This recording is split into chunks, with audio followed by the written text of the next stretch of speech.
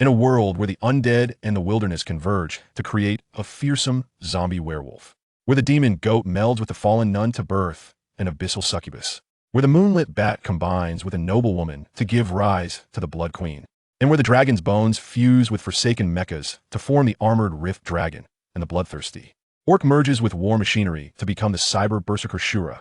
Jiang Zhe awakens to find himself a mere pawn in the realm of the master god.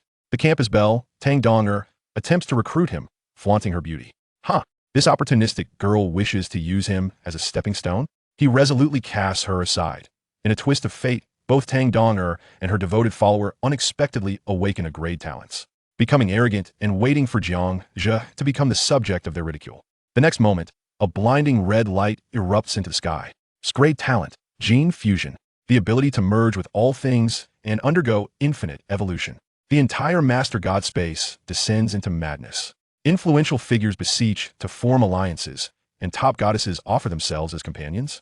Jiang Zhe retorts, forming alliances? Clinging to a strong back? I choose to be a lone wolf. His race is anchored to the undead. He begins by summoning a pitiful little zombie. Faced with the savage wilderness wolves, Jiang Zhe grins wickedly. Fusion. Chapter 1. The Master God Game. Awakening talent at the outset. In the Huaxia Federation, on the playground of Second High School for Commoners. Hey, little devils. Don't move around too much. Uncle's gun can go off easily. Hundreds of senior students are encircled by armed security, the dark muzzles of guns aimed at them. Jiang Zhe surveys the crowd, a throbbing pain in his head as fragments of the original owner's memories flood his mind. Is this really what it has come to? I merely wish to observe a meteor shower, yet I find myself in a parallel version of my own existence. Through these memories, he learns that the original owner shares his name, Jiang Zhe, bearing an identical appearance, a senior student from Second High, fresh from the college entrance examination.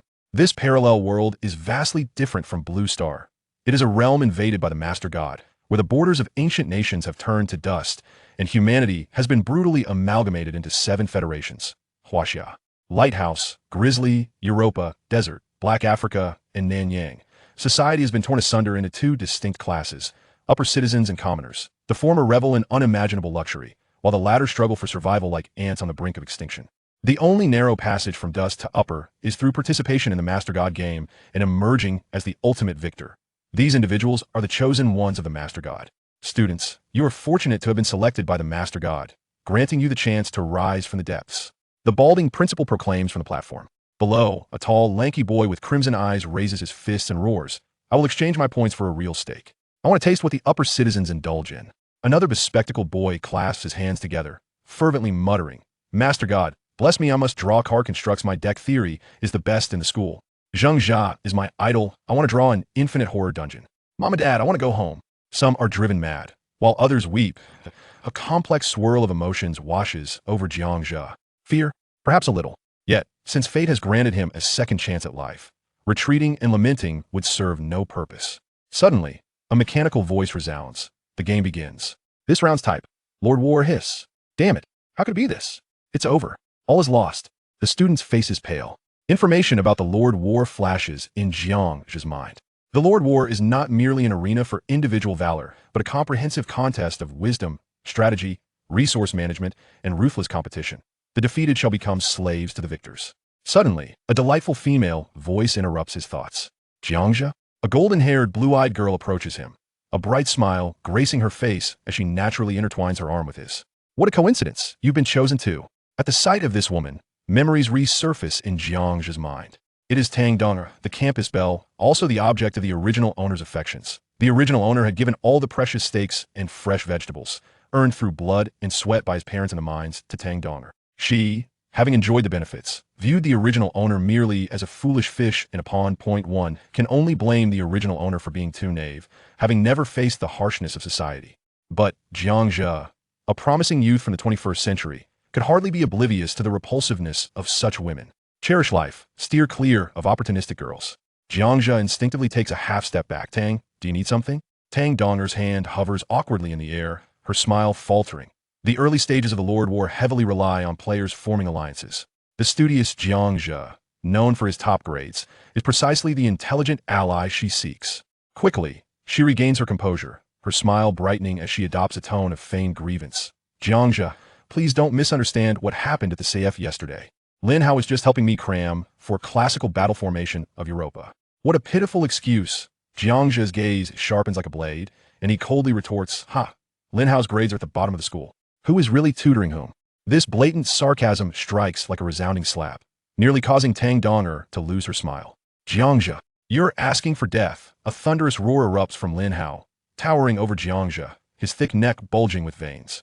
Donger, why waste time talking to this useless bookworm? Tang Donger's eyes flicker with disdain for the brute. She deliberately inches closer to Jiang Zhe, sweetly addressing Linhao. Thank you, Lin, but I trust Jiang Zhe will protect me, right? This overtly manipulative closeness ignites a strong aversion in Jiang Zhe. He smoothly steps back. Tang, please conduct yourself appropriately. Seeing the goddess getting close to Jiang Zhe and being coldly rebuffed, Linhao's anger surges, his fists cracking ominously. Suddenly, a grand mechanical voice booms, commencing the awakening of talents for all lords. Heavens! Ancestors, bless me. Scrade, please grant me in Scrade. A boy collapses to his knees, fervently banging his head, his forehead quickly bruising. Stop dreaming we haven't seen in Scrade in our entire school for years. Someone nearby douses the enthusiasm with cold water. Let's play it safe. Just give me a grade. Anything but a grade. In Jiang Zhe's mind, fragments of the original owner's memories resurface. Talents are classified into 5 tiers: S, A, B, C, and D. According to the Federation's calculations, Scrade represents 0.001, a grade 0.01, grade 35, grade 35, and grade 29 at 989. The end Scrade has not appeared for many years, and each Scrade talent is extraordinarily formidable. And a grade is exceedingly rare. Grade serves as the foundation. Grade barely ensures survival, while grade is almost equivalent to a suspended death sentence. This moment. Each student's confirmation box appears. Do you wish to proceed with talent awakening? Tang Donger, eyes gleaming with determination, silently thinks, yes. Boom! A blinding golden pillar bursts forth from her. The brilliant golden light illuminates a vast area. Golden light. She awakened in a grade talent. The luck of the European emperor has descended. Gasps of astonishment fill the air as the crowd gathers, filled with envy and awe. A grade. A splendid start. Tang Donger's luck is remarkable. The balding principal's voice cracks with excitement, his corpulent body trembling. Linhao eagerly pushes to the front. Donger, what talent do you possess? Tang Donger smiles with a poised pride, delicately gestures, and unveils her light screen. Talent. Legion blessing a grade. Effect. 1.I in battle. All attributes of your subjects increase by 100. 2. In battle, the loyalty of your subjects is locked at 100 points, making it exceedingly difficult for them to experience significant declines in loyalty due to combat failures, resource shortages, or other negative events. Hiss. This means the power of the subjects doubles. Loyalty locked at 100 points. My heavens, this is simply outrageous. There's no need to worry about betrayal or morale collapse. Great one.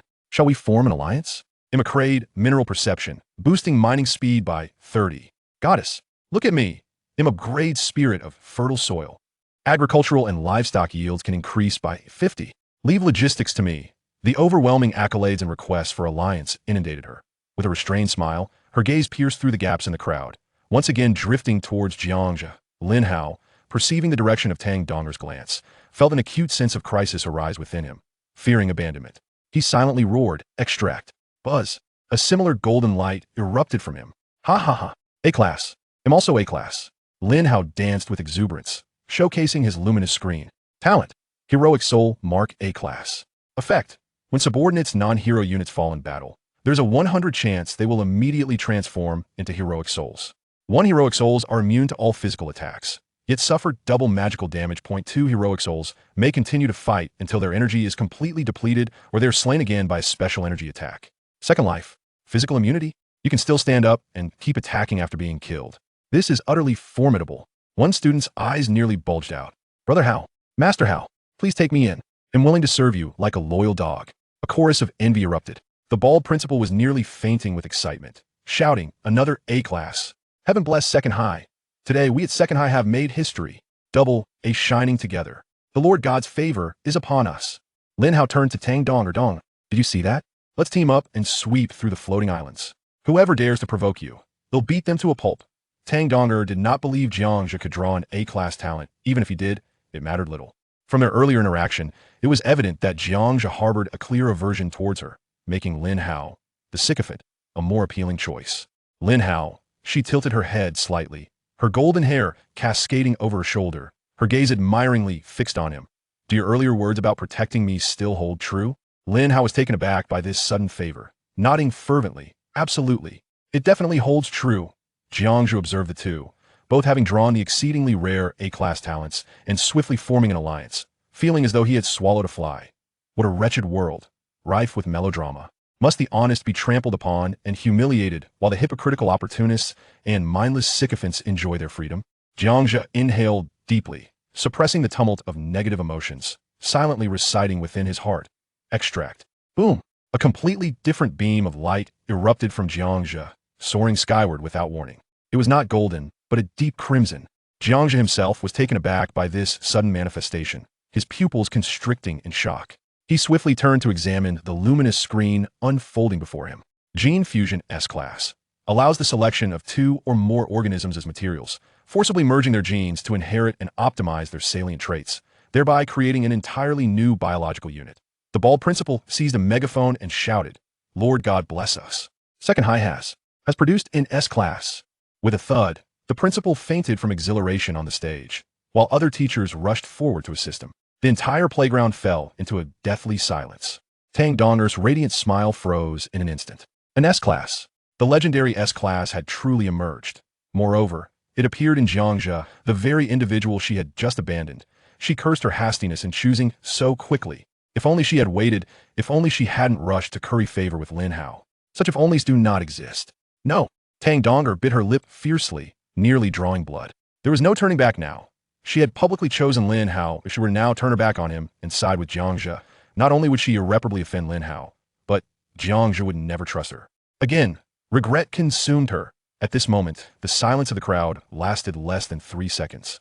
S-Class. It's the S-Class Big Shot. Big Shot. Take me along. I beg you. I'm willing to toil for you. Take me as your vassal. I will dedicate all my resources to you. I only seek a chance. I want to follow the S-Class Big Shot. Big Shot. Grant me an opportunity. I possess a B-class logistical talent. Jiang Zhe's expression remained cold, entirely disregarding the fervent crowd. Alliances? Vassals? Merely burdens and potential traitors. A prompt from the Lord God echoed in his ears regarding teleportation. Teleport. At the moment his words fell, a radiant light enveloped Jiang Zhe, leaving behind only the chilling air and a sea of stunned silence.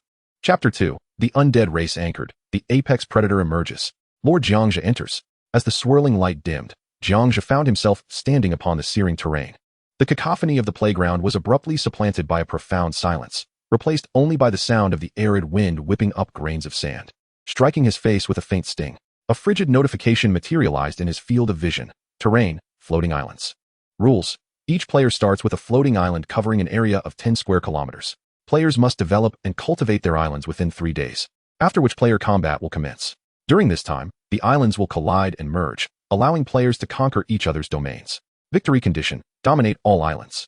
Victory reward. The host returns to the world, and the divine entity will grant one wish. 3 days would prove ample time. After familiarizing himself with the rules, Jiang Zhe began to survey his surroundings. What greeted his eyes was an endless expanse of barren wasteland.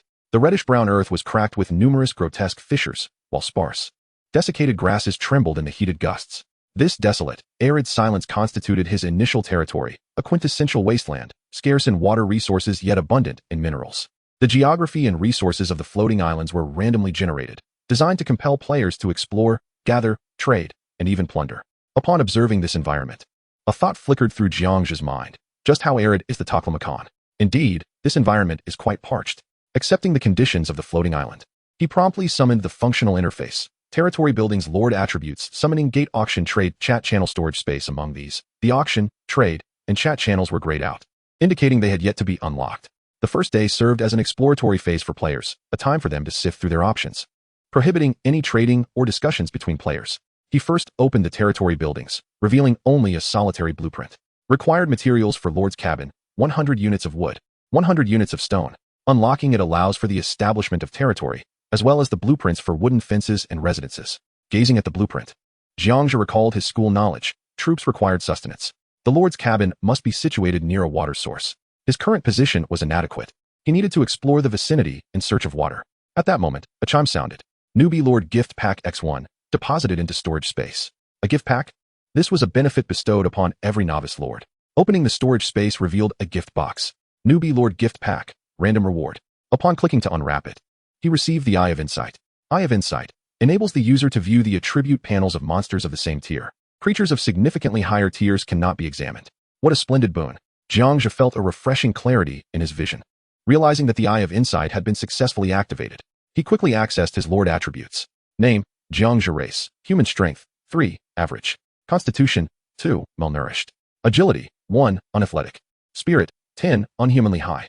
Intelligence, 5, clever. Note, innate attributes, subject to enhancement under special circumstances. Lord talents, gene fusion, Lord's heart, Eye of Insight. Gene fusion, S rank allows the selection of 2 or more biological entities to forcibly merge their genes, inheriting and optimizing their prominent traits to create entirely new biological units. Lord's heart, passive. As the subjects grow stronger, the Lord receives a minor boost to attributes. Should the Lord's heart be lost, all control of troops and territory is forfeited. Eye of Insight, passive, enables the user to view the attribute panels of monsters of the same tier. Creatures of significantly higher tiers cannot be examined. Jiang Zhe swiftly reviewed his panel. His attributes, derived from physical constitution, were not particularly formidable, remaining within the realm of an ordinary human. However, his intellect shone brightly, boasting an intelligence attribute of 5. Intelligence was a challenging attribute to enhance. Unlike strength and constitution, which could be improved through training, it was largely innate. He possessed 2 talents, 1 active and 1 passive. Gene fusion. In the early stages, characterized by scarce resources and weak troops, this was nothing short of a divine skill. Every lord summoned troops through the summoning gate, and initial troops were typically weak. However, with gene fusion, he could utilize these feeble troops as materials to create stronger entities. As for the passive talent, it primarily served to bolster the lord's strength, aiming to reduce the risk of being decapitated. After all, it would be rather uninteresting for the divine entity if a carefully nurtured cadre of elite troops were to have their leader's head claimed amidst the chaos of battle. Jiang Zhe then proceeded to examine the summoning gate. Building name, summoning gate. Building level, level 1, upgradable. Function, anchors the first summoned race. Summoning 5 level 1 subjects of that race daily. Summoning cooldown, refreshes at midnight. Upgrade materials, 100 units of wood, 100 units of stone, 50 first stage crystals. It was time to gamble on the race selection. The racial spectrum within lordly warfare was vast, encompassing humans, elves, dwarves, orcs, undead, demons, angels, dragons, aquatic beings, machines, and plants. Notification. Would you like to proceed with today's summoning? Taking a deep breath, Jiang Zhe declared, summon. Buzz. A shimmering portal materialized, and 5 distorted, vague figures staggered out from within the luminous ring, unsteadily taking their positions before Jiang Zhe. As their forms became clear, a glimmer of exhilaration flickered in Jiang Zhe's heart. Their skin was a pallid gray, marred by festering wounds and cadaveric marks, exuding a faint odor of decay. Their limbs were rigid and twisted, joints cracking in a disconcerting manner. Their murky eyes lacked vitality, and a low, unintelligible growl rumbled from their throats. Zombie. Name, zombie. Race, undead. Loyalty, 100. Level, first stage, weak. Strength, 2. Constitution, 3. Agility, 0, 2. Spirit, 0. Intelligence, 0, 1. Equipment, rags. Skill, corpse poison infection. Corpse poison infection. Passive creatures bitten and wounded by it have a high probability of contracting lethal corpse poison, gradually transforming into new companions. Description, the lowest tier of undead beings, reanimated from corpses. They move slowly, possess moderate strength, and exhibit low intelligence, relying on instinct to attack and inflict deadly corpse poison. Their weakness lies in the head. Fortune smiled upon him. He had indeed summoned the undead race. Though the attributes of the zombie were dismal, the ability to infect with corpse poison was formidable, allowing for the conversion of new allies. With a touch of talent, he could enhance their attributes. Just as the thought of fusion crossed Jiang Zhe's mind, a primal, feral howl erupted, shattering his reverie. His pupils constricted as he swiftly turned towards the source of the sound. Not far off, atop a weathered boulder, stood an extraordinarily robust wolf. Standing nearly a meter tall and stretching close to 1.5 meters in length, its grayish-yellow fur glistened with a sheen. Its amber, icy gaze locked onto Jiang Zhe with unwavering intensity. It was a wolf, the apex predator of the wasteland. Wasteland Wolf. Chapter 3, 5 against 1, utter defeat. No matter. There's still the corpse poison. Jiang Zhe regarded the wolf intently, activating the Eye of Insight. A panel materialized. Name, Wasteland Wolf. Race, beast, common. Level, first stage. Strength, 6. Constitution, 5. Agility, 4. Spirit, 0, 5. Intelligence, 0, 5. Skill, bite claw. Bite, executes a powerful bite on a single target, inflicting tearing damage and causing bleeding effects. Claw, possesses sharp claws, capable of inflicting bleeding damage. Description, the apex predator of the wasteland. Exuding natural pressure and a desire to hunt weaker creatures. Evidently, the famished wasteland wolf regarded Jiang Zhe and his decaying zombie minions as prey easily dispatched. The attributes of this first-tier creature were rather excessive. A shiver coursed through Jiang Zhe's heart. Despite possessing 5 zombies, he found himself utterly outclassed. However, by leveraging the properties of corpse poison, there remained a glimmer of hope to subdue this formidable wolf. Hinder it, he commanded his zombies while swiftly retreating. The zombies, faced with the looming threat, emitted low growls and moved sluggishly. In the next moment, the wasteland wolf sprang into action. Its speed was astonishing, targeting the foremost zombie. With a sickening crunch, the wolf precisely sank its teeth into the neck of the first zombie, its terrifying bite force instantly shattering the cervical vertebrae. Blackish red ichor splattered everywhere. Your minion zombie has perished. The wolf showed no interest in chewing. Crack. The second approaching zombie was nearly cleaved in two by the wolf's razor-sharp claws. Putrid entrails and viscera spilled forth onto the ground. Your minion zombie has perished. The third and fourth zombies finally seized the moment, exploiting the wolf's brief lapse and attack to open their foul, decaying mouths and bite down fiercely.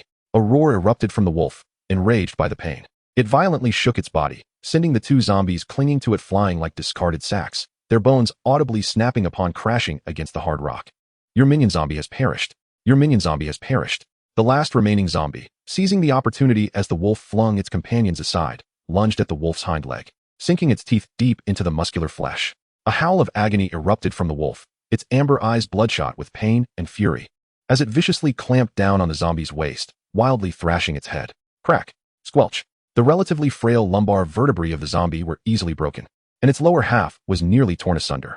Yet, in its dying moments, it exerted its final strength, clinging desperately to the wolf's head, and with a shattered jaw, bit fiercely into the wolf's cheek. A noxious mixture of dark blood and saliva, laced with potent corpse poison, flooded into the wolf's wound. Your minion zombie has perished. In a mere span of seconds, all 5 first-tier zombies had been annihilated, leaving only the wolf with non-fatal wounds on its hind leg and cheek. The wolf flung the mangled remains of the zombie away, feeling a numbing sensation from its injuries. It growled furiously, its cold, beastly gaze locking onto the only standing Jiang Zhe. Observing the remains of his fallen zombies, Jiang Zhe felt no sorrow. Instead, a thrill of excitement surged within him, for he understood that the battle had only just begun. The true killing blow was the corpse poison. The wolf, having been cast out from its pack, had long been starved and was poised to feast on the human before it, lunging forward.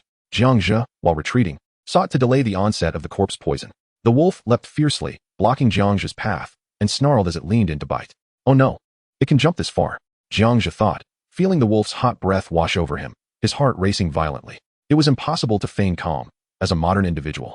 It was his first time facing a wolf so intimately. Suddenly, the wolf emitted a pained whine. The wound inflicted by the zombie began to darken and swell, the skin and muscle visibly turning black and purple at an alarming rate.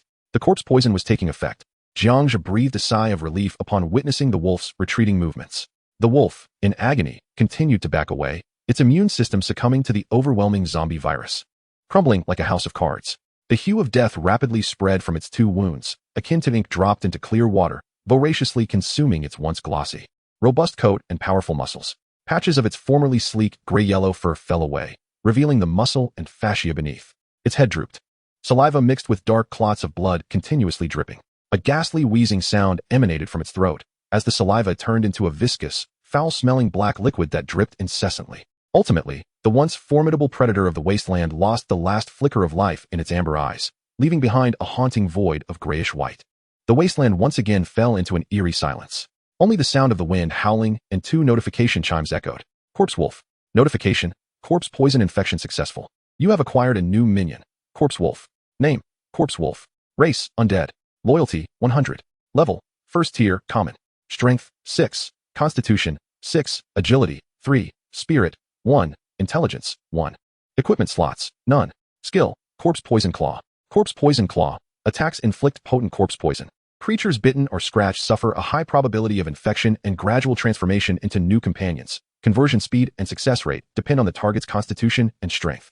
Description: an undead beast transformed from a wasteland wolf infected with corpse poison, retaining some of the ferocity and strength of its beastly nature. It has gained a lethal enhancement of corpse poison, becoming a walking source of infection and a killing machine. Success. Amidst his joy, Jiang Zhe's gaze swept over the snarling corpse wolf before him, then slowly shifted to the 5 mangled zombie corpses on the ground. These corpses held no value. Yet, a bold and audacious thought, strikingly aligned with his innate talent, flashed through his mind like lightning. The S-rank talent of gene fusion merely indicated biological matter, without specifying the living or the dead. Could this newly birthed corpse wolf, combined with the remains of these zombies, serve as material to create a stronger, more stable, and controllable entity? Chapter 4. The Birth of a New Being, Zombie Werewolf. Jiang Zhe's consciousness instantly locked onto his S-rank talent of gene fusion and decisively activated it. A translucent interface materialized before his eyes. At the center of the interface was a primary material slot, surrounded by several secondary material slots. Only one selection icon flickered in the primary material position, Corpse Wolf. The secondary material positions, 5 icons instantly illuminated, clearly corresponding to the 5 zombie corpses on the ground. A chilling system notification emerged, detected primary material, Corpse Wolf. First tier, and secondary materials, first tier zombies X5. Notification, you may select one of the following 3 genes for fusion, head, body, legs. So it turns out this fusion process allows for selection. Jiang Zhe found this talent quite impressive. Since he could only choose one, he opted for the body. As soon as the command was issued, an extraordinary transformation unfolded. The 5 mangled zombie corpses on the ground began to dissolve violently, as if thrown into a caustic acid. There was no grotesque process. They rapidly transformed into black gas, swirling around the corpse wolf's form. Whoa! The corpse wolf let out a roar. Its body writhed and contorted violently. The bones cracked and popped. Blinding gray-black light erupted from the fusion point, forming a massive cocoon of light that enveloped both the corpse wolf and the swirling black fluid. Within the cocoon, the eerie sounds of flesh writhing and bones reshaping echoed. Jiang Zhe held his breath, eyes fixed intently on the enormous cocoon that harbored this terrifying existence. After a few moments, the gray-black light receded like a tide. A brand new figure has supplanted the position of the corpse wolf, standing majestically upon the desolate expanse like a demon god. No longer in the 4-legged form of a wolf, it has adopted a near-human, upright posture. Towering at nearly 1.8 meters, its physique is robust and powerful, exuding an explosive sense of strength. The head retains some characteristics of a wolf, yet appears even more ferocious and menacing, with massive fangs protruding outward, gleaming sharp and white like razors. Its eyes are devoid of emotion, a lifeless gray. The body resembles a humanoid torso, covered in a layer of fur and decaying flesh. Its arms are exceptionally thick, ending not in hands, but in enormous, razor-sharp claws that glisten with an obsidian metallic sheen. The legs are as strong as stone pillars, with a reverse-jointed structure at the knees, more akin to the hind legs of a wolf, granting it astounding leaping ability and instantaneous explosive power. The paws are similarly shaped like colossal wolf claws, deeply digging into the earth. Tyrant. A brand new panel unfurls before Jiang Zhe. Name, Zombie Wolfman, can be renamed. Race, mutation. Loyalty, 100. Level, first tier, elite. Strength, 10, titanic strength. Constitution, 8, enhanced undead traits. Agility, 4, decent linear speed. Spirit, 0.6, susceptible to mental damage. Wisdom, 0.8, possesses partial human cognition. Skill, corpse poison claws. Corpse poison claws, attacks inflict lethal corpse poison, far exceeding that of ordinary zombies. Creatures torn apart by its claws or bitten by its fangs have a significantly increased probability and speed of infection by corpse poison. A new life form has been born. Please name it, Lord. It is a success. Not only a success, but the effect far surpasses expectations. A perfect blend of zombies' corpse poison and the wildness of the wasteland wolf. Jiang Zhe takes a deep breath, suppressing his excitement. Prepared to name the first creature he has fused. After a moment of contemplation, a fitting name comes to mind. Tyrant. This is a character from the Resident Evil series and its derivatives. The Tyrant, a humanoid biological weapon, is created through T-virus infection or cloning specimens, intended for use as a super soldier on the battlefield. From this day forth, your name shall be Tyrant. Naming successful, Tyrant. Roar. The zombie wolfman, now named Tyrant, abruptly raises its fearsome wolf head and emits a deafening roar towards the oppressive gray-yellow sky. The terrifying sound waves are as tangible as substance, stirring up clouds of dust that spread outward. Weaker creatures on the wasteland scatter in panic at the sound of the roar. As the roar subsides, this terrifying war behemoth lowers its head, facing Jiang Zhe, and with a thunderous crash, its massive body kneels before him. The iron-like knee slams into the ground, producing a dull thud. It raises a colossal wolf claw, positioned across its chest, and a deep, gravelly voice akin to sandpaper scraping resonates with absolute reverence. Tyrant serves you. My lord. Jiang Zhe steps forward, fearlessly patting Tyrant's sturdy arm. Very well, Tyrant. Rise. As Tyrant stands, Jiang Zhe gazes at the creature beside him, which resembles a loyal guardian, a smile slowly forming on his lips, filled with ambition. Now the hunt begins. Let us gather more materials. Jiang Zhe's voice, though not loud, carries a confidence that commands authority. Yes, my lord. Tyrant responds in a rugged tone. Chapter 5. Seeking the Oasis, the Wasteland Wolf King. Jiang Zhe leads Tyrant forward against the biting wind and sand. The scorching sand stings his face, and before long, Jiang Zhe feels parched, his lips chapped. This cursed environment is unrelentingly harsh. We must find a water source post-haste. Jiang Zhe mutters under his breath, looking up to see the sky choked with yellow sand. Visibility alarmingly low, rendering it impossible to discern what lies ahead with the naked eye. At this moment, Tyrant, having overheard the Lord's words, slightly parts its wolfish maw and declares, "My lord, there is a water source not far ahead. My kin once thrived there." Jiang Zhe is taken aback, astonished. "You still retain memories from your former life?" "My lord, I have preserved a portion of my memories from my time as a wolf. I grew up here. But the newly appointed wolf king deemed me too old and frail, banishing me from the pack." Tyrant rasps, a hint of anger lacing its tone. Jiang Zhe understands that wolves are naturally cooperative beings. He had only encountered a solitary wasteland wolf because it had been cast out due to age, a not uncommon fate among wolfkind. What a coincidence. Let us go meet them and make them part of you. "Very well, my lord." A brutal smile spreads across Tyrant's face, blackened ichor seeping from the corners of its mouth. Guided by the remnants of its memories, Tyrant leads the way for about 10 minutes until Jiang Zhe spots a vivid green patch approximately 200 meters ahead. According to Tyrant, there are several such oases scattered across the wasteland, and the wasteland wolf clan occupies the one before them. With the water resources provided by the oasis, the clan has been able to thrive and hunt the animals that come to drink. However, the environment has recently deteriorated, and food has become increasingly scarce. Thus, elderly wolves like Tyrant and the injured have been expelled by the Wolf King, left to fend for themselves. "How many wasteland wolves are there in that oasis?" Jiang Zhe inquires, turning to Tyrant. Tyrant hesitates for a moment before extending its hands to begin counting. 1, 2, 3, 4. It loses track halfway through and starts counting from 1 again. Jiang Zhe can only helplessly cover his forehead. He had overestimated Tyrant's intelligence. At present, Tyrant can barely communicate, and expecting it to count is indeed asking too much. After all, zombies possess limited intellect, and wolves are no different. The fusion resulting in speech is nothing short of miraculous. He shifts his focus to another question. How strong is the Wolf King? Is it formidable? After a moment of contemplation, Tyrant responds, extremely strong, twice the size of an ordinary wolf, and it has many female wolves. Listening to Tyrant's reply, Jiang Zhe begins to analyze. The first part of the statement conveys a crucial piece of information. The Wolf King is the most physically robust among the pack. However, the latter part seems somewhat perplexing.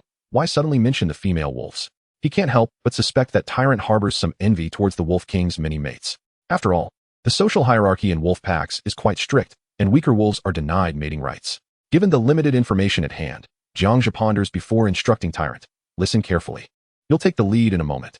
Yes, my lord. Tyrant responds, though its confidence wavers. Jiang Zhe leads Tyrant forward another 100 meters, and the oasis comes into clearer view. A stream of crystal clear water flows at the center of the oasis, surrounded by verdant foliage, swaying reeds, and dense shrubs. At the edge of the oasis, a group of wasteland wolves lies about, some lounging, others resting. The Wolf King, towering and majestic, is at least twice the size of an ordinary wolf, rivaling that of an old tiger, resting regally upon a massive rock. A few female wolves bask lazily in the sun, occasionally interrupted by playful pups frolicking nearby, engaging in mock battles. Surrounding them are a dozen robust male wolves, serving as the king's guards. This is quite a substantial number, constituting a formidable clan. Finding a nearby protruding rock to lean against, Jiang Zhe commands Tyrant, go and test their reaction. Tyrant acknowledges the command and immediately approaches. Its presence instantly catches the Wolf King's attention. Detecting the scent of decay and blood, the Wolf King rises, fixating on the uninvited guest, and lets out a resounding howl. A woo. At this command, all the wolves in the oasis converge, surrounding their king. The Wolf King, exceedingly astute, refrained from allowing all of his subordinates to rush in unison. Instead, he howled commandingly, directing a smaller, leaner wolf to advance. The wolf, trembling with trepidation at the command, dared not disobey, and with a grim determination, lunged forward, aiming for the tyrant's throat. Despite its diminutive stature, this lean wolf possessed considerable hunting experience and had discerned that the throat was the Achilles heel of this peculiar creature. The tyrant swiftly extended his arm, deftly parrying the ferocious assault. The small wolf's teeth sank into his arm, eliciting a cruel smile from the tyrant, who grasped the wolf's body and opened his maw to bite down. Due to the Lord's directive to convert as many of his kin as possible, this bite was not fatal. Instead, it left the lean wolf grievously wounded, after which the tyrant cast it aside. With a thud, the injured wolf collapsed to the ground, emitting a series of pitiful howls, its eyes pleading for assistance from its brethren. The Wolf King, unperturbed, howled once more, instructing another wolf to step forward and test the waters. This wolf, upon charging, was met with a brutal claw swipe from the tyrant, which tore open a gaping wound, spilling its entrails onto the ground in a gruesome display. The tyrant extended his tongue, greedily licking the wolf blood from his claws, his excitement palpable. For he still retained the instinct of a bloodthirsty zombie. The two injured wolves howled in agony before their breaths ceased entirely. Yet, astonishingly, they staggered back to their feet. Their eyes now a ghastly shade of gray, exuding an eerie aura. They instinctively moved to the tyrant's side, barking ferociously at the Wolf King and the other wolves. The remaining wolves, having never witnessed such a phenomenon, companions who had died yet returned to life, only to turn against them, were engulfed by terror, erupting into chaotic howls. The Wolf King, encountering this unprecedented scenario, roared with authority, instantly calming his subordinates. A standoff ensued. From his vantage point behind the stone, Jiang Zhe observed this entire spectacle and caught sight of the Wolf King's attribute panel. Name, Wasteland Wolf King. Species, Beast. Level, First Tier, Leader. Strength, 18. Constitution, 18. Agility, 10. Spirit, 05. Wisdom, 1. Skills, Furious Howl, Tier Claw. Furious Howl temporarily boosts the attack power of nearby allied wolves by 20, while also serving to summon and intimidate subordinates. Tear executes a powerful bite on a single target, inflicting tearing damage and a bleeding effect. Claw possesses sharp claws capable of causing bleeding damage. Chapter 6. The Tyrant revives, attributes, surge. Upon reviewing this panel, Jiang Zhe swiftly realized that the earlier wolf howl must have been the Wolf King activating the Furious Howl skill, effectively calming his frightened subordinates. Through meticulous comparison of the attribute panels, Jiang Zhe felt there was still a chance to annihilate this wolf pack. As long as he could successfully injure the Wolf King and infect him with the zombie toxin, victory was within reach. Without hesitation, Jiang Zhe issued a direct command to the Tyrant: eliminate them all. The succinct order resonated with authority. The Tyrant and the two other zombie wolves, upon hearing the command, immediately charged into action. Concurrently, the Wolf King emitted a battle cry, and the two forces collided, engaging in a fierce melee. The scene was a chaotic tapestry of blood and flesh. The two recently transformed zombie wolves were mercilessly torn apart in an instant. Perhaps tempted by the freshness of the flesh, several hungry wolves could not resist devouring pieces of their fallen comrades. Before long, only the Tyrant remained amidst the carnage. 8 wolves surrounded him, launching themselves to bite, and even leaping onto his back. Unfazed, the Tyrant extended his razor-sharp claws, seizing one particularly vicious wolf that was gnawing at his chest, crushing its skull in an instant before hurling it to the ground. In quick succession, the Tyrant unleashed a flurry of claw swipes, while simultaneously opening his gaping maw to tear. With all 3 attacks unleashed, the pack of wolves suffered grievous injuries. Each wolf bore wounds, from which black liquid seeped, silently infiltrating their bodies with the zombie toxin. The Wolf King, witnessing this mayhem, realized he could not vanquish this monster and acted decisively. In a flash, he pounced, bringing the Tyrant crashing to the ground, sinking his teeth into its throat.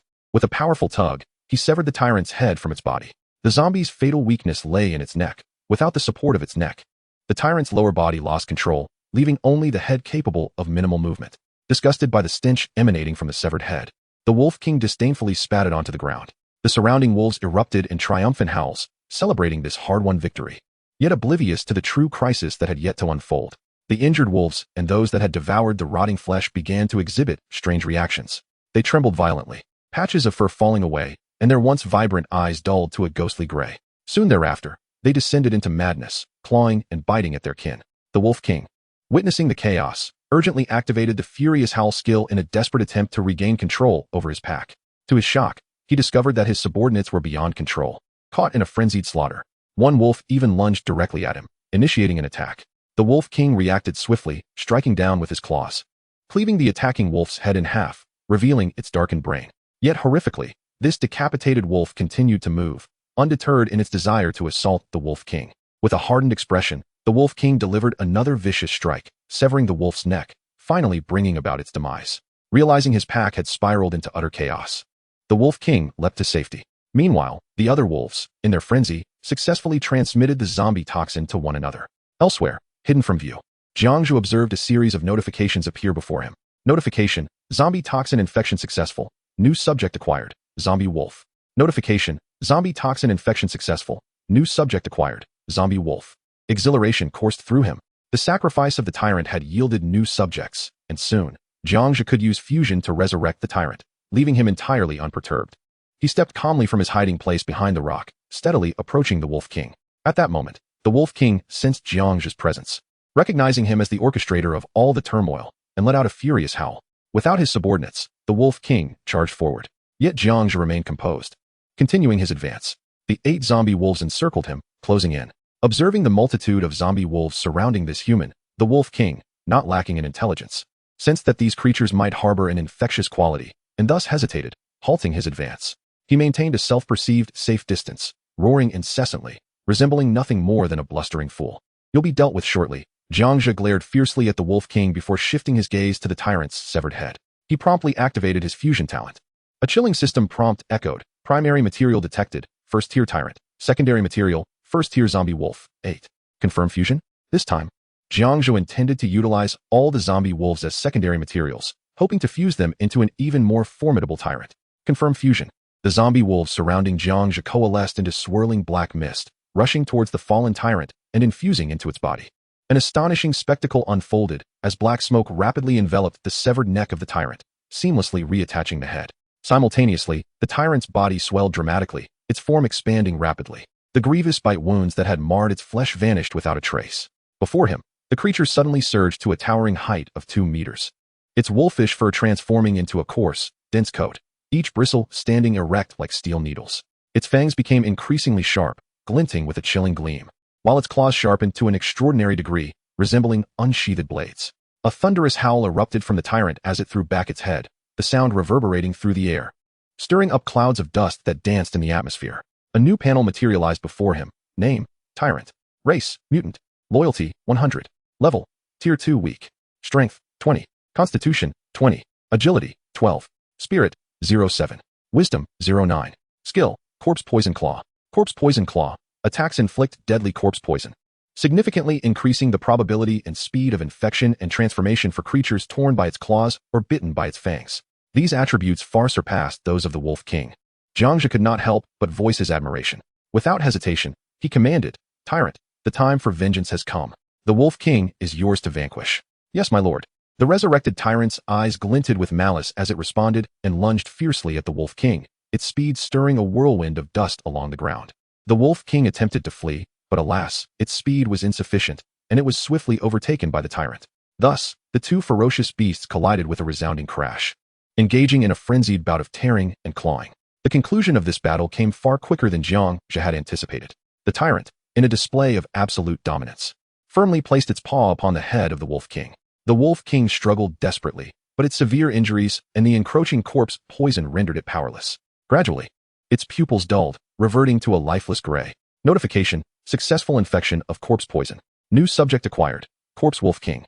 Perhaps driven by a desire for retribution, the tyrant inflicted grievous wounds upon the Wolf King, even fracturing its spine, leaving its lower body entirely paralyzed. Even upon becoming a member of the Undead, that damaged spine could not be restored, leaving it perpetually incapacitated. Fortunately, its original attributes remained intact. Seeing this, Jiang Zhe decisively chose to fuse. The Wolf King transformed into a swirling black mist, which then entered the tyrant's body. The tyrant's physique expanded further, followed by the emergence of a brand new panel. Name, Tyrant. Race, Mutant. Loyalty, 100. Level, Tier 2 normal. Strength, 28. Constitution, 25.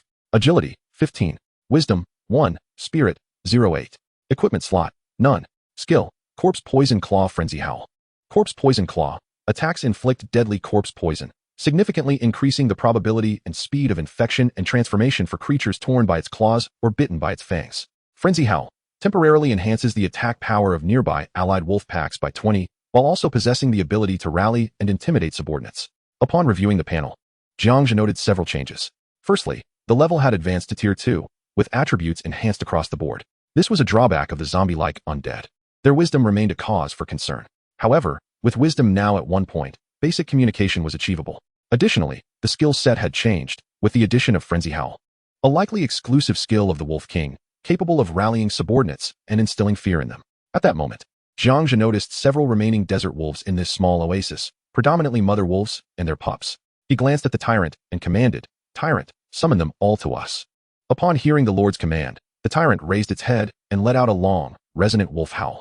This howl echoed far and wide, prompting the previously cowering mother wolves to bring their pups and rush toward the sound. It was evident that these mother wolves were filled with trepidation. Yet the tyrant's frenzy howl skill possessed an overwhelming summoning power, almost coercing them to gather. Jiang Zhe's reasoning for this was grounded in a rule of lordly warfare. A lord could recruit wild creatures. He then turned to the tyrant and instructed, "Tyrant, make them submit to me, otherwise, they are to be eliminated." The tyrant howled at the mother wolves, speaking in their tongue. After all, It had assimilated the majority of wolf genes, with only a smattering of human genes, its wolfish nature predominating, allowing it to communicate in both wolf language and human speech. The mother wolves, upon hearing the tyrant's words, promptly lay prostrate before Jiang Zhe in submission. At that moment, notifications chimed in succession. Notification, new subject acquired, desert wolf. Notification, new subject acquired, desert wolf. Jiang Zhe beamed with delight at the newly acquired subjects and quickly counted their numbers. There were 5 desert wolves and 8 pups. In terms of attributes, the desert wolves were not fixed, fluctuating around 5 points. Clearly, these mother wolves had weaker attributes, and the pups' attributes were pathetically low, to the extent that Jiang Zhe felt he could easily dispatch them with his bare hands. The most pressing concern was their loyalty, which stood at a mere 30 points, nearing the critical threshold for potential betrayal. Reluctantly, Jiang Zhe opted for fusion. He swiftly selected all 5 mother wolves for fusion, while merging the 8 pups into one. In the blink of an eye, a desert mother wolf, now over twice the size, emerged. Immediately thereafter, the pup that had fused with the 8 others rapidly matured into an adult. At this moment, Jiang Zhe had only 3 subjects under his command, 1 tyrant and 2 desert wolves. As the saying goes, quality over quantity, which vividly reflected Jiang Zhe's current situation. Since he was the creator of the 2 wolves, their formerly paltry loyalty of 30 points soared to 100. Thus, this small oasis had completely fallen under Jiang Zhe's control.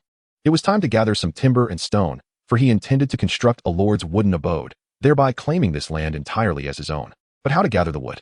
Jiang Zhe scanned the oasis and noticed numerous drought-resistant willow trees surrounding him.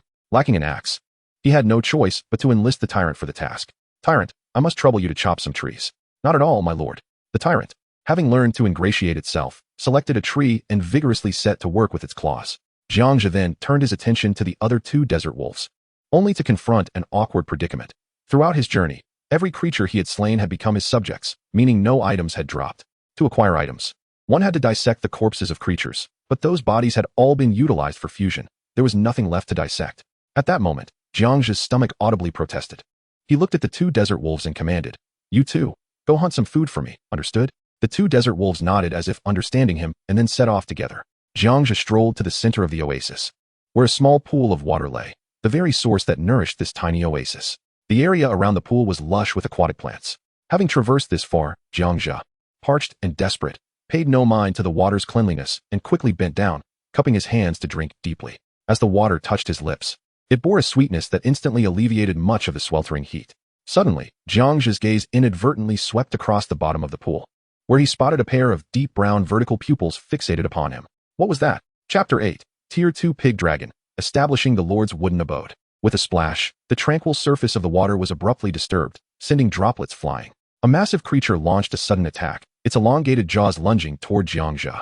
Reacting with remarkable agility, he swiftly retreated several steps, narrowly evading the deadly bite. The creature, realizing its prey had escaped its hunting range, swiftly submerged back into the depths. It was a crocodile. Fortunately, the Lord possesses certain attributes of his subjects, which has led to an enhancement of Jiang Zhe's various attributes, allowing him to evade danger. Had he encountered this monster upon first entering the floating island, evasion would have been utterly impossible. Jiang Zhe felt exasperated. How could there be crocodiles in this desert oasis? Simultaneously, the panel concerning this crocodile became vividly apparent. Name, shallow water crocodile. Race, dragon. Level, Tier 2 Elite. Strength, 22. Constitution, 20. Agility, 10. Spirit, 1. Wisdom, 5. Skill, death roll. Description, a cold-blooded creature residing in shallow waters, known for lurking beneath the surface and launching sudden attacks. A dragon, you say? Well, the crocodile is colloquially known as the pig dragon, so the inclusion of dragon is somewhat justifiable. Jiang Zhe silently ridiculed the setting of the Lord's War. According to behavioral patterns, crocodiles are formidable in water, but severely diminished on land. Retaining such a creature within his territory is undoubtedly akin to harboring a ticking time bomb. However, now was not the time to remove this peril. The immediate priority was to construct the Lord's wooden house. After all, with the establishment of the Lord's dwelling, the subjects within the territory would receive a degree of enhancement. At that moment, Jiang Zhe received a notification regarding the storage of timber. Your subject, the Tyrant, has felled 20 units of timber, now stored in the storage space. Concurrently, a muffled sound of a tree collapsing resonated, and the tree instantaneously transformed into specks of light, vanishing without a trace. Thus, a tree had been successfully harvested. Following Jiang Zhe's instructions, the Tyrant sought out another tree and resumed its relentless chopping. Before long, a few more trees had been felled, accumulating a total of 100 units of timber. Now, only 100 units of stone remained. Jiang Zhe approached the Tyrant and commanded, "Tyrant, procure some stone." Understood, my lord, replied the tyrant, as it licked its claws clean of wood shavings, then proceeded towards a rock to begin excavating. The method of obtaining stone differed from that of timber. The moment the tyrant's claws made contact with the rock, a notification appeared. Your subject, the tyrant, has mined 1 unit of stone, now stored in the storage space. After successfully gathering 100 units of stone, Jiang Zhe promptly summoned the blueprint for the Lord's wooden house, which indicated that all materials were now collected. Upon clicking the blueprint, a prompt appeared. Please select a location for the placement of the Lord's wooden house. Jiang Zhe chose a relatively flat area approximately 20 meters from the waterhole and placed the wooden house. The house materialized automatically. The foundation was constructed from stone bricks, while the entire structure of the wooden house was composed of timber, encompassing an area of roughly 50 square meters. Jiang Zhe was filled with wonder, as this was his first encounter with a building materializing out of thin air. Entering the wooden house and surveying his surroundings, he was pleasantly surprised to find it equipped with numerous essential functionalities. There was a bed for sleeping, a kitchen for cooking, and even a bathing area, fully capable of meeting a lord's daily needs. Simultaneously, the panel for the Lord's wooden house appeared prominently. Building name, Lord's wooden house. Building level, level 1, upgradable. Building function, within a radius of 500 meters, it belongs to Lord Jiang Zhe. Within this range, subject loyalty is increased by 10, and all attributes are enhanced by 10. Unlocking the next level will grant access to weapon and armor workshop blueprints. Upgrade materials, 200 units of timber, 200 units of stone, 100 units of metal, and 10 tier 1 crystal cores.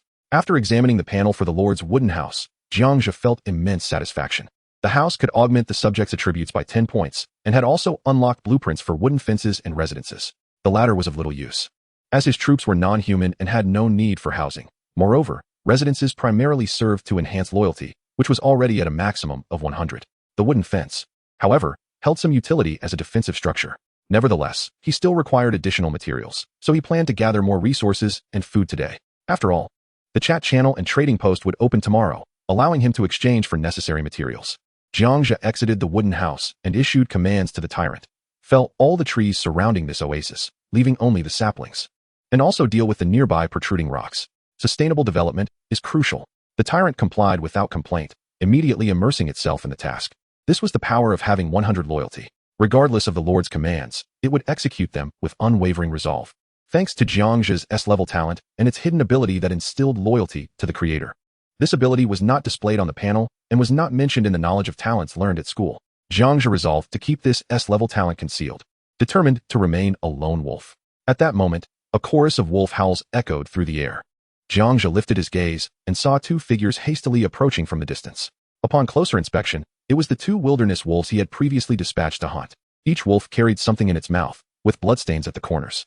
As they drew near, they obediently deposited their catch, resembling 2 well-behaved puppies. Upon closer examination, Jiang Zhe realized they had brought back 2 wild rabbits, just as his stomach let out a hungry growl. Excellent. Tonight there would be roasted rabbit. In this world, commoners typically subsisted on very rudimentary food, such as synthesized nutritional paste, allegedly made from a certain twin-tailed insect. Jiang Zhe picked up the 2 wild rabbits, noticing the wolves' unwavering gaze fixed on the rabbits, not once diverting their attention. It dawned on him that these wolves were not of the undead race, but of the beast race, thus requiring sustenance.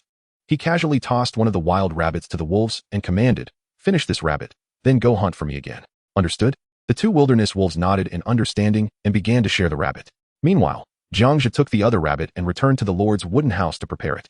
Chapter 9. The Mutation of the Wilderness Wolves. Inside the wooden house, there were some basic cooking utensils, with pots and pans aplenty, yet regrettably devoid of any seasonings. Simply boiling rabbit meat in water would undoubtedly yield an exceedingly bland dish. Thus, Jiang Zhe retrieved some timber, intending to roast the rabbit. He clicked on the rabbit's carcass to begin the disassembly, and soon, 1 unit of meat was stored in the storage space. Next, he skewered the rabbit meat with a fork, ignited a flame, and began roasting it directly. After about 10 minutes, the meat sizzled and oozed juices. Once fully cooked, Jiang Zhe eagerly tore off a piece and took a bite. Despite the absence of seasoning, he savored every morsel. After all, this body had not tasted anything decent in a long time. For commoners, such meat was a rarity, only available during festive occasions.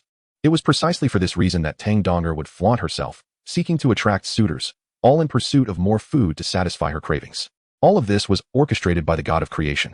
It is said that before the god of creation's arrival, the inhabitants of this planet lived without worry, enjoying meat with every meal, not dissimilar to Jiang Zhe's world before his transmigration. Under the god of creation's interference, 99% of humanity descended into commoners, with only a select few surviving within the god of creation's game. thus earning the chance to ascend to the upper class. The upper class enjoyed all the world's blessings, while commoners lacked even the right to defy them. Any disobedience would lead to ruthless consequences. Never mind those troubling thoughts.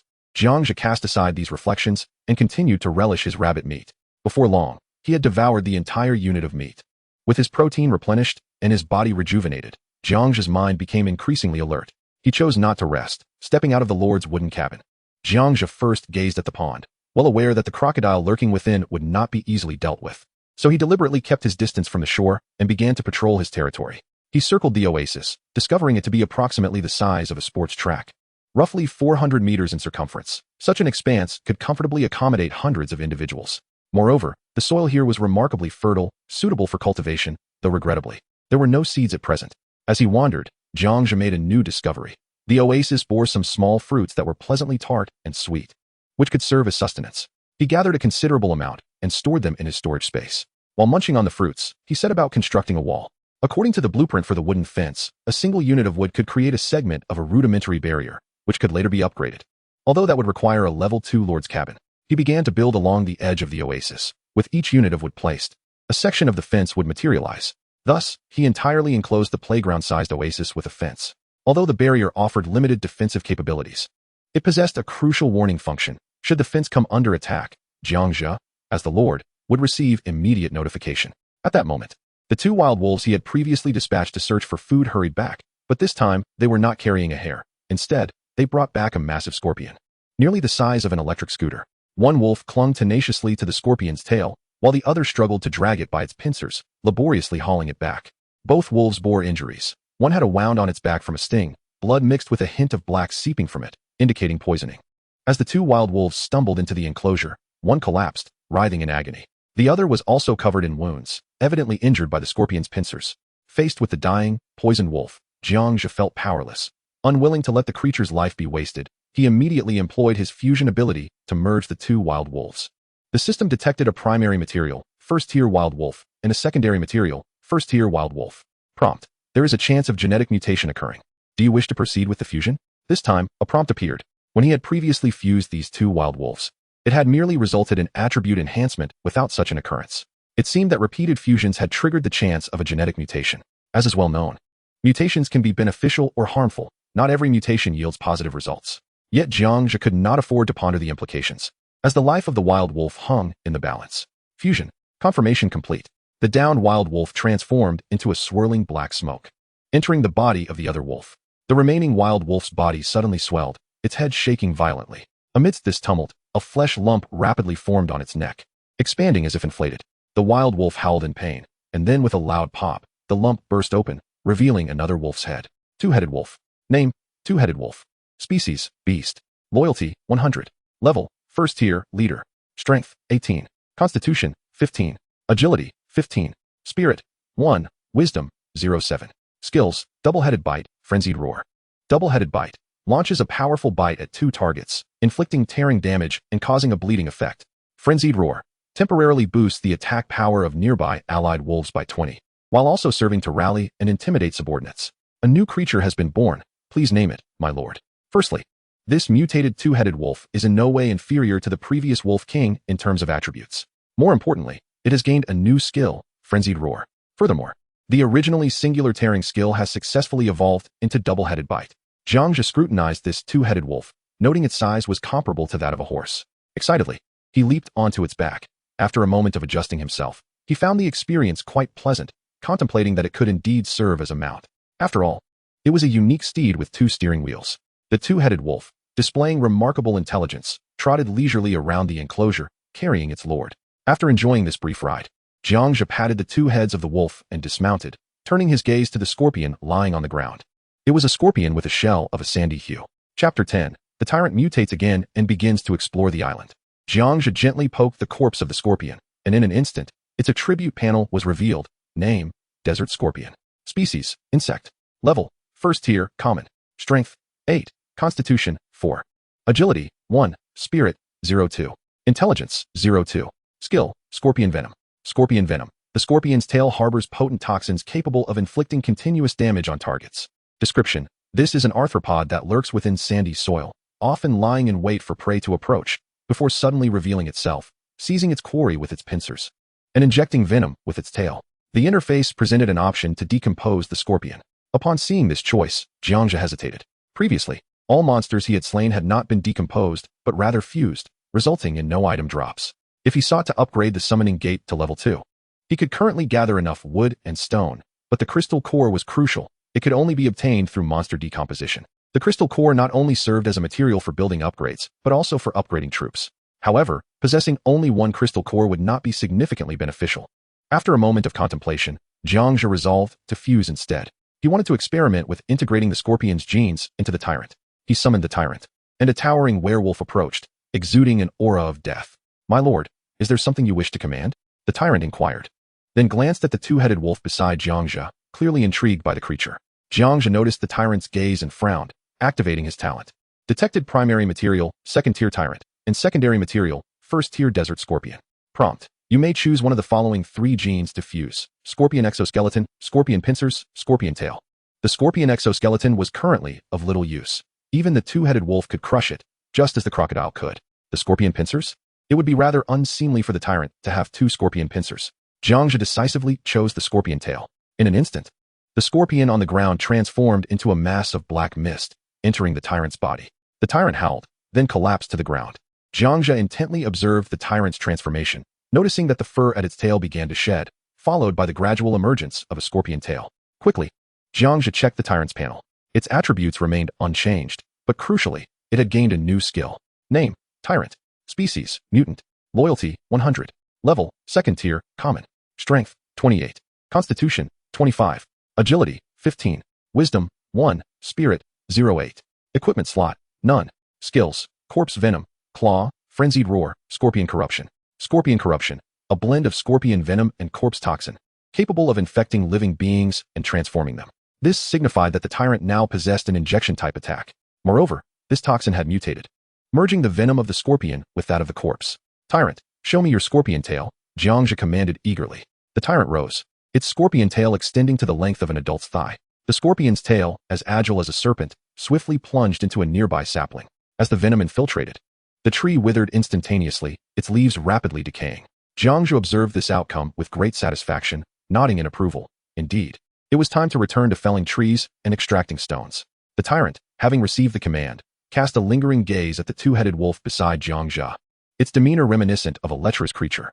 Jiang Zhe, irked, delivered a swift kick to its rear, urging "Scram! Stop fixating on my mount." With a howl, the Tyrant scampered off to resume its labor. Jiang Zhe deftly vaulted onto the back of the two-headed wolf, grasping the fur on its neck tightly, commanding, "Let us proceed. Show me where you found the scorpions." Obeying its master's directive, the two-headed wolf dashed forth with remarkable speed, rivaling that of a fine steed, its gait steady and sure. After several minutes of swift travel, the two-headed wolf came to an abrupt halt, hesitating to advance further. Jiang Zhe sensed a hint of danger. He raised his gaze to the horizon, where the land had succumbed entirely to desertification, devoid of any semblance of flora. In a moment of disorientation, he almost believed he stood within the Sahara Desert. The abrasive winds and scorching heat assailed him uncomfortably.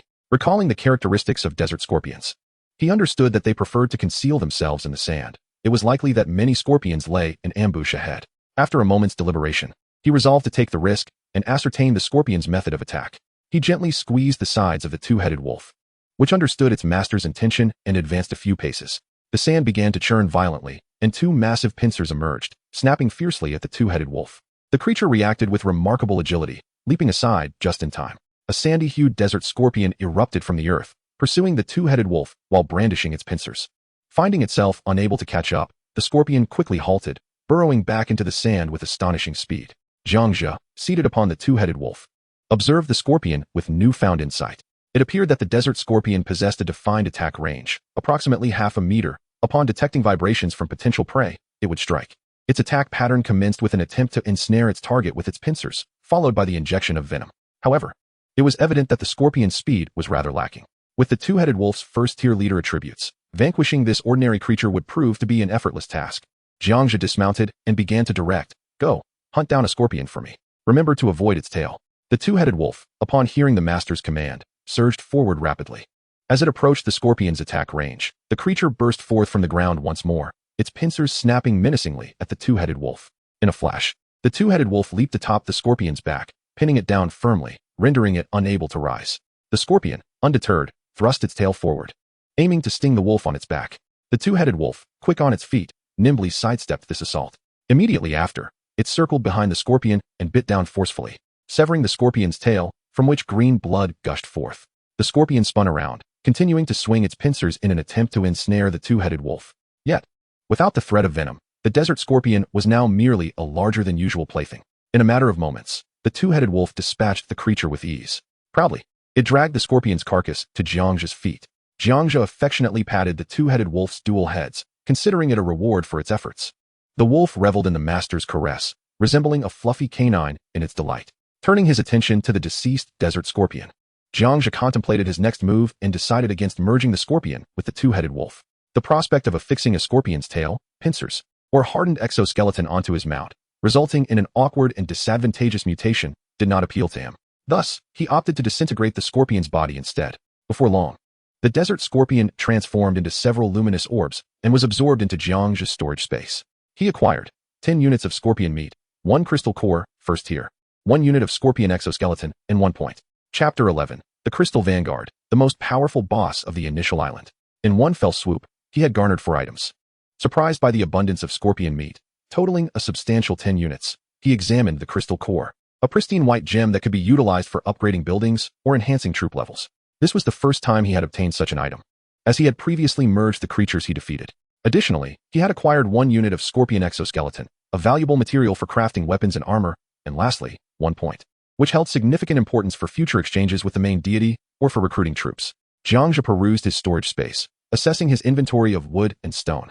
Currently, he possessed 300 units of wood and 200 units of stone. However, he was still short by 49 crystal cores to upgrade the summoning portal. It was imperative that he upgrade the portal to level 2 without delay. Otherwise, by tomorrow, should the summoning portal remain at level 1, he would be limited to summoning only 5 first-tier subjects, exacerbating the disparity among lords. Time was of the essence. Glancing at the time, Jiang Zhe realized that 8 hours had already elapsed since entering this world, and he marveled at how swiftly time had passed. Relying solely on the two-headed wolf to gather sufficient crystal cores would prove to be exceedingly inefficient. Therefore, he mounted the two-headed wolf once more, gently patting its head, and instructed, "Let us return to the territory." The two-headed wolf immediately took off, racing towards their domain. Thanks to the wolf's keen sense of smell, there was no concern of getting lost. After a brisk trek of several minutes, they finally returned to the territory. At this point, the tyrant had felled all the large trees near the oasis, and the protruding rocks had been cleared away, effectively conducting a preliminary resource assessment of the area. The tyrant now stood idly, seemingly unsure of what to do next. Upon seeing his lord's return, the tyrant hurriedly approached, stating, "My lord, I have completed the task you assigned."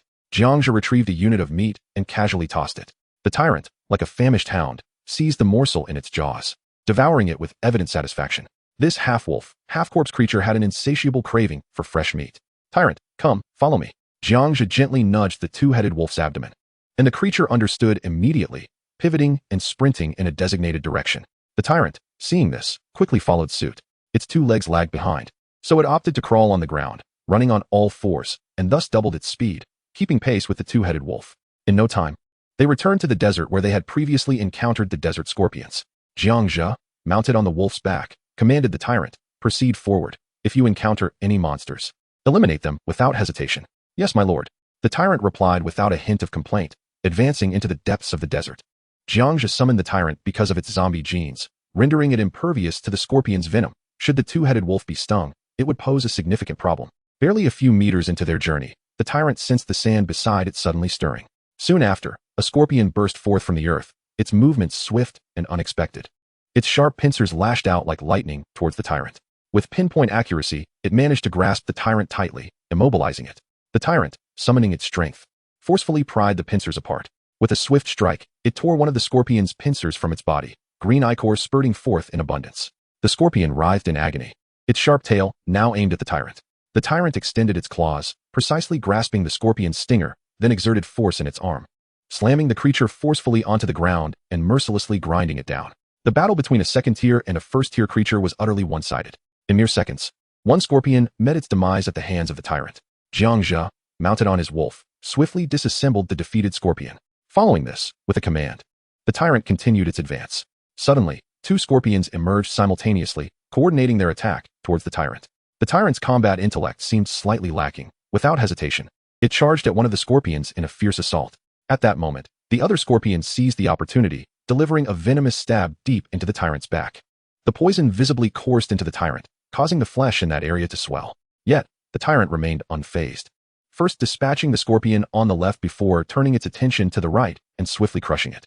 Everything unfolded as Jiang Zhe had anticipated. The tyrant had assimilated a multitude of genes, endowing it with formidable resilience. Such toxins posed no threat to it whatsoever. After eliminating the two scorpions, the tyrant began to discern their attack patterns, responding with increasing ease. Thus, after an hour, the tyrant had nearly exterminated all the scorpions in this small patch of desert. Jiang Zhe successfully collected nearly 30 crystal cores. However, this bounty was far from sufficient. Consequently, he urged the tyrant to delve deeper into the desert. As they ventured further, a sudden gale arose, whipping up sand and obscuring visibility. The ground ahead began to sink, revealing a colossal creature slowly emerging. Jiang Zhe focused, and to his astonishment, it was a massive purple scorpion, its pincers gleaming with a crystalline sheen, standing at an estimated height of 5 meters. It bore a striking resemblance to the scorpion from League of Legends. Even the 2-meter-tall tyrant appeared remarkably diminutive in comparison to this giant scorpion. Crystal Vanguard. At that moment, a panel abruptly materialized. Name, Crystal Vanguard. Race, Insect. Level, Tier 3, Boss. Strength, Constitution, Agility, Spirit, Intelligence, Skills. Description, a massive crystal scorpion infused with special energy. Upon reading the panel, Jiang Zhe felt a chill run down his spine, realizing that this creature could very well be the strongest boss on the initial island for players. Each initial island harbored such a creature. If defeated, it would grant a first kill reward and yield valuable loot. Throughout past Lord Wars, countless lords, overestimating their capabilities, had foolishly challenged such bosses, only to meet their demise. With the tyrant currently at Tier 2, a head-on confrontation would be akin to throwing an egg against a stone. Therefore, Jiang Zhe called out to the tyrant, "We should retreat for now and return later." "Yes, my lord." The tyrant complied, swiftly departing alongside Jiang Zhe, distancing itself from the gigantic Crystal Vanguard. Noticing their withdrawal, the Crystal Vanguard swung its massive pincers and began to burrow back into the sand, as if the encounter had never transpired. Jiang Zhe watched this scene from a distance, committing the location to memory before leading the tyrant away to continue their hunt elsewhere. Chapter 12. Upgrading the Summoning Gate. New Tier 2 units. Transitioning to another area, scorpions were once again abundant. The tyrant immediately engaged in a new round of hunting. Hours slipped by quietly, and as dusk fell, Jiang Zhe decided it was time to return, having amassed a substantial bounty. Just the scorpion meat alone amounted to over 2,000 units, and he had collected over 100 scorpion shells. As for crystal cores, he had gathered 165, earning himself 165 points. At this moment, the tyrant appeared swollen and battered, riddled with wounds, particularly where the scorpion's venom had penetrated, forming large welts from which dark, purulent blood oozed, presenting a pitiful sight. Early on, treating such injuries was straightforward, requiring merely sustenance. Jiang Zhe tossed 100 units of meat onto the ground, saying, "Help yourselves." The two-headed wolf and the tyrant immediately began to devour the offering voraciously. During their feast, the 100 units of meat quickly vanished. Remarkably, as the food was consumed, the tyrant's wounds began to heal at a visibly rapid pace, soon returning to a pristine condition. Next, he turned to his two subordinates, instructing, "You two guard outside the cabin. If any monsters attempt a night raid, deal with them directly." The tyrant and the two-headed wolf nodded in understanding.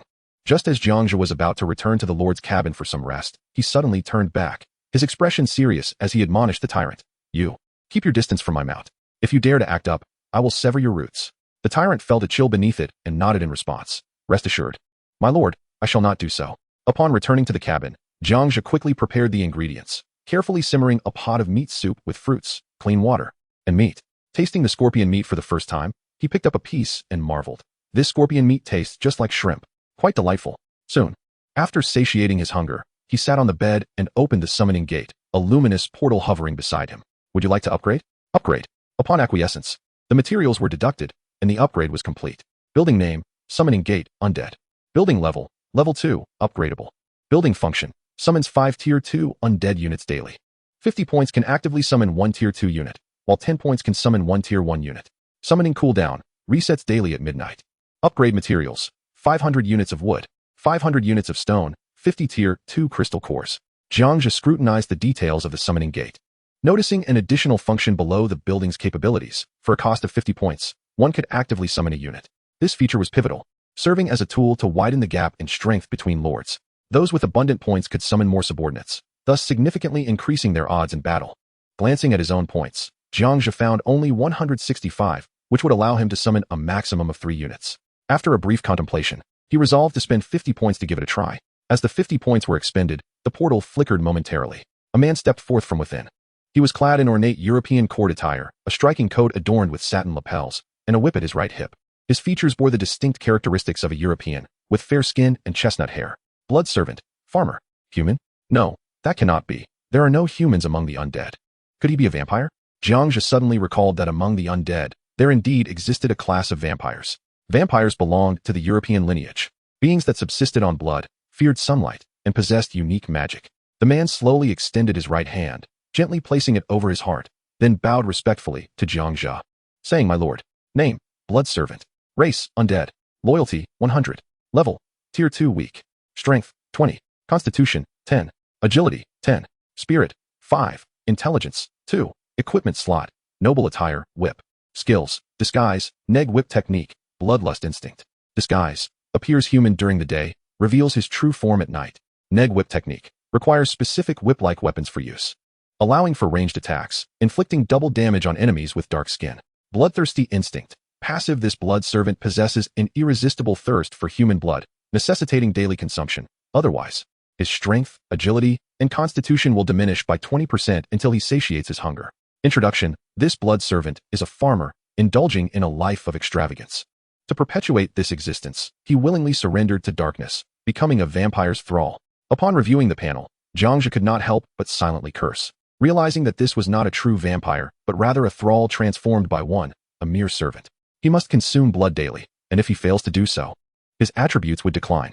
The entire island boasts him as the sole human lord. Must he then offer his own blood to this blood servant? It seemed utterly absurd. It would be far better to simply fuse with him. Bring in the tyrant. Jiang Zhe bellowed toward the outside. Outside, the tyrant lay sprawled on the ground, while a two-headed wolf rested nearby, its nose twitching as it inhaled the scents around it. The alluring fragrance of a female. Merely indulging in the scent should not defy the Lord's command. Surely, I shall not be punished, it thought, only to be startled by the Lord's call.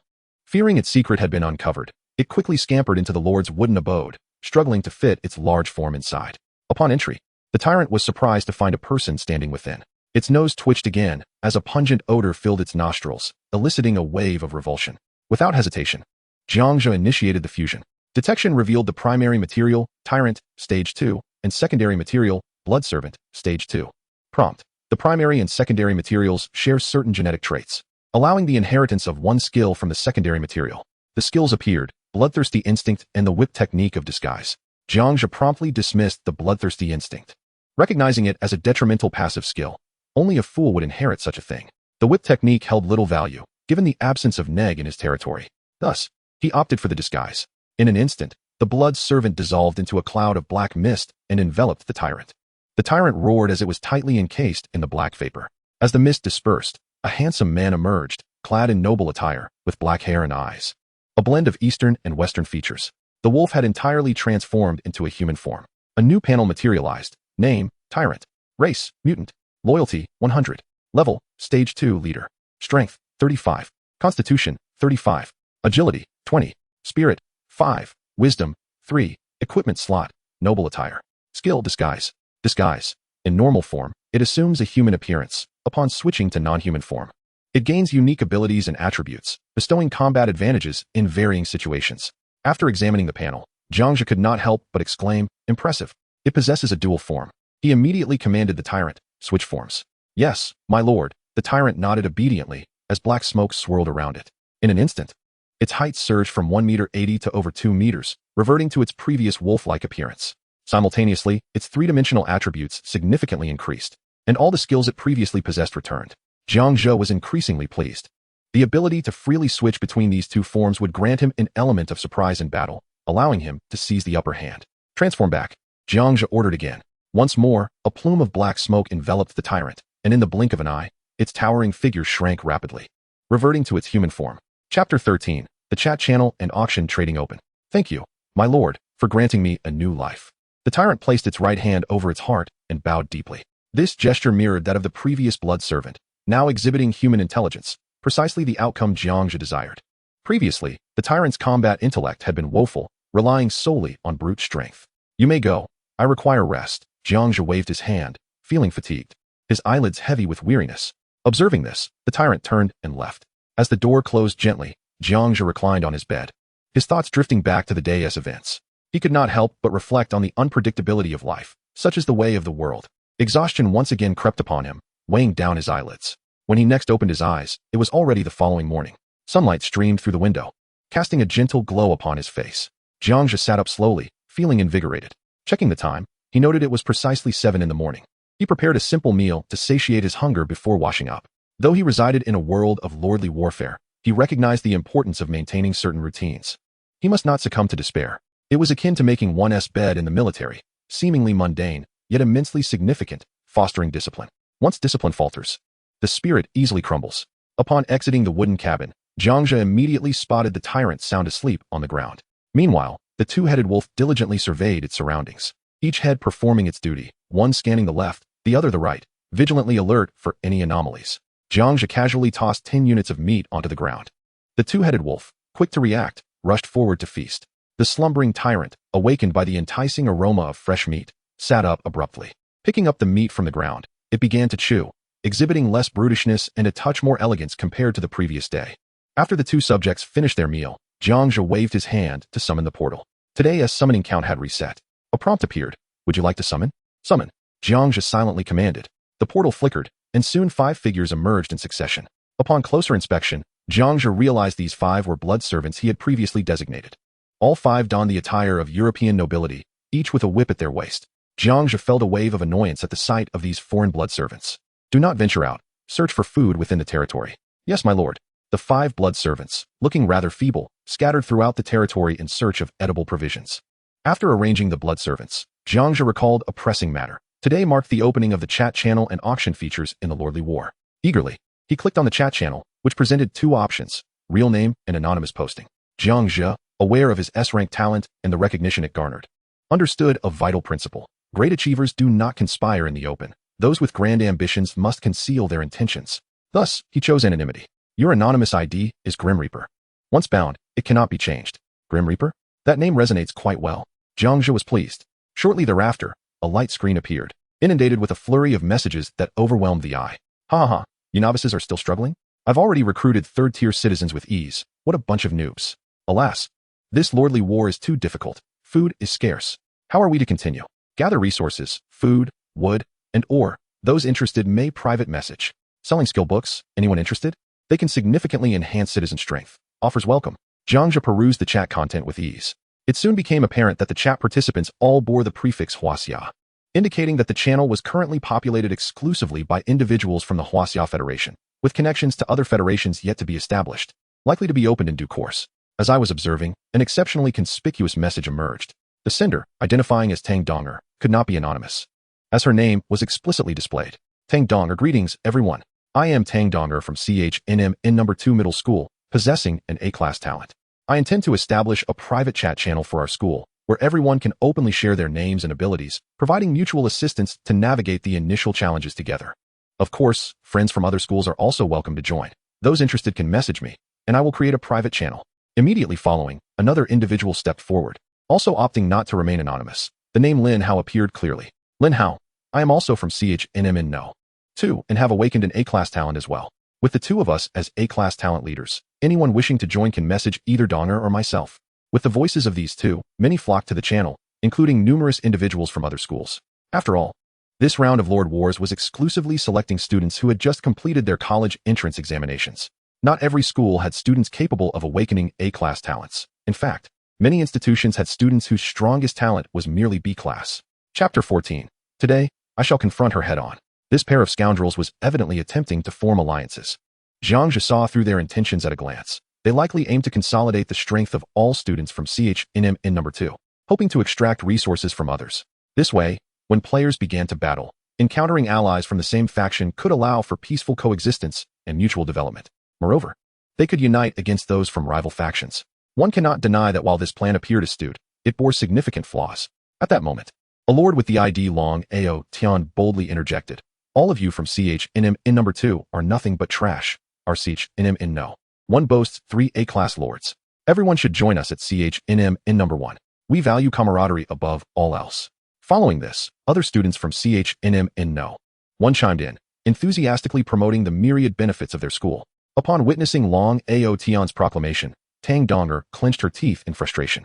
Everything had been progressing smoothly according to plan until the sudden emergence of CHNM in number 1's representatives, swiftly drawing away many potential recruits. She hastily contacted Linhao in private, anxiously urging, "Quickly, rally more people. We cannot allow CHNM in number 1 to snatch them away." Linhao replied, "Rest assured. I will go recruit more right away." Subsequently, a verbal skirmish erupted between the factions of CHNM in number 1 and CHNM in no. 2 within the chat channel.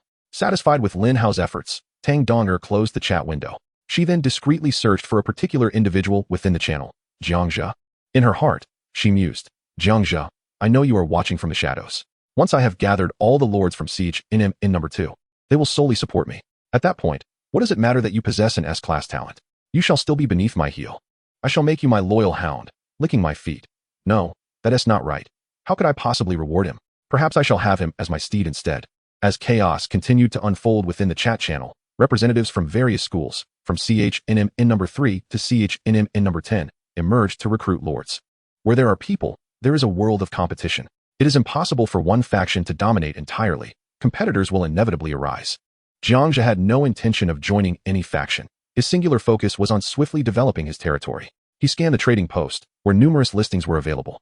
Most were for basic resources such as lumber, stone, and various furs. There were also requests for food, such as offering 100 units of lumber in exchange for 10 units of food, or 100 units of stone for the same.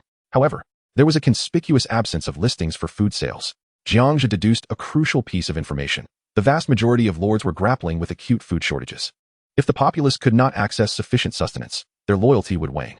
Moreover, many lords were unfortunate in their awakening, possessing mediocre talents and ineffective troops, rendering the acquisition of food a Herculean task. Consequently, most lords could only exchange surplus building resources for food.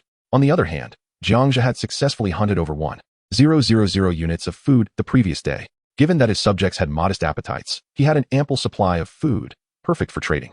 Without hesitation, he posted an offer on the trading platform, 500 units of meat in exchange for lumber, stone, and metal.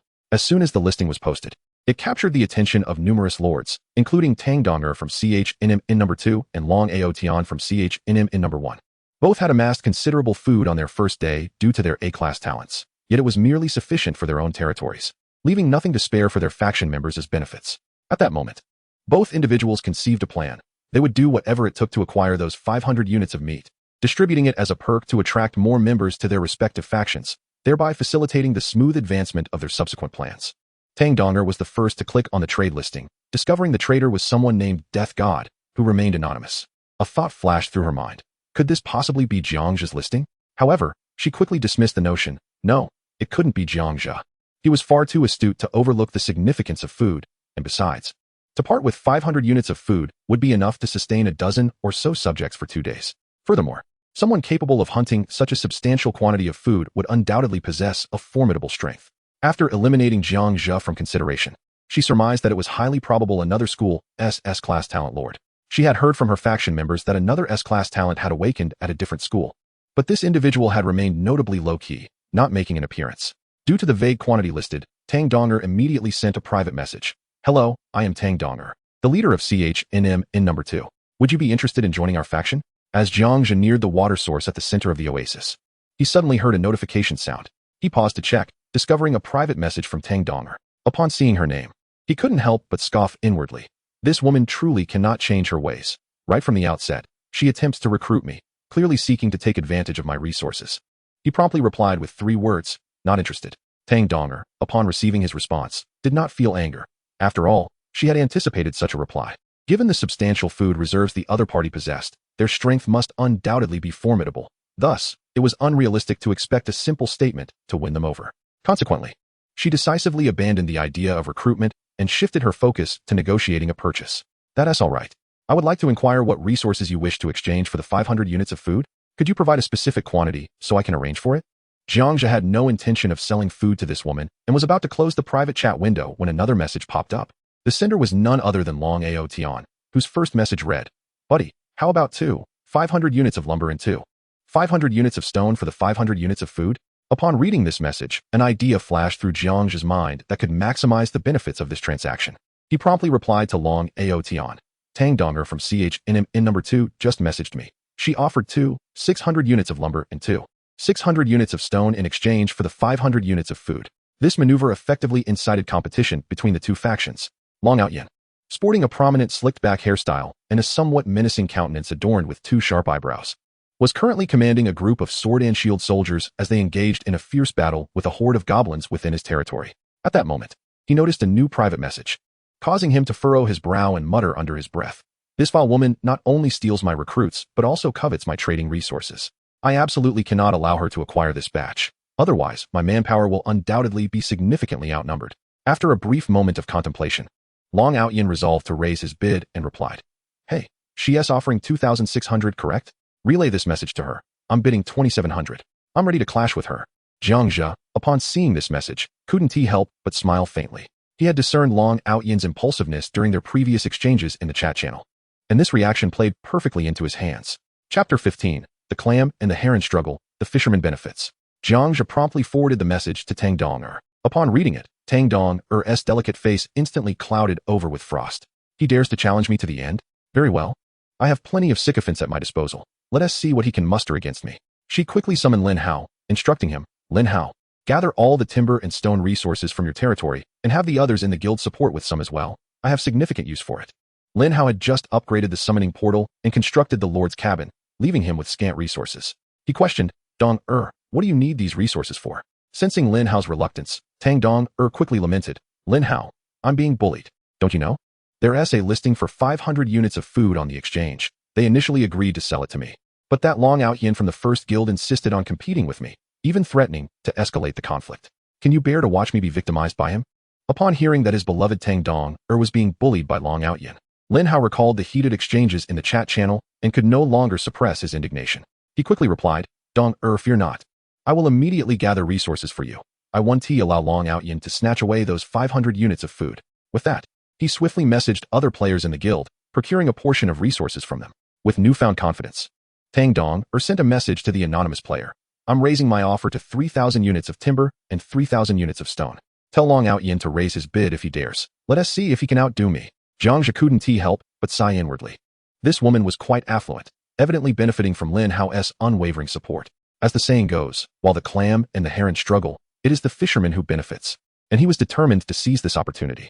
He promptly forwarded Tang Donger's message to Long Outyin. Long Outyin, already impatient, could not tolerate this and immediately rallied all players from the first guild to supply him with resources. This time, Long Outyin was not merely fighting for the 500 units of food, it was also a matter of pride and face. Somehow, this incident spilled over into the chat channel, igniting a fierce exchange between the two guilds. The exchanges became a cacophony of insults, with the chat channel inundated with vitriol. The leader of the first guild exclaimed, "What are you second guild members, even daring to compete for resources? Have you no sense of your own worth?" The leader of the second guild retorted, "You first guild members are the real rubbish, merely shouting empty bravado. If you have the guts, don't just boast." The first guild leader continued, "Tang Donger is nothing but a scheming vixen, using underhanded tactics to recruit." The second guild leader responded, "What else can Long Outyin do besides raising bids? If it comes to player combat, I'll be the first to take you down." As tensions escalated, the price of the 500 units of food skyrocketed, soaring from an initial bid of 2,500 units of timber and stone to a staggering 5,000 units each. Throughout this exchange, Jiang Zhe remained silent, merely acting as a conduit, relaying the bid amounts back and forth. It became apparent that Long Outyin was beginning to feel the strain. 5,000 units of resources was no trifling sum, and it was proving to be increasingly unfeasible. His brothers had already exhausted their resources, neglecting monster hunting in favor of gathering materials. Though Long Outyin was impulsive, he was not foolish. After a standoff, he ultimately decided to withdraw his bid. However, he could not swallow this affront and gathered his guild members to continue the verbal skirmish in the chat channel. Tang Donger, witnessing the successful transaction, found her storage depleted of 5,000 units of timber and stone, but enriched by 500 units of food. A triumphant smile gracing her face. "Ha ha, Long Outyin, you fool. You dare to challenge this lady?" At that moment, she glanced at the chat channel, where an unbroken line of first guild members were berating her. "Tang Donger is truly a fool, wasting 10,000 units of resources for merely 500 units of food." The relentless barrage of taunts only served to amplify her discomfort. The members of the second guild began to doubt their leader, questioning why he would squander so many resources on such a meager prize. They reasoned that, at worst, they could spend more time to regain food. And some of them began to voice their grievances. Tang Donger clenched her fists, her expression darkening. Was the anonymous food seller an ally of Long Outyin? Had he deliberately inflated the price to undermine her? Cursed be it. I will reclaim my dignity one day. Taking a deep breath, she quickly regained her composure. The 500 units of food were originally intended for welfare purposes, but to silence the first guild members, she would have to increase the benefits. Reluctantly, she allocated a portion of her food reserves. Then, she sent a message in the chat channel to appease her guild members. Now is the time for our second guild to distribute welfare. I'm releasing 1,000 units of food to every member of the guild, including any newcomers who join us. As soon as this announcement was made, it ignited a spark in the chat channel, rendering the earlier taunts from the second guild members into mere jokes. The members of the second guild perked up, retorting, "See? Our leader is distributing welfare. What can your first guild offer? You're all just stingy." Long Outyin watched as the chat channel buzzed with the second guild's triumphant remarks, his own guild members lamenting, some even choosing to defect to the second guild just to partake in that welfare. This wretched woman. If I ever cross paths with her, I will not let her escape. Long Outyin seethed with rage. In desperation, he opened the exchange, hoping to buy some food to placate his guild members. However, upon closer inspection, he found that nearly all listings were for purchasing food, with none available for sale. With no other options, he reluctantly reached out to the player known as Death, Jiang Zhe, asking, "Do you have any surplus food? Please sell some to me." Jiang Zhe, having just received a bounty of resources, was in high spirits as he approached the shore with his two-headed wolf and Tyrant, instructing Tyrant to enter the water to lure a crocodile. Just then, he received Long Outyin's message and replied, "Hold on, I'm preparing to fight a second-tier elite monster." "All right, I'll wait for you," Long Outyin responded, realizing he could not press the matter further while Jiang Zhe was busy. He estimated it would take at least 10 minutes, considering his previous encounter with a second-tier elite monster had consumed considerable time. Thus, he set out with his subjects to hunt some monsters to gather food for future welfare distribution. As Ka led his subjects through the forest, not having ventured far, a sudden chime resonated in the air. Within less than a minute, he received a message from the anonymous player. "Okay, I've finished. Now, how many units of food do you wish to purchase?" "What? So swift?" Long Outyin was astounded. Chapter 16, Equipment Unleashed, the Tyrant evolves once more. A minute prior, Jiang Zhe intently observed the water's surface, witnessing the Tyrant, drenched and grappling with a crocodile. Its scorpion tail coiled tightly around the beast's abdomen as it strained to drag it ashore. With a resounding thud, the Tyrant exerted its strength, flinging the crocodile onto the ground. A gaping wound appeared in the creature's belly, surrounded by claw marks, its innards disturbingly visible, an evident testament to the Tyrant's prowess. Jiang Zhe pressed the disassemble button, and in an instant, several luminous orbs materialized before vanishing. A flurry of notifications emerged before his eyes. Acquired, 200 units of crocodile meat. Acquired, 1 crystal core, tier 2. Acquired, 1 unit of crocodile skin. Acquired, crocodile tooth blade. Acquired, 10 points. To his astonishment, this tier 2 elite monster had proven remarkably generous, yielding enough meat to equate to that of 20 desert scorpions. Jiang Zhe felt an overwhelming surge of luck. Not only had he obtained an abundance of meat, but he had also secured a piece of equipment. In the Lord's War, the avenues for acquiring equipment were limited to crafting or defeating monsters. With the latter's drop rate being notoriously low, he retrieved the newly acquired dagger from his storage space. At first glance, the dagger appeared to be bone-like. Its handle wrapped in black cord around a wooden base, exuding a unique primal essence. Name, Crocodile Tooth Blade. Grade, excellent, green. Effect, strength 5. Durability, 80. Description, the blade is as sharp as a crocodile's teeth.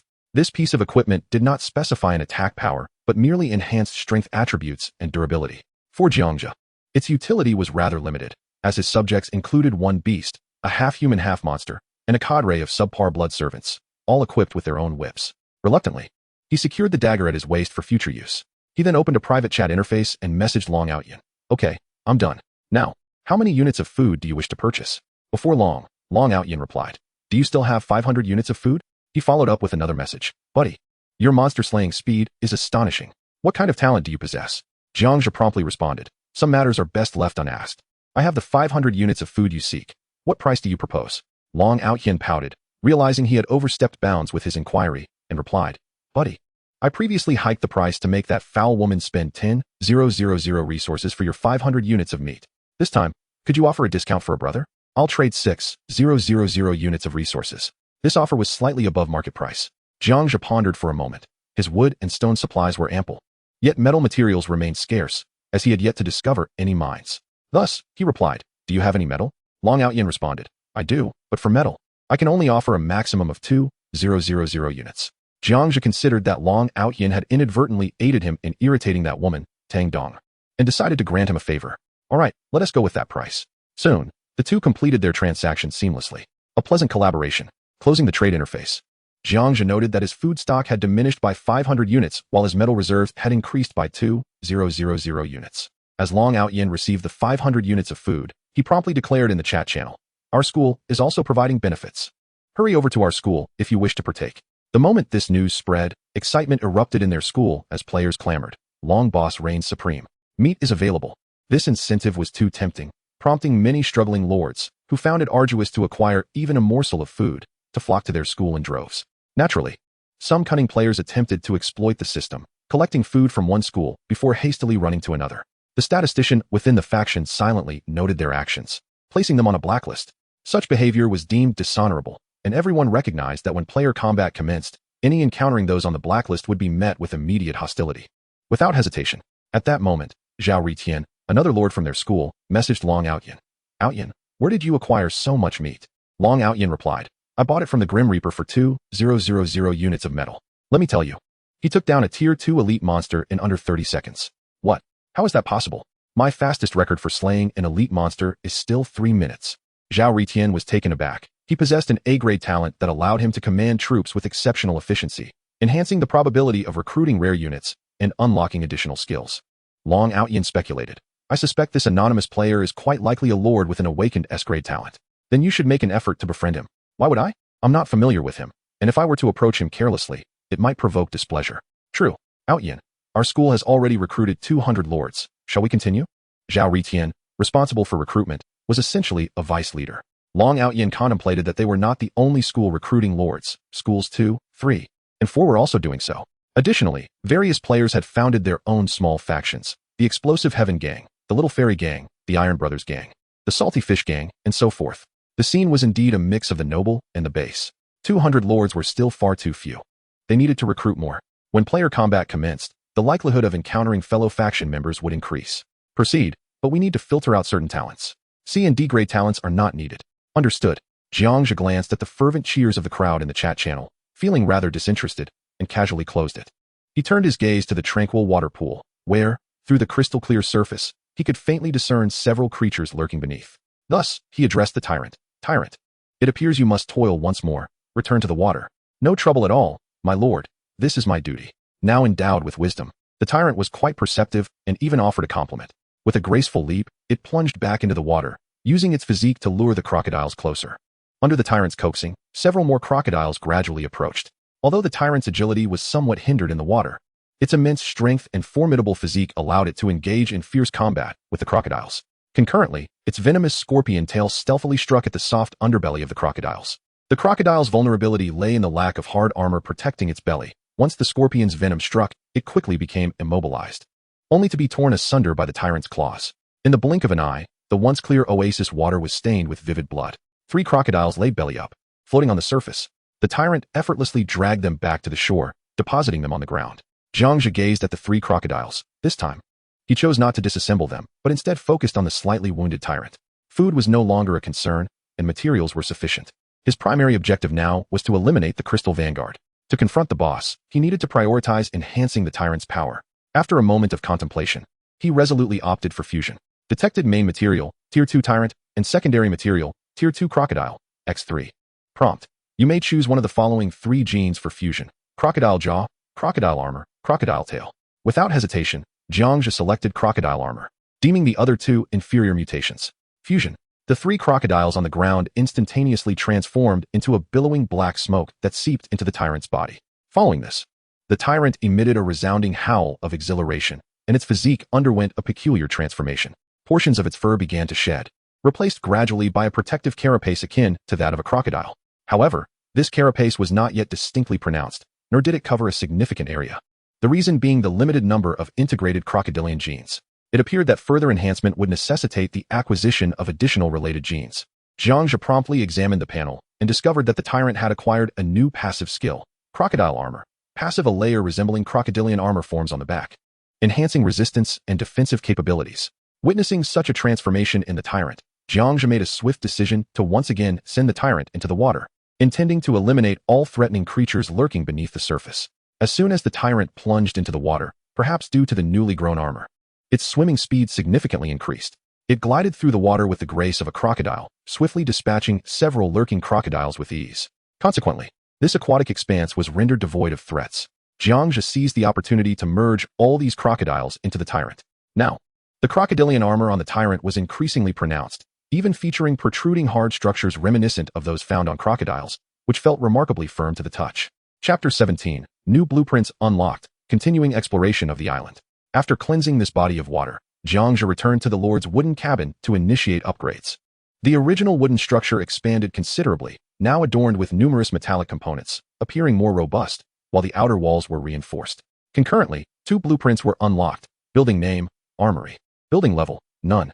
Function, capable of forging weapons, requiring citizens with blacksmithing skills to utilize this building.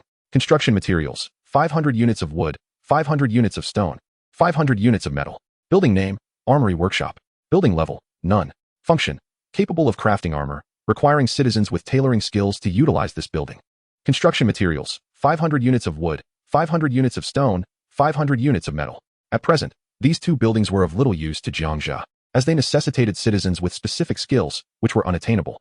He surmised that only a handful of other lords could muster citizens with the requisite skills.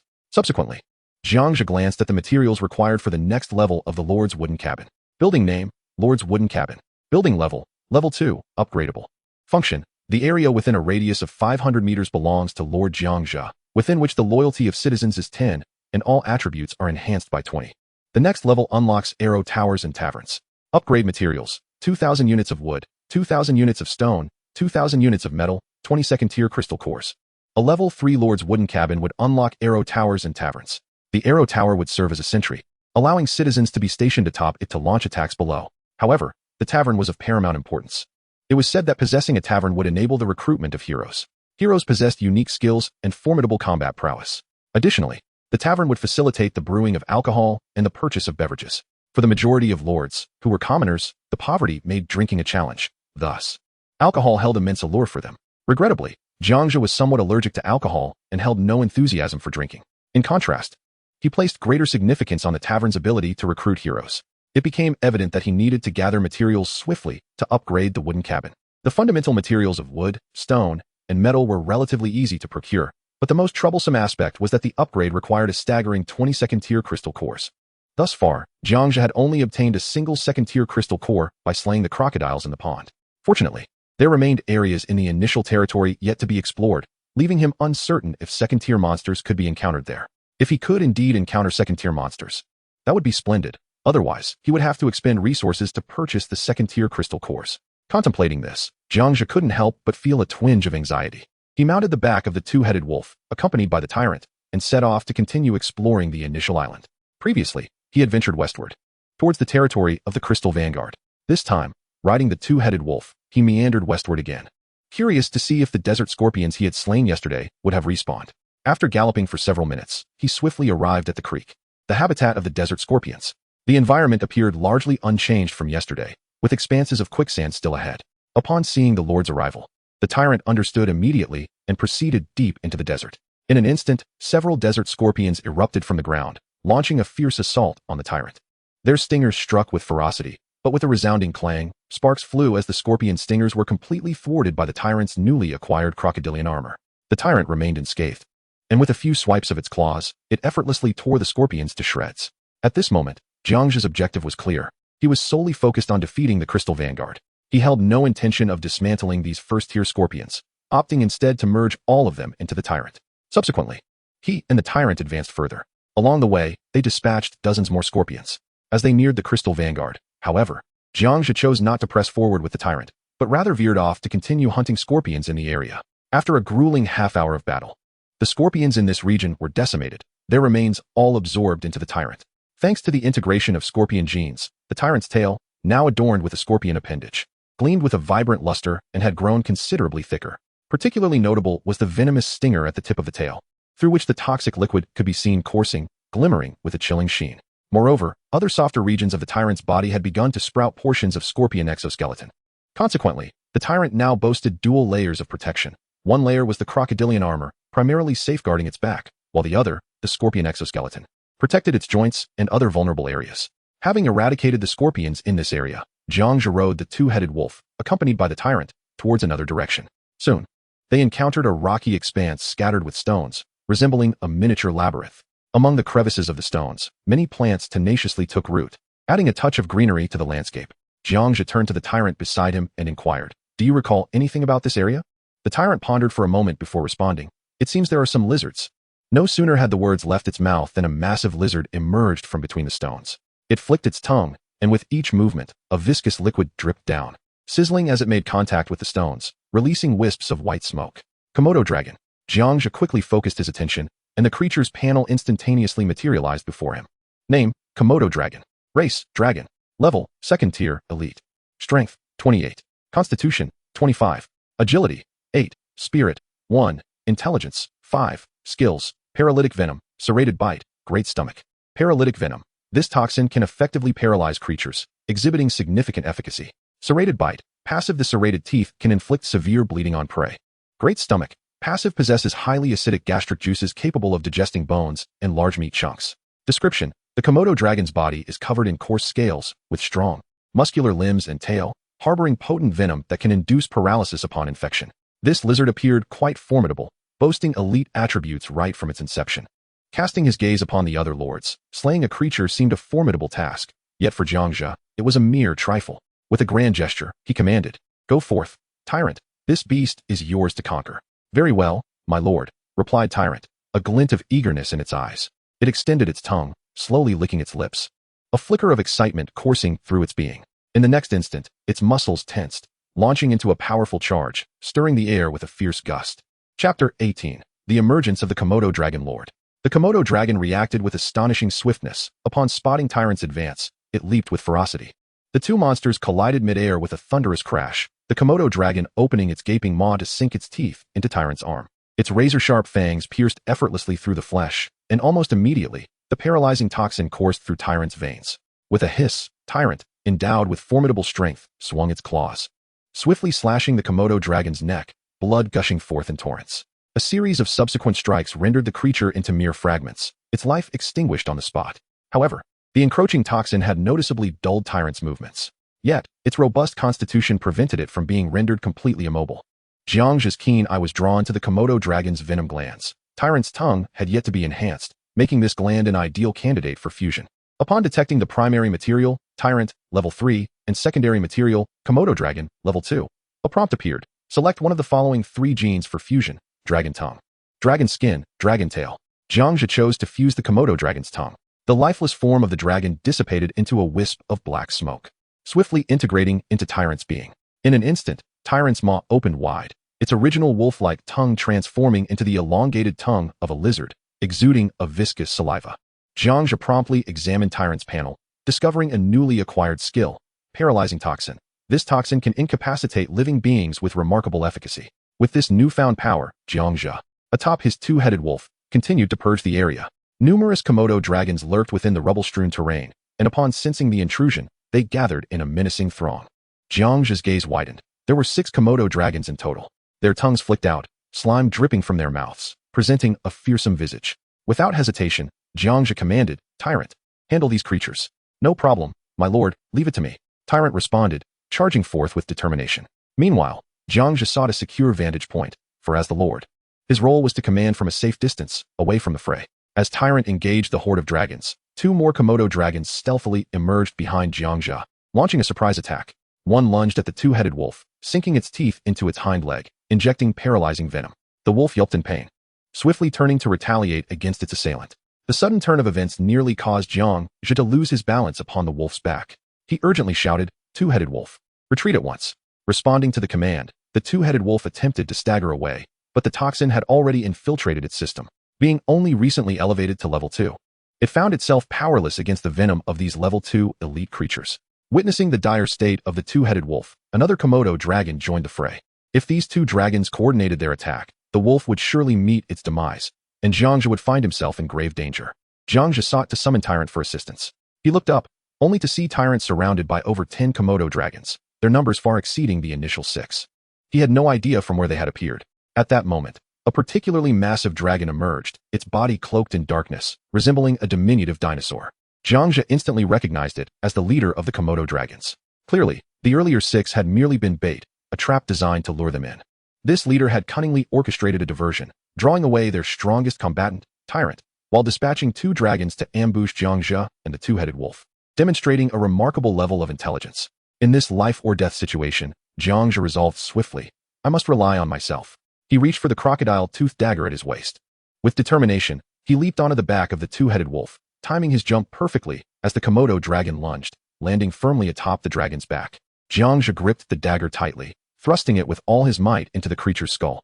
With a sickening squelch, the blade pierced flesh, eliciting a frantic thrashing from the Komodo dragon, desperate to throw Jiang Zhe off. Yet Jiang Zhe was no ordinary individual. As the Lord, he benefited from the attributes of his subjects, possessing strength equivalent to that of a level 2 warrior at this moment. Withdrawing the dagger, he delivered several more decisive stabs, ultimately slaying the Komodo dragon. Without pausing, he rushed to aid the two-headed wolf, swiftly dispatching the dragon that had been confronting it. However, the two-headed wolf succumbed to the toxin, entering a state of paralysis, unable to move.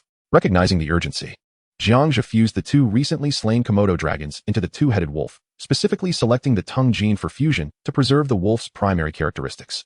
2 wisps of black smoke rapidly entered the wolf's body, resulting in a miraculous sight as its injuries healed almost instantaneously. Moreover, having acquired a portion of the Komodo dragon's genes, it gained a degree of resistance to the paralyzing toxin, successfully breaking free from its immobilized state. Jiang Zhe deftly remounted the two-headed wolf, his gaze fixed intently on the Komodo dragon leader.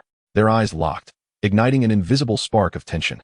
The leader, utilizing its powerful hind legs, executed a swift leap, soaring over the entangled tyrant, charging directly towards Jiang Zhe like a black arrow. You dare to come for me?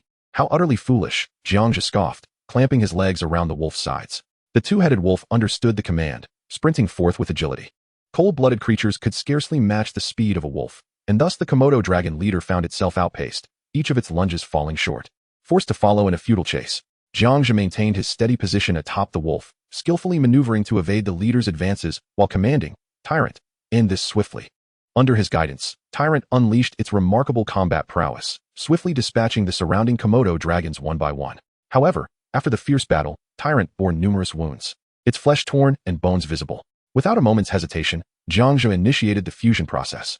The fallen Komodo dragons transformed into swirling black smoke, all merging into Tyrant's form. Upon detecting the primary material, Tyrant, level 3, and secondary material, Komodo dragon, level 2, X12, a notification appeared. Select one of the following 5 genes for fusion: dragon skin, dragon tail, dragon claws, dragon teeth, dragon stomach. The sheer number of Komodo dragons allowed for the fusion of 2 components. Recalling the 2 abilities of the Komodo dragons, serrated cutting and a vast stomach, he quickly made his choice, opting to fuse the dragon's teeth and stomach. Chapter 19, The Magnificent Panel of Tyrant. If you cannot win, then surrender. The corpses of the Komodo dragons transformed into swirling black smoke, rushing into Tyrant's body. Tyrant threw back its head and let out a thunderous roar, a woo. As the black smoke integrated, its form underwent a dramatic transformation, growing from a height of slightly over 2 meters to an imposing 2.5 meters. At that moment, Tyrant emerged as a truly fearsome beast, exuding an intimidating aura that struck dread into the hearts of all.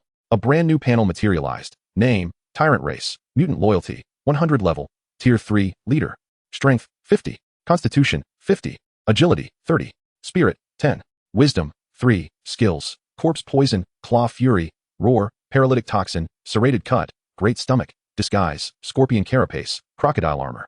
Corpse Poison, attacks inflict deadly corpse poison. Creatures torn by its claws or bitten by its fangs have a significantly increased probability and speed of infection. Claw Fury, temporarily enhances the attack power of nearby allied wolf pack by 20, while also serving to rally and intimidate subordinates. Disguise, in its normal form, it appears human.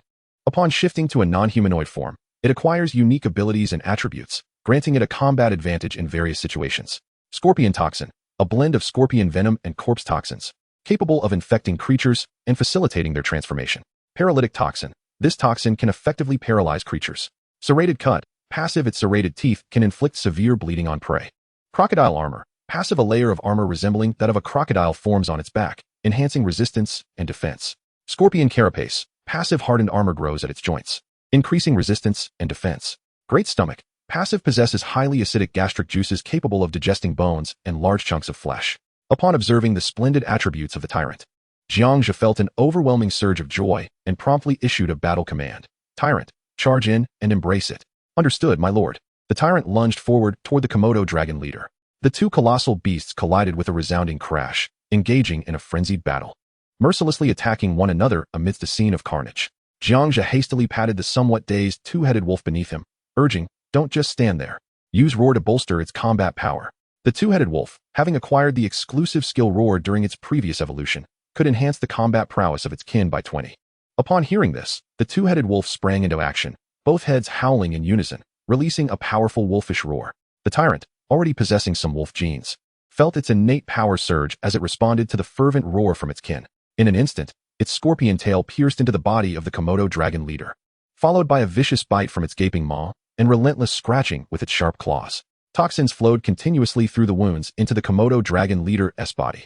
Ultimately, the Komodo dragon leader succumbed to the onslaught of relentless attacks and toxin infiltration, its limbs giving way as it collapsed to the ground, breath faint.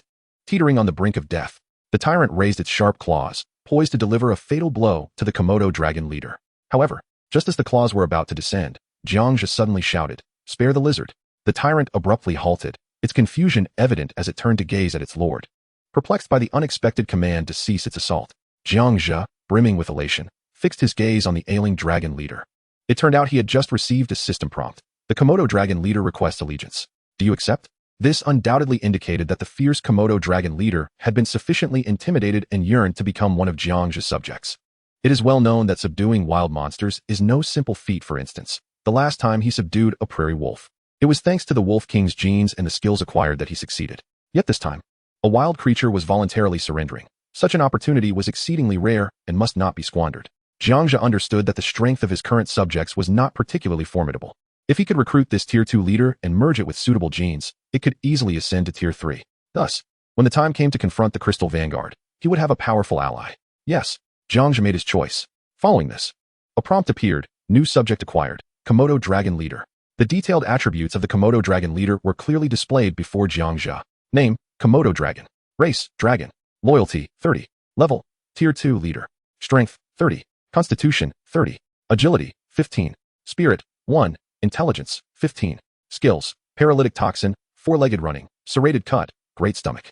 Paralytic Toxin. This toxin can effectively paralyze creatures. Four-Legged Running. Runs swiftly on all fours, increasing speed. Serrated Cut. Passive. Its serrated teeth can inflict severe bleeding on prey. Great Stomach. Passive possesses highly acidic gastric juices capable of digesting bones and large chunks of flesh. Jiang Zhe quickly glanced at the Komodo Dragon Leader's panel, and his eyes lit up with excitement. He discovered that this formidable creature possessed a unique skill, four-legged running. No wonder it had been able to run nearly as fast as the two-headed wolf earlier. Typically, such large reptiles are rather sluggish. What astonished Jiang Zhe even more was the leader's intelligence value, which reached 15. For comparison, ordinary humans possess an intelligence of merely 2, indicating that this Komodo dragon's intelligence was akin to that of a teenager, truly remarkable. Thus, the Komodo dragon knew it would be futile to resist and chose to surrender. Chapter 20. Great Stomach Liangzi. Is this a vampire? Upon successfully subduing it, the Komodo dragon leader emitted a painful wail, its breath weak, teetering on the edge of collapse. Jiang Zhe, unwilling to let his newly acquired subject perish so soon, urgently called out to the tyrant, "Quickly, bring back a few Komodo dragons to provide some nourishment for our new companion." The tyrant, seemingly reluctant, spat disdainfully on the Komodo dragon leader's head and muttered, "Pah, coward." It appeared to lament not having personally vanquished the creature. However, upon receiving the Lord's order, it turned and swiftly dashed toward the direction of other hidden Komodo dragons. Minutes later, the tyrant returned, dragging the corpse of a Komodo dragon and unceremoniously dropping it to the ground with a thud. Jiang Zhe activated his fusion talent, merging the deceased Komodo dragon with the leader. Black smoke swirled, slowly entering the leader's body. A miraculous scene unfolded. The previously gruesome wounds on the leader's body healed at a visibly rapid pace, and its breath stabilized significantly. Though it had not fully recovered and still bore signs of weakness, it had at least escaped the clutches of death. The Komodo dragon leader approached Jiang Zhe like a dog, nodding and wagging its tail, as if signaling for him to pet its head. However, Jiang Zhe, lacking interest in reptilian creatures, waved his hand dismissively. After pondering for a moment, he decided to name the Komodo dragon leader Liangzi. The name was inspired by a person he recalled named Liangzi, who had a big appetite akin to this Komodo dragon's capacity for devouring and merging. Jiang Zhe then instructed Liangzi, "Lead the way and help us clear out all the lizards in this area." Liangzi nodded, flicked its tongue, and though it could not speak, immediately took the lead. Its demeanor resembled that of a wily lizard, glancing back frequently as it walked. Under Liangzi's guidance, they swiftly commenced the extermination of the lizards in the rocky forest, leaving no survivors. This time, Jiang Zhe opted not to fuse these lizards with the tyrant. As the returns from merging lower-level monsters were diminishing, such actions would be a waste. Instead, he gifted some of the lizards to Jiang Zhe, elevating it from Tier 2 leader to the standard of Tier 3. Due to the genetic similarities among the lizards, mutations were unlikely, resulting in Jiang Zhe merely growing in size. Alongside a notable increase in its great stomach capacity, the remaining lizards were directly decomposed. The operations yielded bountiful rewards, having accumulated over 500 points. More than 30 second-tier crystal cores, a considerable amount of lizard skins, and 2,000 units of food. Jiang Zhe was not only pleased but also delighted by the discovery of a piece of lizard skin armor, a green item that could perfectly replace his current school uniform. After meticulously clearing the area, his stomach began to rumble, and glancing at the time, he realized it was nearly noon, time for lunch. As Jiang Zhe rode on the back of the two-headed wolf, making his way home, his gaze unexpectedly fixated on a peculiar spot beneath a rock. He sensed something unusual about the stone, as a faint metallic sheen emanated from its base. Jiang Zhe called out loudly, "Stop!" The two formidable creatures, the two-headed wolf and Jiang Zhe, immediately halted in their tracks. Jiang Zhe turned to instruct Jiang Zhe, "Go, dig beneath that rock, and see what lies there." Jiang Zhe, obeying the command, darted forward like an arrow, using its massive claws to excavate vigorously beneath the stone. After a flurry of activity, Jiang Zhe received a notification. Your subject Jiang Zhe has unearthed 5 units of metal, which have been stored in your inventory. To his immense delight, it turned out that the very base of the rock concealed a metal mine. It was well known that metal commanded a favorable market price compared to timber and stone, being an essential resource for crafting weapons and armor in the later stages of a lord's warfare. Naturally, Jiang Zhe wished to stockpile as much as possible. He promptly ordered, "Jiang Zhe, stay here and excavate this entire vein for me, understood?" Jiang Zhe nodded obediently and resumed its digging. Observing its comical yet earnest demeanor, Jiang Zhe silently rejoiced in the creator's bestowal of absolute loyalty upon it. Otherwise, given its appearance, he would have suspected it might slack off. Nevertheless, Jiang Zhe was his subject, and he could not continuously undervalue its efforts. With this thought in mind, he dropped 200 units of meat onto the ground. Jiang Zhe, engrossed in its excavation, quickly halted and devoured the meat hungrily.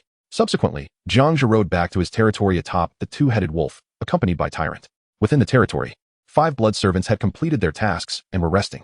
However, having been deprived of human blood for an extended period, their condition was dire. They appeared lethargic and despondent, akin to addicts experiencing withdrawal without their fix. Upon seeing their lord return, they bowed and greeted Jiang Zhe. "My lord, we have fulfilled the tasks you assigned.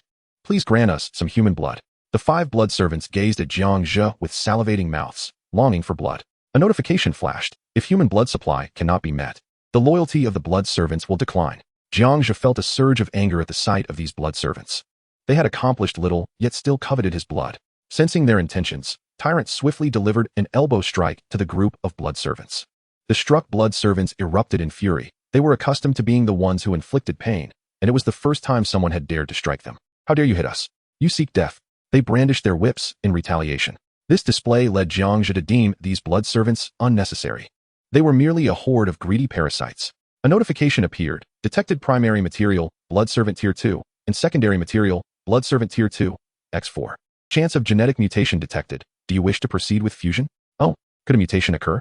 Blood servants were regarded as mere blood bags by vampires, having been bitten yet not transformed into thralls.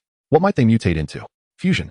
With anticipation, Jiang Zhe activated his innate ability. For blood servants swirled like black smoke, rapidly merging into one another. The remaining blood servant clenched his teeth as his body trembled violently. Moments later, he exhaled deeply and exclaimed, "Ah, what a rush, my lord." His skin grew increasingly pale, resembling a corpse that had just clawed its way out of a coffin. A pair of sharp vampire fangs emerged from his mouth, glimmering ominously in the dim light. His eyes glowed faintly red, exuding an eerie aura. When a shaft of sunlight struck him, he howled in agony, frantically pulling up his clothing to shield his face. Had he transformed into a vampire? Chapter 21, Vampire Jack. Resource check. A brand new panel materialized. Name, Bloodline. Race, Undead. Loyalty, 100. Level, Tier 2 Leader. Strength, 30. Constitution, 30. Agility, 20. Spirit, 10. Intelligence, 2. Skills, Bat Shadow Transformation. Initial Embrace, Bloodline Transformation, Bloodthirsty. Bat Shadow Transformation. The Bloodline instantly transforms into a bat, allowing free traversal of terrain obstacles and rapid movement to any location on the battlefield. Initial Embrace. Select a weaker enemy unit and perform the Initial Embrace ritual. The target will be transformed into a Bloodline member after a brief delay, inheriting some of their original combat abilities and becoming an ally. Bloodline. Passive possessing an ancient and noble bloodline. They fear sunlight during nighttime combat. Their attributes increase by 10%. Bloodthirsty. Passive requires consumption of blood every 3 days. Failure to do so results in a 20% decrease in all attributes. If blood is continually unavailable, they will enter a state of slumber. Jiang Zhe, upon examining the panel of this mutated blood servant, was utterly astounded. This blood servant had directly transformed into a vampire, endowed with 2 active skills and 2 passive skills. One of the active skills was particularly practical, serving as a reconnaissance ability. The other was even more formidable, allowing the conversion of humans into allied units, significantly bolstering his forces. Although the passive skills represented a certain drawback, considering they were inherent to vampires, he could begrudgingly accept them. The bloodline curled on the ground, shivering uncontrollably, wrapping itself tightly in its clothing, and with a trembling voice, pleaded with Jiang Zhe, "My lord, could you please shield me from the sunlight?" Jiang Zhe promptly activated building mode, expending 200 units of wood and 100 units of stone to rapidly construct a dwelling for the vampire, effectively shielding it from the sun's rays. "Please go inside," Jiang Zhe instructed. Only then did the vampire dare to rise slowly, gratefully entering the shelter, exclaiming, "Thank you for your salvation, my lord. What is your name?" Jiang Zhe inquired, recognizing the bloodline's evident intelligence, which would facilitate conversation. The bloodline quickly replied, "My lord. You may call me Jack." This was evidently a name typical of the European race, transliterated into English. "Very well, Jack. Show me your transformation." Upon hearing his lord's command, Jack's body emanated a faint black light, and in an instant he transformed into a bat, soaring through the air, causing a gentle breeze with the flapping of his wings. Now transform back. Jiang Zhe, filled with curiosity, was witnessing a vampire for the first time, having only seen them in films before. Jack complied, seamlessly reverting to human form in a fluid motion. Jiang Zhe was quite satisfied with Jack, as he was far superior to the previous blood servants. Jiang Zhe gestured towards the dwelling and said, "This will be your home from now on. You will stay here during the day, and I will come to see you at night." "Understood, my lord. I will remain here until nightfall," Jack responded obediently. As Jiang Zhe prepared to return to his lord's cabin to attend to some matters, he suddenly recalled something and abruptly stopped, turning to glance at Jack in the dwelling. "By the way, Jack, can you cook?" "Cook? I can manage a little," Jack hastily replied. Within the Lord's wooden lodge, the recent upgrade to level 2 has significantly expanded the structure, now adorned with an impressive grand dining table. Jiang Zhe approached, leisurely pulling out a chair to sit, his gaze drifting towards the kitchen where 2 figures busily prepared a meal, Jack and the Tyrant in humanoid form, fervently engaged in culinary endeavors.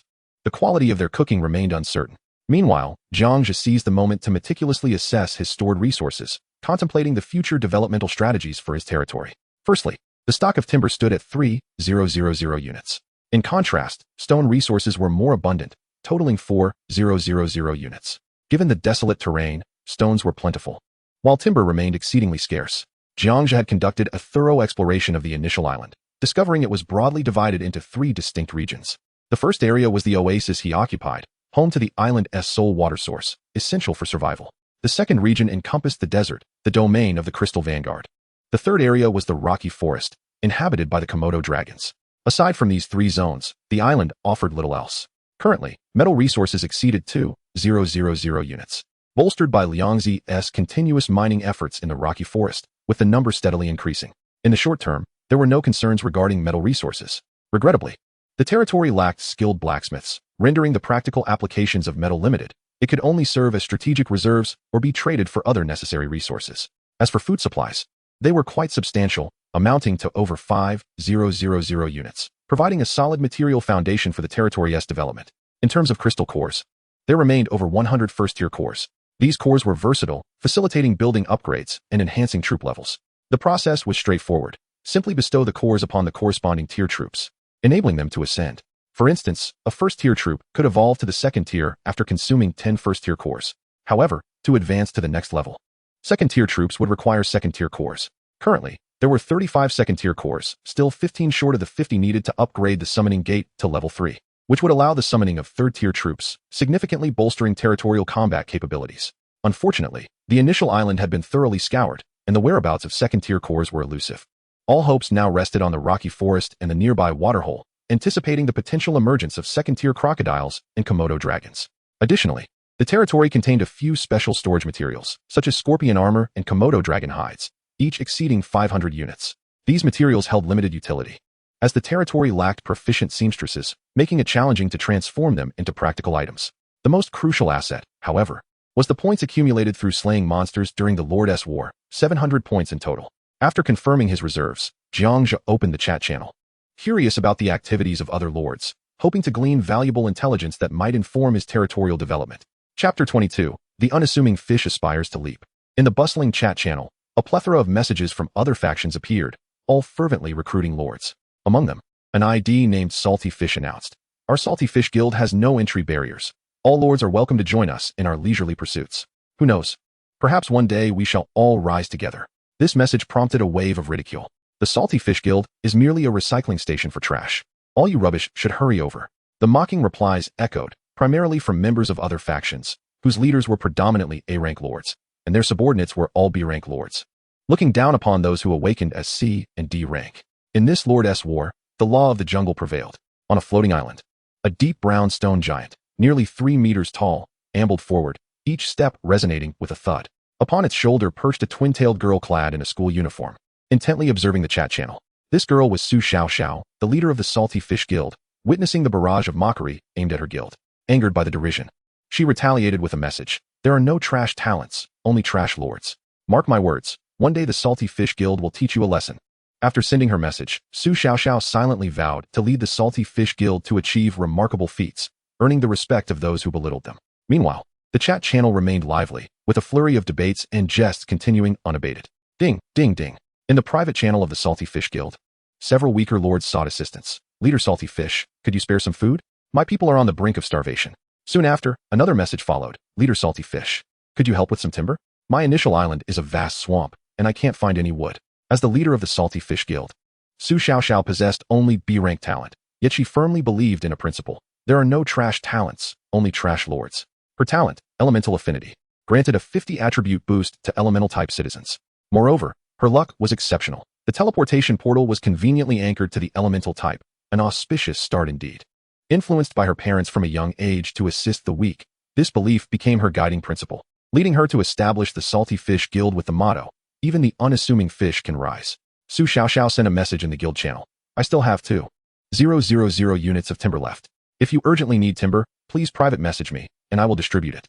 As soon as the message was sent, numerous guild members immediately reached out to the leader, requesting timber. It was noteworthy that the Salty Fish Guild boasted over 1,000 members, predominantly D-rank talents, with only a few possessing C-rank talents. Due to their low talents, no one was willing to accept them, leading them to band together in the Salty Fish Guild, which imposed no entry barriers. Su Xiao generously distributed the timber without reservation. However, 2,000 units of timber was merely a drop in the bucket for such a large guild. Many continued to shout, "Leader Salty Fish, I need more wood." Su Xiao quickly reassured them, "Please be patient, I will go chop more wood soon." Simultaneously, some conscientious guild members privately messaged Su Xiao, "Leader Salty Fish, don't keep giving them resources. Many are just pretending to be needy. They have enough resources and are simply trying to take advantage of you." Undeterred, Su Xiao felt that since these individuals chose to join her Salty Fish Guild, they were akin to her partners. Even if some sought to exploit her generosity, she remained untroubled, focused solely on assisting everyone to the best of her ability. After distributing the timber, she proceeded to share her stone resources as well. However, soon after, many began requesting food. Upon checking her inventory, she realized her food supply was dwindling and quickly messaged to calm the crowd, "Please don't worry. I will buy some food." She swiftly opened the trading auction interface, searching for vendors selling food. Jiang Zhe casually skimmed through the chat channel's content, discovering that the majority of the messages were trivialities, rife with banter and boasting. Nevertheless, he managed to unearth some valuable information amidst the noise. Many players were lamenting the formidable challenge posed by the Tier 3 bosses on the island, with even some A-class lords admitting their inability to defeat them. They speculated that perhaps the key to conquering this boss lay in engaging in player-versus-player combat, plundering resources from other players to enhance their own strength comprehensively. Moreover, it was revealed that Tier 2 monsters do not respawn upon death. Only a select few Tier 1 monsters would reappear the following day, allowing for repeated farming. This intelligence was crucial, indicating that it would be impossible to gather 50 Tier 2 crystal cores to upgrade the Level 3 summoning gate on the initial island. Additionally, Jiang Zhe noted some insights regarding the weapon and armor workshops. Constructing these two buildings required residents with specific skills. Some fortuitous lords had randomly recruited residents endowed with such abilities and had already commenced the forging of weapons, placing their crafted items on the trading post at exorbitant prices. For instance, a mere ordinary white weapon, such as a sword, would cost at least 500 units of wood or could be exchanged for 10 points of merit. It is worth noting that 10 points of merit could directly summon a Tier 1 troop. Such profits were utterly outrageous. Furthermore, demand far exceeded supply. Jiang Zhe couldn't help but feel envious, lamenting his own consistent misfortune, as his chosen residents were invariably unsatisfactory. Just then, a familiar ID sent a message, Linhao. He directly wrote in the channel, "Does anyone know Jiang Zhe from Dusty Middle School number 2? If you have any information, please message me privately. There will be a reward." This brief message was immediately inundated by a deluge of incoming messages. However, Jiang Zhe managed to keenly catch it. Upon reading the message, a glint of ferocity flashed in his eyes. Linhao, that sycophant, was actually prying into my affairs, undoubtedly under the instigation of Tang Donger. Jiang Zhe had always harbored a profound disdain for these two and wished to sever all ties, but now they had audaciously sought him out, courting trouble. He let out a cold laugh. "You'd best pray not to cross paths with me, or I shall make you acquainted with the might of my reaper." Resolutely, he closed the chat channel and turned to the trading interface, posting a purchase order that read, "Seeking Tier 2 crystal cores, willing to exchange for basic food resources. Tier 1 crystal cores, and various furs. Interested parties, please message privately."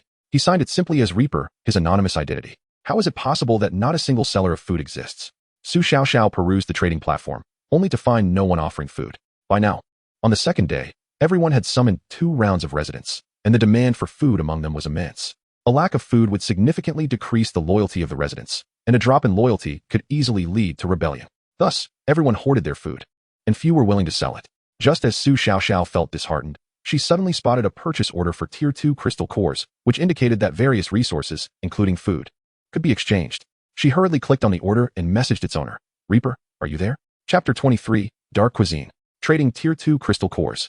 "Lizard soup is here." Jack approached Jiang Zhe briskly, carrying a small pot, and gently placed it on the dining table, respectfully stating, "My lord, this is my raspberry stew with lizard meat." Upon hearing this name, Jiang Zhe couldn't help but twitch his eyelids, inwardly questioning, what sort of dark culinary concoction is this? He directed his gaze towards the pot and observed a layer of dark purple, characteristic of raspberries, floating atop the soup, with small chunks of meat subtly bobbing within. The presentation of the soup left much to be desired, yet it emitted a faint, enticing aroma. "My lord, please do try." Jack offered him a spoon. Reluctant to dampen his resident's enthusiasm, Jiang Zhe carefully scooped up a bit of the broth and took a cautious sip. To his surprise, it began with a hint of sweetness, followed by a tangy burst on his palate, turning out to be quite an appetizing meat soup. Not bad at all," Jiang Zhe praised, giving a thumbs up. Just as he finished speaking, Tyrant approached with a plate, beaming, and respectfully said, "My lord, I have prepared roasted scorpion meat for you. Please have a taste." Jiang Zhe looked at the plate of roasted meat, his brow furrowing involuntarily. The meat was charred to a blackened crisp, resembling nothing more than a piece of coal. It seemed that cooking was not a skill everyone possessed, as some could indeed conjure up fearsome dark dishes. "No, you can eat it yourself." Jiang Zhe waved his hand, bestowing the entire plate of overcooked meat upon Tyrant. Tyrant was instantly overjoyed, seizing the charred meat and devouring it with little regard for decorum. Jack, ever astute, promptly presented a plate to the lord and attentively ladled soup into it, adopting a demeanor of utmost deference. As Jiang Zhe dined, he opened the private message he had recently received. Upon inspection, he discovered that while there were indeed individuals selling Tier 2 crystal cores, most were asking exorbitant prices.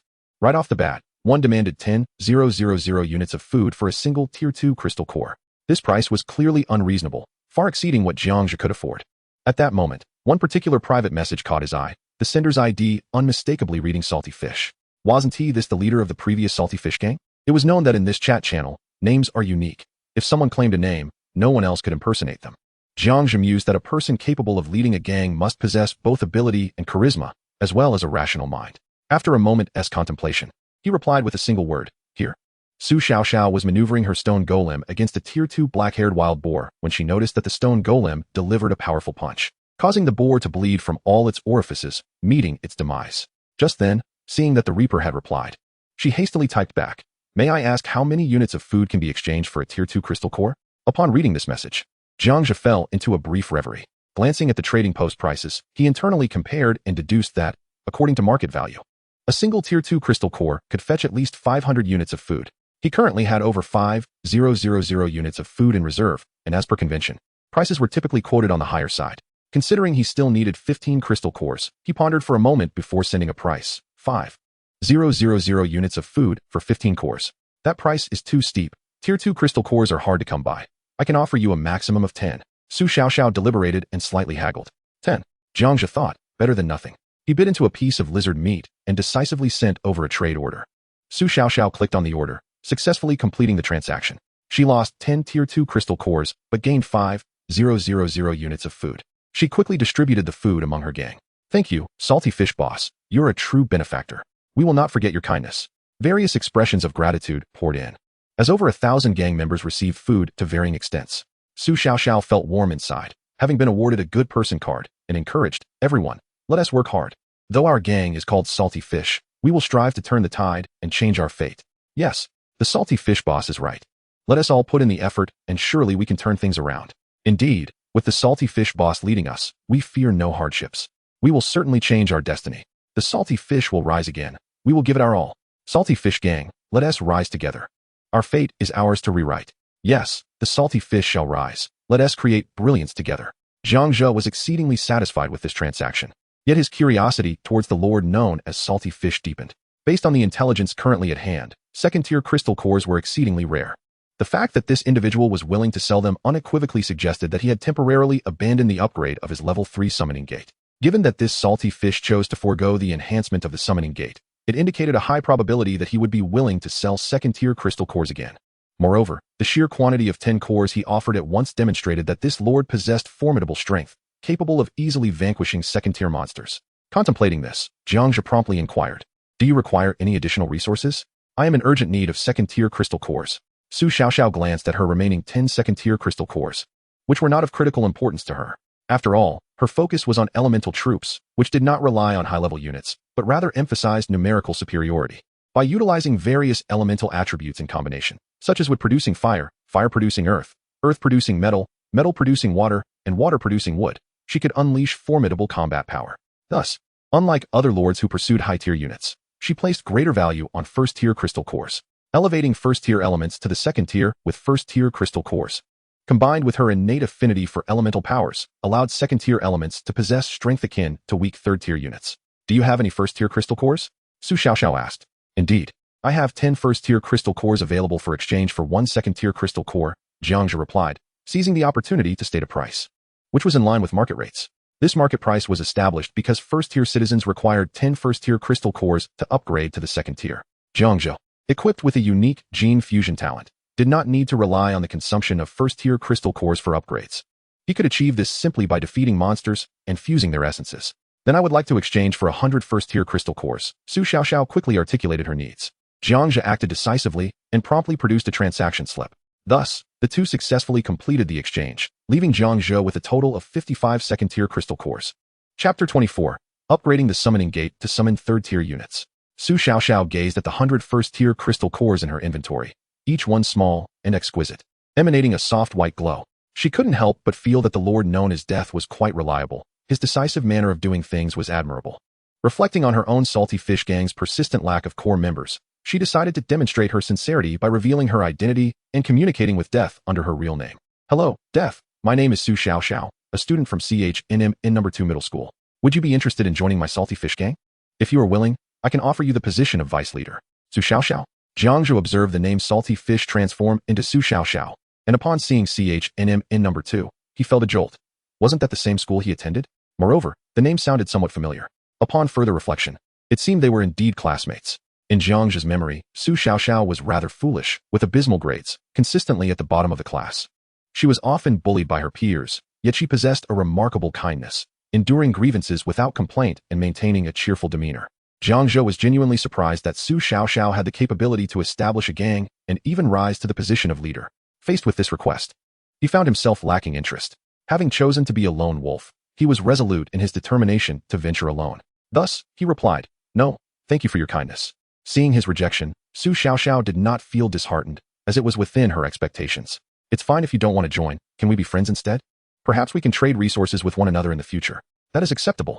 I still require second-tier cores, so feel free to come to me if you have any," Jiang Zhe responded. Soon after, he received a simple acknowledgement from her. With little else to discuss, Jiang Zhe decided to close the chat channel. He glanced at the two individuals in the room. The tyrant was still heartily consuming the scorpion meat he had grilled, while Jack appeared rather timid, standing by the sidelines, hesitant to take a seat. Jiang Zhe's demeanor was typically calm, and he disliked treating others unequally. Even towards his own citizens, he maintained a friendly disposition. He looked at Jack and said, "Come, let's sit together and eat." Jack nodded and cautiously took a seat to share the pot of lizard meat. As Jiang Zhe enjoyed his lunch, he began to contemplate his plan to challenge the Crystal Vanguard, with the tyrant now possessing the strength of a third-tier leader, and the Crystal Vanguard at a corresponding power tier, coupled with the presence of a second-tier vampire. There was a chance of victory if Jiang Zhe was invited along and some third-tier units were recruited. However, a pressing issue loomed. Jack, as a vampire, feared sunlight and could not operate under its glare, which posed a significant dilemma. After much consideration, Jiang Zhe decided to postpone the plan until nightfall. After all, during the night, a vampire's abilities would be enhanced, possibly increasing their odds of success. He quickly finished his lunch and then lay down for a brief rest. It was nearly 2 o'clock when he finally got up, and by then, the outside temperature had noticeably cooled. Still lingering with a bit of heat, Jiang Zhe stepped outside. The Tyrant followed suit, while Jack remained indoors to wash dishes, unable to venture out during the day. Arriving at the pond's edge, Jiang Zhe wasted no time, shedding his clothes and diving into the water for a refreshing swim. Ah, what sheer delight! The icy water instantly dispelled the sweltering heat, offering him unparalleled comfort. After swimming for a while, Jiang Zhe emerged from the water and dressed. He immediately summoned the summoning gate, a portal emanating a soft glow materializing beside him. With the materials now assembled, he decisively clicked to upgrade. As the materials were deducted, the summoning gate underwent a transformation, becoming even brighter than before. Building name, Summoning Gate, Undead. Building level, 3, upgradable. Building function, can summon 5 third-tier undead civilian units daily. Activating the summoning of 1 third-tier unit consumes 200 points.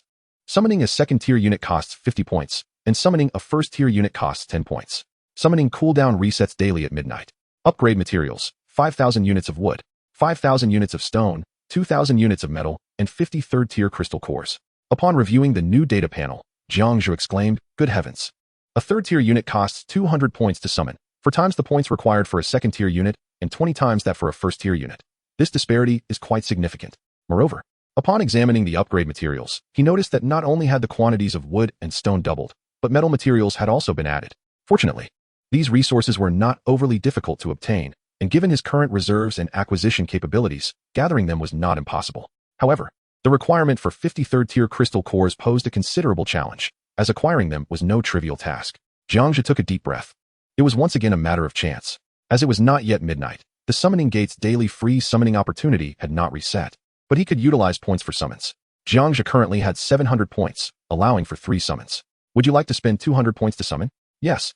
Jiang Zhe responded decisively, his gaze fixed intently on the Summoning Gate, filled with anticipation for a formidable unit, hoping it would not be as lackluster as before. With the Summoning Gate shaking violently, a figure slowly materialized. Draped in a voluminous purple robe, its visage reminiscent of a skeleton, its eye sockets flickering with ghostly flames. And clutching a gnarled wooden staff topped with a luminescent blue gem, stood the skeletal mage. As the skeletal entity materialized, Jiang Zhe felt a surge of clarity wash over him, his thoughts awakening with newfound vigor, an attribute of the subjects resonating within their lord. This sensation was entirely unprecedented. Hastily, Jiang Zhe inspected the panel of the skeletal mage, which revealed its details. Name, Skeletal Mage Race, Undead Loyalty, 100 level, Tier 3, Common, Strength, 10 Constitution, 15 Agility, 5 Spirit, 30 Wisdom, 3 Skills. Bone Impact, Bone Shield. Bone Summon. Bone Impact. Harnessing magical energy, it unleashes a wave of skeletal energy forward, inflicting magical damage upon enemy units in a linear range. While afflicted foes suffer from the bone corrosion status, which persistently reduces their magical resistance. Bone Shield creates a magical barrier composed of bone fragments that absorbs a certain amount of damage and reflects it. Bone Summon conjures 2 skeletal warriors to aid in battle. These warriors possess basic melee attack capabilities and exist for a limited time. Should there be enemy corpses on the battlefield, they can be summoned in greater numbers by consuming the bodies. One cannot deny that, in terms of health and defense, it is indeed fragile. Nevertheless, its spiritual prowess is astonishing, reaching a terrifying 30 points. This spirit not only determines the potency of spell damage, but also influences the casting time of various spells. Moreover, its wisdom, albeit a mere 3 points, suggests that despite lacking flesh and blood, this skeletal mage possesses combat intelligence surpassing that of a tyrant. With 3 skills at its disposal, 1 offensive, 1 summoning, and 1 defensive, it can somewhat compensate for its inherent vulnerability. "Greetings, esteemed lord," the skeletal mage intoned in a chilling voice, reminiscent of bones grinding together, sending shivers down one's spine. It introduced itself. Chapter 25, Gene Fusion with the Skeletal Mage. Jiang Zhe replied, "I am Jiang Zhe. Do you have a name?" The skeletal mage shook its head. "My lord, I have no name. I humbly ask you to bestow one upon me." Jiang Zhe, not particularly adept at naming, glanced at the skeletal sorcerer and proclaimed, "From now on, you shall be called Little Mage." The skeletal mage nodded slightly in acceptance. He then instructed the skeletal mage, "Release your spells," aiming at that empty space.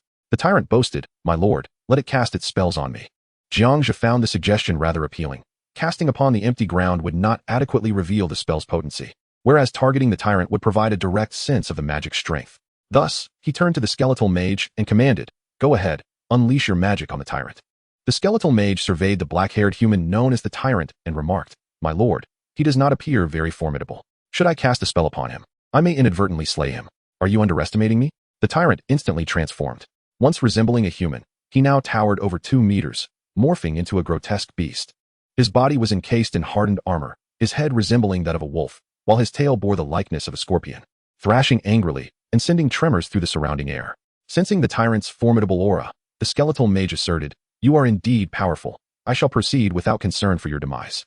With that, the skeletal mage raised its staff, directing it at the Tyrant, and began to gather magical energy. The staff glowed with a blinding black light, which rapidly coalesced into several menacing skulls. These skulls surged forth like unleashed beasts, crashing heavily against the Tyrant. Accompanied by a muffled thud, a powerful shockwave erupted, forcing the Tyrant to stagger backward.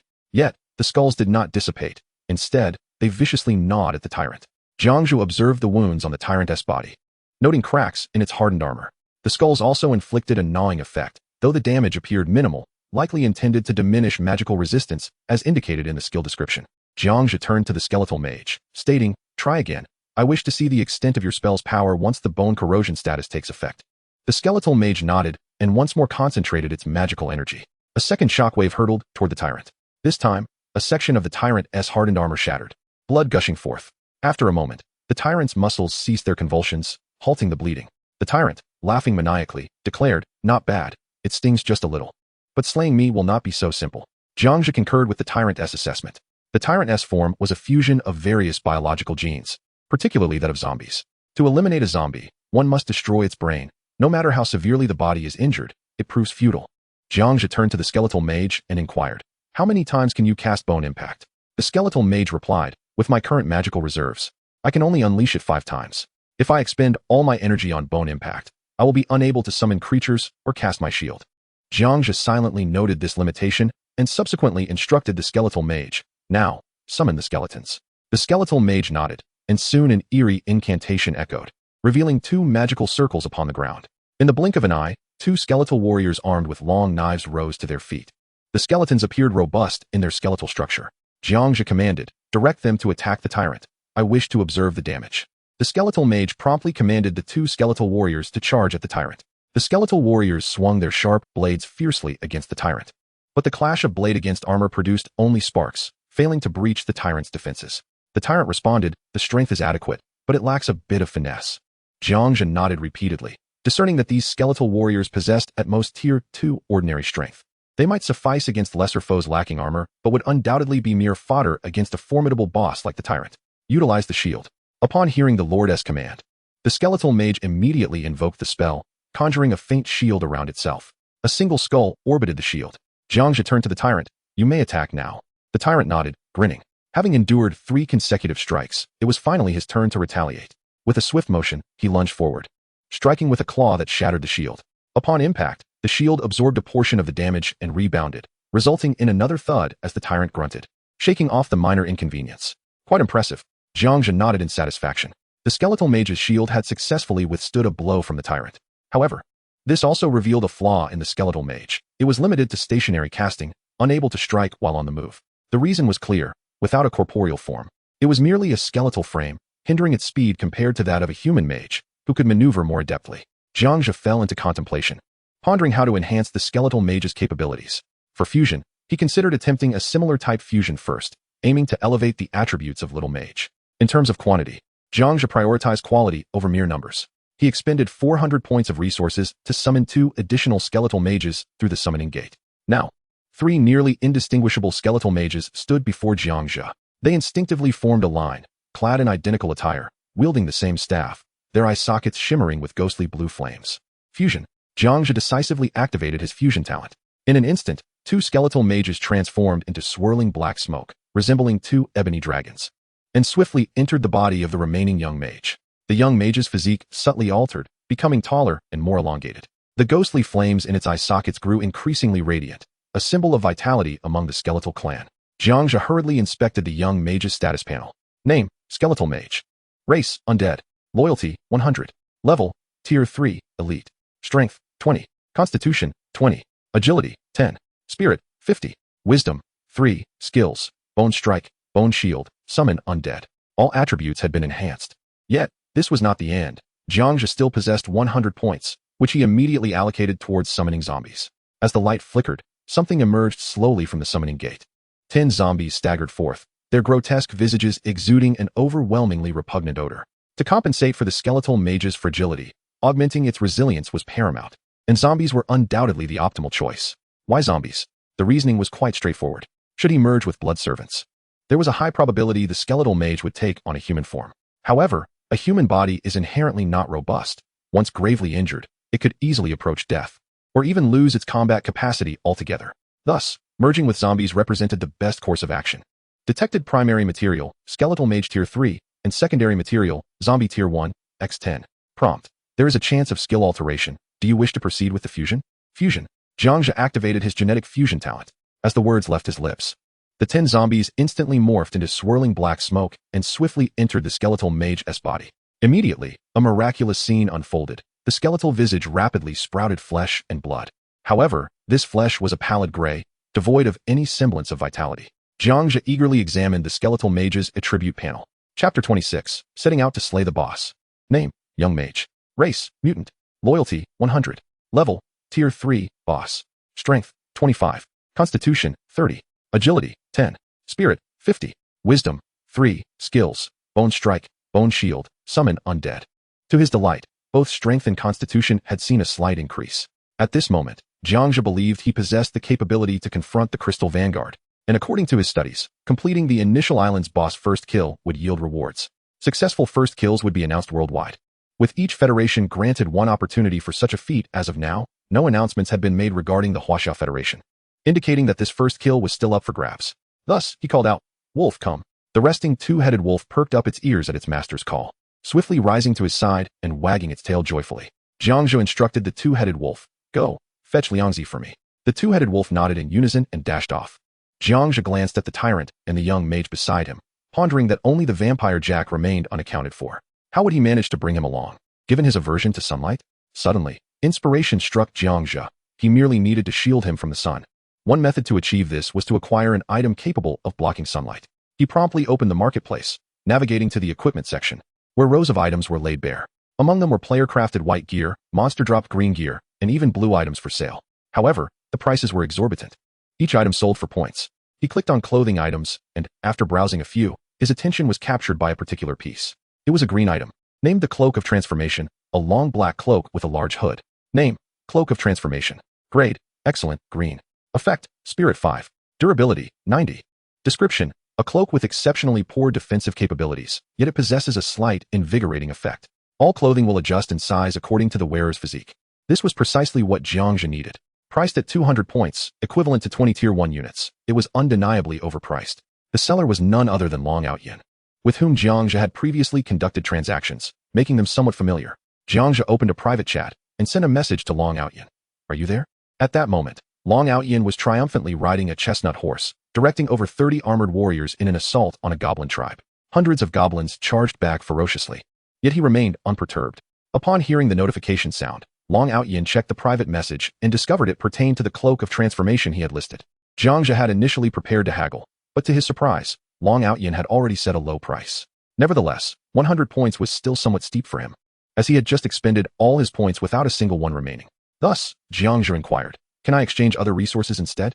Long Outyin, perceiving that Jiang Zhe was unwilling to part with even 100 points, concluded that the price was quite reasonable. He speculated that this individual, known as Death God, had likely converted all his points into units. Eager to befriend Death God, he replied, "Of course. Do you have any hard armor or pelts? I'm in need of those." Upon hearing Long Outyin's request for pelts and hard armor, Jiang Zhe quickly realized that Long Outyin likely possessed the ability to craft armor. Otherwise, he wouldn't be seeking such materials. However, Jiang Zhe currently lacked the capability to create items, rendering these pelts and hard armor of little value to him. He responded, "I have scorpion hard armor. Do you need it? Send it over for me to take a look." Long Outyin was eager to see what kind of scorpion it was. After all, in this Lord War, there were numerous varieties of scorpions, and he needed to assess the quality of the hard armor. Without hesitation, Jiang Zhe sent over the hard shell of a desert scorpion. Long Outyin scrutinized it and discovered it was hard armor dropped by a Tier 1 creature. This type of armor was suitable for crafting shoulder and leg guards. That works. Just give me 100 of that hard armor, and I'll trade you the item. Jiang Zhe immediately agreed. Soon, the two successfully completed the transaction. As soon as the trade concluded, Long Outyin seized the opportunity to promote himself. By the way, buddy, I can now craft Tier 2 white armor. Are you interested? Jiang Zhe glanced at his subordinates, all of whom were still unarmored, and even he himself was merely clad in a flimsy lizard skin armor. However, he had no extra resources to spare and could only reply, no, thank you. Long Outyin, eager to cultivate a rapport with Death God, perceived him as a potential S-rank talent lord. The more friends, the more paths, there was no downside. He also noticed that Death God seemed to be somewhat resource-constrained. Long Outyin quickly suggested, how about this? I'll send you a sample, try it out first. If you find it useful, you can buy it from me later. Consider it a gesture of friendship. With such a clear offer, it would be foolish not to take advantage of it. Jiang Zhe responded favorably. Before long, a piece of armor was transmitted through the trading system at no cost to him. Name, plate armor. Grade, white. Effect, Constitution 2, Agility 1. Durability, 100. Introduction, I, Yi Lianchun, have crafted a set of armor. The quality is exceptional, truly remarkable. Jiang Zhe glanced at the panel data of this plate armor and nearly burst into laughter. Particularly at the equipment description, Yi Lianchun is indeed a talent. However, since this plate armor was obtained for free, Jiang Zhe did not mind and promptly bestowed it upon Tyrant. Tyrant donned the armor with grace. The dark-hued plate complemented him perfectly, bestowing an air of authority upon him. He touched the iron plate on his chest and expressed his gratitude, saying, thank you, my lord, I absolutely adore this equipment. The little mage, witnessing this, grew envious and quickly exclaimed, my lord, I too desire an item, preferably a magical one. Jiang Zhe reassured him, do not fret, once we vanquish that crystal vanguard, we shall see what loot we can acquire. As he spoke, he produced the shape-shifting cloak and tossed it to Tyrant, instructing, Tyrant, have Jack wear this and bring him to me. We shall soon prepare to embark on our quest to slay the boss. Tyrant nodded, accepted the cloak, and returned to the lord's cabin. Before long, Jack appeared clad in the shape-shifting cloak, finally able to walk in the sunlight. He approached the lord, overflowing with gratitude, and said, thank you for the generous gift of equipment, my lord. Jiang Zhe nodded, choosing to remain silent. He patiently waited, and at last, the two-headed wolf returned with a colossal lizard in tow, both the wolf and the lizard matching each other's speed. Upon arrival, Liangzi bowed his head to Jiang Zhe and, like a dog, wagged his tail, a sight that was somewhat distasteful. Jiang Zhe quickly arranged their departure, instructing Liangzi to carry the little mage. While he mounted the two-headed wolf, Tyrant sprinted on all fours, and Jack transformed into a small bat clad in a cloak. With everything in place, he led his entourage, exuding an imposing presence, towards the crystal vanguard. Chapter 27. The chick in the henhouse aspires to be a golden phoenix. In the heart of an island, a towering ancient tree, over a century old, rose majestically, its branches lush and verdant, rustling softly in the gentle breeze. Not far from the ancient tree, an open space housed a lordess wooden cabin. Inside the cabin, Tang Donger shed her school uniform and donned a water blue dress. She twirled gracefully, reveling in the sight of her new attire, murmuring to herself, as expected of the upper class, a splendid green garment bestowed upon me at first glance. Far more generous than Linhao. While she was speaking, a series of beeps indicated that someone had sent her a private message. Tang Donger, upon hearing the notification, hastily opened the message, initially anticipating it to be from the upper-class individual, only to find it was from the infatuated Linhao. Linhao eagerly messaged, Donger, I just acquired a green miner's hat. Would you like it? Along with this, he provided the armor's panel data, revealing it to be a white-grade item. Upon seeing the hat depicted in the message, Tang Donger couldn't help but curse under her breath. What a lunatic. This hideous hat for me. It hardly befits my beauty. Despite her verbal disdain, she was reluctant to lose this sycophant and knew she must continue to extract resources from him in the early stages. Thus, she replied, thank you, Lin, but I currently have no need for such equipment. You know my followers are all ranged fighters. Please keep it for yourself and take care. Linhao felt a warm glow in his heart and happily placed the green hat upon his head, saying, all right, Dong, I will take good care of myself. Is there anything else you need? Tang Donger contemplated asking for some wood, but suddenly another private message arrived, interrupting her response. Upon seeing the ID of the sender, her face lit up with joy. The ID read Zhao Yiming, the very person who had gifted her the dress. He was also a lord, but unlike others, he was of the esteemed upper class. In the Federation, some members of upper-class families had emerged victorious in the main god's game, elevating their entire family to the upper echelon, a classic case of one rises, all rise. The upper class not only enjoys various privileges, but also need not engage in the perilous main god's game unless they choose to. And Zhao Yiming was one such individual who opted to participate. As for why Zhao Yiming engaged in the main god game, Tang Donger once inquired, receiving a response that was merely 4 words, seeking excitement. Moreover, She had learned that Zhao Yiming's awakened talent was of S grade, on par with Jiang Zhe's aptitude. However, he did not disclose the specifics of his talent. Their acquaintance began when Tang Donger was trading resources that Linhao had provided her. At that time, Zhao Yiming's generosity led her to believe he was extraordinary, prompting her to forge a close friendship, only to later discover he was of the upper class. She immediately clung to Zhao Yiming, recognizing him as a significant ally. Now, observing the message from Zhao Yiming, it simply read, "Quickly send me 500 points." Tang Donger checked her points and found only 300, insufficient for Zhao Yiming's request. She hurriedly messaged her sycophant Linhao. "Lin, could you lend me 500 points? I'm currently battling a boss and find it a bit challenging. I wish to summon some second-tier troops to assist." Linhao, upon receiving Tang Donger's message, scratched his head and checked his points, realizing he only had 300 left. He quickly replied, "Donger, I don't have many points left either, just 300. Tang Donger felt somewhat dissatisfied that this sycophant only had such a meager amount of points, recalling that he had previously boasted over 500. However, having something was better than nothing, so she promptly responded, "Lin, could you lend me those 300 points for now? I promise to return them soon." Of course, Linhao eagerly transferred all his 300 points to her. "Thank you, Lin." Tang Donger sent a flying kiss. Linhao, grinning at the kiss, chuckled while patting his green hat. "Donger kissed me, huh? I truly hope we can meet soon." After receiving the points, Tang Donger unhesitatingly transferred 500 points to Zhao Yiming and, once completed, messaged him, "Brother Zhao, is something amiss? Why the sudden need for so many points?" At that moment, on another floating island, the terrain was flat, resembling an expansive plain. Amidst the flourishing grass, a lord's wooden cabin stood quietly. Outside the cabin stood a man, approximately 6 feet tall, with a stern visage. Beside him were armored warriors wielding halberds, their armor gleaming with polished patterns. Alongside a bald monk. This was the upper-class Zhao Yiming. Upon receiving the 500 points transferred by Tang Donger, he disregarded her message and directly infused the 500 points, along with his original 100 points, totaling 600 points, into the summoning portal. Each summoning of a third-tier subject required 200 points, allowing him to summon 3 third-tier subjects. As the points were injected, the summoning portal trembled violently. Suddenly, 3 beams of divine light descended from the heavens, and as the brilliance gradually faded, 3 angels appeared, clad in silver-white robes, wielding swords, and adorned with snow-white wings. "Battle angels!" Zhao Yiming exclaimed. "Haha, 3-tier battle angels. This is simply splendid. My luck is off the charts." He could hardly contain his exhilaration. After finally managing to suppress his excitement, he took a moment to message Tang Donger. "Thanks to your 500 points. I owe you one. Once I defeat the initial island's big boss, if I obtain anything remarkable, I will gift you an item." After a while, Tang Donger finally received Zhao Yiming's message, and upon seeing that he intended to confront the initial island's big boss, shock filled her face, her mouth slightly agape. It is crucial to note that the initial island's boss is a third-tier leader-level entity, while the vast majority of lords still command second-tier troops. To defeat such a third-tier boss is nearly insurmountable. She truly did not anticipate that the formidable Zhao Yiming, whom she had allied with, possessed such exceptional prowess, enabling him to challenge the formidable boss of the initial island. It was rumored that securing the first kill of this boss would yield extraordinary rewards. Hastily, she responded with congratulations. "Zhao Gu, you are incredible. The first kill of this boss will surely be yours. Go for it." Zhao Yiming grinned widely, unable to conceal his elation, and replied, "Of course, the first kill will undoubtedly be mine. A bunch of trash commoners are hardly worthy of competing with me. In this lordly war, I shall emerge as the ultimate victor. Tang Donger, you should stay close to me, and I will lead you out of this world to experience the life of the upper class." Upon envisioning a future among the elite, Tang Donger's eyes brimmed with hope. "Zhao Gu, rest assured, I will follow you from now on. If our floating island can connect, I will wholeheartedly serve you." Zhao Yiming glanced at the private messages, dismissing them with a smirk.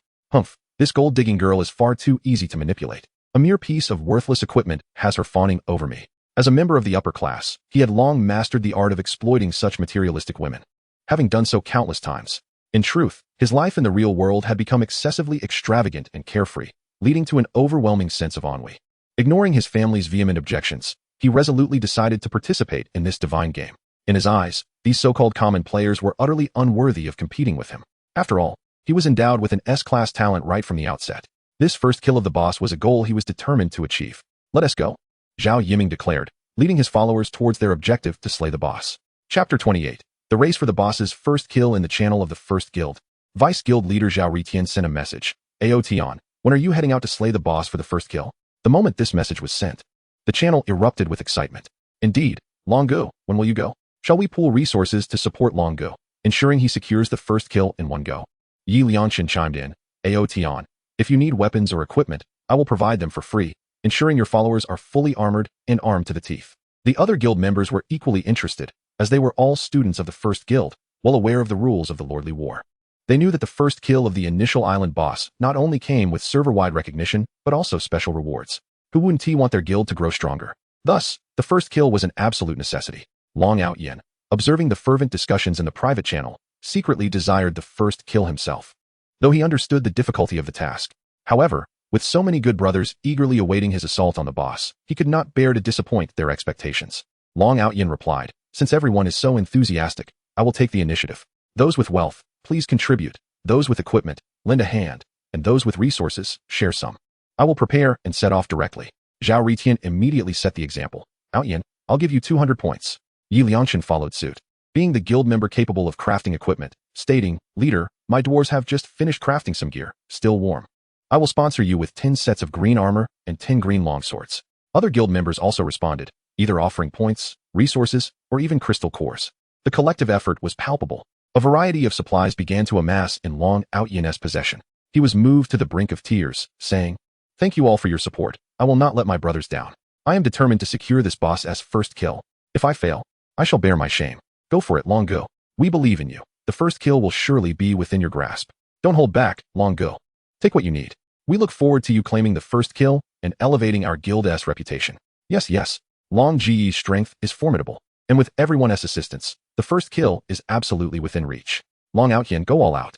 If you encounter any issues, we are all here for you. We await the good news of your first kill.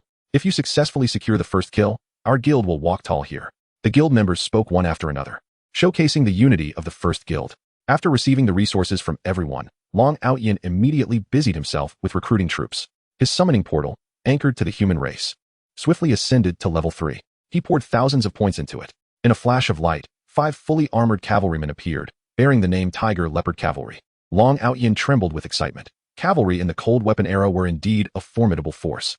And the Tiger Leopard Cavalry was one of the most renowned elite units of the Three Kingdoms period. Before long, he gathered all his subordinates and distributed the equipment one by one. With all preparations complete, Long Out Yin led his followers towards the boss's location, ready to commence their siege. In the chat channel of the Fishy Guild, a member, idly messaged, "I heard that other guilds have already begun attempting to secure the first kill of the initial island boss. Is anyone from our guild going?" Member B responded, "What? Other guilds are so fierce? The boss of the initial island possesses the strength of a level 3 leader. I tried once before, and good heavens. Half of my followers were wiped out. I'm still recovering from that." Member C chimed in, "Our Fishy Guild consists of lords with little power. What is the point of fighting a boss? We might as well lay back and farm. Once player versus player combat starts, we can just surrender. Perhaps they will show mercy and spare our lives, allowing us to continue farming." Member D agreed, "True, my D-class talent is in agriculture. It's far more practical to cultivate land than to battle bosses." Many members nodded in agreement, as they lacked any remarkable abilities and thus opted to lounge about like fish. Su Xiao, observing her guild members' despondent conversation, felt a wave of disappointment wash over her.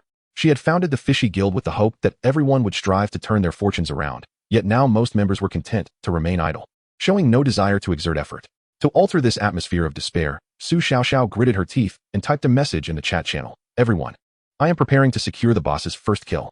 Await my good news." One member replied, "Guild leader, I remember you only have a B-class talent. Securing a first kill is something only A or S-class lords should attempt. Please don't act impulsively. If you are lost, our guild will fall apart." Yes. Don't go, safety first. It's already the second day. Tomorrow is the last day of the protection period, and the day after that the player versus player combat begins. If your followers suffer too many casualties, we won't stand a chance in the player battles. Everyone chimed in, some reluctant to part with a guild leader who provided them resources, while others genuinely advised her against taking risks. Yet, Su Xiao was resolute. She had to change the guild's negative atmosphere. Otherwise, founding this guild would have been meaningless. She responded, "Don't worry, everyone. I know what I'm doing. Don't give up on yourselves. We will surely turn our fortunes around." Although she said so, it was evident that everyone lacked confidence, and they could only reply with a few encouraging words. "Go for it, guild leader. I support you mentally. Consider it encouragement." As Su Xiao read the words of encouragement in the channel, a surge of determination welled up within her. She began to meticulously count her followers. The first-tier units number over 60, and there are already 10 second-tier units, yet only one third-tier unit exists, which is the stone giant upon which she sits. The scarcity of third-tier units is attributed to her having sold all the second-tier crystal cores, the resources procured being entirely allocated to her comrades. Nevertheless, Su Xiao still harbored a sense of confidence. Her subjects were all elemental beings, a race that, when summoning units, did not limit themselves to a singular element, but rather called forth a random assortment from the 5 elemental categories. Fortunately, her luck had been favorable, and she had gathered a considerable array of synergistic elements. She mused that as long as she arranged her troops judiciously, there was a chance to secure the first kill on the boss. Thus, she set forth, perched atop the shoulder of a towering stone giant. Su Xiaoxiao led a vibrant throng of elemental beings toward the boss's lair. Chapter 29. The Tenacious Crystal Scorpion. On another floating island, which bore the marks of desertification, Jiang Zhe guided his own subjects to the location of the Crystal Vanguard boss. No sooner had they set foot on the ground than a colossal crystal scorpion leapt forth from its subterranean hiding place. This time, the attributes of the Crystal Vanguard were revealed, no longer obscured by question marks. Name, Crystal Vanguard. Race, Insect. Level, Tier 3 Leader. Strength, 55. Constitution, 50. Agility, 12. Spirit, 20. Wisdom, 2. Skills, Crystal Sweep, Crystal Scorpion Tail Cannon. Description, a massive crystal scorpion, imbued with a special energy within its crystalline form. Upon witnessing this panel, Jiang Zhe could not suppress a gasp of astonishment, exclaiming, "Goodness, these attributes are utterly monstrous." The Crystal Vanguard possessed 3 skills, though regrettably, their descriptions were absent. Judging solely by their names, Jiang Zhe surmised that 2 were likely offensive skills while the third was probably defensive in nature. He decided to send a small unit to probe the waters. Jiang Zhe wished to gauge the combat prowess of the Crystal Vanguard and glanced at the little mage seated atop a giant lizard. The little mage, understanding the implication, resolved to dispatch 2 skeleton warriors to the forefront. Having fully replenished his expended magical energy, the little mage began chanting an incantation. 2 magic circles materialized from thin air, and soon, 2 skeletal warriors emerged. Under the little mage's control, the 2 skeletons, still several meters from the Crystal Vanguard, suddenly leaped forward, aiming to land upon the Crystal Vanguard. The Crystal Vanguard, observing the diminutive figures, raised its enormous pincers, which shimmered with a crystalline texture and glistened with a radiant sheen. A thin layer of crystal shell erupted forth, shattering explosively and sending countless fragments scattering in all directions. The 2 skeleton warriors were instantly reduced to mere splinters. Simultaneously, these shards, akin to concealed projectiles, rained down upon Jiang Zhe and his companions. The Tyrant reacted swiftly, rushing to stand before Jiang Zhe, shielding him from the onslaught. A cacophony of sound erupted as the shards clattered against the Tyrant's armor. The giant lizard, Liangzi, hastily retreated with the little mage. Jack, still in bat form, exhibited remarkable agility, darting between the shards with ease. Jiang Zhe assessed the injuries among his subordinates and found them to be minimal. The Tyrant, possessing extraordinary regenerative abilities, plucked the crystal shards from his face and arms. As soon as the shards were removed, his flesh healed instantaneously. Jiang Zhe had not anticipated the attack to be of a collective nature. They had merely uncovered one of the skills, leaving 2 more yet to be revealed. Without delay, Jiang Zhe commanded the Tyrant, engage it in melee. Your attributes are on par with its own. He then addressed the little mage, Liangzi. Maneuver around and carry the little mage to the rear. Little mage, unleash a shockwave attack upon its vulnerable backside. He subsequently instructed Jack, your objective is to create distractions and draw its attention. With orders dispatched, all 3 parties sprang into action. A thunderous roar escaped the Tyrant as he charged forward, leaping directly before the Crystal Vanguard to initiate close combat. The Crystal Vanguard extended its massive forelimbs to seize the Tyrant, who pressed down with both hands, each straining against the other in a contest of strength. Jack soared to the right side of the Crystal Vanguard, transforming back into human form, and delivered a powerful downward punch. Jack's strength was formidable. His fist struck the Crystal Vanguard's forelimb, instantly fracturing it. In pain, the Crystal Vanguard found its other forelimb restrained by the Tyrant and could only attempt to grasp Jack with the remaining one. Jack, quick on his feet, transformed back into a bat and evaded the attack. Seated upon the back of a wolf, Jiang Zhe observed the unfolding battle, thoroughly impressed by the tactical acumen displayed by his subordinates. He felt his genetic fusion had not been in vain. Each of these newly emerged subordinates was an elite among elites, far superior to the inept. His gaze shifted towards the little mage. At that moment, Liangzi had carried the little mage behind the Crystal Vanguard. Almost every creature's rear is a point of vulnerability. The little mage aimed for the Crystal Vanguard's rear, beginning to chant another spell. As he completed the incomprehensible incantation, his staff erupted with brilliance. Magical energy coalesced, and a dozen terrifying skeletons materialized, converging into a formidable shockwave that thundered towards the Crystal Vanguard's vulnerable rear. Just as the shockwave was about to make contact, the Crystal Vanguard's entire body shimmered with an unusual light, rapidly sprouting a layer of crystalline armor. The shockwave crashed against this armor, creating a series of fissures. Startled by this turn of events, the little mage quickly recalled Jiang Zhe's command to persist in attacking the rear. Thus, he hastily resumed chanting the shockwave spell. On the front lines, the Crystal Vanguard sensed harassment from behind. Although its crystalline armor could withstand several attacks, both of its massive pincers were under enemy control. It understood that it must eliminate the adversaries in front quickly, or it would find itself in peril. At that moment, its small eyes glimmered with ferocity, and the crystal stinger at its tail glowed ominously. Seeing this, Jiang Zhe shouted, "Tyrant, Jack, beware of the stinger." The Tyrant abruptly released its grip on the Crystal Vanguard's forelimb, prompting Jack to swiftly transform into a small bat and dart away. Just then, the stinger of the Crystal Vanguard emitted an eerie light. Unlike other scorpions that employed conventional stingers, this Crystal Vanguard unleashed a dazzling purple beam from its tail. Its tail now resembled a laser tower, firing brilliant beams like arrows at its foes. The Tyrant reacted with remarkable speed, swiftly dodging to the left as the purple beam narrowly missed him, creating a deep crater upon impact with the ground. Before the Tyrant could collect himself, the Crystal Vanguard's tail twisted, unleashing another purple beam. The Tyrant rolled to the right, narrowly evading the strike. Jack flitted through the air, deftly maneuvering as the purple beams whizzed past him. On the little mage's end, a new shockwave spell was ready, once again aimed at the Crystal Vanguard's rear.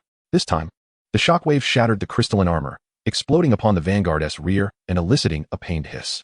As the Crystal Vanguard writhed in agony, it flailed its tail wildly, unleashing a torrent of purple beams upon the group. Chapter 30.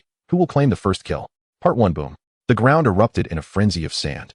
A tidal wave of yellow dust engulfing Jiang Zhe's vision. Even amidst the obscured surroundings, he caught a glimpse of the Crystal Vanguard. Suddenly, the creature pivoted, its glimmering stinger aimed menacingly at the young mage. Jiang Zhe's heart sank as he realized the impending danger, prompting him to urgently command, "Tyrant, intercept the Crystal Vanguard. We must not allow it to harm the young mage." Obeying the order, Tyrant leaped forward with the ferocity of a tiger pouncing on its prey. With its robust arms, it firmly grasped the tail of the Crystal Vanguard. Weighing over 200 pounds, Tyrant's sudden embrace caused the stinger to plunge downwards, diverting its lethal strike into the air. Simultaneously, the young mage had already gathered the next wave of energy. A barrage of skeletal heads coalesced, crashing heavily against the Crystal Vanguard. A cacophony of cracking sounds echoed, reminiscent of breaking potato chips.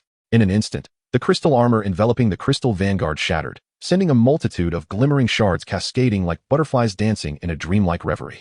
Jack, the little bat, fixed his gaze intently on the unfolding battle. Seizing the moment, he soared to the top of the Crystal Vanguard. As he arrived, a flash of light enveloped him, transforming him into human form. With a fierce determination, he clenched his fist and delivered a powerful blow beneath the Crystal Vanguard's eye. A squelching sound erupted as green blood gushed forth like a fountain. The Crystal Vanguard screeched in agony, its entire body writhing in a frenzy. Its massive pincers lunged toward its head in an attempt to crush Jack beneath them. Yet, Jack remained unfazed as he transformed back into a nimble bat, deftly evading the lethal pincers. The Crystal Vanguard seethed with rage at the persistent bat, thrashing its pincers with a singular focus to annihilate Jack. However, the bat's agility proved too great, darting left and right as the enormous pincers repeatedly missed their mark. At that moment, Tyrant unleashed its full might, tightening its grip on the Crystal Vanguard's tail. With a resounding crack, the tail was torn asunder, green, viscous blood spraying across Tyrant's form. Slowly, Tyrant extended its tongue, licking the blood from its face and spat, muttering, "Truly unpalatable." The Crystal Vanguard, now devoid of its tail, whirled around, its eyes ablaze with fury as it fixed its gaze upon the instigator of its suffering. Raising its massive pincers high, it lunged viciously at Tyrant. A sharp crack resonated as Tyrant's chest armor shattered under the force of the assault, a display of terrifying power. Unfazed, Tyrant retaliated by fiercely striking the Crystal Vanguard's pincers with its fists. The Crystal Vanguard's pincers shimmered with radiant crystal energy before releasing a powerful burst, sharp shards piercing into Tyrant's flesh. Yet, this did not diminish Tyrant's fighting spirit in the slightest. With reckless abandon, it continued to pound away, causing one of the pincers to cave in dramatically. "Well done." Jiang Zhe beamed with satisfaction, nodding at the scene before him. The Crystal Vanguard, having lost its tail and incapacitated one of its pincers, now displayed an unmistakable fear in the face of the onslaught. In desperation, it began to dig furiously into the sand with its remaining pincer, attempting to burrow beneath the surface. "Tyrant, Jack, young mage, do not let it escape," Jiang Zhe commanded. Tyrant surged forward, gripping the Crystal Vanguard's remaining pincer tightly to prevent its escape. Simultaneously, Jack flitted swiftly to the Crystal Vanguard's back, transforming once more into human form, and unleashed a flurry of punches upon its hardened exterior. The young mage chanted incantations, conjuring a magical circle that swiftly summoned forth two skeletal warriors. These skeletal soldiers grasped the Crystal Vanguard's other legs, hindering its movements. Witnessing his subjects fighting valiantly, Jiang Zhe felt an overwhelming surge of battle fervor ignite within him. Who said a lord could only command from the rear? A lord could also don armor and join the fray. Jiang Zhe firmly squeezed the flanks of his two-headed wolf, which immediately understood its master's intent and charged into battle. As they closed in on the crystal vanguard, Jiang Zhe sprang to his feet, standing resolutely atop the wolf's back. With a swift motion, he drew a dagger from his belt. Using the momentum, he launched himself onto the back of the crystal vanguard. Die! Jiang Zhe roared. Kneeling upon one knee, he plunged the dagger fiercely into the head of the crystal vanguard. Chapter 31. Who claims the first kill? Part 2. Meanwhile, other lords engaged their respective bosses on their starting islands. Zhao Yiming faced a colossal death worm as the initial island boss. What appeared to be an unremarkable meadow concealed beneath it the lair of the boss. As Zhao Yiming and his subjects approached, the lurking boss sensed the footsteps of humanity. The once lush green grass erupted, revealing a massive worm ascending into the sky. This worm bore no head, only a gaping maw that occupied most of its body, lined with countless sharp, menacing teeth that instilled dread. The death worm. Undaunted, Zhao Yiming laughed heartily. Ha! You shall be the stepping stone to my victory. Charge! With a grand gesture, he urged his subjects forward, unafraid of death. 3 angels soared above, diving toward the giant worm with lethal intent. A formation of soldiers wielding glaives steadied themselves and charged forth. Meanwhile, the monks clasped their hands together, reciting prayers in unison. In an instant, a radiant aura enveloped all troops, bestowing them with a powerful buff. The death worm, seeing this group daring enough to approach, writhed and lunged forward. Its grotesque maw gaped wide, eager to swallow them whole. Zhao Yiming, witnessing this, scoffed disdainfully before activating his S-rank talent, Divine Descent. Divine Descent, S-rank allows all subjects to grow in size, doubling their attributes and enhancing their magical immunity. Instantly, all subjects experienced a dramatic surge in size, radiating a divine glow, resembling true celestial beings. The 3 battle angels transformed into streaks of golden meteors, plunging from the sky to pierce the relatively vulnerable midsection of the death worm. The holy sword, imbued with purifying power, struck down, cleaving a charred wound into its dark brown hide, releasing a hissing sound as corrosive fluids clashed violently with the holy light, generating noxious steam. In pain, the massive worm thrashed wildly, attempting to dislodge the deadly stingers.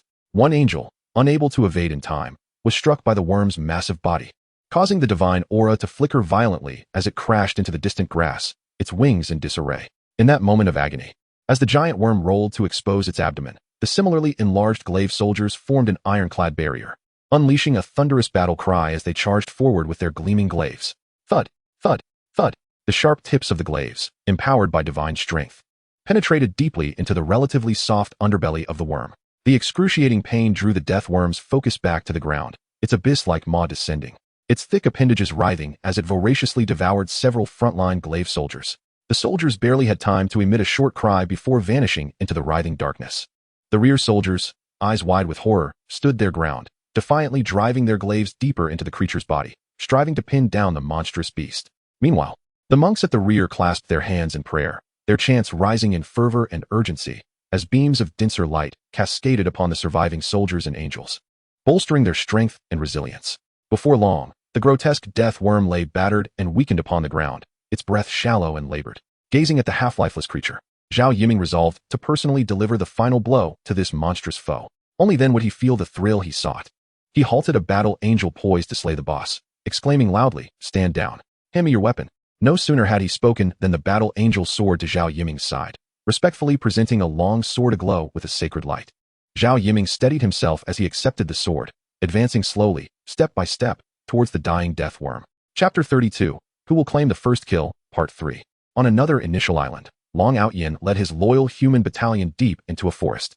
Unlike other lords, Long Outyin was not merely a commander. He relished immersing himself in every battle, savoring the adrenaline and fervor of combat.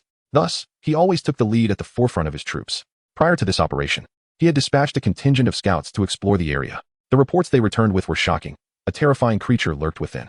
To ascertain the truth, half of the scouts had perished before they could escape. At this moment, Long Outyin fixed his gaze upon the dense thicket ahead. Suddenly, the entire forest began to tremble violently, accompanied by a deep rumble, as numerous trees were mercilessly flattened. Following this, a colossal serpent's head emerged with deliberate slowness. Its eyes were as large as lanterns, and its head was as massive as the front of a large truck. A giant python. Hiss. The serpent flicked its tongue, emitting a sharp and piercing sound. Humanity seemed to harbor an innate fear of serpents. Not only did the soldiers beside Long Outyin tremble, but even he himself felt a slight quiver at the sight. Aware that morale was crucial at this moment, he steeled his resolve against fear. With a swift motion, he drew his sword from its sheath, swung it forcefully, and shouted, "Brothers, charge with me. Slay this serpent, drink its blood, and feast upon its flesh." As their lord forged ahead, the soldiers echoed his battle cry, "Charge." They followed Long Outyin into the fray, chanting, "Kill the serpent, drink its blood, eat its flesh." The entire battalion surged forward. Seeing the fervor of his soldiers, Long Outyin decisively activated his innate skill. This was no ordinary ability. It was the exceedingly rare A-level skill. Royal Expedition. Royal Expedition, A-level all allied units within range receive an instantaneous enhancement, a 50 increase in all attributes, while simultaneously becoming immune to fear, stun, and other negative control effects. Moreover, for every kill the Lord achieves during the skill's duration, nearby allies regain a portion of their health. A radiant golden light enveloped all, as if they had been endowed with boundless courage, each one charging forth like a tiger descending a mountain, heedless of their lives in their assault on the giant python. The python, sensing an abundance of humans presenting themselves, roared with excitement and lunged forward, its massive body crashing into soldiers and sending many sprawling to the ground. Yet these warriors, undeterred by death, valiantly rose to continue the fight. Some even recklessly darted around the serpent's massive form, seeking opportunities to strike. Vivid serpent blood gushed forth as they attacked. Long Outyin, emboldened by the battle, leaped onto the giant python, thrusting his sword deep into its back, and unleashed a torrent of strikes, splattering blood and staining himself crimson. The python writhed in agony, thrashing its colossal body, its tail sweeping like a thick trunk, sending soldiers flying. But they gritted their teeth, resolutely rising once more, vowing to stand and die alongside their lord. At last, through the relentless efforts of the entire battalion, the once mighty python began to weaken, its body riddled with countless wounds. Long Outyin, too, was exhausted, collapsing heavily to the ground. A loyal subject rushed forward, supporting their lord and anxiously inquiring, "My lord, are you unhurt?" "I am fine," Long Outyin replied, casting a grateful glance at the similarly battered soldier. With their assistance, he slowly approached the dying giant python. At that moment, a valiant knight, despite being bloodied, knelt before Long Outyin, presenting a long spear and respectfully declaring, "My lord, the honor of the final blow belongs to you." Long Outyin firmly grasped the spear, the brisk wind tousling his hair.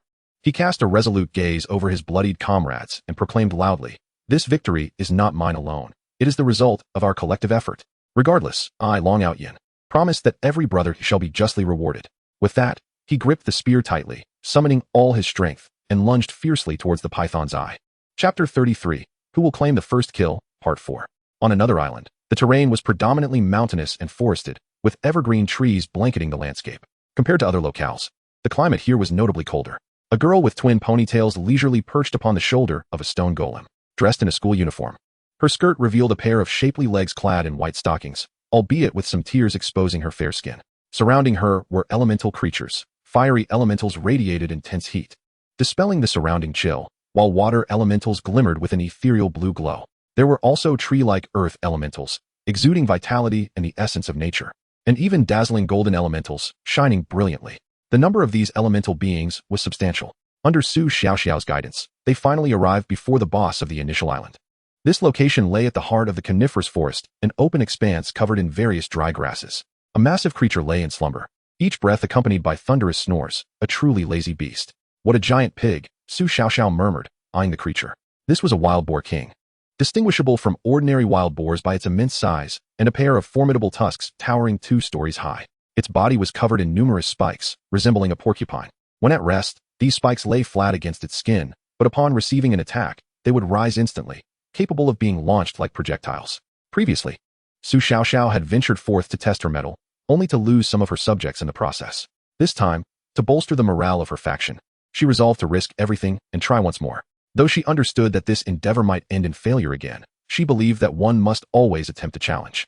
After all, courage is humanity's greatest anthem. "Little stone, you shall initiate the attack. Throw a tree at it," Su Xiaoxiao commanded from her lofty perch atop the 2-meter-high stone golem. The golem responded with a simple, "Understood, my lord." It then approached a nearby large tree and, reminiscent of a legendary hero uprooting a willow, embraced the trunk with both arms and, with a mighty heave, uprooted it as a weapon. It even playfully struck a pose. At that moment, Su Xiaoxiao commanded a fire elemental, "Breathe fire."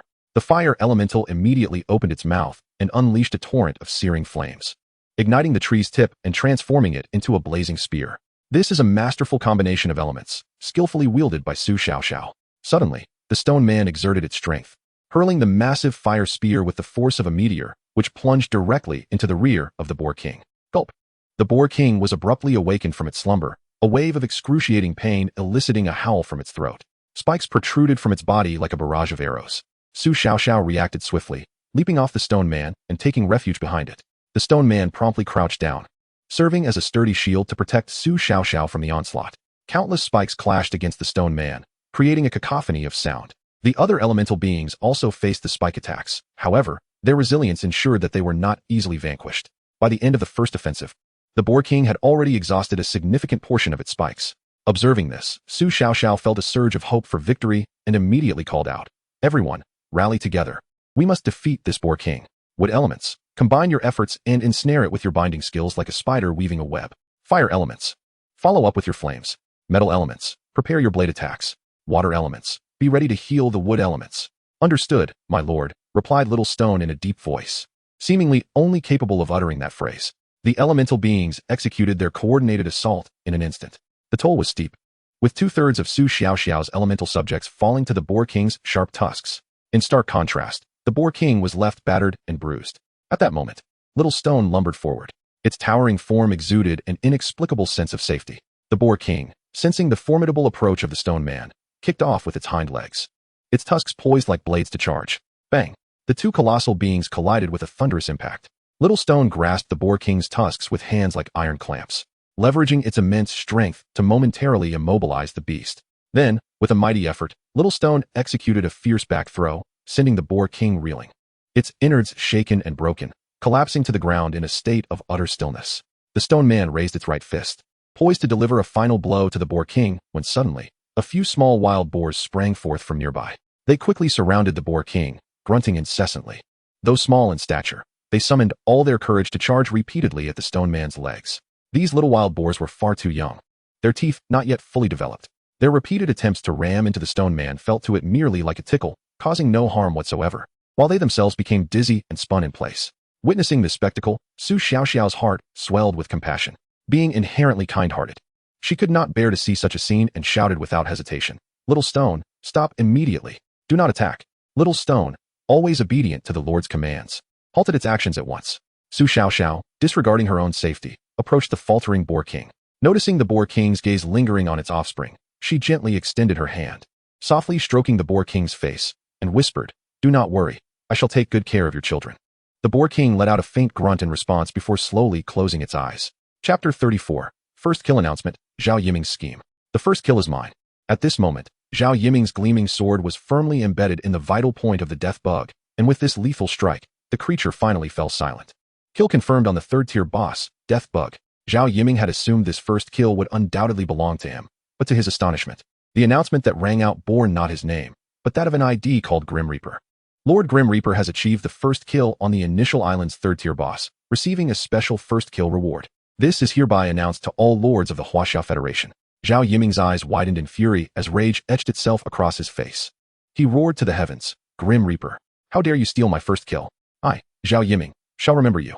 Just wait, if I ever cross paths with you, I will make you wish you were never born." His furious shout seemed capable of shattering the very air around him. Almost immediately, another announcement echoed forth. Lord Long Outyin has achieved the second kill on the initial island's third-tier boss, receiving the second kill reward. This is hereby announced to all lords of the Huaxia Federation. What? Zhao Yiming's eyes bulged. I couldn't even secure second place. He had thought that losing the first kill was merely a stroke of bad luck, and that securing the second kill would be a foregone conclusion. Yet, to his dismay, that too slipped through his fingers. It was well known that the rewards for defeating the third-tier boss were most bountiful for the first kill, diminishing with each subsequent rank, with only the top 5 receiving rewards.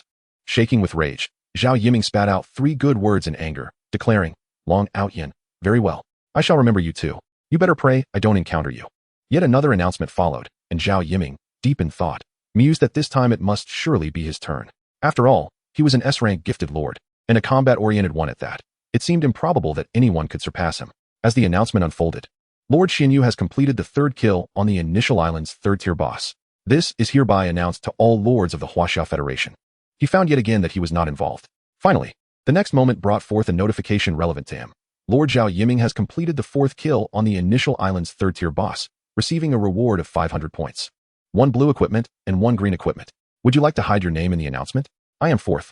Zhao Yiming was utterly infuriated, cursing vehemently, wishing he could insult the parents of the so-called main deity. He simply could not comprehend how so many players with S-rank talents had suddenly emerged in this round of Lord Wars. Moreover, these individuals appeared to surpass him in strength. It was worth noting that he had volunteered to participate in this main deity game as a top citizen. Those who opted in would receive benefits, ensuring they would awaken at least an A-rank talent, with the possibility of S-rank, which had given him the courage to join, initially intending to dominate these lowly commoners, only to be soundly slapped in the face by reality. Suddenly, a thought struck Zhao Yiming like lightning. Could there be other upper-class citizens among the players participating in the Lord Wars? After all, the current situation was far too anomalous. The more he pondered, the more plausible it seemed. He mentally ruled out Long Outyin, as there were no surnames of Long among the upper class. As for the player who secured third place, he was even less familiar. Thus, his focus sharpened on the first place holder, the anonymous ID Grim Reaper. Zhao Yiming resolved to find an opportunity to confront this Grim Reaper. If he could ascertain that the other was also an upper-class citizen, they might forge an alliance. Together, they could eliminate the common player base, and subsequently engage in a fair contest to determine who would emerge victorious among themselves. This way, he could leverage their collaboration to clear numerous obstacles in the early stages and ultimately showcase his prowess in a legitimate showdown. Little did he know, there weren't nearly as many S-rank talents as he imagined. It was all a result of his own hand in slaying the boss. Across the Huaxiao Federation, numerous lords were diligently striving to expand their islands. At that moment, a cold, mechanical voice unexpectedly echoed in the ears of every lord, causing nearly all to cease their actions in an instant. They gazed at the words that had materialized before them. The Lord of Death has achieved the initial island's third-tier boss first kill, thus earning the special first kill reward. This announcement is hereby made to all lords of the Huaxiao Federation. In an instant, the lords were left in utter astonishment. Who is this Lord of Death? Do you know him?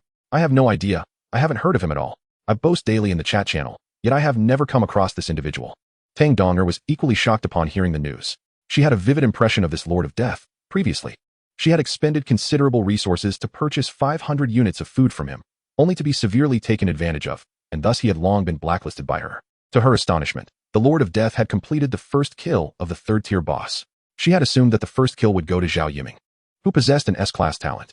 Could this person truly be more formidable than Zhao Yiming? As she pondered, a vision of a youthful figure suddenly emerged in her mind. The boy had a fair complexion, and his eyes always carried a hint of melancholy, coupled with an air of innocence. This boy was Jiang Zhe, once one of her many backups, but he had vanished without a trace after awakening his S-class talent. Could it be that this Lord of Death is indeed him? Soon after, Tang Donger received 3 more announcements. Upon seeing the second kill's recipient, she recognized Long Outyin, the leader of the first school. She recalled how she had previously contended with Long Outyin over 500 units of food, but now he had attained the second kill, which infuriated her greatly. Then, her gaze fell upon the third kill, which left her utterly flabbergasted.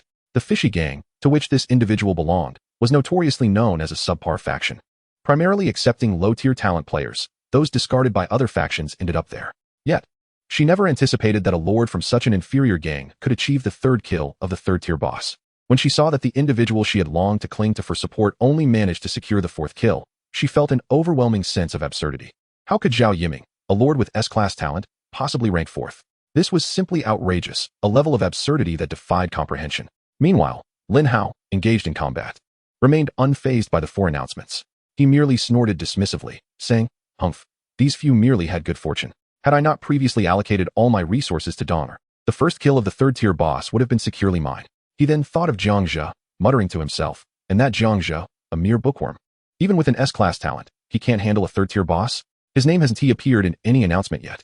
If this S-class talent were in my hands, I would have effortlessly claimed that third-tier boss by now. Shortly thereafter, someone in the second school's chat channel began to voice complaints. Tang Gang leader, why haven't you organized an attack on this third-tier boss?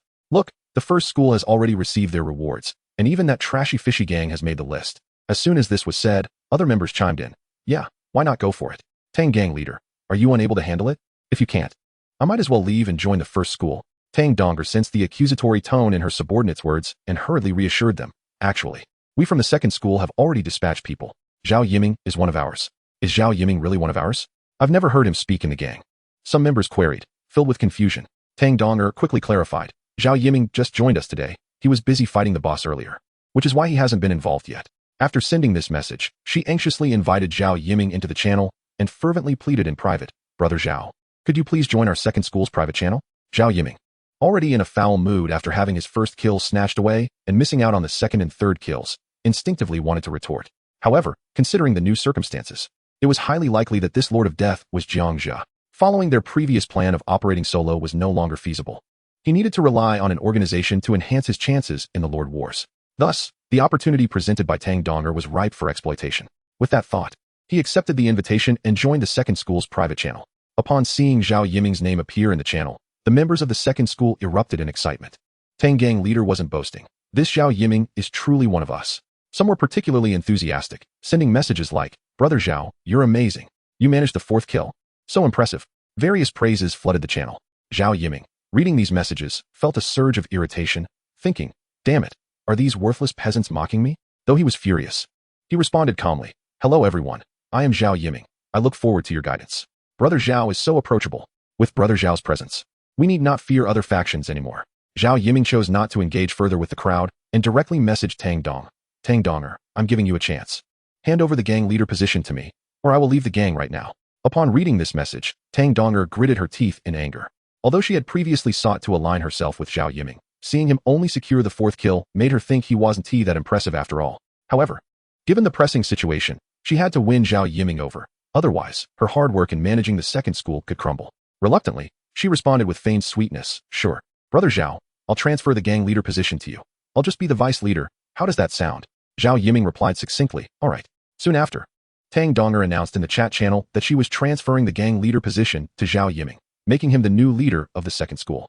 Chapter 35, The Three Musketeers. In the first school's channel, everyone was fervently discussing the true identity of the Lord of Death, speculating which hidden powerhouse belonged to which faction. Who is this Lord of Death? Does anyone recognize him? Mother hen, I've never even heard of him. I think I have a vague impression. I saw him acquiring second-tier crystals on the trading platform. The fact that he managed to seize the first kill of the third-tier boss without anyone noticing was utterly astonishing. Meanwhile, curiosity about the rewards for the first kill was palpable. Some speculated, could it be legendary equipment? Something with extraordinary attributes that would allow one to dominate the realm. Others chimed in, perhaps it's a plethora of resources. With those resources, developing 1's territory would be significantly easier. Regardless of the reward, it undoubtedly represented a colossal fortune for the lord who achieved the first kill, leaving others filled with envy. The vice leader, Zhao Ritian, received the first kill announcement and instantly recalled what Long Outyin had mentioned about the Lord of Death. Long Outyin had said that this Lord of Death was likely an S-class talent. Soon after, the second announcement appeared, displaying Long Outyin's name. The first school S-channel erupted once more. Then, the second announcement boldly emerged. Lord Long Outyin has completed the second kill of the initial island's third-tier boss. This is hereby announced to all lords of the Huaxia Federation. The first school S-channel exploded with excitement. Wow, our gang leader got the second kill. Incredible. Lord Long is truly formidable. Although they hadn't achieved the first kill, securing the second kill was undoubtedly a powerful feat, showcasing their strength in the first school. Members exchanged words of pride and excitement, with praises for Long Outyin resonating throughout the channel. Upon witnessing the announcement, Zhao Ritian found himself in agreement with Long Outyin's assertion. This indeed confirmed that the Reaper possessed an S-class talent.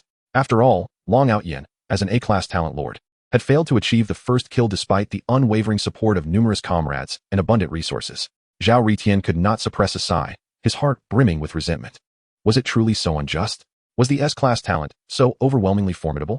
Did A-class lords truly possess no chance for a comeback? Gritting his teeth, he clenched his fists, a renewed fighting spirit igniting in his gaze. No, I cannot succumb to despair. Even if my opponent wields S-class talents, we A-class lords can still turn the tide. I have compelling reasons to return. I cannot falter here. Soon after, the third announcement arrived. Lord Xinyu had completed the third kill of the Tier 3 boss on the starting island. This was officially announced to all lords of the Huaxia Federation. The channel of Class 1 erupted with lively discussions. Could it be that this Xinyu was the leader of the garbage collection gang? How could he achieve a third kill? Was the Tier 3 boss not difficult to defeat? This discourse ignited a surge of impulsive determination among many. Consequently, numerous individuals rushed to challenge the Tier 3 boss without hesitation. The outcome was nothing short of disastrous, as the citizens were swiftly annihilated en masse. It became painfully clear that the Tier 3 boss was far beyond the grasp of ordinary lords. Long Outyin withdrew his spear from the eye of the giant python just as the announcement rang out.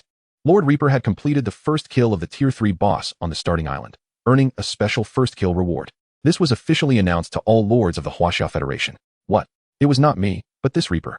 Long Outyin was momentarily taken aback. Though he had anticipated this outcome, he never truly believed he would secure the first kill.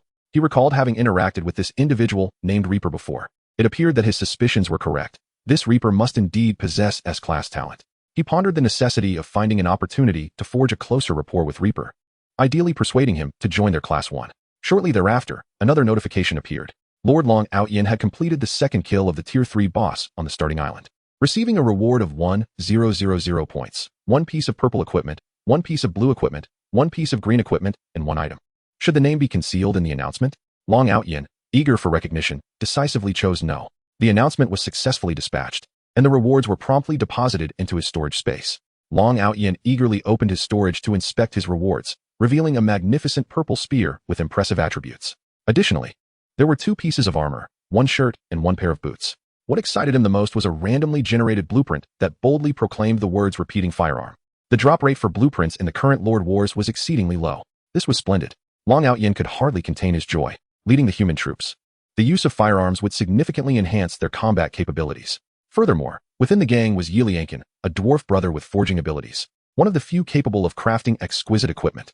He could assign the task of creating the repeating firearm to Yiliankin, thereby equipping not only himself, but also his brethren, and perhaps even selling any surplus. Without delay, Long Outyin set about disassembling the corpse of the giant python, resulting in a bountiful harvest of points, equipment, and various items and resources. Observing the fervent discussions within the gang, Long Outyin hastily sent a message. Brothers, our success in defeating this boss was entirely due to your support. To those who previously aided me, I will promptly return the materials, points, or other items as promised, along with some additional benefits. In the art of winning hearts, Long Outyin was truly a master. His actions instantly garnered the support of numerous gang members, who lavished him with praise. His prestige within the gang soared to unprecedented heights, and the entire faction rallied behind him with renewed morale, unified in their loyalty to Long Outyin. After executing this series of heartwarming strategies, Long Outyin created a private channel consisting of just 3 individuals, himself, Zhao Ritian, and Yiliankin. They had been inseparable friends, the 3 musketeers during their school days. Zhao Ritian spoke first.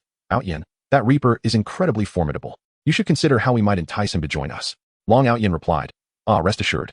I have previously interacted with him and even gifted him a piece of plate armor, which he accepted without hesitation. He doesn't seem particularly averse to us. Yiliankin could not resist interjecting. I say, Brother Long, why did you choose to gift him such a basic piece of equipment? That was rather embarrassing for us. Here, allow me to provide you with some green gear to present to the esteemed Reaper.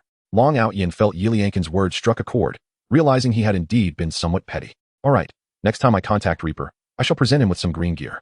By the way, Yiliankin, I have something excellent for you. Yiliankin replied. Long Outyin promptly shared the blueprint for the repeating firearm in the chat. Zhao Ritian was immediately astounded. What the heck? Yiliankin echoed his astonishment. Where did you obtain this? Yiliankin pressed further. Long Outyin explained. It was a reward for defeating the boss. My luck was extraordinary, and I randomly received this weapon blueprint. Do you think you can create it? After sending the message, he unconditionally gifted the blueprint to Yiliankin. Upon receiving the blueprint, Yiliankin hurriedly examined it and responded. The production difficulty is quite substantial. We will need to acquire more metal. Long Outyin promptly declared, leave this matter to you, Ritian. Zhao Ritian replied, okay. The trio established clear roles, Long Outyin as the primary combatant, Zhao Ritian overseeing finance and logistics, and Yiliankin managing military technology. Chapter 36, The Transformation of Su Xiaoxiao. In the chat channel of the Xinyu gang, the members, upon witnessing the first kill announcement, began to exchange remarks. See, I told you, our leader could never achieve the first kill. The Tier 3 boss has been defeated by someone else. We, the Xinyu gang, should remain humble. Indeed, what boss could we possibly defeat? It would be a suicide mission. I wouldn't be surprised if our leader's citizens were wiped out entirely. When player battles commence, I foresee the Xinyu gang disbanding.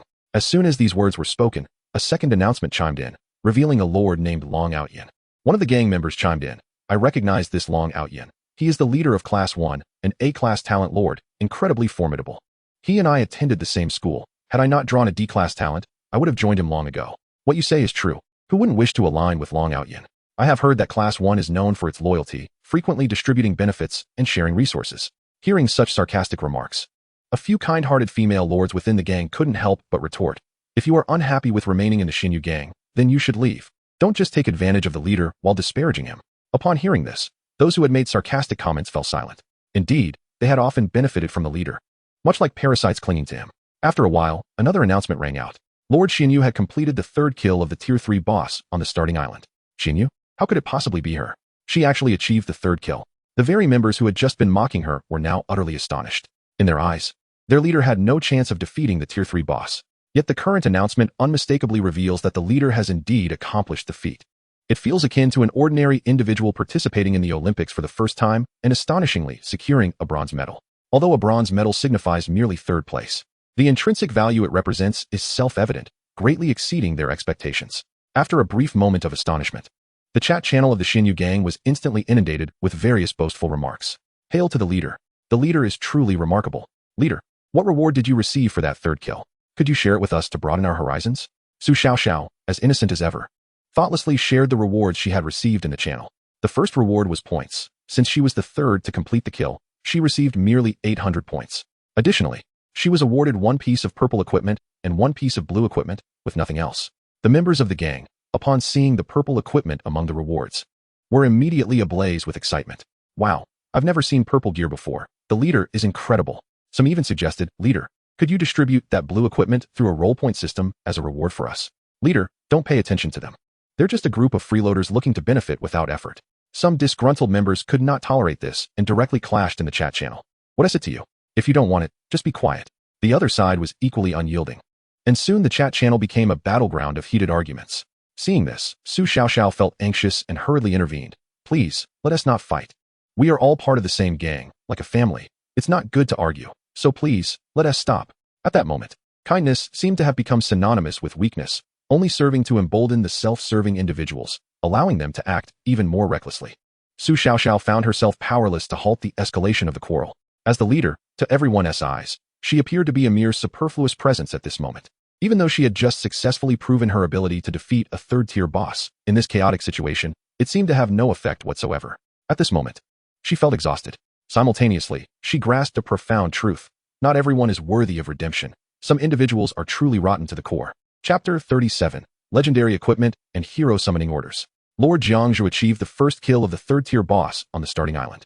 As a result, he was awarded 1,500 points, 1 piece of legendary equipment, 1 piece of purple equipment, 2 pieces of blue equipment, and 1 special item.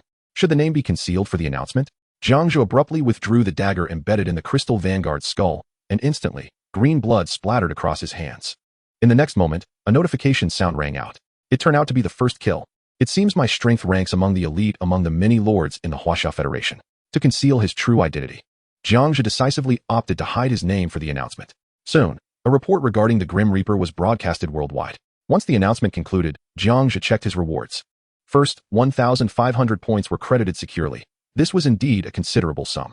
Next, he noticed that 4 pieces of equipment and a token had inexplicably appeared in his storage space. His gaze was immediately drawn to the legendary equipment, a bow. He promptly picked up the item to inspect it. The bow of E. Grade, legendary gold. Effect, strength 50. Arrows fired possess piercing effect. Durability, 100. Description, it is said that this bow was once used by E. The rewards for this first kill are truly generous. Jiang Zhe could not help but exclaim in awe, then hurriedly equipped the bow. The moment he donned it, a surge of powerful energy flooded into his body, and he distinctly felt his strength dramatically increase, the phrase sturdy and powerful instantly flashing in his mind. Jiang Zhe turned to Tyrant and called out, "Come here." The injured Tyrant quickly jogged over. Observing Tyrant's wounds, Jiang Zhe noticed shards deeply embedded in his flesh, with internal organs clearly visible, prompting him to frown. Fortunately, Tyrant possessed zombie genes. As long as his head remained intact, even grave injuries were not a significant concern. Jiang Zhe casually tossed over a dozen units of meat to Tyrant. Tyrant initially thought it was a reward from the Lord to enjoy some meat, excitedly grabbing it and swallowing it all in one go. Soon, wisps of white smoke rose from his wounds, and in the blink of an eye, they rapidly healed. "Thank you, my lord," Tyrant exclaimed joyfully, although that smile was particularly grotesque, with exposed sharp teeth that sent shivers down one's spine. Jiang Zhe, however, paid no mind, extending his right hand to Tyrant and saying, "Tyrant, let us see who is stronger." Tyrant, feeling perplexed and worried he might injure the Lord, quickly replied, "My lord, I'm quite strong. If I hurt you, I couldn't bear the responsibility." Jiang Zhe smiled and reassured him, "It's all right. Let us just try and see who is stronger." Tyrant, unable to defy the Lord's command, reluctantly extended his right hand, clasping it with Jiang Zhe's. This simple strength test involved squeezing each other's hands to see who had the greater grip. Jiang Zhe cautioned, "Here we go, be careful." As soon as he finished speaking, he exerted force. Tyrant felt a sharp pain in his right hand and quickly retaliated, astonished inwardly. How could the Lord's strength be so immense? With the assistance of the bow of E and the ability of the Lord's heart to receive attribute feedback from all the subjects, Jiang Zhe's strength surged to 70 points, far surpassing Tyrant. After a brief stalemate, Tyrant became even more astonished. His once prized strength felt utterly insignificant before the Lord. He feared that if they continued, his hand would be crushed by the Lord. "My lord, I concede, please release me." Tyrant hastily admitted defeat, not wishing to lose in such an embarrassing manner. Upon hearing this plea, Jiang Zhe finally loosened his grip, revealing that Tyrant's hand had twisted painfully. The legendary grade equipment was indeed worthy of its name, even without use. Merely wearing it significantly enhanced his attributes to a level comparable to a third-tier boss. At this moment, Jiang Zhe turned his attention to the purple equipment among the rewards, discovering it to be a ring named the Ring of Guardian. Ring of Guardian. Grade, Epic Purple. Effect, Wisdom 1, Spirit 20, can generate a barrier to protect the wearer. Durability, 100. Description, a ring imbued with magical enhancements, suitable for mages. Upon reviewing the attributes of this equipment, Jiang Zhe immediately noticed that this ring could increase wisdom by 1 point, which was indeed terrifying.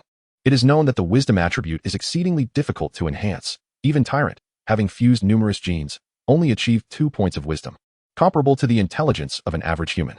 More crucially, this ring could generate a protective barrier, making it an exceedingly rare treasure. Without hesitation, Jiang Zhe slipped the ring onto his index finger. As the equipment activated, he instantly felt a wave of clarity wash over him, his thoughts becoming more agile than before. "Tyrant, punch me." Jiang Zhe wanted to test the ring's effectiveness. Tyrant felt helpless, sensing he would be injured again. Yet, he could not disobey the Lord's order. His slightly recovered right hand tightened into a fist and struck towards the Lord's abdomen. Bang! A faintly glowing shield formed, and the punch landed against the barrier, with the recoil leaving Tyrant's hand somewhat numb. Jiang Zhe was quite satisfied with the defensive capability of the shield, which could withstand Tyrant's punch. It merely deducted 1% of its durability. The remaining 2 pieces of blue equipment included a chest plate and arm guards. As Jiang Zhe contemplated the considerable achievement of the Tyrant in vanquishing the Crystal Vanguard, he recognized the pressing need for equipment, particularly for a frontline fighter. The white plate armor bestowed by Long Outyin had been utterly destroyed by the Crystal Vanguard. Without hesitation, Jiang Zhe tossed 2 pieces of equipment towards the Tyrant, declaring, "Tyrant, these 2 pieces are for you." The Tyrant caught the gear with steady hands, overwhelmed with gratitude, tears streaming down his face as he repeatedly expressed, "Thank you, my lord." The expressions of envy from the little mage and Jack were unmistakable, though they understood that their contribution to this successful assault had been minimal, largely relying on the Tyrant's prowess. Noticing the subtle shifts in their expressions, Jiang Zhe quickly reassured them, "Do not fret, my friends. When we acquire more equipment in the future, you shall certainly receive your share." The little mage and Jack nodded in agreement, refraining from further comments. Meanwhile, the two-headed wolf and Liangzi showed little concern, for as beast forms, they were unable to don human equipment. Only specially crafted beast gear would suffice. In a moment of helplessness, Jiang Zhe symbolically scattered several units of meat on the ground for them. A wolf and a giant lizard, upon noticing the meat, instantly became animated, rushing to devour it with fervor. Jiang Zhe's gaze then fell upon the final reward item, a medal forged from metal, radiating a soft golden glow that piqued his curiosity, urging him to uncover its mysteries. Name, Hero Summoning Order. Grade, Legendary Gold. Effect, consume the order in the tavern to recruit an S-rank hero. Durability, 100. Description, a reward for the first kill of a Tier 3 boss. After reviewing the panel data of the S-rank Hero Summoning Order, Jiang Zhe felt little astonishment. His thoughts drifted back to the knowledge of territorial warfare he had acquired in school, particularly a crucial point he recalled with clarity. Recruiting heroes in taverns is notoriously challenging, with each hero requiring specific conditions for recruitment. The function of this Hero Summoning Order was to summon the S-rank hero to the tavern. However, whether he, as the Lord, could successfully recruit this S-rank hero depended entirely on his own capabilities. Moreover, he had yet to unlock the tavern function, rendering the order temporarily useless. After carefully placing the order aside, Jiang Zhe's attention shifted back to the lifeless body of the Crystal Vanguard. At this juncture, he faced 2 choices, to disassemble the Vanguard or to allow his subordinates to fuse with it. Should he opt for disassembly, he would undoubtedly retrieve equipment, as it was a Tier 3 boss, and the potential for obtaining materials and a Tier 3 crystal core was significant. However, Jiang Zhe pondered that, given the current circumstances, these items held little practical value for him. As for the equipment, he had just received a legendary piece as a reward and dared not hope for another from the Crystal Vanguard's remains. Regarding the materials, without a craftsman among his ranks, even premium materials would be futile. The Tier 3 crystal core might be a treasure to other lords, useful for upgrading their subjects, but for Jiang Zhe, its utility was minimal, as he could elevate his subjects through fusion thanks to his S-rank talent. If he chose fusion, complications arose as well. The Crystal Vanguard belonged to the insect tribe, while the Tyrant predominantly possessed human and beast genes, with only a slight mix of insect and dragon genes. Directly fusing the Crystal Vanguard with the Tyrant would significantly increase the insect gene ratio, likely resulting in a transformation into a scorpion form. This was clearly inadvisable. as such a transformation would render many pieces of equipment unwearable. Allowing Jack to fuse was equally unsuitable as a vampire. A transformation into an insect form would obliterate his advantages. The little mage was similarly ill-suited for fusion as a spellcaster. Acquiring scorpion genes might impede his ability to cast spells. After much deliberation, Jiang Zhe turned his gaze toward the two-headed wolf and Liangzi.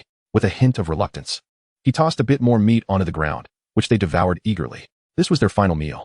Subsequently, with a steely determination, Jiang Zhe initiated the fusion process. Detected materials: primary, crystal vanguard tier 3. Secondary, two-headed wolf tier 2, Liangzi tier 2. Proceed with fusion. Revive, crystal vanguard. The two-headed wolf let out a final howl, transforming into black smoke that swiftly entered the lifeless body of the crystal vanguard. Almost simultaneously, Liangzi followed suit, also becoming black smoke and merging into the vanguard. Soon, the once dead body of the crystal vanguard began to tremble violently. Its severed pincers were reattached by a swirling black mist, and its tail reformed in kind. After a series of convulsions, the crystal vanguard slowly rose to its feet, its previous injuries vanishing entirely. Upon closer inspection, subtle changes in its physique were evident. At the joints of its 6 legs, tufts of wolf fur had sprouted, lending it an exceptionally peculiar appearance.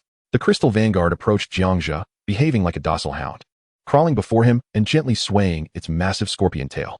Jiang Zhe was elated to have acquired such a formidable ally and promptly examined the crystal vanguard's attributes. Name: unnamed. Race: mutant. Loyalty: 100. Level: tier 3, boss. Strength: 55. Constitution: 55. Agility: 20. Spirit: 22. Wisdom: 2. Skills: crystal sweep, crystal scorpion shell, crystal venom stinger, great stomach. Having birthed this new creature, the Lord was tasked with bestowing it a name.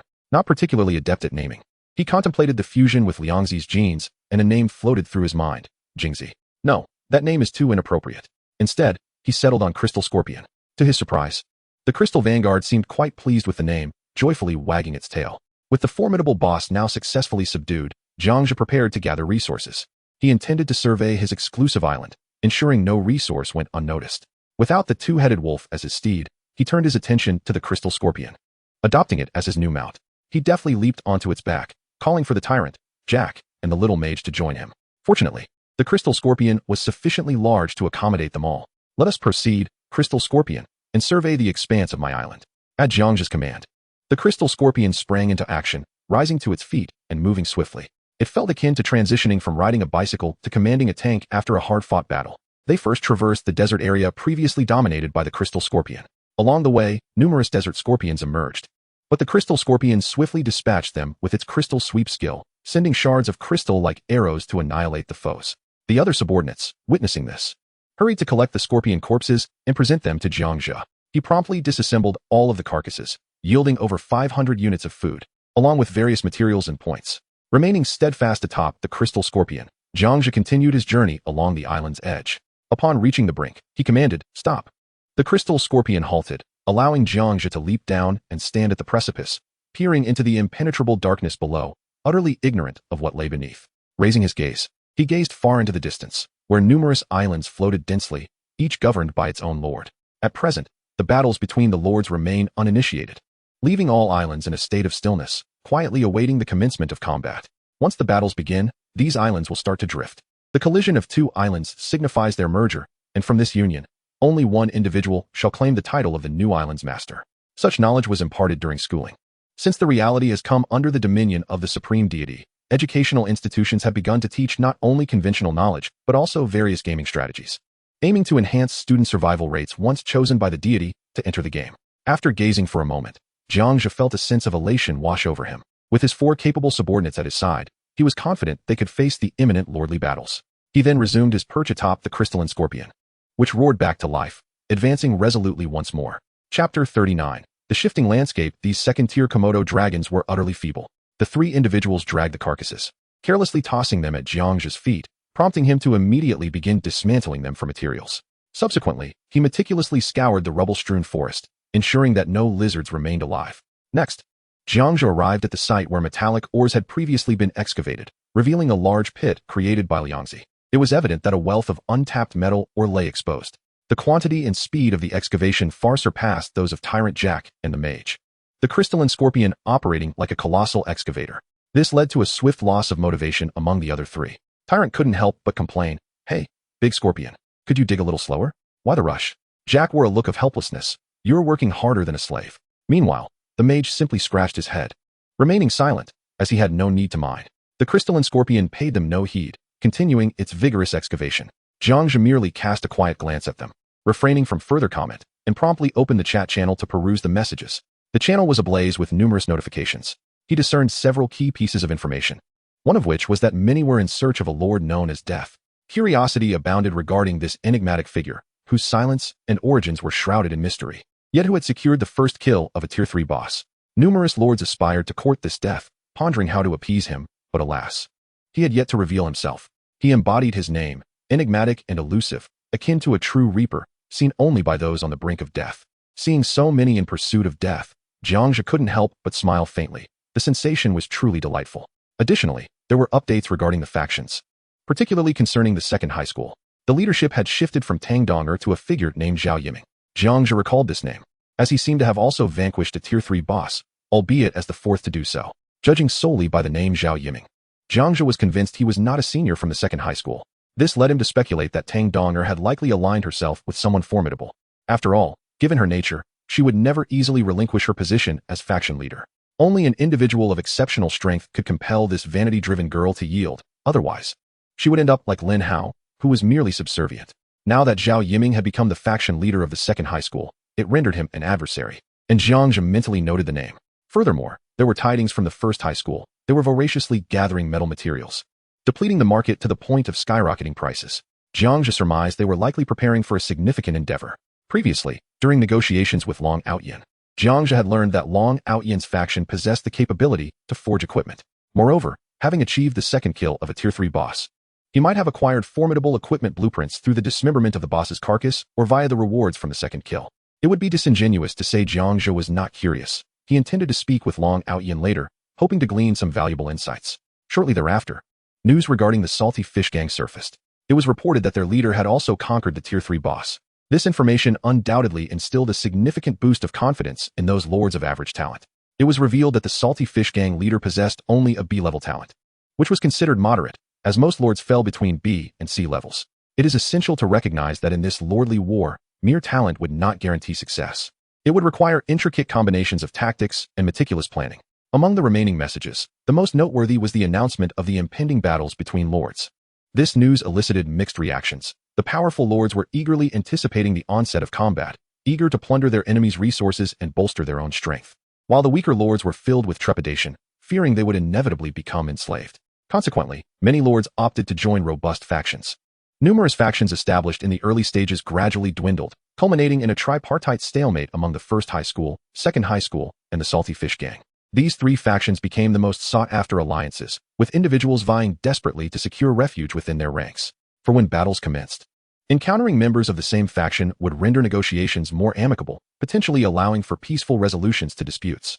Jiang Zhe had no intention of joining a faction. He remained resolute in his solitary path, opting for a lone wolf approach.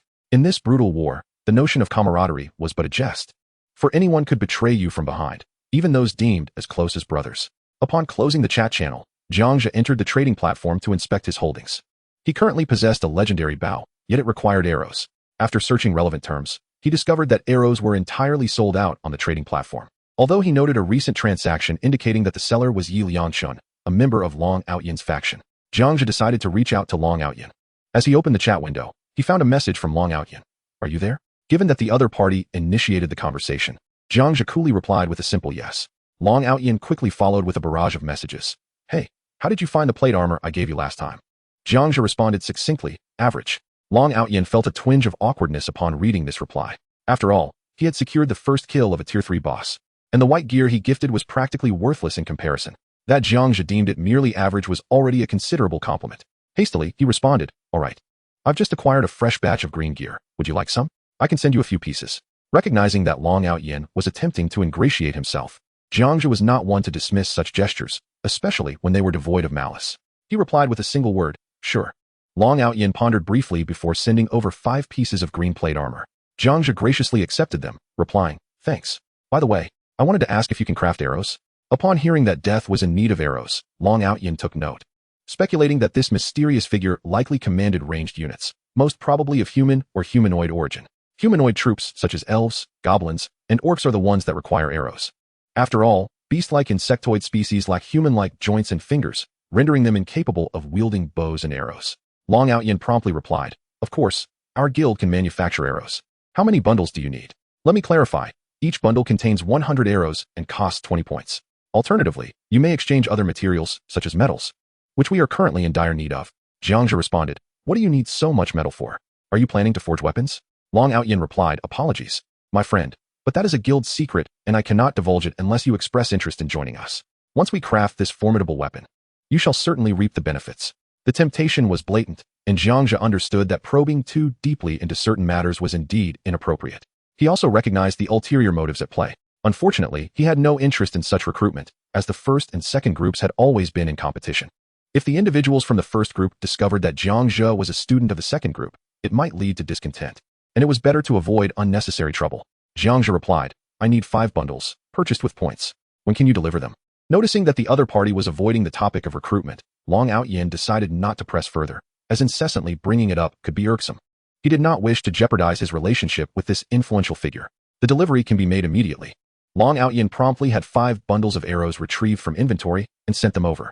Jiang Zhe wasted no time and handed over 100 points to finalize the purchase of the arrows. Chapter 40, Hidden Map. After completing the transaction, Jiang Zhe scanned the shelves of the trading post and ultimately settled on a gray-black quiver, purchasing it at the price of several low-tier crystal cores. He deftly secured the quiver around his waist, his fingertips gliding over the coarse burlap surface, as he inserted the 50 sharpened wooden arrows one by one. Subsequently, he raised his hand to grasp the legendary bow. The bow's surface felt warm to the touch, its wood grain seemingly imbued with a soft glow, far lighter than any practice bow he had used in the school training grounds. Speaking of archery, Jiang Zhe had practiced it during his time at school. To prepare for the treacherous god game, the combat course at school was akin to an accelerated training camp, covering a myriad of weapons, including knives, guns, and bows. He positioned himself sideways, his gaze piercing through the jagged edges of the rocky forest, locking onto a stone pillar about half his height in the distance. The pillar's surface was riddled with wind-eroded indentations, appearing exceptionally solid. Taking a deep breath, he hooked his right hand around the bowstring and pulled back. Contrary to expectations, the bowstring smoothly arched without resistance, requiring no more than 14 pounds of draw weight, effortless as if lifting a bucket of water. With a hum, the moment his fingers released, the bowstring vibrated with a resonant buzz, accompanied by a sharp whoosh as it cut through the air. The wooden arrow surged forth at a velocity that almost left an afterimage, striking the stone pillar with a resounding thud, rather than snapping or bouncing off. The arrowhead embedded itself within the rock with a muted thump, vibrating violently with tremendous force until it snapped, debris and with splinters cascading down. Jiang Zhe raised an eyebrow. Moving closer to observe a hole the size of a finger's width in the stone pillar, its edges still coated with fresh stone dust. This bow is quite impressive. A flicker of astonishment crossed his eyes. Ordinary wooden arrows piercing through rock. This power was likely more formidable than the close-range shots from the old sniper rifle used at the school's shooting range. Just as he contemplated aiming for another target, his gaze inadvertently drifted to the Tyrant nearby, causing him to halt abruptly. At that moment, the Tyrant was vigorously striking a mineral deposit when he suddenly felt as if doused in a bucket of ice water, the hairs on his body standing on end. It was the chilling sensation of being preyed upon, crawling up his spine and making the skin on the back of his neck tighten. He instinctively scratched his messy hair. The pickaxe still suspended in midair, muttering, "What is going on? Is there a draft in this wretched place?"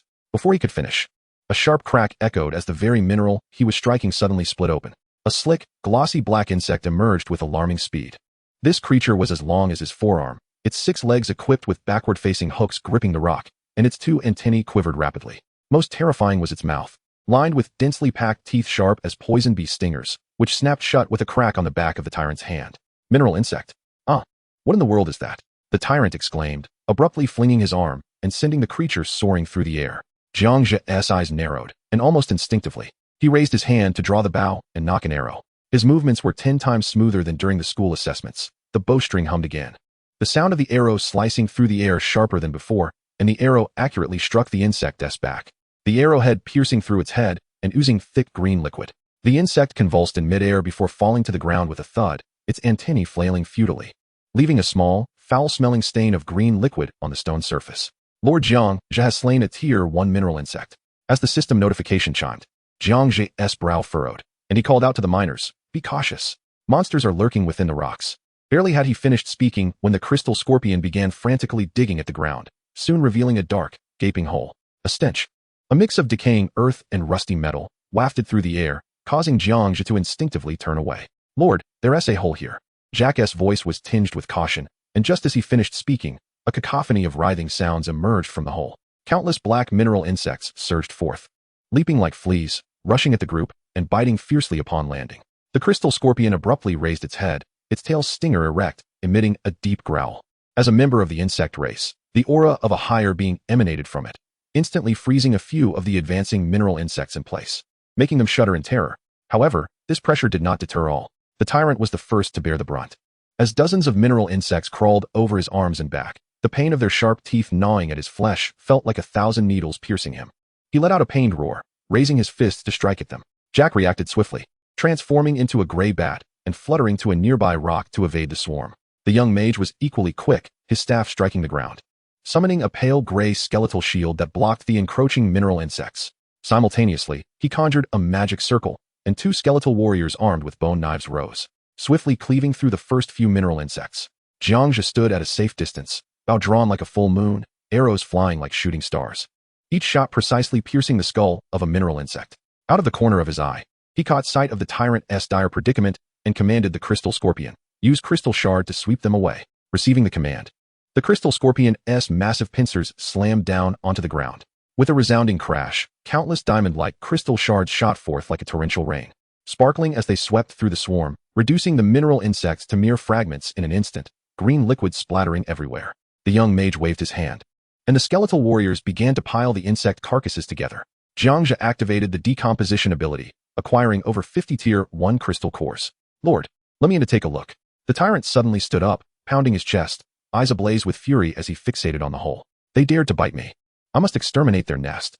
Jiang Zhe glanced at the gaping hole. Such mineral caverns belonged to randomly generated hidden areas, and it was rare to find one among the 10 initial islands. Even if one existed, it was often overlooked by lords as an ordinary mining point. Hidden maps typically contained valuable treasures. Yet, he restrained his excitement. Hold on. He turned to the crystal scorpion. Widen the entrance further. There are surely many more insects inside. We shouldn't rush in carelessly. Understood. Although the tyrant was eager, he complied with the order. The crystal scorpion's giant pincers resumed their work, excavating the rubble. The entrance, initially only wide enough for one person, quickly expanded to accommodate 2. As the digging progressed, a low rumble echoed from within the cavern, and parts of the rock layers collapsed, exposing even more areas to the sunlight. As the sunlight flooded in, countless mineral insects swarmed out as if a hornet's nest had been disturbed, leaping chaotically into the open air. The little mage pointed his staff forward, unleashing a shockwave that instantly crushed hundreds of mining worms into a viscous green sludge. The remaining stragglers were seized by the tyrant, who grasped them like a chick, crushing them into fragments with a sinister grin. Come on, bite again. The crystal scorpion, focused on its excavation, deftly maneuvered its massive pincers, gradually revealing the entirety of the underground mine. At that moment, a colossal mining worm, as large as a round table, suddenly burst forth from the earth. Its metallic gray-black shell glistening, weighed down by a pile of shimmering objects that refracted a kaleidoscope of colors. Jiang Zhe's gaze first fell upon those objects, gems. They were more translucent than any basic or he had encountered before, clearly rare materials. He then raised his eyes to survey the giant worm. As the system panel conveniently popped up, name, giant mining worm race, insect level, tier 3, weak, strength, 30 constitution, 35 agility, 5 spirit, 1 intelligence, 5 skill, slag ejection, expels a large volume of slag from its mouth, capable of repelling enemies within a small radius, causing temporary slow and obstructed vision. Description, a mining worker of the insect race. Large in size, but as slow as a snail, with a hard shell that can withstand rock collisions, spending its days burrowing underground. Chapter 41, Magical Gems. The island's grandeur at that moment. The giant mining worm inhaled sharply and subsequently spewed forth a torrent of slag, drenching the tyrant. This thoroughly enraged the tyrant, who let out a deafening roar and lunged forward, engaging the giant worm in a fierce melee. With its sharp claws, the tyrant viciously tore off one of the worm's legs. Following that, it bit down and employed its scorpion tail, unleashing a flurry of attacks, quickly dismembering the massive mining worm. Ugh, this taste is truly awful. The tyrant spat out, vigorously shaking off the green slime clinging to its body. Observing this, the little bat, Jack, immediately flew over and transformed into human form beside the tyrant. Tyrant brother, you ought to be more civilized. Your fighting style is far too brutish. Stop your prattling, or I'll thrash you as well. The tyrant retorted irritably. In the next moment, it activated its disguise ability, reverting to the form of a young man with black hair, shooting a glare at Jack. Jack shrugged helplessly, picking up a piece of gem from the ground and hastily running over to Jiang Zhe, saying, "My lord, you must see what this is." Jiang Zhe took the red gem for examination. Magical gem, low tier, a rare material containing magical power within, widely usable and highly valuable. What a splendid find. This should suffice for a mage to craft a staff, Jiang Zhe exclaimed, promptly issuing orders. Mine this area thoroughly. Leave not a single trace behind. Understood? Understood. His subordinates immediately complied, throwing themselves into the excavation with fervor. Jiang Zhe took the opportunity to dismantle all the corpses. The gem vein was not particularly rich, and soon it was completely exhausted, leaving only metallic ore behind. Jiang Zhe gazed at the gems in his storage space, 20 low-tier, magical gems, each radiating a unique luster and vibrant colors, uplifting his spirits. He couldn't help but fantasize about having a blacksmith or artisan by his side to process these gems, whether to forge them into equipment or create other exquisite items.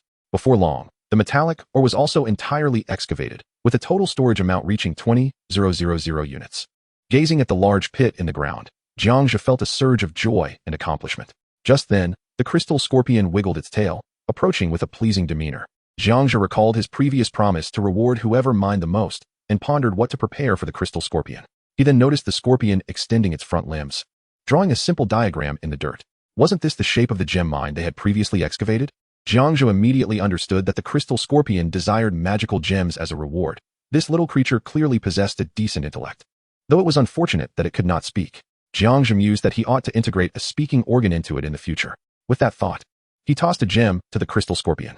The scorpion caught the gem in its mouth, shaking its tail with satisfaction, resembling a cheerful little pup.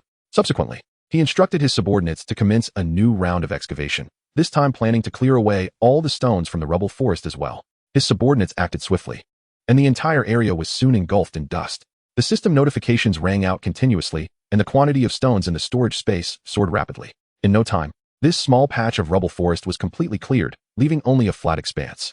Jiang Zhe checked the quantity of stones, over 10,000 units. After completing this area, Jiang Zhe, along with his companions, mounted the back of the crystal scorpion and continued their journey. This time, they patrolled the entire island, gathering all the collectible resources. Upon returning to their oasis territory, the wood count reached 4,000 units, stone count at 20,000 units, while the metal count remained unchanged at 20,000 units. Jiang Zhe tallied their harvest: 150 Tier 1 crystal cores, 15 Tier 2 crystal cores, and merely 1 Tier 3 crystal core, with 2,000 points still remaining. Various shell and fur materials had accumulated to over 1,000 units, and food reserves reached 5,000 units. These nearly encompassed all resources on the island. Jiang Zhe understood that had it been any other lord, it would have been impossible to scour the island's resources so thoroughly in such a short span. Based on the current quantity of resources, he speculated that the resource amounts on each lord's island were likely quite similar. However, to upgrade the lord's cabin and the summoning portal to Tier 4, these resources were far from sufficient, especially the scarcity of Tier 3 crystal cores. With only 2 Tier 3 monsters on the entire island, he deduced that more monsters would inevitably appear in the subsequent progression of the Lord War game. Otherwise, the difficulty of leveling up would be insurmountable. At that moment, with resources still relatively abundant, Jiang Zhe decisively constructed a weapons workshop and an armor workshop. 2 new buildings were added beside the wooden cabin. Building name: Weapons Workshop. Building level: None. Building function: Capable of forging weapons. Requires citizens with training skills to utilize this building. Building name: Armor Workshop. Building level: None. Building function: Capable of forging armor. Requires citizens with tailoring skills to utilize this building. These 2 workshops were somewhat unique. They could not be upgraded and had no level distinctions. Jiang Zhe speculated that the inability of the workshops to be upgraded might indicate that the citizens working within had room for skill enhancement. After all, that godly designer was known for being quite shrewd. Subsequently, Jiang Zhe intended to upgrade the Lord's cabin, but discovered he lacked sufficient Tier 2 crystal cores. He promptly opened the trading platform, only to find, regrettably, that no one was selling Tier 2 crystal cores. It was no surprise, as Tier 2 crystal cores were too precious for ordinary lords, most reserving them to enhance their citizens' powers rather than selling them easily. Left with no choice, Jiang Zhe reached out once more to the Lord Su Xiaoxiao, who had previously expressed a willingness to sell Tier 2 crystal cores. He recalled that Su Xiaoxiao had achieved the 3rd kill of a Tier 3 boss, indicating considerable strength, and thus held a relatively high regard in his estimation. As Jiang Zhe opened the private chat interface with Su Xiaoxiao, he was taken aback when the other party's message popped up first. "Hello. Can you sell me some resources again?" Jiang Zhe did not rush to state his needs, but instead countered with a question: "What do you require?" On the other end, Su Xiaoxiao pondered for a moment after reading the Death God's reply in the chat box and responded, 3,000 units of food. seeing Su Xiaoxiao request food once more. Jiang Zhe couldn't help but feel perplexed. It was presumed that the food she had previously purchased would suffice, so why was she compelled to acquire so much this time? Her thoughts drifted back to her school days, when Su Xiaoxiao was often the victim of bullying. Many families at Chenmin No. 2 High School were impoverished, struggling to find enough to eat, which led them to contemplate seizing food from others. Su Xiaoxiao, with her frail physique, undoubtedly became an easy target in the eyes of many, and there were always individuals who took advantage of her. Jiang Zhe had once reported this issue to a teacher. Although the teacher imposed some restrictions, it did not eradicate the problem entirely. At the root of it all, Su Xiaoxiao's character was overly submissive. She did not know how to resist bullying, and even managed a forced smile in the face of adversity. Thus, Jiang Zhe suspected that she might have fallen victim to deception or bullying once again and directly inquired, "What do you intend to do with all this food?" Surprised that the Grim Reaper would pose such a question, Su Xiaoxiao did not hesitate to respond candidly. "I bought this food to share with some people in the gang who are lacking." Jiang Zhe, taken aback by her reply, thought to himself that Su Xiaoxiao was truly a saint. In the brutal Lord Wars, such a disposition was hardly advantageous. While he understood the importance of respecting others' fates and relinquishing his compulsion to help, he could not resist offering a kind-hearted warning. You should not always be so generous with these individuals. In the long run, they will inevitably turn into your adversaries. "Do you understand?" Su Xiaoxiao replied, "I understand. This time, I will not give blindly. I will only choose those whom I deem trustworthy and reliable. The rest I will not concern myself with." After the previous incident, Su Xiaoxiao had indeed changed. She realized that not everyone was worthy of redemption, and only a select few deserved her assistance. Thus, she resolved to help only that small group of individuals. Chapter 42. Upgrading various buildings. The transaction was completed immediately, exchanging 5 second-tier crystal stones. Upon receiving the crystals, she promptly traded the required 3,000 units of food, successfully concluding their deal. Noticing that his admonition had little effect, Jiang Zhe chose to refrain from further discussion and directly stated his demand: 5 second-tier crystal stones. Su Xiaoxiao felt that the price was rather off, given the current market. 1 second-tier crystal could only be exchanged for 500 units of food. To acquire 3,000 units, it was evident that 6 second-tier crystals were required. She typed in response, "Did you perhaps miscalculate? I should be giving you 6 second-tier crystal stones." Jiang Zhe, somewhat exasperated, had intended to save her some expense, but the girl had actively pointed it out. Others would likely have relished the opportunity to profit silently. He replied, "I only want 5 second-tier crystals." It was then that Su Xiaoxiao realized that this Grim Reaper Lord was intentionally offering a concession. She felt a surge of gratitude but still adhered to her own principles. Consequently, she traded 6 second-tier crystals. Upon seeing the 6 crystals, Jiang Zhe chose not to prolong the conversation and promptly completed the transaction, transferring the 3,000 units of food to Su Xiaoxiao. After the exchange, Su Xiaoxiao sent a simple thank you. Once Jiang Zhe closed the private chat window with Su Xiaoxiao, he discovered an overwhelming number of unread messages from strangers, with the notification displaying a staggering 999. He casually scrolled through them, realizing that most were attempts to recruit him, along with several individuals seeking to befriend him. The senders included both men and women, with some female messages being quite explicit, even straightforwardly expressing a desire for intimacy and a willingness to do anything for him. Jiang Zhe, however, was utterly disinterested and swiftly deleted a large batch of these messages. Yet, one message from an individual named Zhao Yiming caught his attention. Jiang Zhe had a vague recollection of this person. Remembering that Zhao Yiming had become the leader of No. 2 High School and had achieved the 4th kill of a 3rd-tier boss, making him a notable figure. Could it be that Zhao Yiming was not a dust person? Jiang Zhe began to recall the rules of the real world, where populations were categorized into the upper class and dust people. The upper class comprised the descendants of past victors in the game. According to federal regulations, they were exempt from participating in the main game and enjoyed affluence in the real world, a stark contrast to the arduous lives of the dust people, who struggled even for a piece of meat. However, rumors circulated that some upper-class individuals sought thrills and willingly engaged in the main game. Thus, it seemed highly plausible that Zhao Yiming was indeed from the upper class. After analyzing the situation, Jiang Zhe felt at least 70% certain of this conclusion. Yet, what could possibly motivate an upper-class individual like Zhao Yiming to invite him to co-rule No. 2 High School? An unsettling possibility arose in Jiang Zhe's mind. Could it be that Zhao Yiming perceived him as an upper-class individual as well? If his suspicions were accurate, then Zhao Yiming could potentially become a significant threat. Jiang Zhe silently committed Zhao Yiming to memory before deleting his message. He had no interest in such faction-building behavior. Only the weak sought comfort in numbers, whereas the strong always forged ahead alone. At that moment, with resources at his disposal, Jiang Zhe promptly set about upgrading the Lord's cabin. The upgrade was successful, unlocking the Arrow Tower and Tavern. The Lord's cabin now offered a selection of styles. 1. Traditional Chinese mansion style. 2. European castle style. Jiang Zhe was pleasantly surprised by the options and chose the first, reflecting his preference. The cabin smoothly ascended to level 3, and then a wondrous transformation took place. Various materials seemingly compelled by some mysterious force automatically began to contribute to the construction. The once humble dwelling swiftly evolved into an exquisite representation of an ancient Chinese mansion. Roughly estimated, its area spanned about 200 square meters. This mansion is stunning.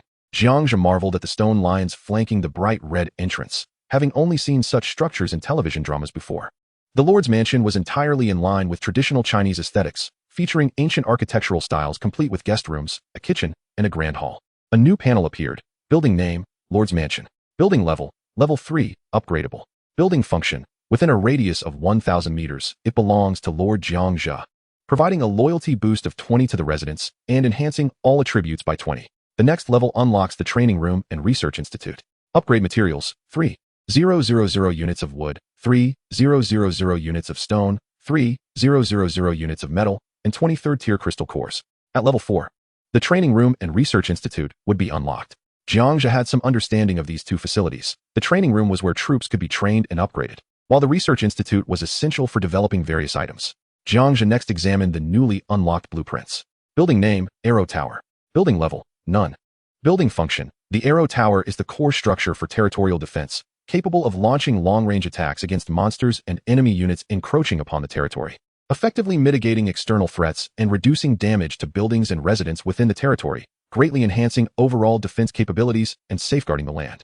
Construction materials, 200 units of wood, 500 units of stone, and 100 units of metal. Building name, Tavern. Building level, none. Building function, the tavern serves as a venue for recruiting special characters and gathering intelligence. Here, one can recruit characters with various skills in combat, gathering, and construction to aid in territorial development. Construction materials, 500 units of wood and 500 units of stone. Both of these buildings would prove to be immensely useful.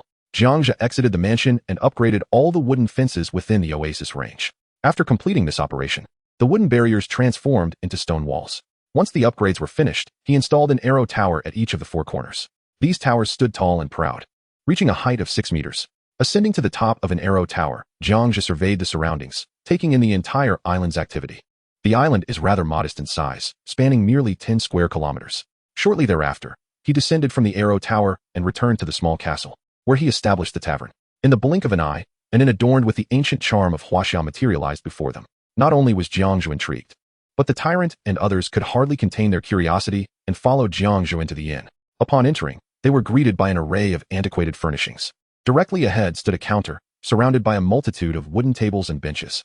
In one corner of the inn, a stout middle-aged man clad in traditional garb of a Huaxia innkeeper stood, a decorative coin-like accessory hanging from his waist. Above his head, the name Qianduoduo was prominently displayed. Noticing Jiang Zhe and his companions enter, Qianduoduo promptly stepped out from behind the counter, respectfully bowing to Jiang Zhe, and announced, "I pay my respects to Lord Jiang. I am Qianduoduo, the proprietor of this inn." In Chapter 43, S-Rank Commander, Jiang Zhe inquired of Qianduoduo, "How does one recruit heroes at this inn?" "Oh, my Lord Jiang, are you inquiring about the recruitment of wandering knights or wild commanders?" Qianduoduo responded with an air of antiquity. Jiang Zhe nodded silently.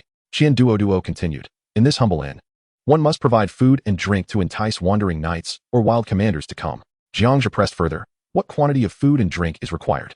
"A minimum of 50 units of food, with a maximum of 2,000 units. The greater the quantity of food provided, the higher the likelihood of attracting individuals. As for the drink, the higher its quality, the more formidable the characters drawn." Jiang Zhe realized he could manage the food aspect, but recalled that the inn seemed capable of brewing its own beverages. He directly asked, "Qianduoduo, if I gather the necessary brewing materials, would you brew the beverages yourself?" "Certainly, my Lord Jiang," Qianduoduo replied with a nod.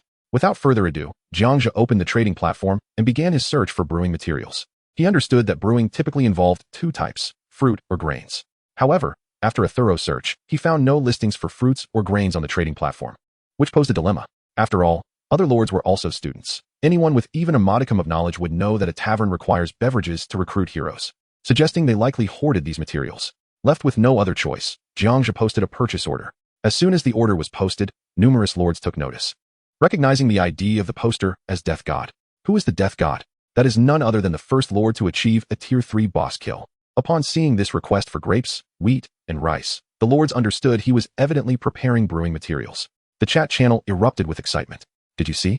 The Death God just posted a purchase order on the trading platform, intending to brew beverages. Could it be that he has unlocked the tavern?" "What? He unlocked the tavern?" That is utterly outrageous. My lord's wooden house has just reached level 2, and he is already at 3. Where did he acquire so many tier 2 crystals? Long Outyin, upon reading this message, was equally astonished. He knew the death god well, aware that he was a lone wolf lord who typically did not team up with others. Yet now, this solitary figure had somehow upgraded his lord's wooden house to level 3, which was hard to fathom. After all, his own wooden house had only reached level 3 thanks to the assistance of his guild brothers in gathering materials. Zhao Ritian also caught wind of this news and promptly messaged Long Outyin. Outyin, what do you think of this death god?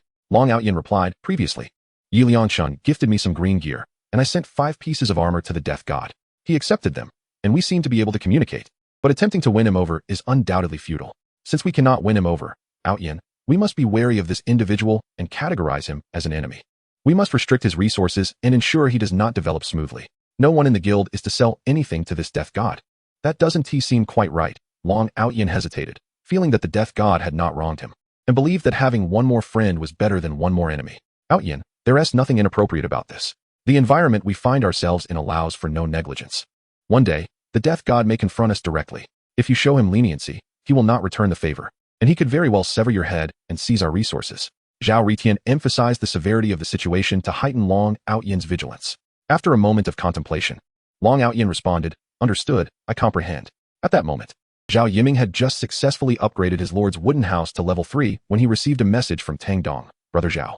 The death god you asked me to keep an eye on has made new moves. He posted a purchase order on the trading platform.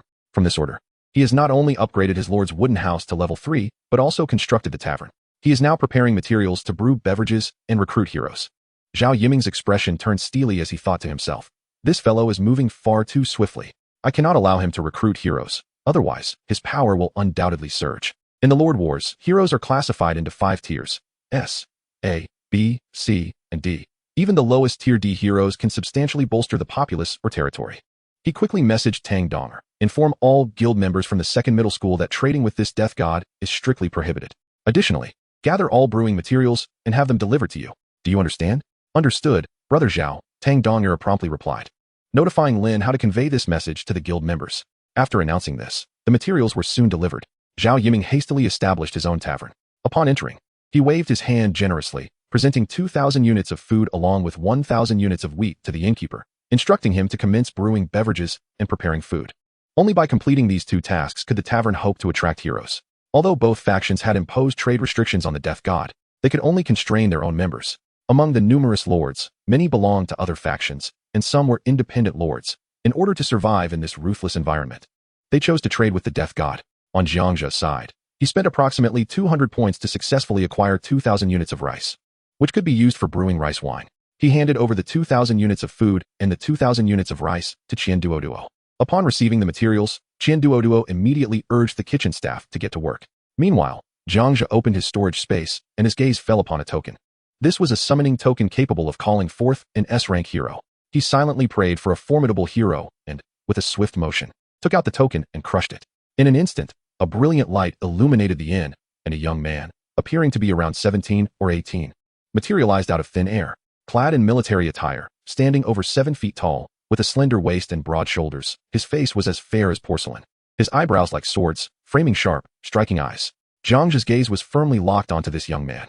Judging by his attire, he seemed to be a scholar from ancient times. The scholar bore a display of 3 question marks above his head, concealing his true name. Could this scholar be Zhuge Liang? Jiasu? Zhang Liang? No, this scholar's towering height suggests he could be Confucius. In chapter 44, he boldly declared, I am El Bu of Jiyuan, courtesy to name Fengxian. The young man then surveyed the people in the inn, found an empty seat, and boisterously slammed his hand on the table, exclaiming, Innkeeper, bring me 10 pounds of beef and a jug of wine. Qian Duoduo noticed someone arriving at the inn and promptly instructed the kitchen to prepare food.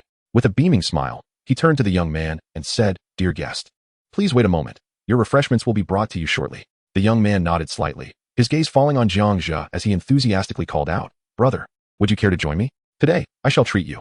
Jiang Zhe silently scoffed, thinking you treating? These are all my possessions. Nevertheless, in order to discern the identity of this individual, he accepted the invitation and took a seat. As soon as he settled down, the young man inquired, You must be the lord of this territory? Jiang Zhe nodded in affirmation. Indeed, I am the lord of this land. My name is Jiang Zhe. May I ask for your esteemed name? This formal approach to recruiting heroes was something he had learned in school. Introduce oneself first, then engage politely. hoping to impress the other party. Upon hearing this, the young man clasped his fists and introduced himself. I am Bu of Jian, courtesy name Fengxian. It is an honor to meet you, Lord Jiang. After he revealed his identity, the question mark above his head transformed into the name Bu, Fengxian. Jiang Zhe was taken aback. He had inadvertently encountered Bu. This certainly warranted an S-class ranking. The phrase among men, Bu, among horses. Red hair was known far and wide. Historical records indicated that Bu initially served as a scribe, a position befitting a civil servant. His attire at this moment aligned with that of a youthful Bu, suggesting he had not yet become the infamous three-name slave. While young, he still possessed the potential for a reformed worldview. Moreover, in this realm governed by warlords, heroes had loyalty settings and could be bound, alleviating concerns of them being as fickle as history portrayed, such as recognizing Ding Yuan as a foster father, only to later assassinate him for personal gain, and subsequently acknowledging Dong Zhuo as a father before ultimately slaying him as well. After Bu introduced himself, it was not long before Qian, the innkeeper, brought forth several pounds of beef and 2 jugs of wine, placing them on the table. Upon seeing this, Bu immediately instructed Qian, bring me 2 large bowls. I wish to challenge Lord Jiang in a drinking contest. Recruitment task. Description: Bu wishes to engage in a drinking contest with you. If victorious, your loyalty with Bu will increase by 30. If defeated, Bu will depart the inn. Should you decline the task, Bu will remain at this inn for 3 days before leaving, during which time you may still have the opportunity to recruit him. Will you accept? At that moment, a task panel suddenly appeared. Jiang Zhe examined it closely and found the task to be quite humane. The Lord had the right to forfeit the task initially and engage in a duel with a suitable candidate later. When it came to drinking, Jiang Zhe knew he was not cut out for it. Thus, he addressed Bu, saying, I possess poor drinking capacity. Would it be possible for one of my subordinates to take my place in this contest? Bu replied with a single word, fine. Qian then placed 2 large bowls firmly on the table, and the necessary items were prepared. Without further ado, Bu seized the wine jug and filled both bowls to the brim. Jiang Zhe turned to glance at his 3 companions behind him, first looking at Jack, and asked, Jack, how well do you drink? The blonde-haired, blue-eyed Jack promptly shook his head, replying, my lord, I only ever drink wine. I cannot handle strong liquor. Jiang Zhe then turned his gaze to Tyrant, inquired, and you, Tyrant? The black-haired Tyrant similarly shook his head and responded, my lord, I have never drunk before, so I am uncertain of my capacity. Left with no other choice, Jiang Zhe placed his final hope in the little mage, saying, you shall do, little mage. You will drink on my behalf. The little mage, looking somewhat dazed, nodded affirmatively, all right, my lord. The little mage was diminutive, his robe hanging loosely on his frame, accentuating his frail appearance. Upon seeing this, Bu couldn't help but chuckle derisively. You little fellow think you can compete with me in drinking? What a delusion. With that, he raised the large bowl and drank it down in one gulp. The little mage, undeterred, grasped the bowl from the table and tilted his head back to drink it all. Bu, witnessing this, exclaimed in surprise, hey, this little one has some skill. He managed to drink a large bowl without flinching. Soon after, Qian filled 2 more bowls, and the 2 continued their contest. After downing 10 bowls of liquor, Bu's face had turned as red as a ripe tomato, clearly intoxicated beyond measure. Impressive, I concede, Bu declared, and with a thud, he collapsed onto the table, fast asleep. Shortly thereafter, a system notification chimed. Task completed. Bu's loyalty increased by 30. Jiang Zhe felt a surge of joy.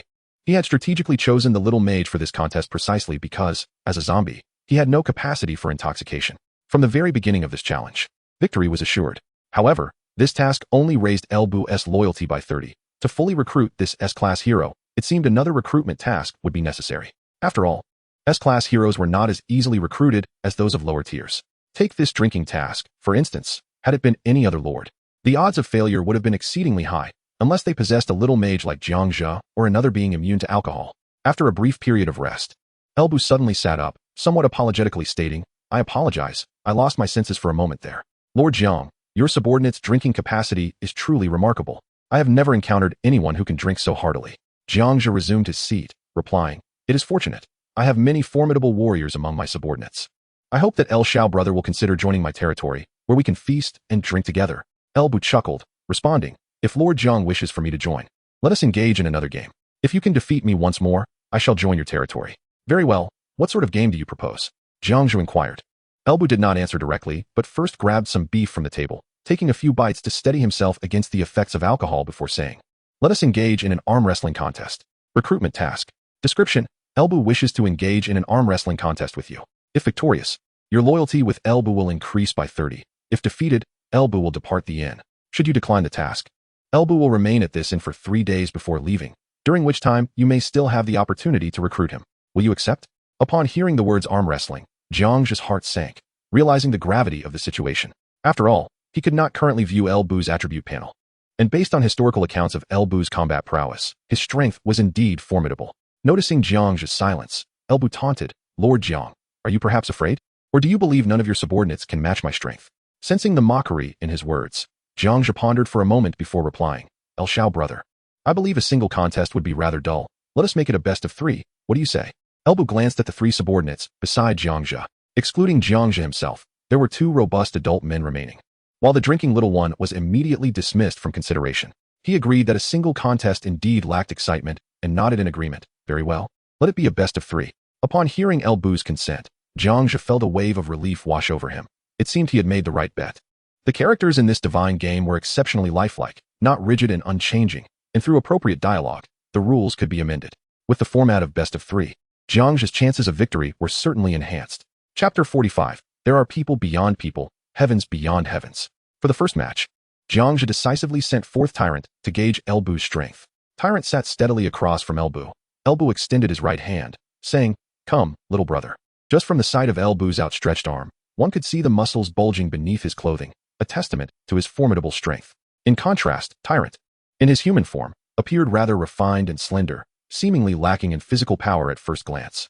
El Bu felt a surge of confidence, believing victory was assured this time. Immediately, the right hands of the 2 clasped together. In that very moment of their initial grip, the Tyrant distinctly sensed that the other's grip was astonishingly powerful. Go for it, Tyrant! Jack and the little mage shouted from the sidelines. However, Jiang Zhe furrowed his brow, not because he doubted the Tyrant's capabilities, but because he was acutely aware that El Bu was no ordinary opponent. The primary intention of sending the Tyrant to the arena was to gauge El Bu's true strength. Should El Bu's power prove excessively formidable, Jiang Zhe would have no choice but to resort to alternative strategies. At that moment, El Bu spoke up, Lord Jiang, why don't you call the shots? Jiang Zhe nodded and moved to the table, gently placing his right hand over their interlocked fingers before commencing the countdown.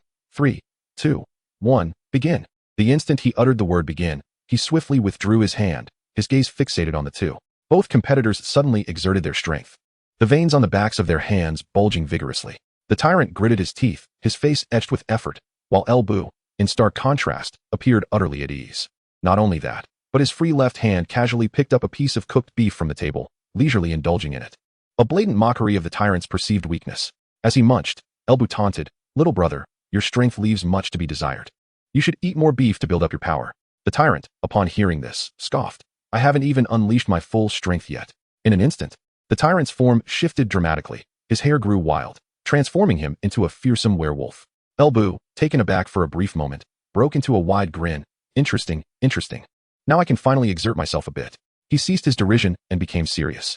Both competitors summoned every ounce of their strength, striving to overpower each other's wrists.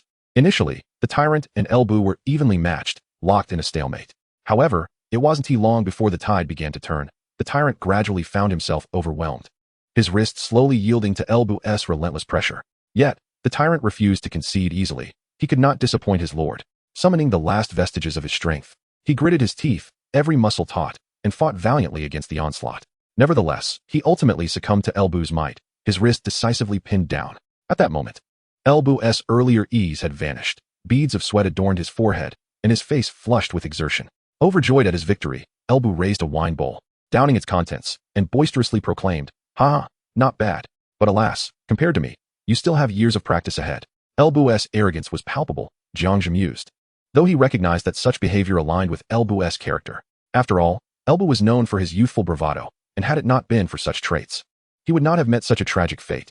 The Tyrant, visibly disheartened, reverted to his human form and quickly acknowledged his shortcomings, saying, "My lord, I am utterly useless." Jiang Zhe pulled the Tyrant aside to a corner of the inn, speaking softly, "This isn't to your fault. I understand well that the opponent's strength is formidable. It is only natural that you lost. Now, tell me, what was his strength like?" The Tyrant began to analyze, in terms of raw power. The difference between us isn't vast. However, his explosive strength is exceptional, and I simply cannot match it. Jiang Zhe nodded slowly, lost in thought. The Tyrant's attributes indicated he was a third-tier leader with a strength value of 50. From this, it could be inferred that El Bu's strength lay within the range of 50 to 60, explaining why the Tyrant felt their strengths were not markedly different. Yet it was evident that El Bu surpassed the Tyrant in endurance and physique, allowing him to gain the upper hand in a battle of attrition. With this revelation, Jiang Zhe glanced down at his own attributes panel. Name, Jiang Zhe. Race, human. Strength, 30, 55. Constitution, 30, 10. Agility, 15, 2. Spirit, 15, 20. Intelligence, 5, 1. Lordly talent, Gene Fusion Lord's Heart, Insightful Eye. Equipment, EU Bow, Crocodile Toothblade, Guardian Ring, Plate Armor.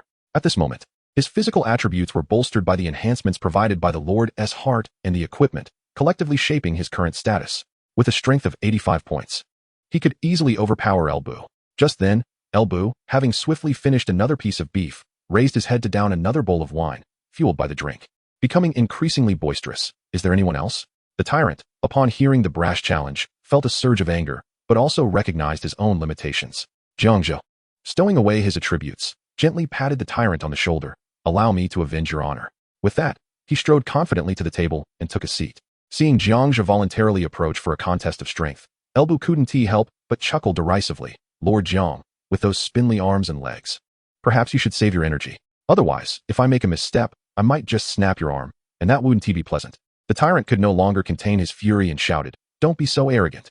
Our lord can undoubtedly defeat you. Elbu laughed even harder. Huh? You crack me up. I can tell at a glance that you've never trained in martial arts. Your steps are unsteady, and your hands bear no calluses. You are destined to lose. Why bother putting yourself through this? Jiang Zhe saw Elbu's overconfidence as the opportunity he desired, ready to catch him off guard. He firmly placed his right hand on the table. Elbu, let me impart a lesson. There are always greater forces beyond one's own. Elbu responded with 3 enthusiastic affirmations, his eyes gleaming with challenge. Let me see what you're truly capable of. He placed his hand on Jiang Zhe's, gripping it tightly. In that moment of contact, Jiang Zhe felt the terrifying strength emanating from Elbu's right hand. Yet, Jiang Zhe remained confident, bolstered by his equipment. He believed his strength would surely surpass that of Elbu. At that instant, the tyrant took on the role of referee. With the tyrant's command, the countdown concluded. And as the word begin was spoken, Jiang Zhe caught a glimpse of Elbu's contemptuous expression. But then, with a resounding bang, Elbu was taken aback. Before he could even react, he felt an overwhelming force slam his hand down onto the table. He had lost. And so swiftly, it was completely unexpected. Just now, I didn't react in time. Elbu refused to accept defeat. Chapter 46. Elbu's Unbelievable Attributes Panel. Our lord is so impressive, cheered the tyrant and others excitedly. Again. Elbu, now brimming with combat spirit, swiftly adjusted his stance, fixing his intense gaze on Jiang Zhe, eager for a rematch. Clearly, his fighting spirit had been ignited, and he was determined to reclaim his honor. As the third round commenced, Elbu was entirely focused. After all, this arm wrestling contest was a best of 3, and the score was currently tied at 1 apiece. His invitation to arm wrestle stemmed from his undefeated record in this arena. Once their hands tightly grasped again, Jiang Zhe could distinctly feel Elbu's fierce battle intent, akin to a roaring flame. Jiang Zhe merely chuckled lightly and uttered a single word, come. As soon as the command was given, both competitors exerted their strength simultaneously. This time, Elbu immediately unleashed all his might, intent on swiftly toppling Jiang Zhe. Yet, as he pressed down, he was astonished to find Jiang Zhe's palm as immovable as an indomitable rock, steadfast and unyielding. What terrifying strength is this? Elbu was internally astounded. He had always been known for his immense power, yet this was the first time he had encountered someone stronger than himself. Jiang Zhe understood that Elbu's constitution was formidable, and engaging in a battle of endurance would not favor him. So he decisively summoned his strength in a sudden surge. A formidable force suddenly pressed Elbu's hand to the edge of the table, mere moments away from making contact with the surface. Drawing upon his immense arm strength and indomitable will, Elbu struggled to withstand the pressure. Meanwhile, Jiang Zhe adopted Elbu's earlier stance, his demeanor calm and a subtle smile gracing his lips. With his left hand, he casually picked up some beef from the table and began to eat. However, he refrained from mockery, instead choosing to gently persuade. Fengxian, follow my lead, and I shall ensure your transformation into a mightier warrior. I refuse to confine you to the role of a mere civil official. I wish to see you become a general leading the charge in battle. Is this not the dream you have long harbored? These words ignited a fervent desire deep within Elbu, akin to a spark igniting a pile of dry kindling. Having served as the chief clerk for some time, he had grown weary of bureaucratic duties. At last, someone recognized his talent and understood his aspirations. For himself, and for the dream that resided within his heart. The thought of allegiance surged within Elbu. With that realization, he unconsciously relaxed his grip, allowing the back of his hand to rest upon the table. Task accomplished. Elbu's loyalty increased to 30. Recruitment successful. S-rank hero Elbu has joined your domain. I concede. I accept my defeat. If you do not reject me, I wish to serve you as my lord. Elbu retracted his hand, rose to his feet, and knelt on one knee, respectfully bowing to Jiang Zhe. now addressing him as my lord instead of Lord Jiang. Initially taken aback and mishearing, Jiang Zhe thought Elbu was about to pledge himself as a son, suspecting he had awakened the trait of a three-surname servant. But it turned out he was pledging himself as a lord. Please rise quickly. Jiang Zhe hastily extended his hand to assist Elbu, his face alight with satisfaction. From this day forth, you shall be the general of my domain. Thank you for your recognition, my lord. I shall dedicate myself wholeheartedly to your service. Jiang Zhe, brimming with curiosity, eagerly opened Elbu's attribute panel, eager to see the capabilities of this S-rank warrior. The panel displayed various statistics. Name, Elbu, S-rank hero. Race, human. Loyalty, 60. Level, tier 4 leader. Strength, 60. Constitution, 60. Agility, 30. Spirit, 20. Intelligence, 3. Skills, divine spear technique. Horse riding like the wind, 100 steps to hit the mark. Divine spear technique. The spear flows effortlessly in his hands, capable of sweeping through enemy formations or delivering precise thrusts, utilizing the advantage of its length to strike foes from a distance. Horse riding like the wind. A telepathic bond with his steed allows swift gallops, amplifying his charge with the horse's strength, enabling him to maneuver through chaotic battles with ease. 100 steps to hit the mark, steady as a rock when drawing the bow. He can accurately strike vital targets from afar, even piercing the weak points of heavily armored foes to inflict significant damage. Upon reviewing the panel, Jiang Zhe could not help but exclaim, incredible! If only he had the Fantian and red hair, he would be an invincible war god. Simultaneously, he felt relieved that Elbu had not proposed a duel with weapons. Otherwise, given his current strength, he would have been no match for Elbu. It seemed Elbu had perhaps underestimated his opponents or simply did not regard them as worthy adversaries, which was likely why he suggested contests of drinking and arm wrestling. Overjoyed at successfully recruiting this fierce general, Jiang Zhe promptly presented Elbu with a green plate armor he had previously received from Long Outyin. This equipment is for you. Elbu accepted the armor with both hands, glanced at it, and immediately donned it, respectfully saying, "Thank you for your generous gift, my lord." The system notification chimed. Elbu's loyalty increased by 5. Jiang Zhe mused that this increase in loyalty was still insufficient. Securing such a formidable general was crucial for his future development. Thus, he immediately scoured the trading platform for additional equipment. Unfortunately, the platform did not have the Fantian available, but he did find a long spear. As for mounts, there were none for sale. Most lords lacked the ability to tame mounts, so that matter would have to wait. Subsequently, Jiang Zhe managed to gather a helmet, shoulder pads, leg armor, and other gear for Elbu, spending nearly 500 points in total to fully equip him. Now, Elbu was transformed from his former civilian attire into a formidable warrior clad in resplendent battle gear. Overjoyed, Elbu's loyalty surged, rising to 90 points. I shall repay my lord's generosity, and in the future, I will bravely fight for you without hesitation. Elbu clasped his hands together and bowed deeply, his words sincere. Jiang Zhe, observing Elbu's renewed loyalty and vigor, patted his shoulder and said, I trust you, Fengxian. With your assistance, what do we have to fear in achieving great success?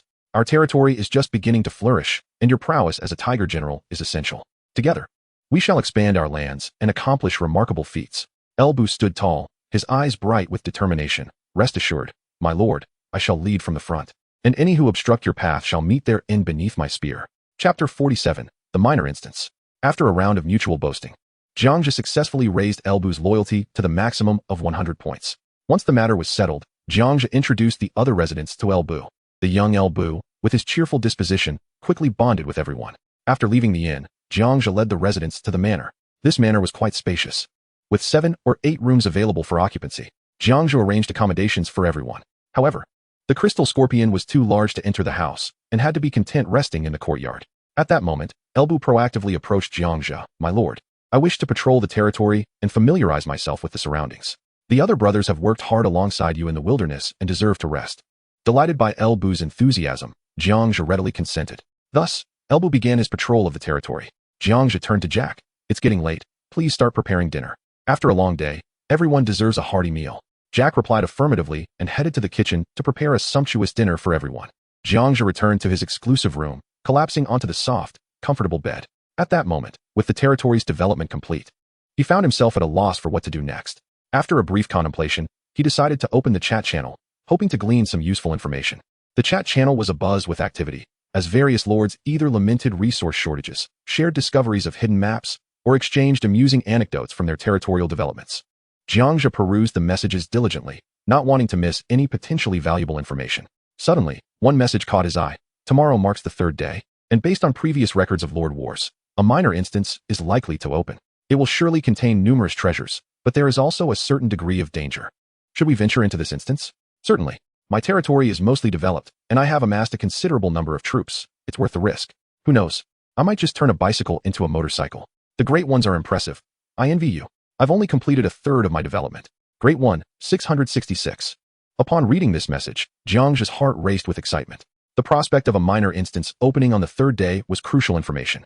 He pondered that with his territory fully developed and a formidable warrior like El Bu at his side, along with a group of loyal residents, he indeed had the means to take a chance. After browsing the chat channel for a while longer, he found that most discussions lacked substantial value.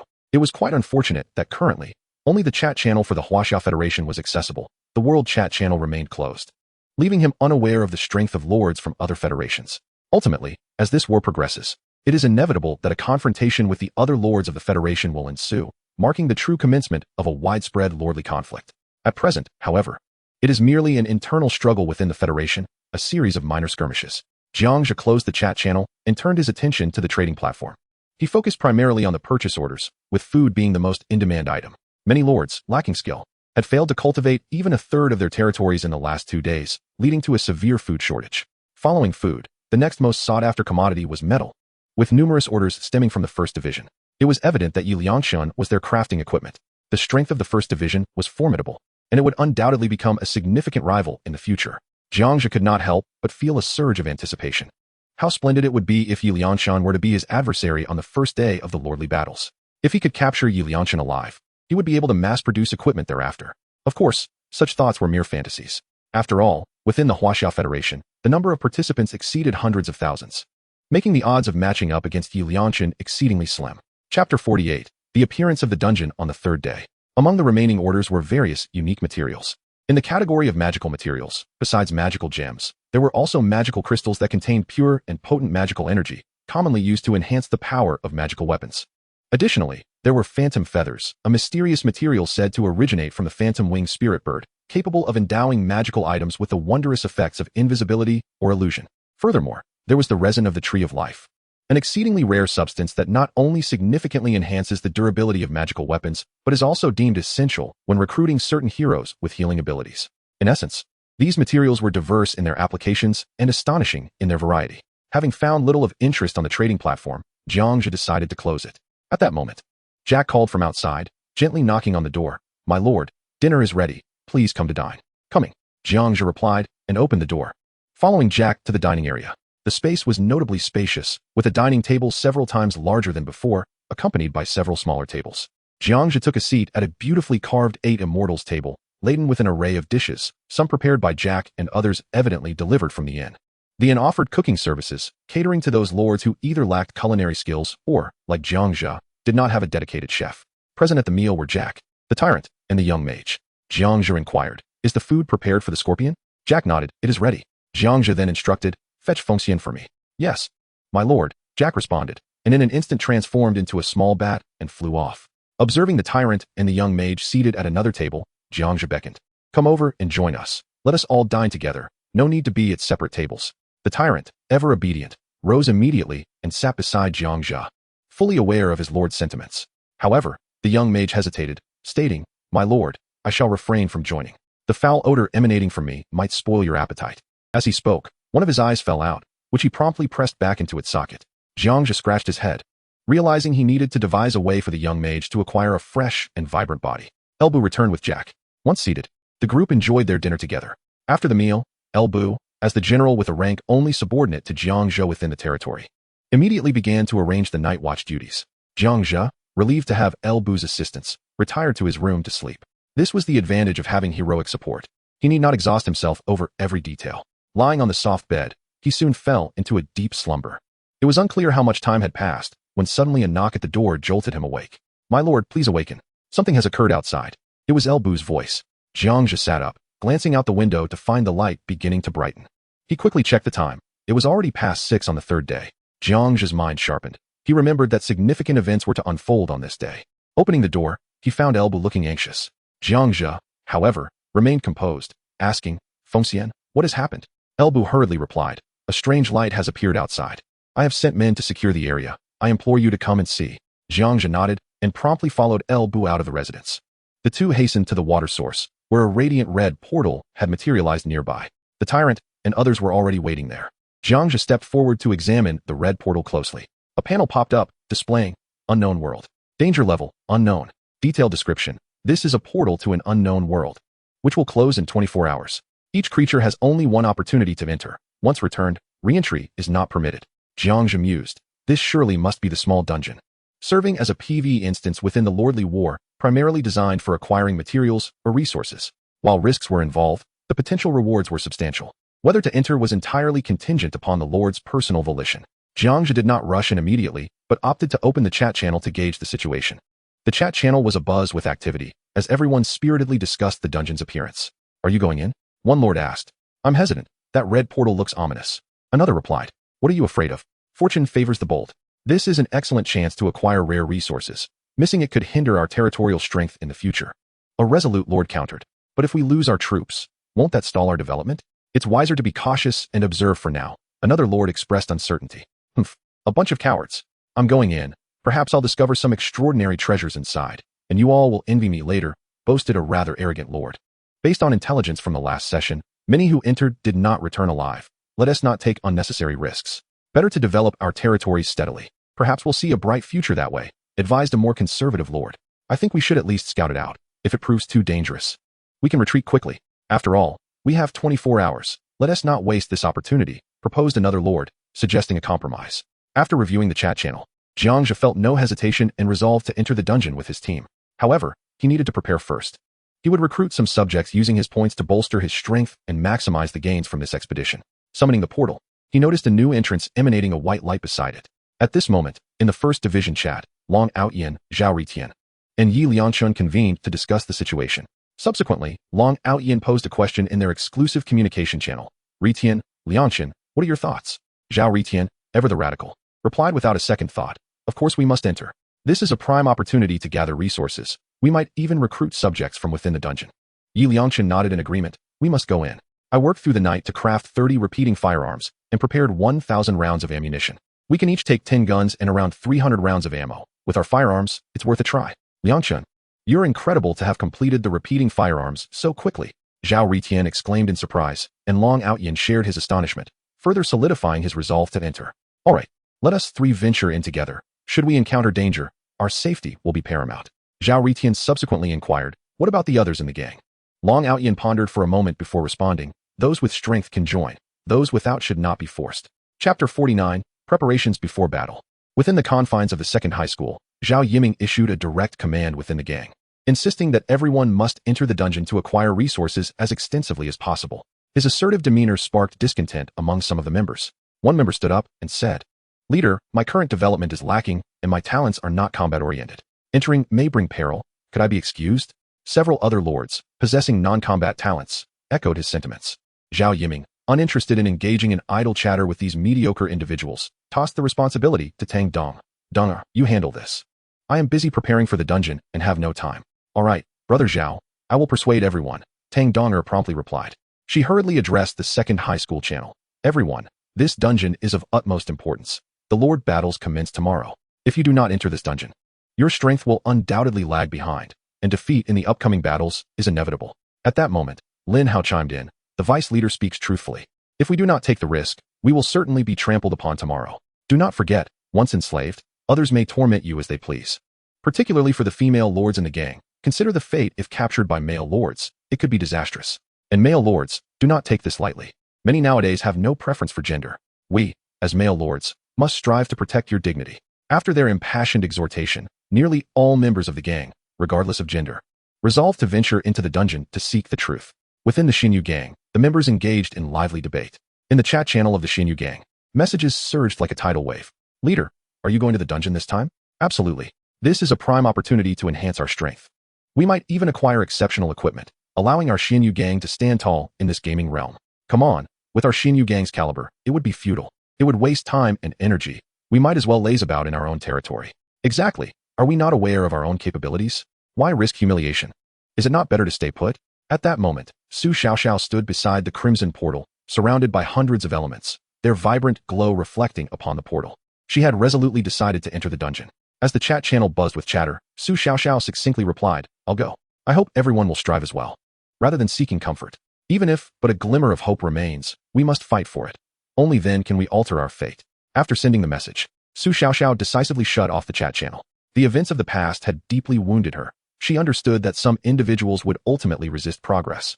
Taking a deep breath, she fixed her determined gaze upon the portal, while a stone element crouched down, allowing her to leap onto its shoulder as they, along with a throng of elements, entered the portal. Jiang Zhe checked his remaining points, which stood at a mere 1,500. Each summoning required meticulous calculation. The point cost varied among different tiers of units. A Tier 3 Skeleton Mage cost 200 points, a Tier 2 Blood Servant 50 points, and a Tier 1 Zombie 10 points. How should he allocate these points? Jiang Zhe glanced at the 5 generals surrounding him. First among them was the formidable warrior Lu Bu, brandishing a long spear, his intimidating presence unmistakable, standing at the pinnacle of Tier 4 leadership. Capable of facing hundreds on the battlefield, a nobleman with flowing black hair, known as the Tyrant, was Jiang Zhe's experimental result, possessing a fusion of multiple genes, reaching Tier 3 leadership. The Crystal Scorpion also belonged to Tier 3 leadership, as did the Little Mage, whose strength was not to be underestimated. The weakest among them was Jack, a Tier 2 vampire lord. In a flash of inspiration, Jiang Zhe made a decisive choice. He immediately spent 500 points to inject into the summoning portal. The portal erupted with brilliant light, accompanied by a nauseating stench as 50 zombies staggered forth. The foul odor strong enough to make one grimace. At that moment, Lu Bu could not help but step forward and suggest, "My lord, I believe summoning so many low-tier units is unwise. They are far too weak. I alone could handle hundreds." The Tyrant interjected, "General Lu, you may not be aware that our lord possesses a unique ability. In his eyes, there are no utterly weak units." "Oh, what special ability does our lord possess?" Lu Bu inquired with curiosity, as his knowledge of Jiang Zhe was somewhat limited, prompting his earlier remark. "Just watch, Fu Xian," Jiang Zhe replied mysteriously. Before activating the gene fusion, he selected 10 zombies, and in an instant, 9 of them transformed into swirling black smoke, merging into the remaining zombie. The previously decayed exterior of this zombie rapidly repaired, its body swelling robustly, growing from approximately 1.7 meters to 1.8 meters. Its appearance became increasingly grotesque, with its hair entirely falling out, resembling a menacing monster. Simultaneously, its attribute panel emerged. Name, Zombie. Race, Undead. Loyalty, 100. Level, Tier 2 Weak. Strength, 15. Constitution, 20. Agility, 6. Spirit, 2. Wisdom, 2. Skill, Corpse Poison Infection. Jiang Zhe promptly shared this panel with Lu Bu. Upon seeing it, Lu Bu could not help but exclaim, "My lord, your ability is truly remarkable. It can repurpose the originally staggering zombies, enhancing their mobility to rival that of normal individuals, even surpassing them in ferocity." Jiang Zhe smiled slightly, feeling quite pleased with himself. "Naturally, I possess an S-level talent." He raised his hand to initiate gene fusion once more, incorporating another 40 zombies.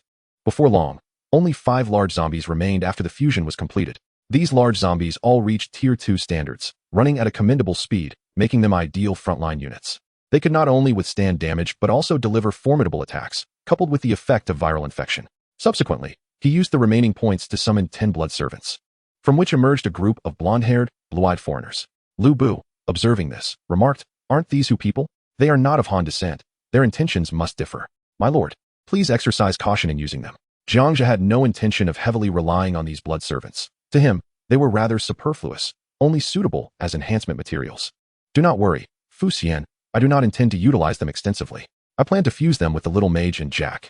With a wave of his hand, 5 of the blood servants soared towards the Little Mage, while the other 5 flew toward Jack. After absorbing these blood servants, both underwent noticeable changes. First, Jack, still cloaked in his robe and hesitant to face the sunlight, visibly became paler.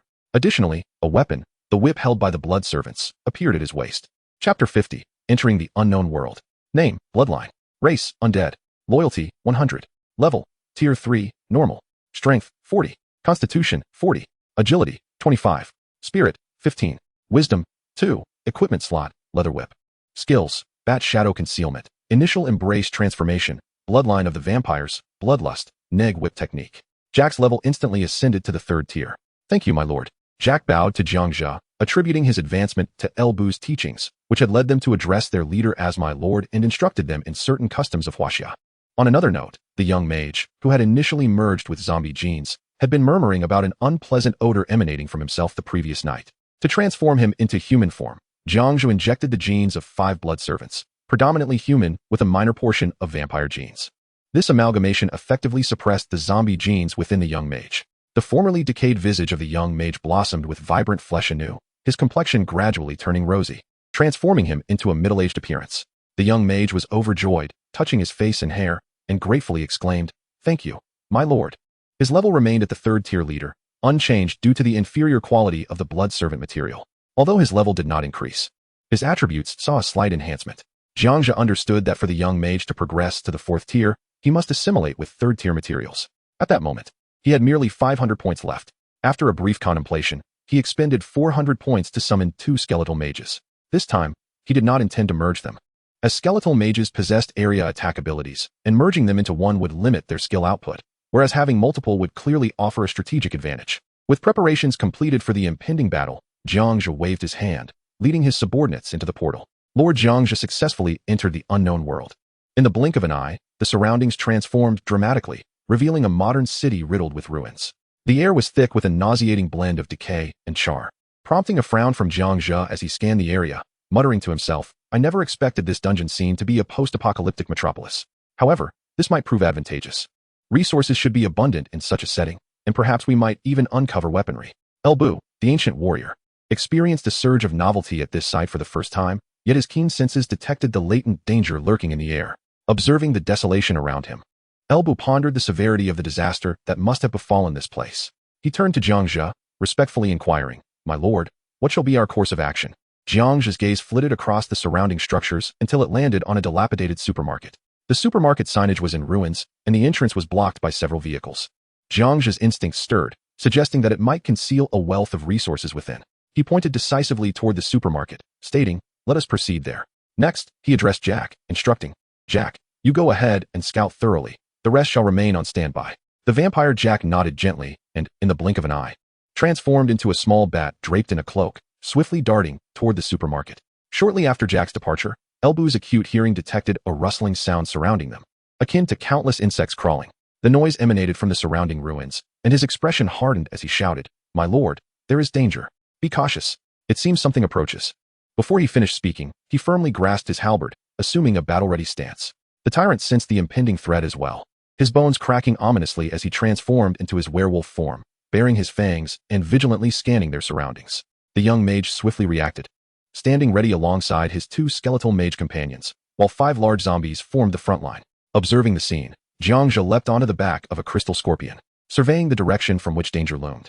Soon, he discerned that the source of the rustling was a swarm of insects. These creatures, resembling centipedes with elongated, needle-like legs, were unsettling in appearance.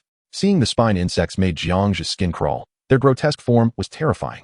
To ascertain their capabilities, he quickly drew the bow strapped to his back, nocking an arrow and aiming true at one of the spine insects.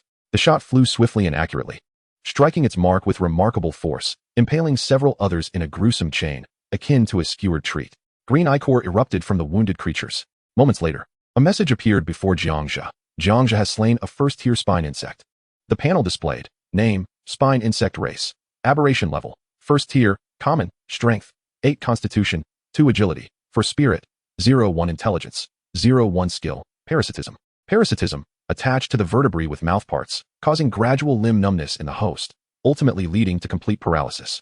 Once the spine insect establishes a foothold within the host's spine, it can release special neural signals to manipulate the remaining muscle activity of the host, turning it into a puppet controlled by the spine insect. Description: a dark gray parasitic insect, approximately half a meter in length, adorned with backward-facing spines on its back. They lie in wait within the shadows, swarming with swift speed upon the presence of living creatures. Upon glancing at the panel, Jiang Zhe was alarmed. The capabilities of these 1st-tier spine insects were extraordinary. They could parasitize living beings and control their hosts. This meant that if any of his subjects were infected, they would lose control entirely. He could not allow these spine insects to approach even slightly. They must be eradicated from a distance. The centipedes, seemingly oblivious to danger, continued their relentless advance. Numbering in the hundreds, Jiang Zhe decisively commanded the 5 large zombies to charge forward, acting as meat shields to draw fire. The 5 large zombies fearlessly plunged into the swarm of insects, which immediately swarmed over them, biting ferociously. Jiang Zhe then bellowed, "Young mage, gather a shockwave to eliminate the majority of the insects." Upon receiving the command, the young mage promptly began channeling energy with his 2 skeletal mage subordinates. Their staffs glimmered with magical light, swiftly condensing several energy orbs shaped like skulls at the tips. Subsequently, 3 powerful shockwaves shot forth with a resounding boom. Chapter 51. Resolving the supermarket conflict. The 3 shockwaves surged forth like a furious tide, sweeping through the swarm of insects, leaving no survivors. Fewer than 30 spine insects remained. I leave the rest to you, Elbu, Jiang Zhe instructed. Understood, my lord. Elbu replied, brandishing his halberd as he and his companions charged in. Within moments, the area was thoroughly cleared. Elbu and the others worked in unison to pile the insect carcasses in one location. Jiang Zhe approached, raised his hand, and cast a disintegration spell on the insect remains. A radiant glow emanated as he decomposed the bodies into 1,000 units of food, while his points increased by 300, yielding 300 first-tier crystal cores, along with a few mediocre white items. Having just entered the dungeon, the rewards were quite bountiful. Jiang Zhe felt an overwhelming sense of confidence, believing that this dungeon might not be as formidable as initially anticipated. After dispatching this wave of spine insects, no other monsters emerged. Before long, Jack, who had been dispatched to scout the supermarket, returned in a flurry, transforming from a diminutive bat back into his human form. He hastily reported to Jiang Zhe, my lord, there are still some supplies left at the supermarket, and a few humans are alive. However, it seems they are embroiled in a fierce dispute, engaged in a violent altercation. Upon hearing this news, Jiang Zhe's spirits were lifted. To his astonishment, there were still humans in this realm, which meant he had a chance to recruit them. His territory was in dire need of manpower, and given that he could only summon the undead through his necromantic portal, he was unable to call upon humans. The human race possessed a diverse array of skills, such as farming, fishing, and logging, that the undead could never hope to acquire. Let us proceed and assess the situation, Jiang Zhe declared, mounting his crystalline scorpion. With a grand gesture, he led his entourage towards the supermarket. As they neared the supermarket, the sounds of heated arguments and scuffles reached their ears. Jiang Zhe signaled for his group to halt, dismounting from the back of the crystalline scorpion and cautiously approaching the entrance. Peering through the gaps created by overturned shelves, he discerned the chaos within. Just as Jack had described, the humans in the supermarket had split into two factions, embroiled in a fierce conflict. One group appeared emaciated, comprising the elderly, the infirm, and the weak, their eyes filled with terror and fury as they clutched the scant provisions they had. The other group appeared relatively robust, their faces set in grim determination as they attempted to seize the food from the first group. Listening intently to the heated exchanges, Jiang Zhe soon grasped the crux of the matter. The remaining food in the supermarket was woefully insufficient to meet the needs of all. One faction, advocating for the equitable distribution of food, held fast to the tenets of humanity, believing that the elderly and infirm were also part of the community and deserving of equal rights to survival. In contrast, the opposing faction insisted that food should be prioritized for the healthy, who could muster the strength to gather more resources, viewing the weak as a burden and even suggesting that they be expelled. You selfish brutes, we should support one another through these trying times. An elderly man with silver hair shouted, wielding a simple wooden staff. Humph, at such a critical juncture, you still preach idealism. If we do not feed those who can work, we all shall starve. A burly man with a scruffy beard retorted fiercely, striking the ground with his iron rod, sending dust swirling. As the argument escalated, tensions heightened, and shoving devolved into a flurry of punches and kicks, cries and insults intertwining in a cacophony of chaos. A frail woman, attempting to shield her child, was knocked to the ground, prompting the child to wail in terror. Jiang Zhe furrowed his brow. Fighting was counterproductive. In his eyes, these individuals were resources and assets. They must be rallied to serve a greater purpose. He turned to Elbu and the others, instructing, prepare yourselves. We shall intervene to halt this conflict. But remember, do not harm them. Intimidation is our primary objective. Elbu nodded, brandishing his halberd as he led the charge into the supermarket. The tyrant transformed into his werewolf form, following closely behind, emitting a low growl. The sorcerer and two skeletal mages trailed, their staffs aglow with eerie light. The massive form of the crystalline scorpion obstructed the supermarket entrance, its formidable exoskeleton and colossal pincers instilling dread. The humans inside, caught off guard by the sudden intrusion of this unexpected company, froze in shock, the fierce fighting abruptly ceasing. Fear and confusion filled their gazes, uncertain of the intentions of these seemingly formidable newcomers. Jiang Zhe stepped into the midst of the gathered crowd and cleared his throat, saying, everyone, let us all remain calm. I bear no intention of causing you harm, but this self-destructive violence serves no one's interest. Who the hell are you to meddle in our affairs? The bearded man bellowed. Silence. Elbu, intolerant of any insult directed at his lord, swiftly retaliated, striking the man in the abdomen with his halberd, sending him crashing against the wall, blood spilling from his mouth. A hushed awe fell over the crowd, none daring to breathe. Jiang Zhe smiled faintly and continued, I am Jiang Zhe, hailing from a distant land. I have witnessed your plight and overheard your quarrel. In truth, both sides possess valid viewpoints. He glanced at those advocating for equitable food distribution and added, caring for the elderly and infirm exemplifies the goodness of humanity. You are all part of a community and should look after one another. Shifting his gaze towards the opposing group, he remarked, your desire to allocate food to those capable of gathering more resources is also a consideration for the long-term survival of the community. His words prompted the crowd to reflect, and the once tense atmosphere began to ease. Then what do you propose? The food supply is limited. Someone from the crowd interjected. Jiang Zhe surveyed the assembly and suggested, I propose a temporary cessation of hostilities. Join my ranks, and I shall provide you with food and shelter, while you can utilize your skills to contribute to our territory. What say you? Is what you say true? But how can we trust you? A young woman asked with evident trepidation. Jiang Zhe smiled confidently, stating, Behold, I possess the means to protect you. My subordinates, in terms of both combat prowess and resource-gathering capabilities, far exceed what you might imagine. Upon hearing Jiang Zhe's words, the crowd turned their gaze towards his entourage, taking note of their formidable presence, starkly contrasting their own frail forms. Some exhibited hesitation, while others appeared intrigued. After all, in this apocalyptic world, a safe haven coupled with a stable food source was a dream they all yearned for. At that moment, the elderly man with silver hair stepped forward, proclaiming, I am willing to place my trust in this young man's words. Rather than engage in a futile struggle for survival, let us follow him. There may yet be hope. System notification. You have acquired a new subject, Li Jiangguo. Chapter 52. Subduing new subjects, extraterrestrial beings. With the first individual S acceptance, others soon followed suit. System notification. You have acquired a new subject, Lu Rian. System notification. You have acquired a new subject, Kai Shukuan. This venture proved remarkably fruitful, as Jiang Zhe swiftly added 20 human members to his ranks. Glancing briefly at their data panels, he noted that 10 were young adults, possessing skills in combat, driving, repair, and forging. 2 women had culinary and sewing skills. While there were also 2 pairs of elderly couples, the first to pledge allegiance being Li Jiangguo and his wife, Zhao Shuqin, both possessing advanced agricultural knowledge, hinting at backgrounds in research. Additionally, there were 4 children, though still tender in age, they held potential to become vital assets to the territory with proper cultivation. Jiang Zhe stepped forward and addressed the group. From this moment forth, you are all members of my territory. As long as I have food, you shall not go hungry. Upon hearing this, the crowd nodded in unison, their eyes igniting with newfound hope, accompanied by the chorus of rumbling stomachs. They were all famished. Jiang Zhe understood that the loyalty of these newly recruited humans was at a mere 50 points, resting in a precarious state, susceptible to rebellion at any moment. The immediate priority was to address their hunger. Without hesitation, he waved his hand, producing 200 units of meat and placing it upon the ground. The sight of fresh meat instantaneously captivated everyone's attention. Their gazes were filled with longing, throats involuntarily swallowing as saliva pooled. Quickly, prepare to boil water and cook the food, Jiang Zhe commanded, and the crowd, as if awakening from a dream, sprang into action. Some ventured to seek out cookware. Others busied themselves with kindling the fire, while yet others were tasked with fetching water. Before long, wisps of smoke began to rise. The water in the pot reached a rolling boil, and succulent chunks of meat were added one by one, filling the air with an enticing aroma. The crowd gathered around the pot, their eyes fixated on its contents, brimming with anticipation as if awaiting a rare treasure. Seizing the opportunity while the others prepared the meal, Jiang Zhe wandered leisurely through the supermarket.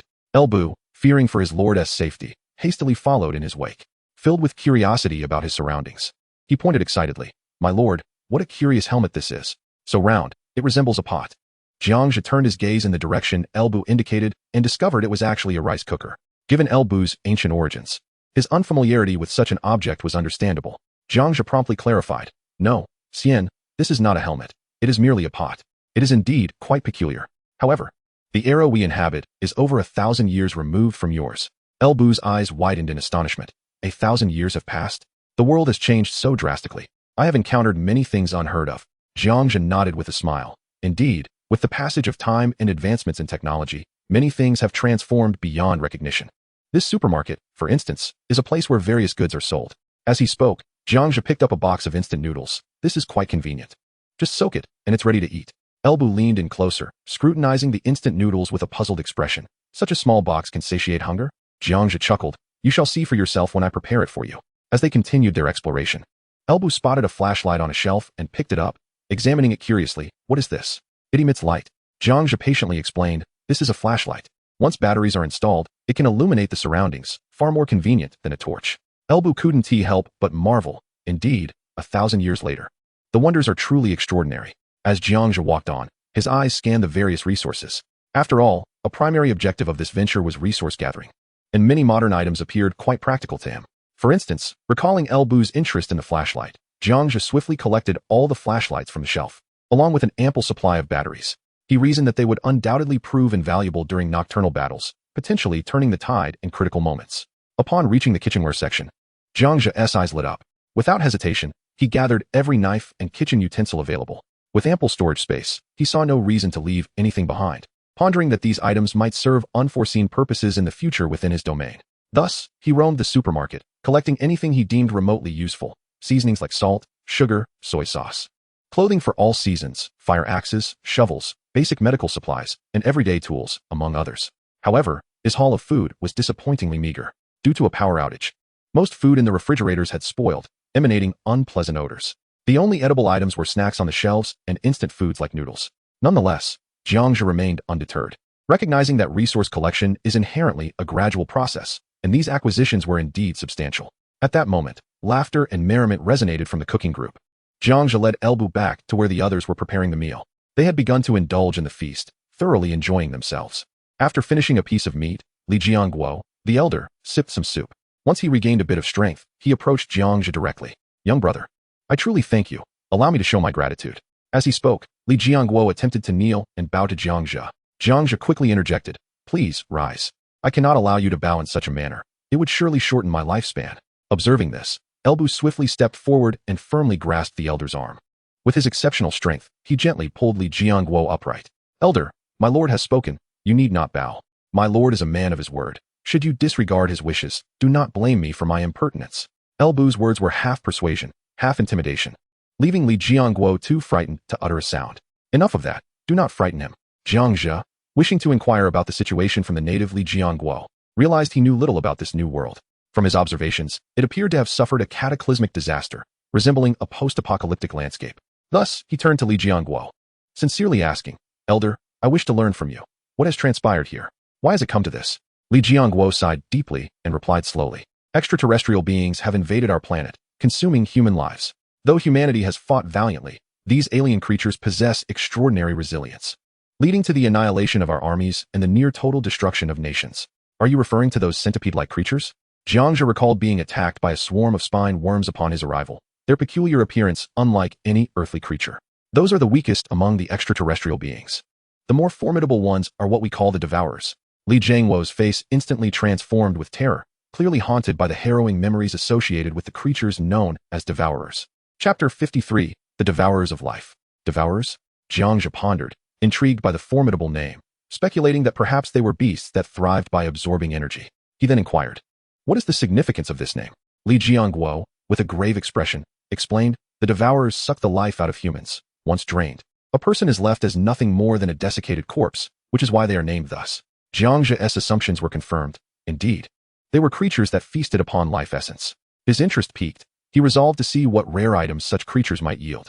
Just then, Tyrant rushed in, urgency evident in his voice. "My lord, a creature is approaching from this direction. We must prepare at once." Before he finished speaking, a piercing, shrill cry echoed through the air. Li Jiangguo's face drained of color, and he shouted in terror, "The devourers are here. We must hide." The other humans, upon hearing this, also turned pale, their appetite entirely forgotten. The children clung tightly to their guardians, trembling with fear, their eyes betraying their terror. "Do not panic. Everyone, follow me to assess the situation," Jiang Zhe commanded, leading the group hastily towards the supermarket entrance. Meanwhile, the crystal scorpion emitted low, rumbling sounds, its gaze fixed intently in a particular direction. In that direction, a cloud of dust billowed, as though some dreadful entity was rapidly approaching. Jiang Zhe noticed that even the crystal scorpion seemed to harbor a hint of fear. It was essential to note that the crystal scorpion, like Tyrant, was a third-tier leader, possessing formidable strength, yet now it exhibited trepidation, indicating that whatever was coming was likely at least a fourth-tier monster. Should a battle ensue, chaos would surely follow. The newly sheltered humans were invaluable resources that must not be squandered. Jiang Zhe turned to Jack and decisively instructed, "Take these people back to the territory and ensure their safety, understood?" He chose Jack for this task, as he primarily handled reconnaissance and was relatively less combat-oriented, making him well-suited for escorting the group. "Yes, my lord." Jack acknowledged the command and hurried back into the supermarket, guiding the humans towards the red portal. Once they entered this portal, they would return to the safety of their territory. Soon, under Jack's leadership, the group swiftly departed. In order to buy time for Jack's evacuation, Jiang Zhe decisively commanded the dispatch of 5 formidable zombies to confront the enemy, hoping to ascertain their strength. Upon receiving the order, the 5 zombies surged forth like arrows released from a bow, racing towards the direction shrouded in swirling dust. Before long, the billowing dust began to settle, revealing a bizarre creature that emerged slowly from the ground, the omnivorous beast. This creature was a formidable sight, predominantly grayish-white. resembling a grotesquely altered reptile. Its limbs were elongated and sinewy, with sharp claws capable of gripping the earth firmly. Its back was adorned with spikes, and its tail was curved with barbs, enhancing its menacing appearance. The head was disproportionately large, with a gaping maw revealing razor-sharp teeth, a long tongue extended, and eyes that glinted with a cold ferocity, as if poised to attack at any moment, exuding a palpable aura of dread. Is this the omnivorous beast? Its hideous appearance made Jiang Zhe furrow his brow, as it was his first encounter with such an extraterrestrial entity. Beside him, Elbu's eyes widened in astonishment, exclaiming, "My lord, I have never beheld such an oddity. Look at its tongue. It is remarkably long. I wonder how it would taste if roasted." Stunned by Elbu's peculiar thought, Jiang Zhe could not help but admire the warrior's unique perspective on such a creature. The 5 zombies lunged at the omnivorous beast, initiating an assault.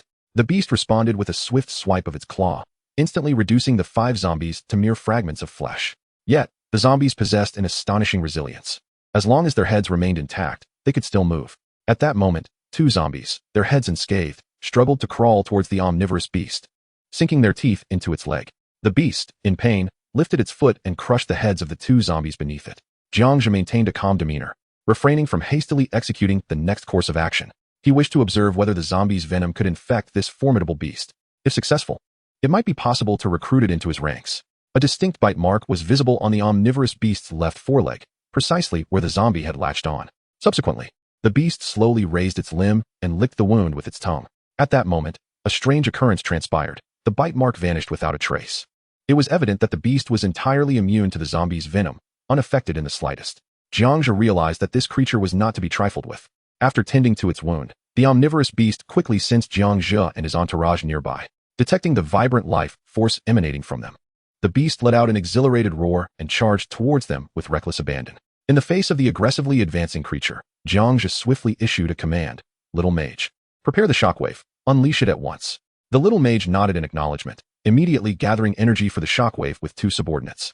As the omnivorous beast approached within 30 meters, the little mage successfully charged the shockwave, unleashing 3 powerful waves towards the beast. The creature, lacking in intellect, failed to evade the incoming assault, instead meeting it head-on with its skull. A resounding crash echoed as the omnivorous beast was sent tumbling backward, its head bloodied and crashing to the ground, sending up clouds of dust. Surprisingly, the blood that flowed from the beast was crimson.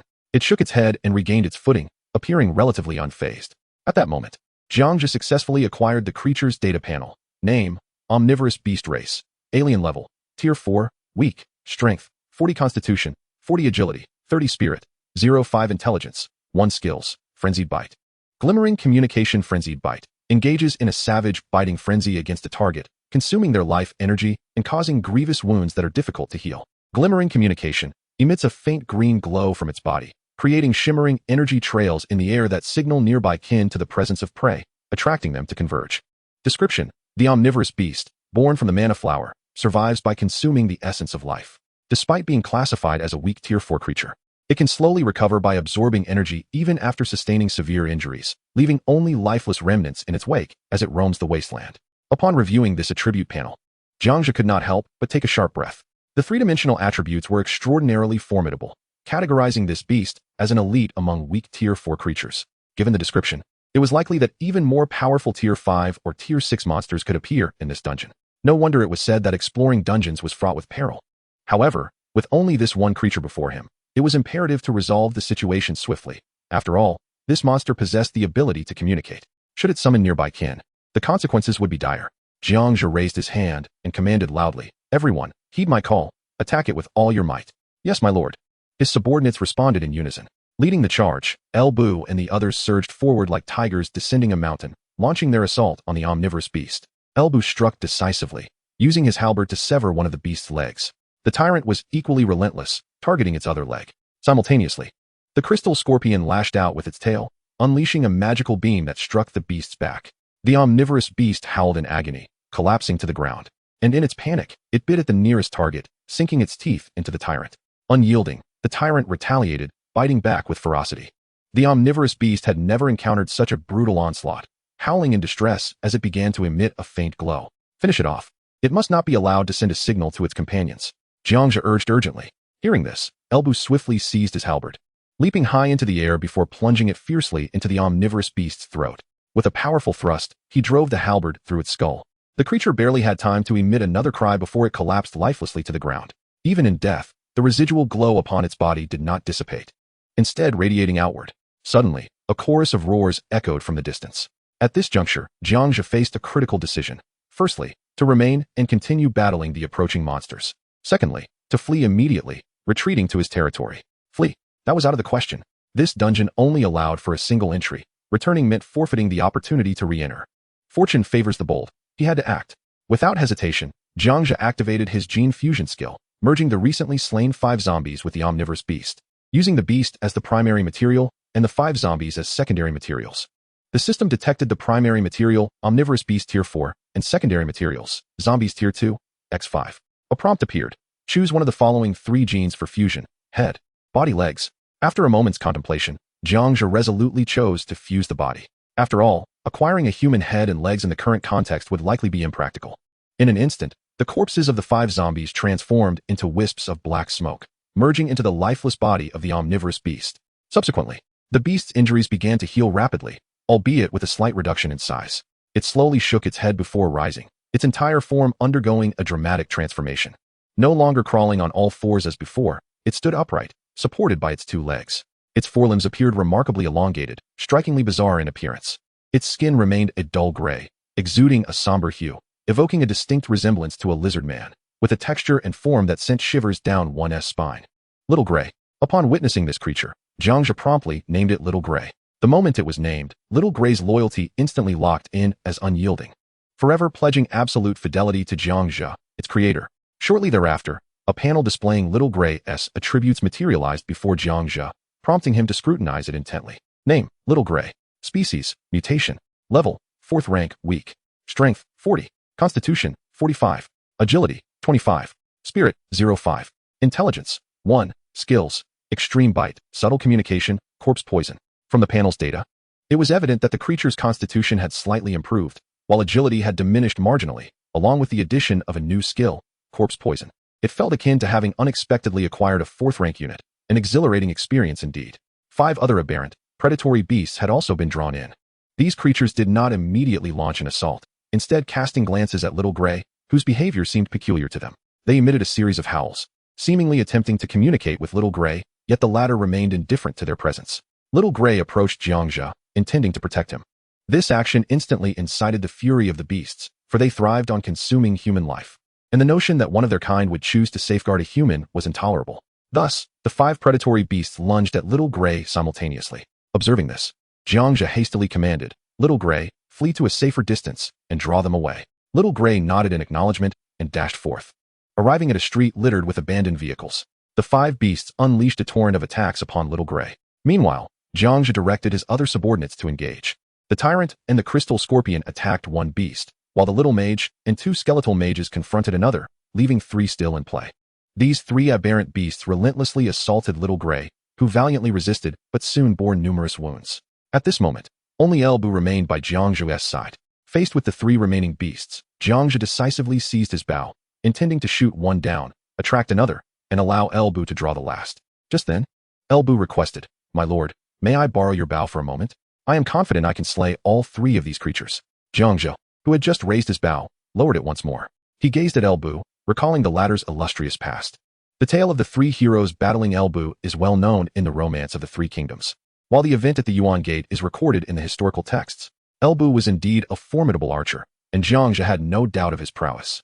He handed over the legendary bow to Elbu, and drew an arrow from his quiver, presenting it to him. Elbu grasped the legendary bow, his eyes lighting up in admiration, exclaiming, My lord, this bow is truly exquisite. I have never wielded such a fine weapon. He caressed the bowstring tenderly, his expression filled with reverence. Enough of that. Focus on the task at hand, Jiang Zhe urged. Elbu nodded quickly, accepting the arrow, and with a powerful motion, drew the bowstring back, aiming precisely at one of the predatory beasts. With a gentle release of his finger, the arrow shot forth with a whistling sound, striking the beast squarely in the back. The immense force pierced through its body, creating a gaping hole from its chest. The beast, in agony, whirled around and charged frantically towards Elbu. Yet, Elbu remained composed, extending his right hand to catch another arrow that Jiang Zhe had offered. This time, his gaze was sharp as he aimed for the beast's head. With a swift motion, the arrow flew true, striking its mark and exploding the creature's skull.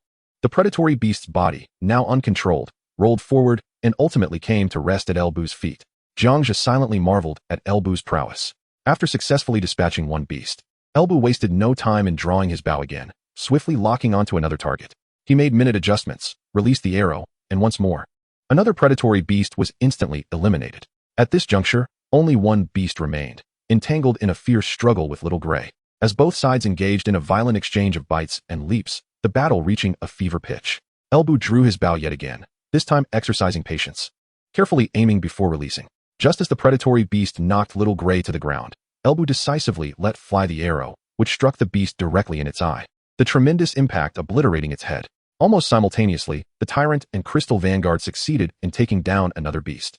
Meanwhile, the little mage, whose combat abilities were inherently weak, particularly in one-on-one confrontations, struggled alongside two skeletal mages to maintain a shield against the onslaught.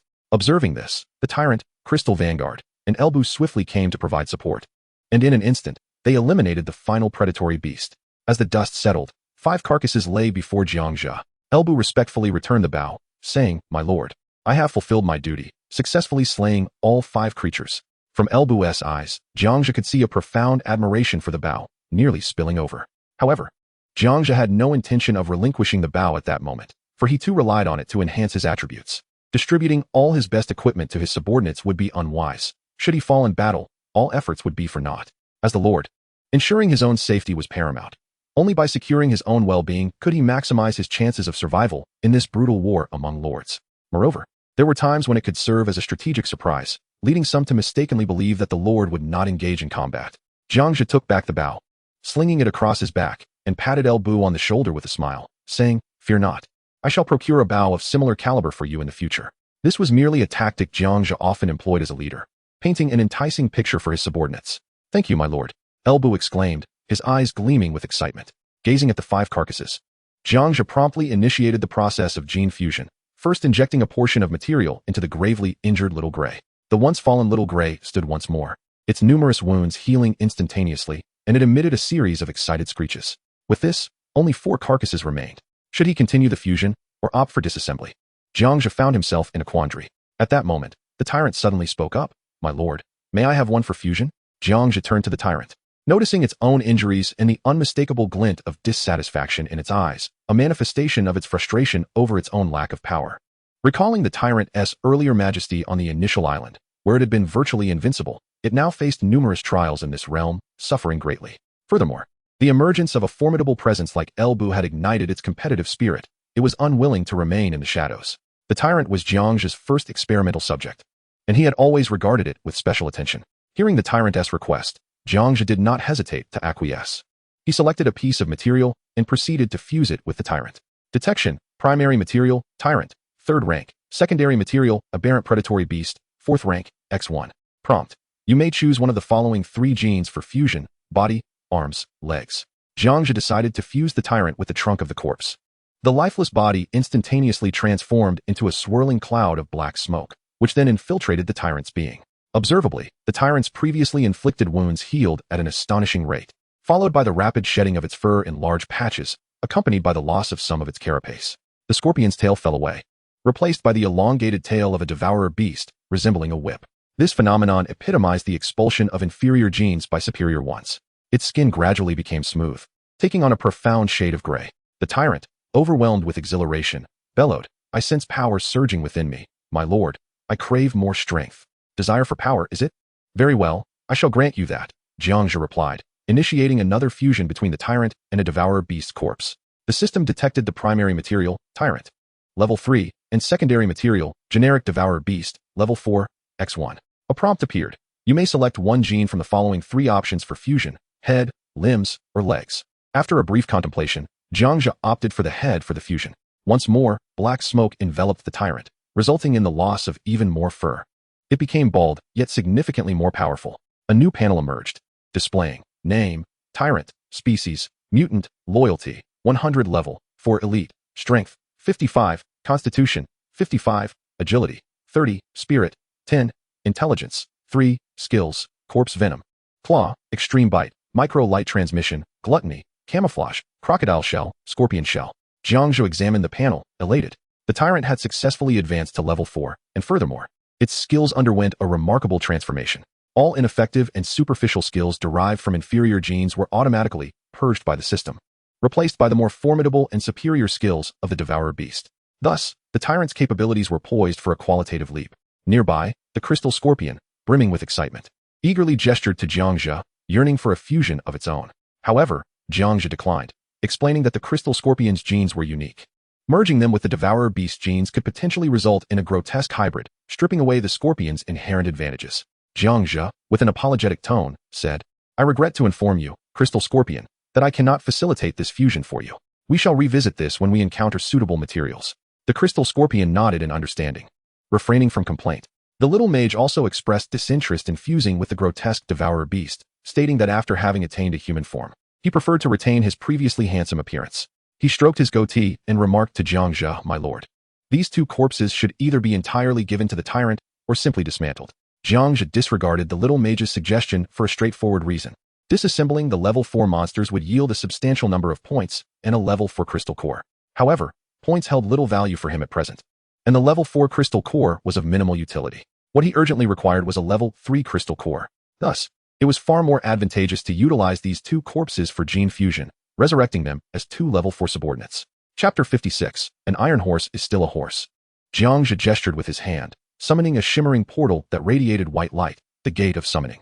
At this moment, Jiang Zhe possessed 400 points, with each blood servant priced at 50 points, enabling him to summon 2 blood servants directly. As the 2 blood servants materialized, before they could utter a word, Jiang Zhe mercilessly initiated gene fusion. The 2 blood servants swiftly darted into the corpse of a devourer beast. The previously grievously injured devourer beast seemed revitalized, gradually regaining some vitality as it wobbled back to its feet. However, it appeared the fusion materials lacked sufficient potency, as its injuries remained only partially healed. Noticing this, Jiang Zhe furrowed his brow and summoned 2 additional blood servants. These 2 blood servants quickly joined the fusion, and at last, the injuries of both devourer beasts were completely mended. Due to the incorporation of some of the blood servants' genes, their physiques became somewhat emaciated, resembling humans more closely. In terms of combat prowess, they suffered no diminishment. Rather, their intelligence saw a modest enhancement, albeit still at a rudimentary level. "Little Gray," Jiang Zhe called, and the first devourer beast he had tamed promptly hopped over, standing obediently beside him. Jiang Zhe addressed Little Gray. "These 2 shall be under your command from now on. Understood?" Little Gray nodded, emitting a raspy voice. Understood. Could it actually speak? Jiang Zhe was somewhat taken aback. However, upon reflection, it made sense. After all, Little Gray had fused with zombie genes, which undoubtedly contained human genes. Thus, the ability to speak was plausible. This implied that the other 2 devourer beasts should also possess the ability to communicate. "You will follow Little Gray and form a team from now on, understood?"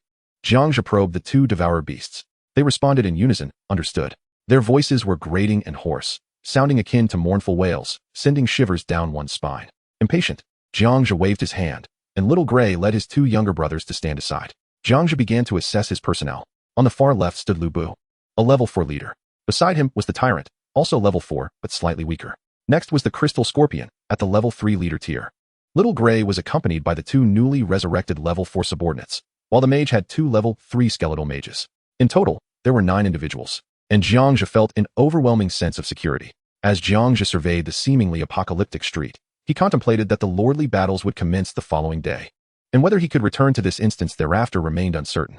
With this in mind, he resolved to scour the area for additional resources, ideally collecting everything in one go. Aligning with his usual approach, Jiang Zhe leaped onto the back of the crystal scorpion, as the others gathered closely around it, gradually initiating their exploration of the area. Lu Bu, walking alongside, appeared curious and could not resist gently tapping a vehicle with his weapon, inquiring, "My lord, what is this? It looks quite peculiar, somewhat resembling a horse-drawn carriage." Jiang Zhe glanced at the vehicle Lu Bu referred to and casually explained, "This is called a car. It is similar to a carriage, but it does not require horses to pull it. Within, there exists a mechanism called an engine that allows it to move once activated." Upon closer inspection, it became evident that the vehicle was entirely wrecked. Not only were the tires blown, but the chassis bore scorch marks, clearly indicative of having endured an explosion and fire. Jiang Zhe could not help but lament, thinking, "If only it were operational, I would love to bring one back."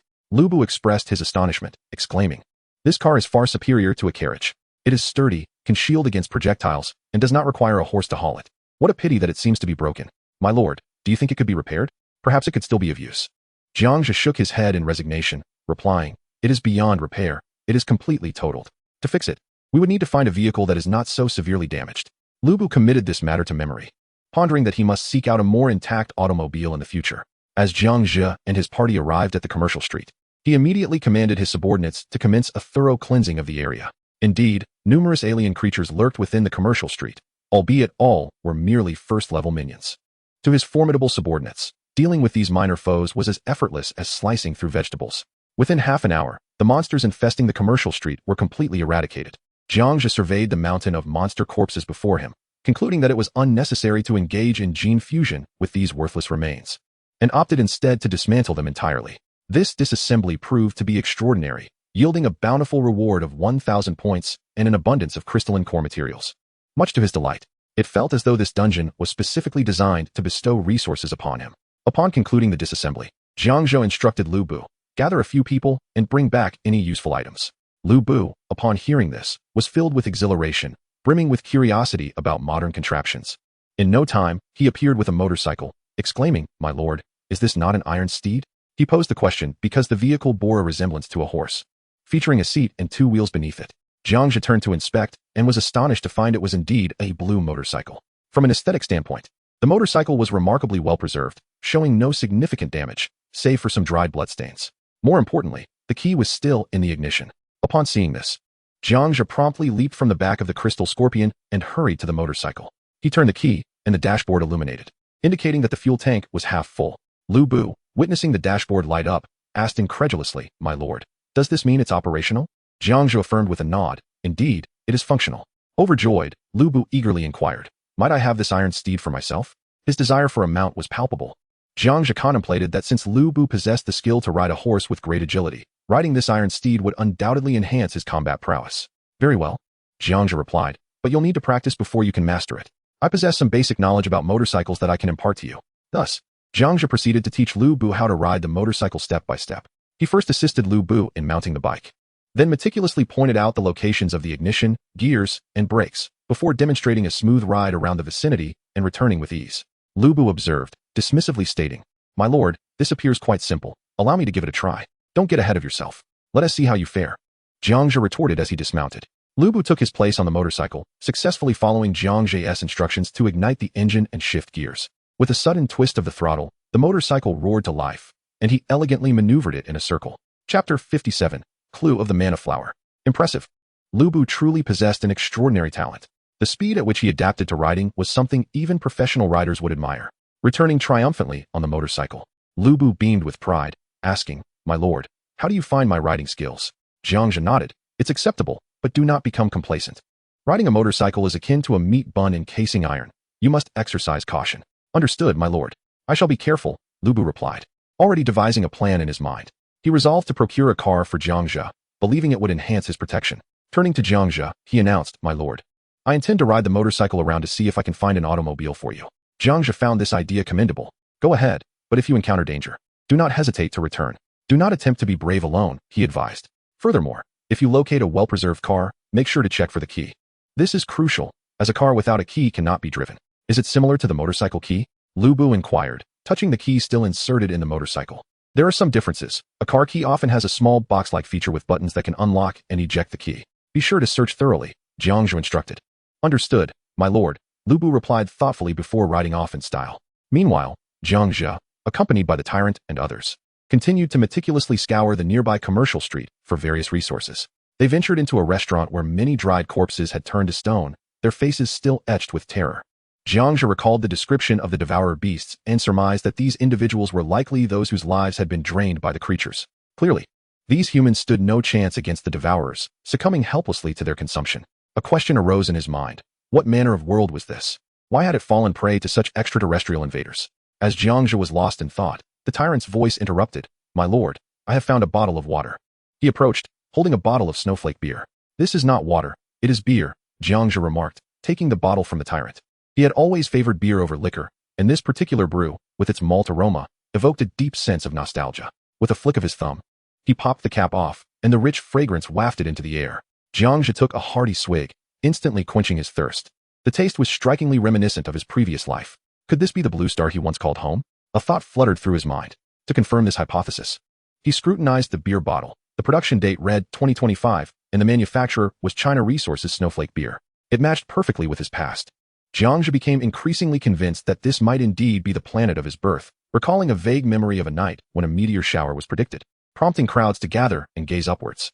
Suddenly, a meteor plummeted from the sky, and the events that followed eluded his recollection. When he regained consciousness, he found himself on the sports field of his secondary school, awakening his talents.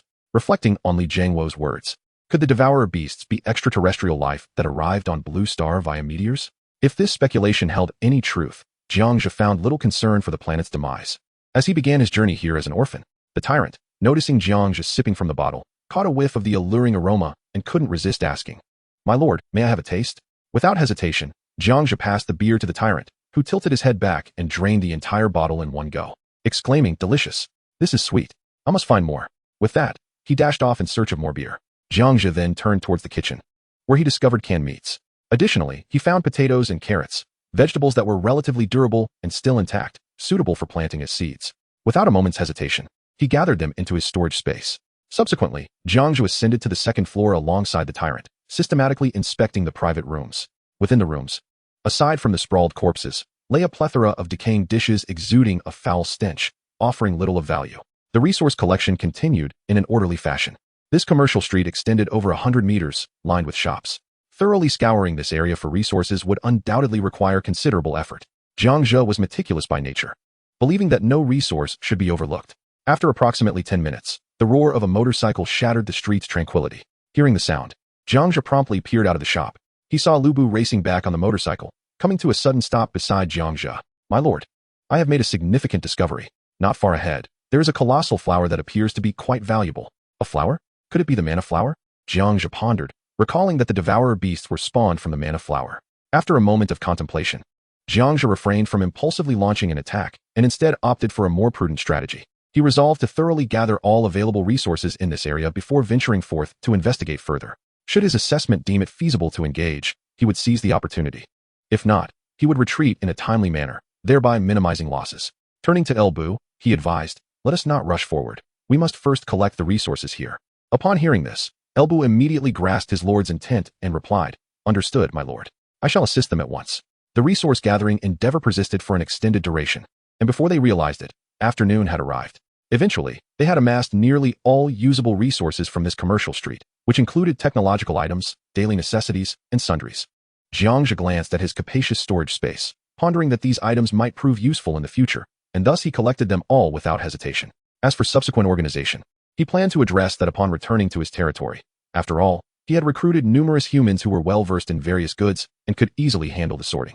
Unlike his current group, whose members were predominantly non-human entities, they understood the value of these items but lacked clarity on their specific nature, merely transporting them en masse. Once everything was settled, Jiang Zhe did not wish to depart hastily. He led his subordinates into a nearby restaurant, intending to procure some food to satisfy their hunger. Upon entering the kitchen, he discovered that both the gas canisters and stove were still operational, prompting him to ignite the flames himself. With Jack absent, the culinary responsibility fell upon him as the lord, while El Bu and the Tyrant assisted, and the little mage joined in to help as well. Soon, through their collective efforts, a sumptuous feast was prepared. Jiang Zhe tossed some raw meat toward Xiao Hui and the scorpion for their consumption. Subsequently, he, El Bu, the Tyrant, and the little mage gathered around a table. The little mage, ever perceptive, swiftly poured wine for the assembled.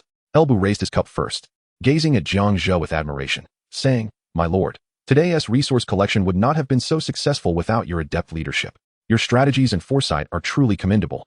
Following you instills in me a sense of security, and I am certain we will achieve great things in the future." The Tyrant promptly raised his cup as well, grinning broadly, "Indeed, my lord. Just look at your culinary skills. You excel even in cooking. You lead us with such meticulous planning that we fear nothing under your guidance. We are bound to carve out our own destiny." The little mage, beaming with joy and admiration, declared, "My lord, your strength is formidable, and your ability to orchestrate is unparalleled. In such a complex place as this commercial street, your resource collection was executed with remarkable order. Truly, you are extraordinary. I hope you will continue to mentor us. I shall not hesitate to brave any peril for you." People are always fond of flattery, and Jiang Zhe was no exception. Listening to their praises, a smile of satisfaction graced his face as he raised his cup to clink with theirs. The four of them drank heartily, and then began to enjoy their meal with great relish. Chapter 58. The Mysterious Barrier. After feasting to their heart's content, Jiang Zhe led his companions out of the restaurant. He promptly leapt onto the back of the crystal scorpion, with the Tyrant following closely behind. The little mage and the other two skeletal mages were carried by the devouring beasts.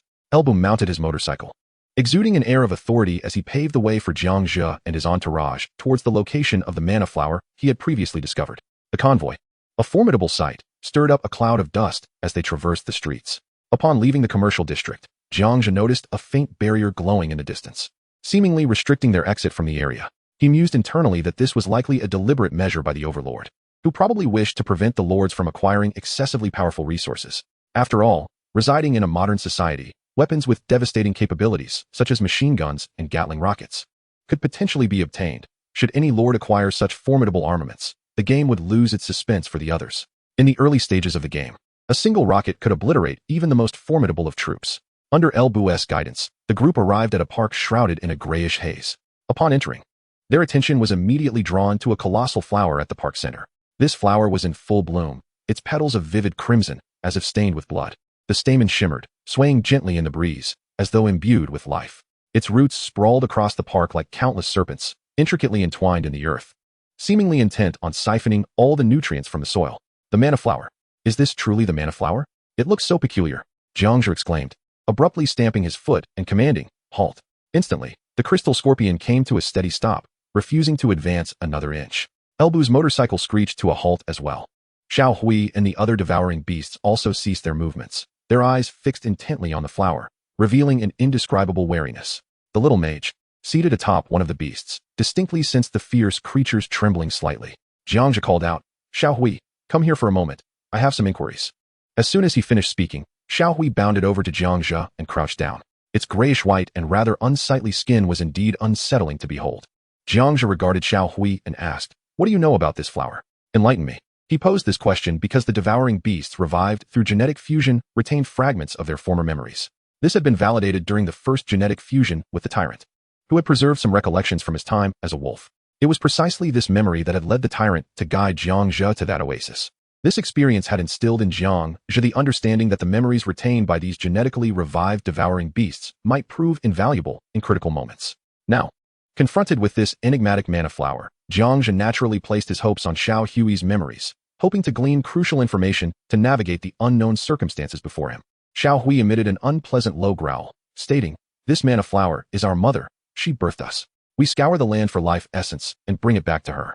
Jiang Zhe pressed further, "How many devouring beasts are in the vicinity?" After a moment of contemplation, Xiao Hui responded, "Around a dozen.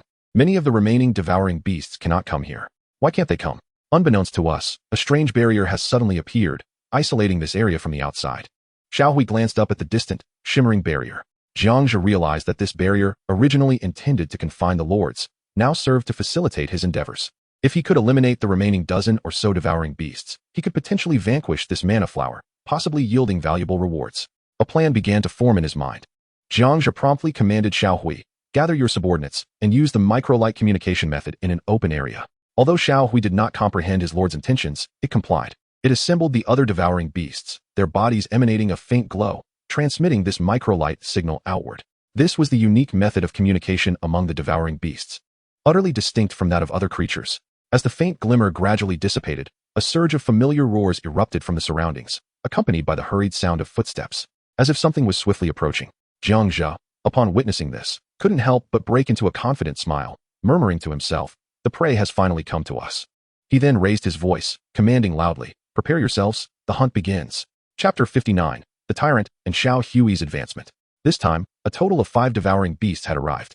The arrangement for Xiao Hui to utilize the shimmering light for communication was precisely to lure a portion of the beasts toward them. With the plan's success evident, Jiang Zhe waved his hand, and his subordinates surged forth like tigers descending a mountain. Elbu abruptly twisted the throttle, charging forward on his motorcycle, firmly gripping his halberd.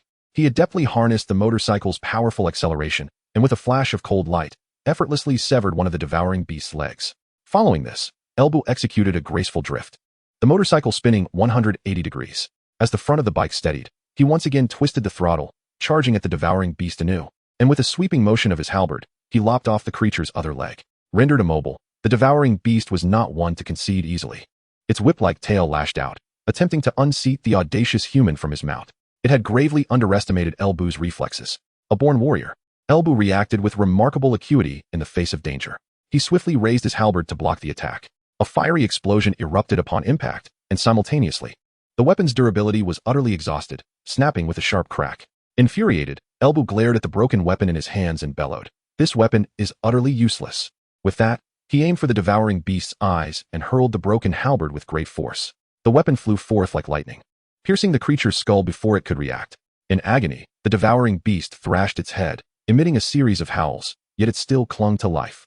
Its slender tail swept past, scratching the paint of Elbu's beloved motorcycle. "How dare you harm my prized steed?" Elbu exclaimed, immediately slamming the brakes to halt his cherished bike, then leaping onto the beast's body. His eyes ablaze with rage, he unleashed a barrage of punches upon the creature's head. Under the relentless assault of his formidable strength, the skull of the devouring beast began to cave in. Ultimately, it could withstand no more and collapsed to the ground, lifeless. Meanwhile, the tyrant soared high, pouncing upon another devouring beast. In his werewolf form, he had fused multiple genes, his armored exterior as formidable as steel. The devouring beast swiped at him with ferocity, but merely left a shallow scratch upon the tyrant's chest plate, failing to inflict any damage. With swift reflexes, the tyrant seized the opportunity, extending his claws to pierce the creature's throat like a blade. His talons, laden with various toxins, swiftly infiltrated the devouring beast's body through the wound. Following this, the tyrant executed a nimble leap, appearing instantaneously behind the beast.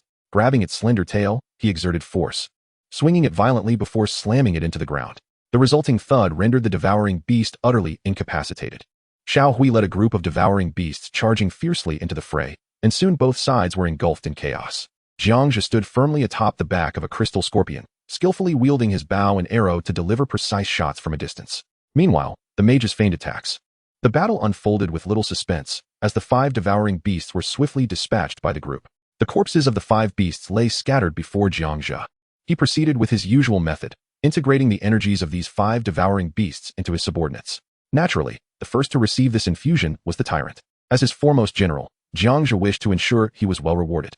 The powers of 2 of the devouring beasts flowed like shimmering light into the tyrant's body. A plume of black smoke rose from him, and unexpectedly, his physique did not grow more robust. Rather, he appeared even more slender. The tyrant spoke, "My lord, I feel that I still require one more. If I could gain the power of another devouring beast, I would surely break through." Without hesitation, Jiang Zhe replied, "Very well. I shall grant you another." Selecting another devouring beast, he merged its strength into the tyrant. The tyrant felt a rush of euphoria, unable to contain a triumphant howl as pieces of his shell fell away, indicating that some of the scorpion's genes were being expelled. At that moment, a brand new panel materialized before him. Name, Tyrant. Race, Mutant. Loyalty, 100. Level, Tier 4 Leader. Strength, 65. Constitution, 65. Agility, 30. Mentality, 10. Wisdom, 3. Skills, Corpse Poison, Claw, Extreme Bite, Shimmering Communication, Gluttonous, Camouflage, Crocodilian Armor. He had directly advanced to the leader level, with attributes comparable to Elbu's. With 2 devouring beast corpses remaining, Jiang Zhe summoned 4 blood servants using the summoning gate, expending 200 points. The blood servants underwent genetic fusion with the 2 remaining devouring beasts. A radiant glow enveloped them, and their injuries rapidly healed, allowing them to slowly revive. Jiang Zhe successfully recruited the 2 devouring beasts under his command and instructed Xiao Hui to manage them. Thus, he now commanded 5 devouring beasts, all potent forces in battle. Subsequently, Jiang Zhe repeated the process, instructing Xiao Hui to send forth the shimmering communication once more, summoning nearby devouring beasts. This time, 8 beasts arrived. However, Jiang Zhe's numbers greatly exceeded theirs. After a fierce battle lasting 5 to 6 minutes, they ultimately succeeded in slaying all 8 devouring beasts. Desiring to accumulate additional points for future needs, Jiang Zhe opted to dismantle 4 of the beasts. Each Tier 4 creature yielded 400 points upon disassembly, granting him a total of 1,600 points in an instant.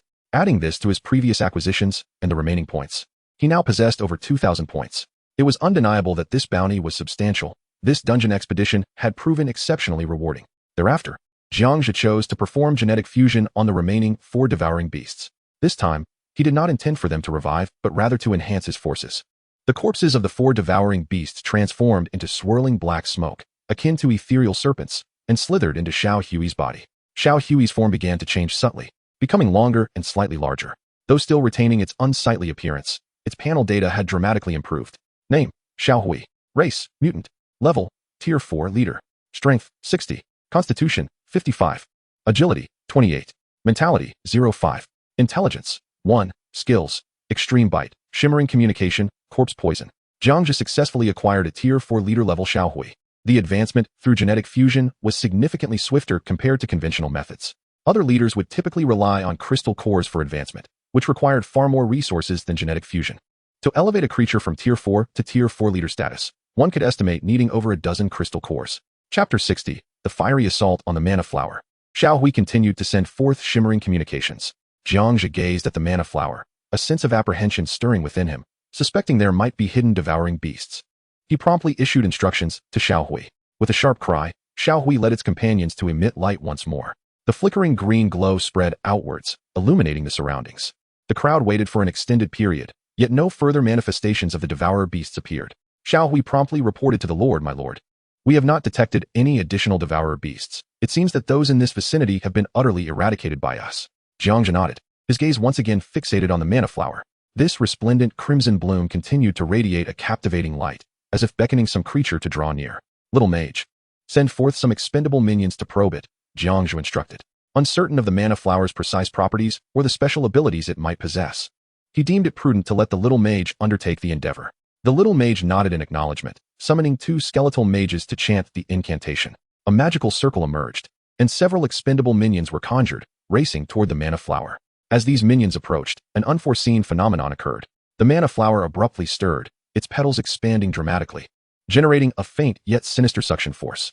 The nearby minions seemed to be instantaneously drained of vitality, collapsing to the ground like desiccated twigs deprived of moisture. This must be an energy-draining mechanism. It is indeed peculiar that even undead entities can be siphoned. After a moment of contemplation, Jiang Zhe decided, "Let us test further. Xiao Hui, send a devourer beast closer to see if it can destroy this flower." Xiao Hui immediately emitted a sharp cry, prompting a devourer beast to charge forward, fiercely swiping its claws at the vibrant bloom. This time, the devourer beast did not exhibit any signs of being drained. Instead, the maniflower, in a bid for self-preservation, unleashed countless roots from the depths of the earth. These roots, resembling a dense spider's web, ensnared the devourer beast tightly. Jiang Zhe could not help but marvel at the flower's power. After all, this devourer beast possessed a combat strength of level 4 and was now immobilized in an instant. Simultaneously, the beast's facial features began to exude faint green energy, slowly infiltrating the core of the maniflower. "My lord," Xiao Hui remarked, "the maniflower is coercing it to relinquish its life essence." Observing this, Jiang Zhe contemplated deeply. It appeared that the maniflower lacked remarkable offensive capabilities. Rather, its strengths lay in absorption and defense, with the primary goal of siphoning vast amounts of life essence. The ensnared devourer beast gradually withered, its internal life energy continuously dissipating. Akin to a spider consuming the bodily fluids of its prey, an unsettling and macabre sight.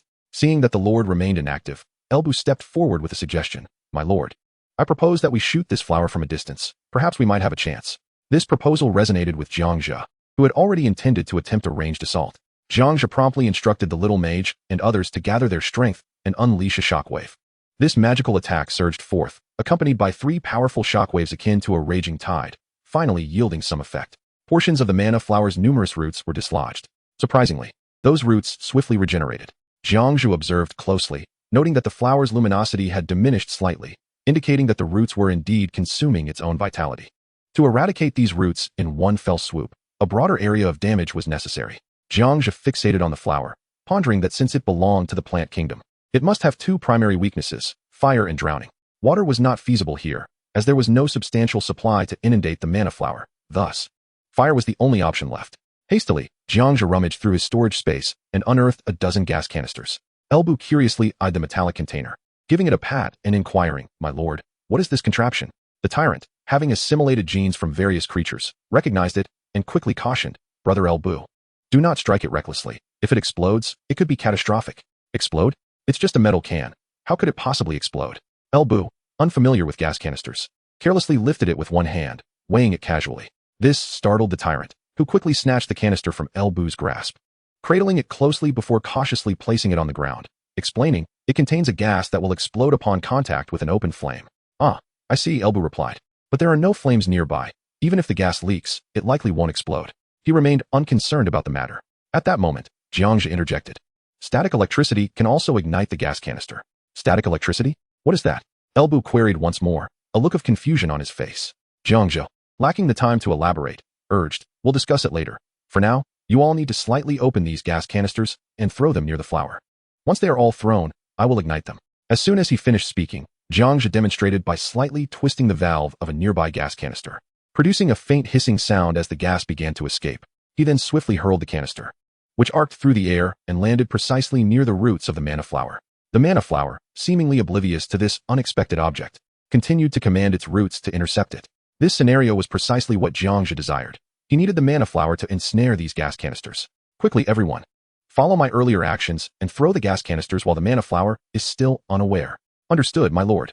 The crowd immediately sprang into action, mimicking Jiang Zhe's earlier movements, slightly opening the gas canister valves, and then vigorously tossing them. The maniflower appeared entirely uncomprehending of these unfamiliar objects, intercepting them with its roots, even wrapping the canisters and dragging them toward its core, seemingly attempting to ascertain if they exhibited any signs of life. Once all the gas canisters were thrown, Jiang Zhe produced a lighter, wrapping a piece of cloth around the arrowhead, and then poured a bottle of medical alcohol over it. He swiftly pressed the lighter, igniting the cloth. Jiang Zhe knocked the arrow, aiming at the gas canister near the maniflower while calling out loudly, "Crystal Scorpion, come protect me." The others also sought cover, preparing for the imminent explosion, which was likely to be substantial. Witnessing this, everyone dispersed to find suitable shelter. Once they were all secured, Jiang Zhe released his finger from the arrow. The flaming arrow shot forth with a swift whoosh. Before it could close in on the maniflower, the surrounding gas ignited, flames spreading at a visible pace, culminating in a resounding explosion. Jiang Zhe reacted swiftly, crouching behind the sturdy body of the crystal scorpion. The explosion left the scene in disarray. The once lush grass was now strewn with the remnants of shattered gas canisters, fragments embedded deeply in the surrounding earth. Elbu hurriedly assessed the situation of the group, confirming that they were largely unharmed, and promptly reported to Jiang Zhe, "My lord, there is no significant issue. Only a few individuals have sustained minor injuries." Jiang Zhe nodded, stepping out from behind the crystal scorpion and gazing toward the location of the maniflower. What he beheld was a scene of devastation. The once vibrant crimson flower had been obliterated, leaving behind only a few scattered stems, while petals burned fiercely all around. Jiang Zhe immediately led his team to investigate the situation. As the main force drew near, the maniflower neither initiated any defense nor sprouted its life-devouring roots. This indicated that the boss might have already perished. Indeed, upon approach, a decomposition panel sprang forth. Jiang Zhe did not immediately disassemble the boss's remains. He contemplated the possibility that if this boss could be resurrected through genetic fusion, it would prove to be a significant asset. He promptly accessed the talent panel, intending to select the maniflower as material, only to discover that it could not participate in the fusion, as it was classified not as a living entity, but as a structure. Is this truly considered a structure? Jiang Zhe pondered, and begrudgingly conceded that it could be categorized as such. According to the information provided by Xiao Hui, this maniflower was akin to a nurturing mother, resembling a breeding base. With no means of resurrection available, he resolved to proceed with disassembly. He clicked the disassemble button, and in an instant, the remnants of the maniflower vanished. He garnered 1,000 points, a sorcerer's job change scroll, and a maniflower seed. Thus, he acquired 3 items at once, the first being points, the second a job change scroll. Jiang Zhe examined the scroll, which was a parchment inscribed with indecipherable glyphs from an unknown land. Item name, Apprentice Sorcerer Job Change Scroll. Description, this allows a lord or troop type to transition to an apprentice sorcerer, granting a mental power of 10 and basic spells. This was indeed a valuable item, usable by both the lord and any troop type for job advancement. However, as it was merely an apprentice sorcerer scroll, and given the nature of his current troops, it was not suitable for their transformation. Therefore, he decided to use it for himself. As he held the scroll, it transformed into a speck of light and entered his body. Job transition successful. You have acquired new skills and attribute enhancements. Jiang Zhe opened his panel to examine the changes. Name, Jiang Zhe. Race, human. Class, apprentice sorcerer. Strength, 40/55. Constitution, 35/10. Agility, 22. Mental power, 30/20. Intelligence, 5/1. Lord talent, gene fusion, Lord's heart, insightful eye. Equipment slot, Yi's bow, crocodile tooth blade, guardian ring, plate armor. Skills, basic fireball, basic magic shield. Basic control object. Jiang Zhe noticed a slight enhancement in all his attributes, and he had acquired 3 skills. 1 for offense, 1 for defense, and 1 for support. How should he employ these skills? As the thought crossed his mind, knowledge about the fireball spell instantaneously filled his consciousness, revealing how to manipulate it. He extended his right palm, focusing intently as magical energy coalesced in his hand, and with a soft pop, a small fireball emerged. Elba was taken aback. "My lord, your palm is on fire."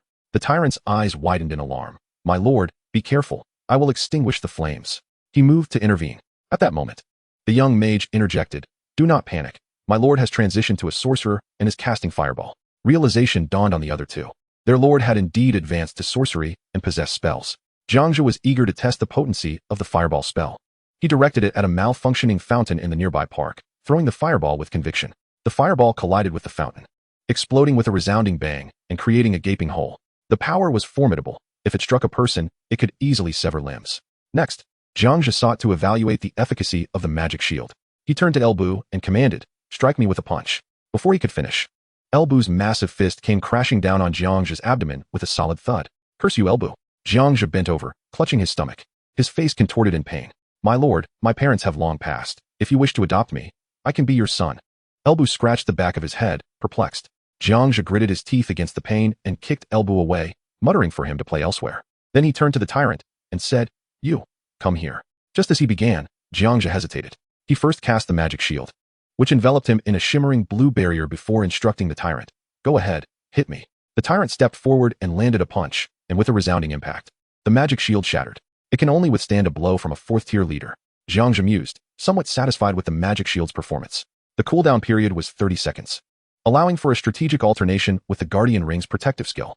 Of course, if the magic shield was not destroyed, it could remain active, although it would continuously deplete his magical energy, which was linked to his mental power. Feeling fatigued would indicate that his magical energy had reached its threshold. At present, Jiang Zhe felt quite energized, not fatigued in the slightest. He then demonstrated the control object spell, causing a small twig on the ground to levitate into his hand. It was undeniably a convenient skill. He casually discarded the twig, attempting to use the control object spell on the tyrant. He found it utterly ineffective against the tyrant's massive build, which weighed over 200 pounds. He could, however, successfully draw the lightest of his troops, the skeletal mage, towards him, but only managed to levitate it by its feet, unable to lift it fully into the air. It appeared the capabilities of an apprentice sorcerer were rather limited. Lastly, Jiang Zhe turned his attention to the final item, the maniflower seed. Item name, maniflower. Building materials, 1,000 units of food, 100 first-tier crystal cores, and 1 living lord. Description: this unique seed originates from a mysterious extraterrestrial being containing unknown powers. If planted and provided the requisite building materials, it can successfully cultivate and give rise to extraordinary alien life. Chapter 62. A fine steed deserves a good saddle. A hero ought to wield a fine bow. Jiang Zhe gazed at the seed, filled with astonishment. It was indeed a structure, albeit a unique one with living characteristics. Upon reviewing its required building materials, he noted the necessity of a living lord. This would have to wait until tomorrow. Jiang Zhe remounted the crystal scorpion and continued leading his subordinates to gather resources in this area designated by the deity. To him, every resource here was to be harvested. Even the trees in the park were not exempt. The tyrant led his men, fervently beginning to fell the trees. Just then, Elbu approached with a beaming smile. "My lord, what is it?" Jiang Zhe was still practicing his fireball spell, making it appear and disappear in quick succession as he honed his proficiency. Noticing Elbu approach from the corner of his eye, he finally ceased his practice and looked over. "My lord, I have a request," Elbu said, fidgeting awkwardly, seemingly hesitant to voice his desire. "Speak plainly." Elbu cleared his throat, finally articulating, "My lord, my weapon is broken. Could you possibly provide me with a better one?" "That's no problem. I will procure a new weapon for you when we return." Jiang Zhe understood Elbu's immense strength, but struggled to find suitable equipment for him, resulting in the inferior weapons easily becoming damaged under his might. At that moment, Elbu's gaze landed on the bow strapped to Jiang Zhe's back. "My lord, there's no need for you to buy me a new one. Are you not newly appointed as a novice mage? I have heard from the little mage that such mages wield wands. With you holding a bow and arrow, it seems rather unnecessary. Might you consider bestowing it upon me?" "Good heavens, to think you would covet my legendary weapon." "Indeed, as Elbu remarked, I have transitioned to a mage and now possess the means for ranged attacks. My accuracy with a bow has never been commendable, and I lack any particular talent in that regard. In contrast, casting fireballs appears far more intriguing." Jiang Zhe unstrapped the bow from his back and the quiver from his waist, directly offering them to Elbu. "Here you go." Elbu was taken aback. He hadn't anticipated that his lord would genuinely gift him the bow, having harbored little hope for such an outcome. Upon receiving the bow and quiver, his eyes instantly glistened with tears. Throughout his life, aside from his parents, no one had treated him with such kindness. Moreover, he was well aware of the weapon's considerable value. Elbu swiftly donned the quiver and bow, then knelt on one knee with a resounding thud. "Thank you, my lord. You cherish me as a father would." At that moment, a notification sounded abruptly. "Elbu is resolutely devoted to you. His loyalty will never waver." This effect mirrored the genetic fusion that bound the tyrant to the creator, ensuring that his loyalty would no longer diminish. Jiang Zhe was startled by this revelation, fearing that Elbu might awaken the attributes of a three-surname servant, and hurriedly reached out to assist him. "Fengxian, there is no need for such grand gestures. As the saying goes, a fine steed deserves a fine saddle. A hero must wield a good bow. Given your prowess, this bow rightfully belongs to you, and I trust you will cherish it henceforth. El-Bu's eyes glistened, and his voice trembled with excitement. Rest assured, my lord, I, El-Bu, shall not betray your profound kindness and will treasure it greatly. Your grace is as heavy as a mountain, and from this moment forth, my life belongs entirely to you. Jiang Zhe nodded and instructed, Feng Xian, take a portion of our men and scour other areas, gathering all the spoils and consolidating them in one location. I shall join you shortly. Understood, my lord. I will take Xiao Hui and the others with me. The Tyrant brothers and the little mage will remain here to ensure your safety. After receiving the command, El-Bu departed with a contingent of men, while the others continued to fell trees in the park. In another instance, Long Outyin led his legion, successfully clearing a region. In his current instance, the task was to eliminate bandits and protect the village. Many townsfolk approached, carrying various foods. A grateful village chief, dressed in traditional attire, expressed, Thank you, my lord, for cleansing our village of the bandits. You must accept these offerings. Observing the earnest villagers with their hands laden with eggs, millet, and assorted crops, Long Outyin, not being heartless, recognized the hardships they endured. Moreover, he found himself lacking in manpower rather than food. Thus, Long Outyin addressed the village chief. Chief, the bandits in this vicinity have only been temporarily eradicated. Once I depart, they will surely return. Instead, why not accompany me? I possess a much better place where everyone can settle and cultivate their own land. Upon hearing this, many villagers were visibly moved. Many were tenants, lacking their own land and forced to rent from landlords or officials. The grain harvested was split between rent and taxes, leaving barely enough to sustain their families. Can I accompany you, my lord? An elderly farmer, weathered from toil, raised his hand, his other hand clutching a small child. The child was barefoot, clad in tattered clothing, with threads hanging loosely and dirt smudged all over. 2 streams of runny nose dangled from the child's small face, sniffling occasionally, appearing both pitiful and innocent. Instantly, Long Outyin received a system notification, revealing that this individual named Wang Laohan had become one of his subjects. Seeing this hopeful turn of events, Long Outyin pressed on. Dear villagers, should you wish to accompany me, I assure you that my territory is akin to a paradise.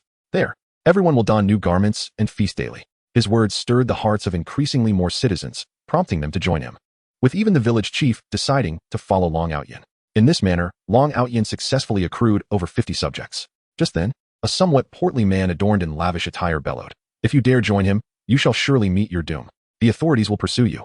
This man was the village landlord, unable to bear the thought of Long Outyin absconding with the populace, otherwise, with no one to till his vast lands. His painstaking efforts would be in vain. After all, he relied on the continued exploitation of these farmers. You, landlord, possess ample land. So of course you wish to keep it. But what about us? We have no land. My wife has starved to death. Wang Laohan retorted. Try leaving, and the authorities will not spare you. The landlord continued to shout. His outburst indeed frightened many, as they harbored a deep-seated fear of the officials. Witnessing the landlord's audacity to thwart his recruitment endeavor, Long Outyin immediately signaled to a tiger cavalry soldier. The soldier understood the cue, drew his rapid-fire firearm from his back, and fired at the landlord. Bang!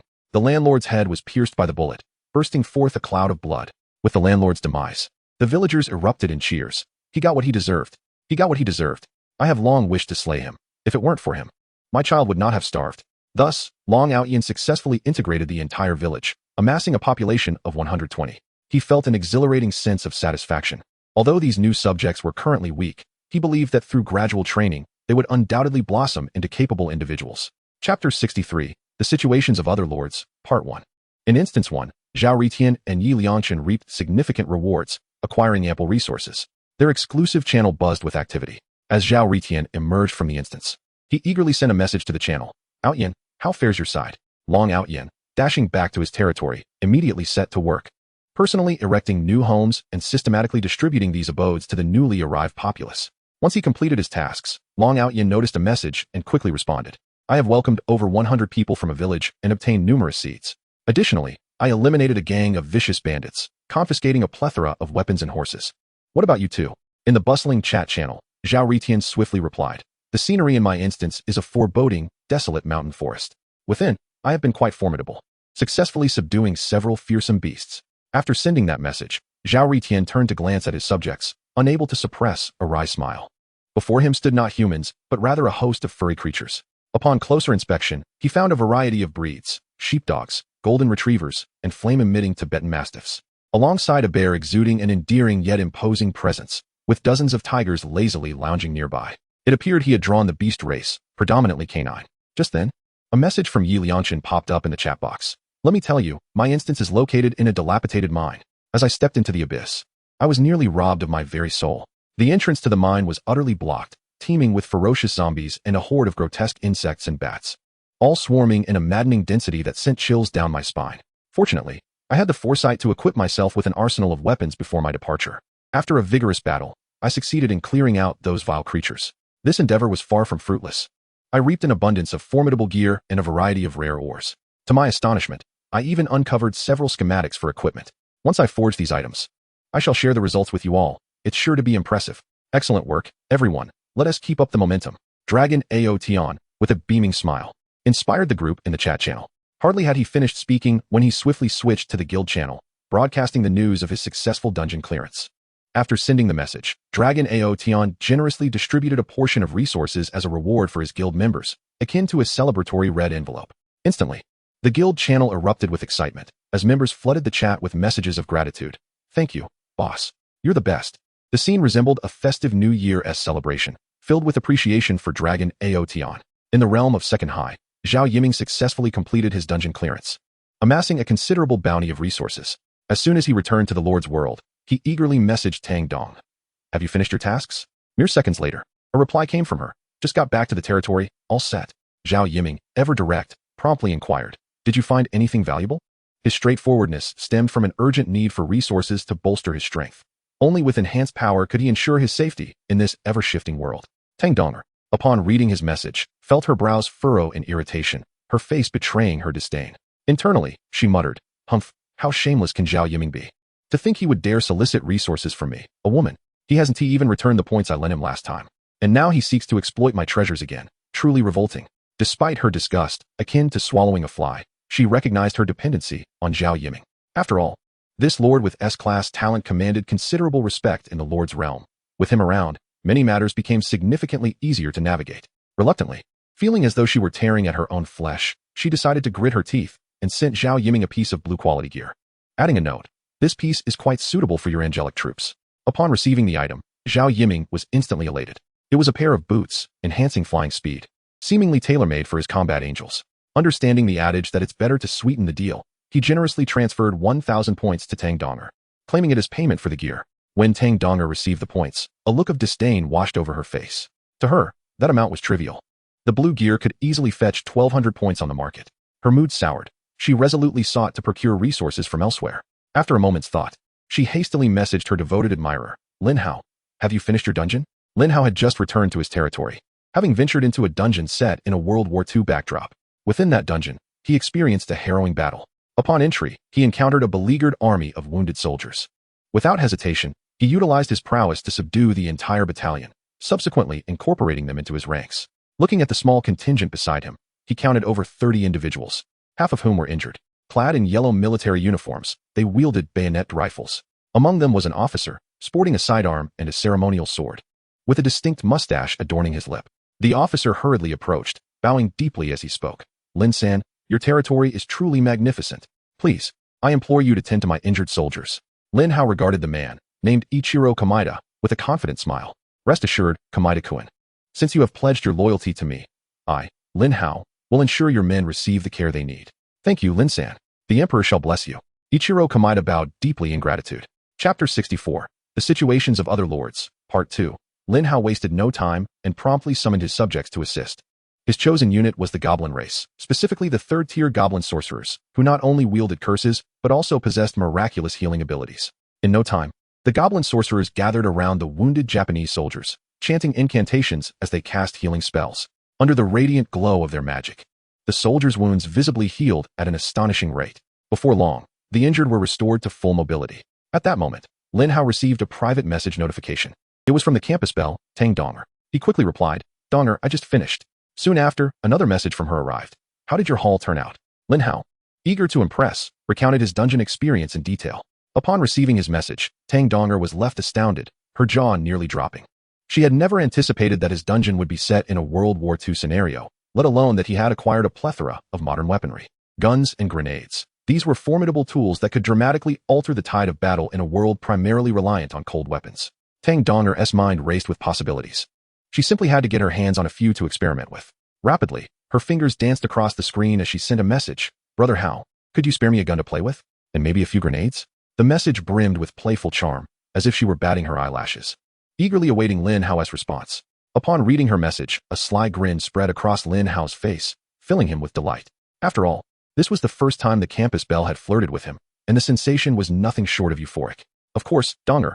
I'll get you a gun and a few grenades right away, he replied, already turning to request the items from Ichiro Kamida.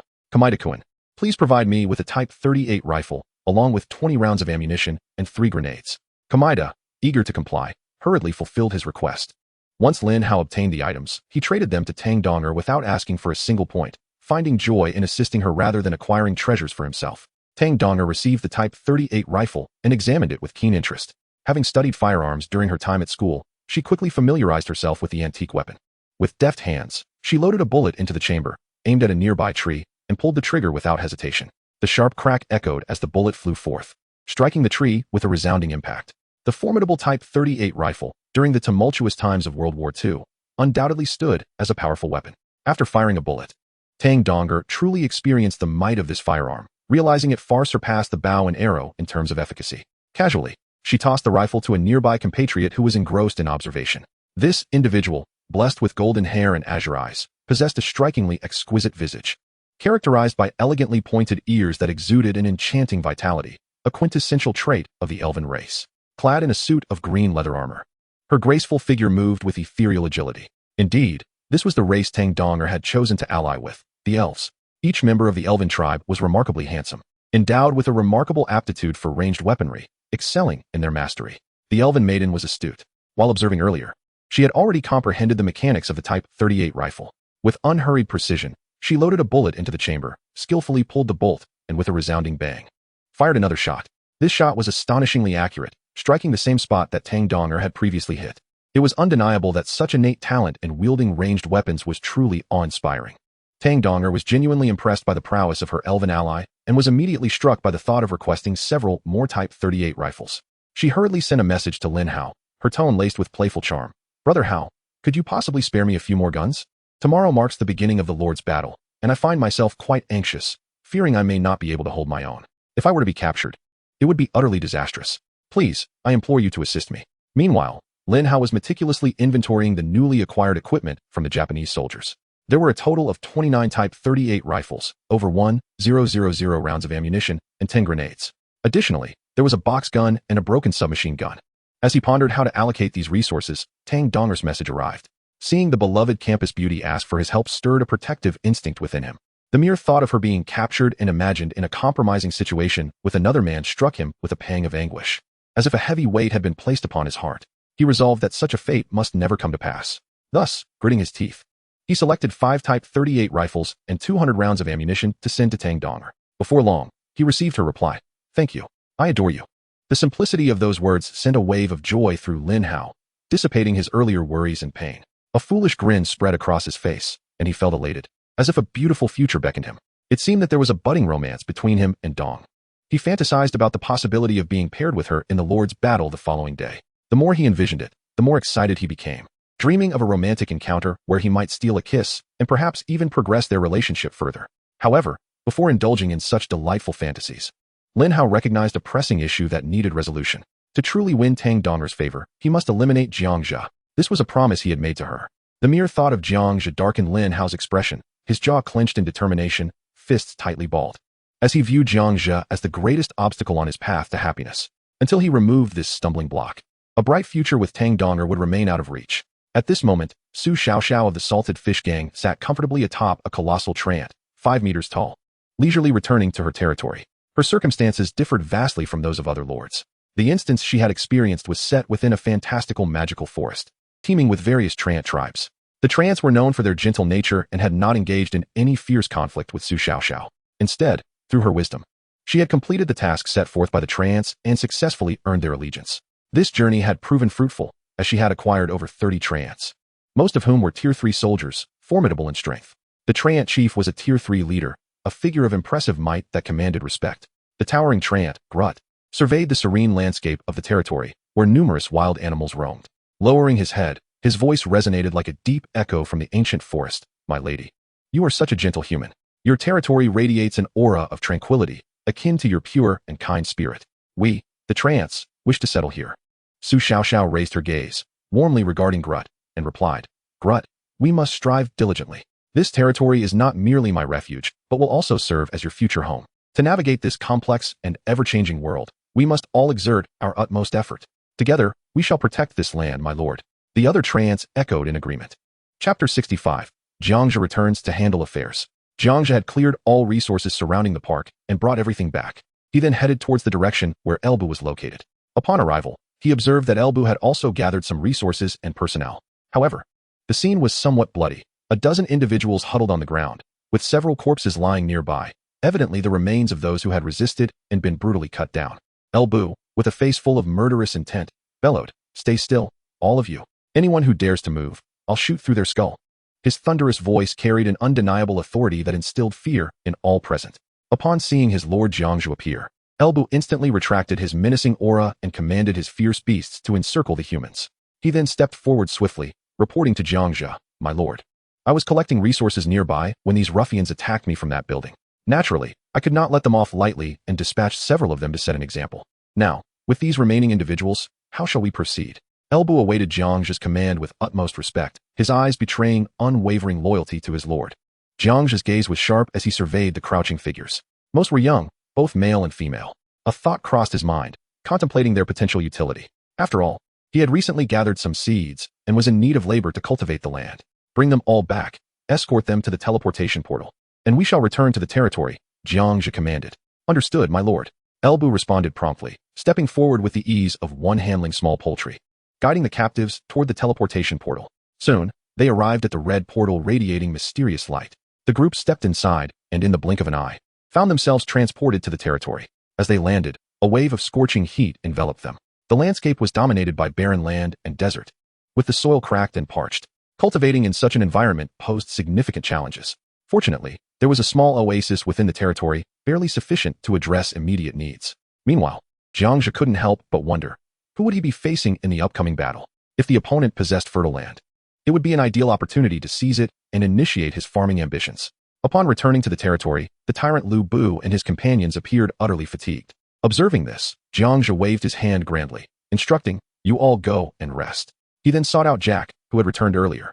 At this moment, Jack was patiently explaining certain matters to Li Jiangguo and the initial group of humans he had recruited into the territory. With keen eyes, Jack quickly spotted Jiang Zhe and greeted him with enthusiasm. My lord, you've returned. Was everything smooth on your end? Jiang Zhe maintained a composed demeanor, nodding slightly before inquiring, Very well. How are things on your side? Jack promptly replied, My lord, I have clarified the important matters regarding the territory with them. However, we face a pressing issue. We lack accommodations. Jiang Zhe had anticipated this. Indeed, no dwellings had been constructed previously, as the loyalty of the integrated species had been permanently locked at 100, rendering their need for housing less urgent. However, the situation was now different. The newly recruited residents did not share the same loyalty. Without hesitation, Jiang Zhe waved his hand with great flourish, and in a flash of light, 20 dwellings rose from the ground. This spectacle left Li Jiangguo and the others utterly astonished, their jaws nearly dropping to the floor. They understood that the world they inhabited was vastly different from the one they had known, and this extraordinary scene deepened their appreciation for the wonders of this realm. With the accommodation issue resolved, Jiang Zhe continued to organize matters with methodical precision. Jack, there's another group of newcomers you just brought back. Please educate them thoroughly. If any are disobedient, do not hesitate. Take action if necessary. Killing them is permissible. I do not lack for people. I only require those who will obey. Do you understand? Jiang Zhe's gaze was sharp, his tone imbued with an undeniable severity. Rest assured, my lord. Teaching is my forte. Jack responded with obsequiousness, intentionally patting the whip at his waist. After Jack departed to fulfill his orders, Jiang Zhe's gaze gradually shifted toward Li Jiangguo. An invisible data screen materialized, revealing Li Jiangguo's panel.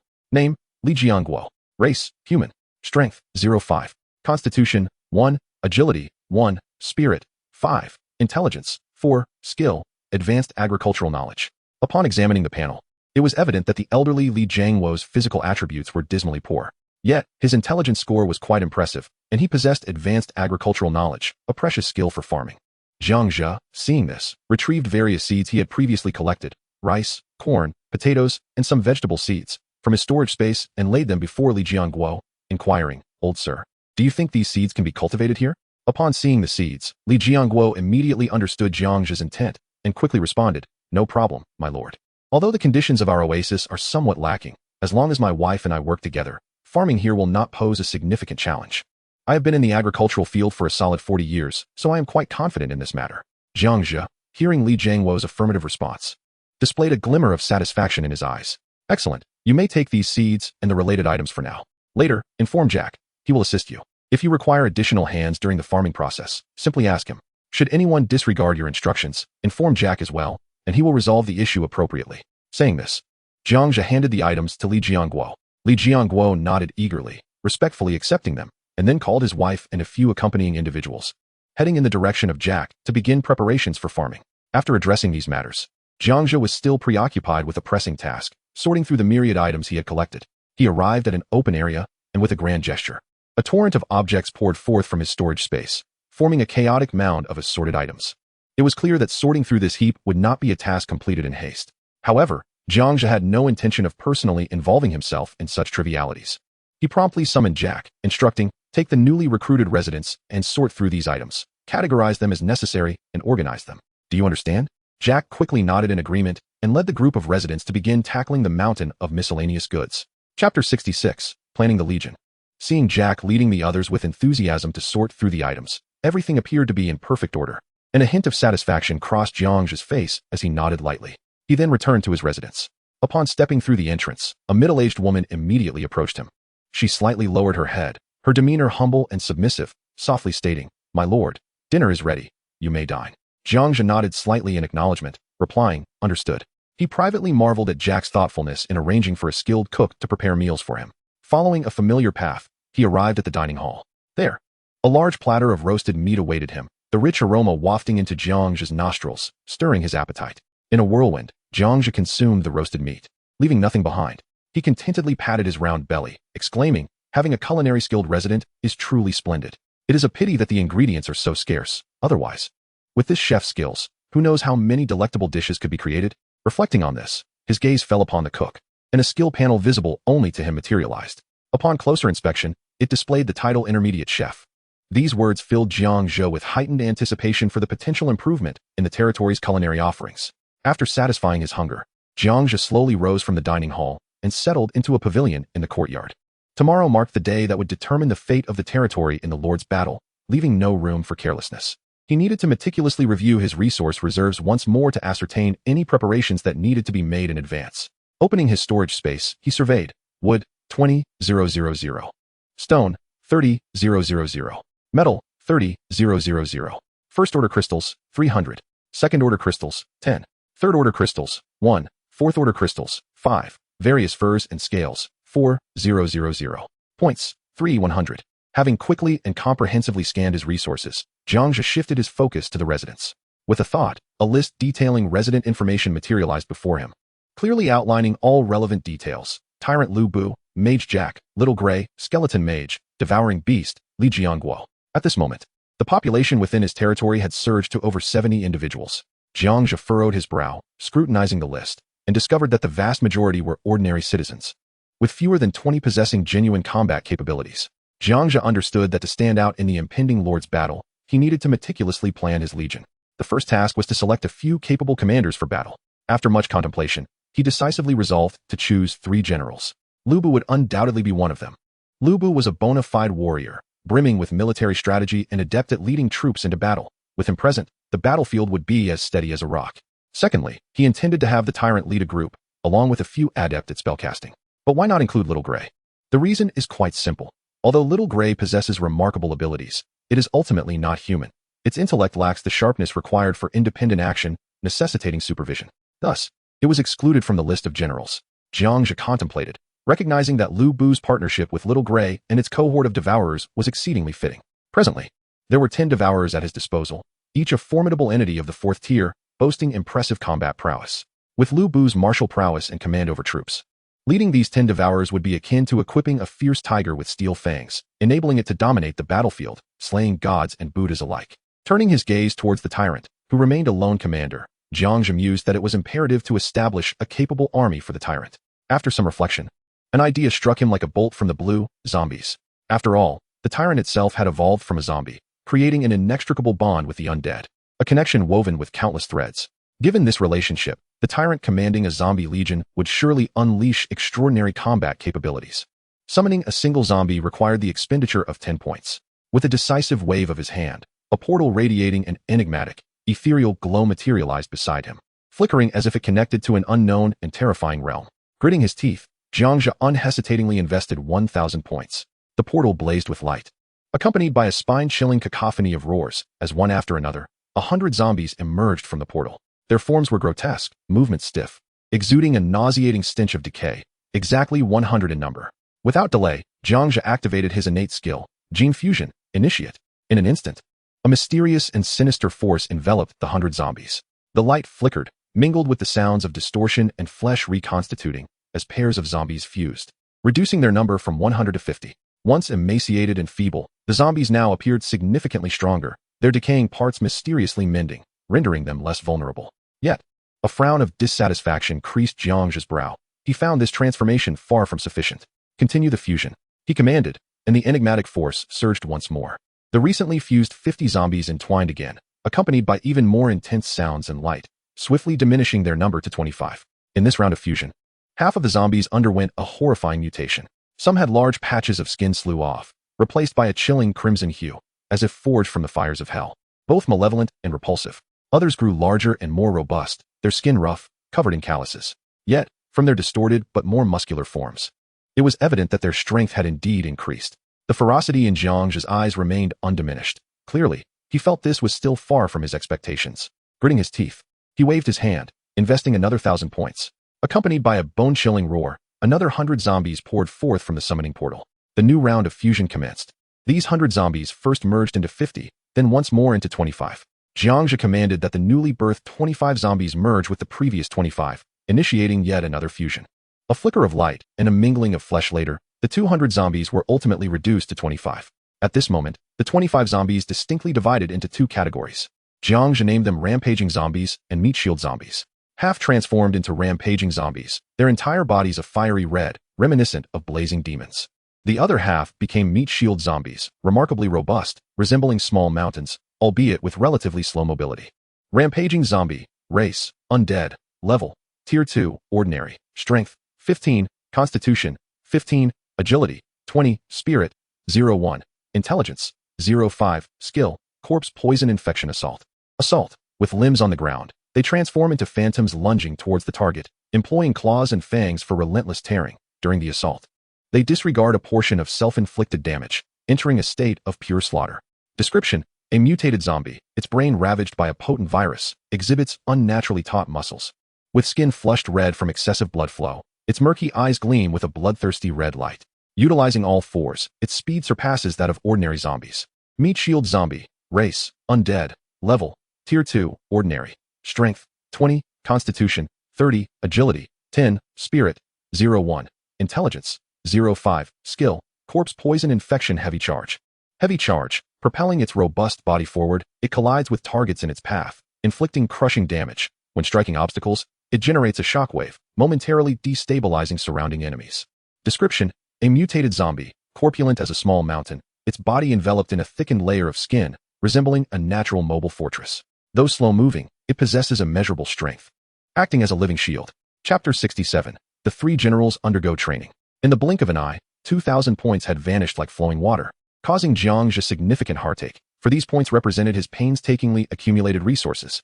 However, he understood that in this brutal world of survival of the fittest, securing a foothold necessitated substantial investment. Gazing at his dwindling points, Jiang Zhe gritted his teeth, steeling his resolve to further invest in his legion. With 1,100 points remaining, he opted to summon once more. 1,000 points disappeared in an instant, giving rise to 5 skeletal mages, exuding a sinister aura, materializing from the void. They were surrounded by eerie magical fluctuations, their hollow eye sockets glimmering with ghostly green light. Once arrangements were made, Jiang Zhe snapped his fingers, instructing the household servants, "Go, summon Lu Bu, the Tyrant, and the little mage." The servants obeyed promptly and departed in haste.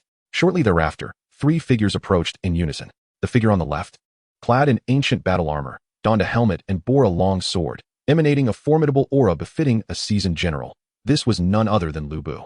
Standing in the center was a dark-haired man, his features striking yet softened, with deep, sharp eyes that exuded a unique charm.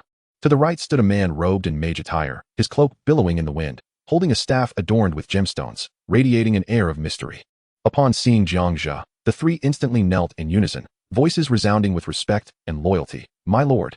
Jiang Zhe, observing their reverence, raised his hand gently and said, "Rise." The three, as if receiving the most sacred command, gracefully stood. Their gazes were soon captivated by the surrounding menacing zombies and skeletal mages. Lu Bu, the tyrant, and the mage were astute enough to comprehend their lord's intentions. They were surely to be assigned troops, expanding their influence. At this thought, excitement flickered in their eyes. With unwavering resolve, Jiang Zhe turned to Lu Bu and solemnly declared, "Lu Bu, you shall command all the devourers, including Little Gray. You must lead them well." Upon hearing this, gratitude surged within Lu Bu. He was acutely aware of the formidable nature of the fourth-tier devourers. Immediately, he knelt on one knee, clasping his fists, and proclaimed, "Thank you, my lord, for the troops. I shall not fail your expectations." Beside him, the tyrant and the little mage couldn't help but feel a twinge of envy. They were acutely aware of the formidable nature of the fourth-tier devourer beasts, and they could hardly fathom why their lord would so generously bestow them upon Elbu. Nevertheless, although they felt a twinge of resentment, they could not deny that Elbu's prowess indeed warranted his command over such powerful troops. Jiang Zhe seemed to perceive their sentiments and turned to the tyrant, stating, "Tyrant, these are the frenzied zombies and the meat shield zombies. Both categories of troops shall fall under your command. You must lead them well." Upon hearing this, the tyrant's face erupted with joy, and he hastily knelt in gratitude, exclaiming, "Thank you, my lord." His voice was laden with excitement. Finally, Jiang Zhe looked towards the little mage, and before he could utter a word, the little mage had already grasped the situation. Understanding that the skeleton mages were to be under his command, he promptly stepped forward and respectfully declared, "Thank you, my lord, for bestowing these soldiers upon me." Meanwhile, Elbu shouldered the heavy responsibility of leading 10 devourer beasts, while the tyrant commanded 25 uniquely shaped zombies. The little mage, in addition to the previously assigned skeleton mages, now commanded a total of 7. Thus, the combined fighting forces under Jiang Zhe's command amounted to nearly 40 combat-ready troops. After meticulous arrangements, Jiang Zhe had a clear vision for the army's composition. The front line would be led by the tyrant, with the 25 zombies forming the first formidable defense of the legion.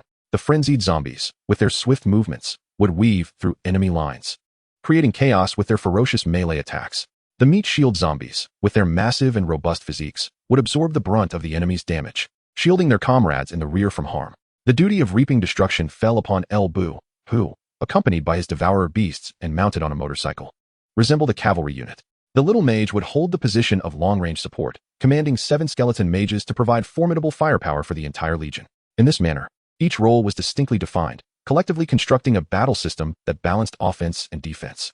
Once the distribution was complete, Jiang Zhe noted that the sky had not yet fully darkened and decided to take these 3 generals out for a trial run. As they were to face the battlefield the following day, a group of them arrived at an open area beside an oasis, which offered a clear view, making it an ideal training ground. The 3 generals quickly took their positions, aligning their troops in perfect order. However, a training exercise required a hypothetical enemy. So after a moment of contemplation, Jiang Zhe did not hesitate to present his mount. Before long, a colossal crystal scorpion emerged, its body encased in a translucent crystal shell that refracted a spectrum of colors under the twilight, resembling a meticulously crafted piece of art. Yet, the scorpion's elevated tail silently warned all present that it was no benign creature. Jiang Zhe encouraged everyone to unleash their abilities freely. The tyrant, with a temperament as fiery as a lit firecracker, waved his hand and prepared to charge forward with his troops. Elbu swiftly intervened. "Tyrant, hold on. Let the little mage lead a volley of long-range magical attacks first. We should gauge the enemy's capabilities and deplete their strength before engaging directly." The tyrant paused, then tilted his head in contemplation, eventually realizing the wisdom in Elbu's words. He nodded vigorously in agreement, proclaiming, "Very well, let us proceed, as you suggest." The little mage, alongside his 7 skeleton mages, began to chant incantations in unison. 8 shockwaves surged towards the crystal scorpion. The scorpion, not to be outdone, activated its crystalline armor, which glimmered with brilliance, forming an impenetrable shield that effectively absorbed the 8 shockwaves, sustaining only minimal damage. This was, in fact, a calculated concession. Had the scorpion endured the full brunt of those shockwaves, it might have shattered like a fragile glass jar. Elbu's eyes glinted with inspiration as he proposed, "Little mage, can't you summon some cannon fodder? Send them in to test the waters." The little mage nodded in agreement, as his troops brimmed with magical energy. With a flick of his wrist, he summoned a throng of skeleton warriors that surged towards the crystal scorpion like a tidal wave. The scorpion, in response, snapped its massive pincers with a flash of cold light, unleashing a barrage of sharp crystal shards that decimated the front line of the summoned warriors in an instant.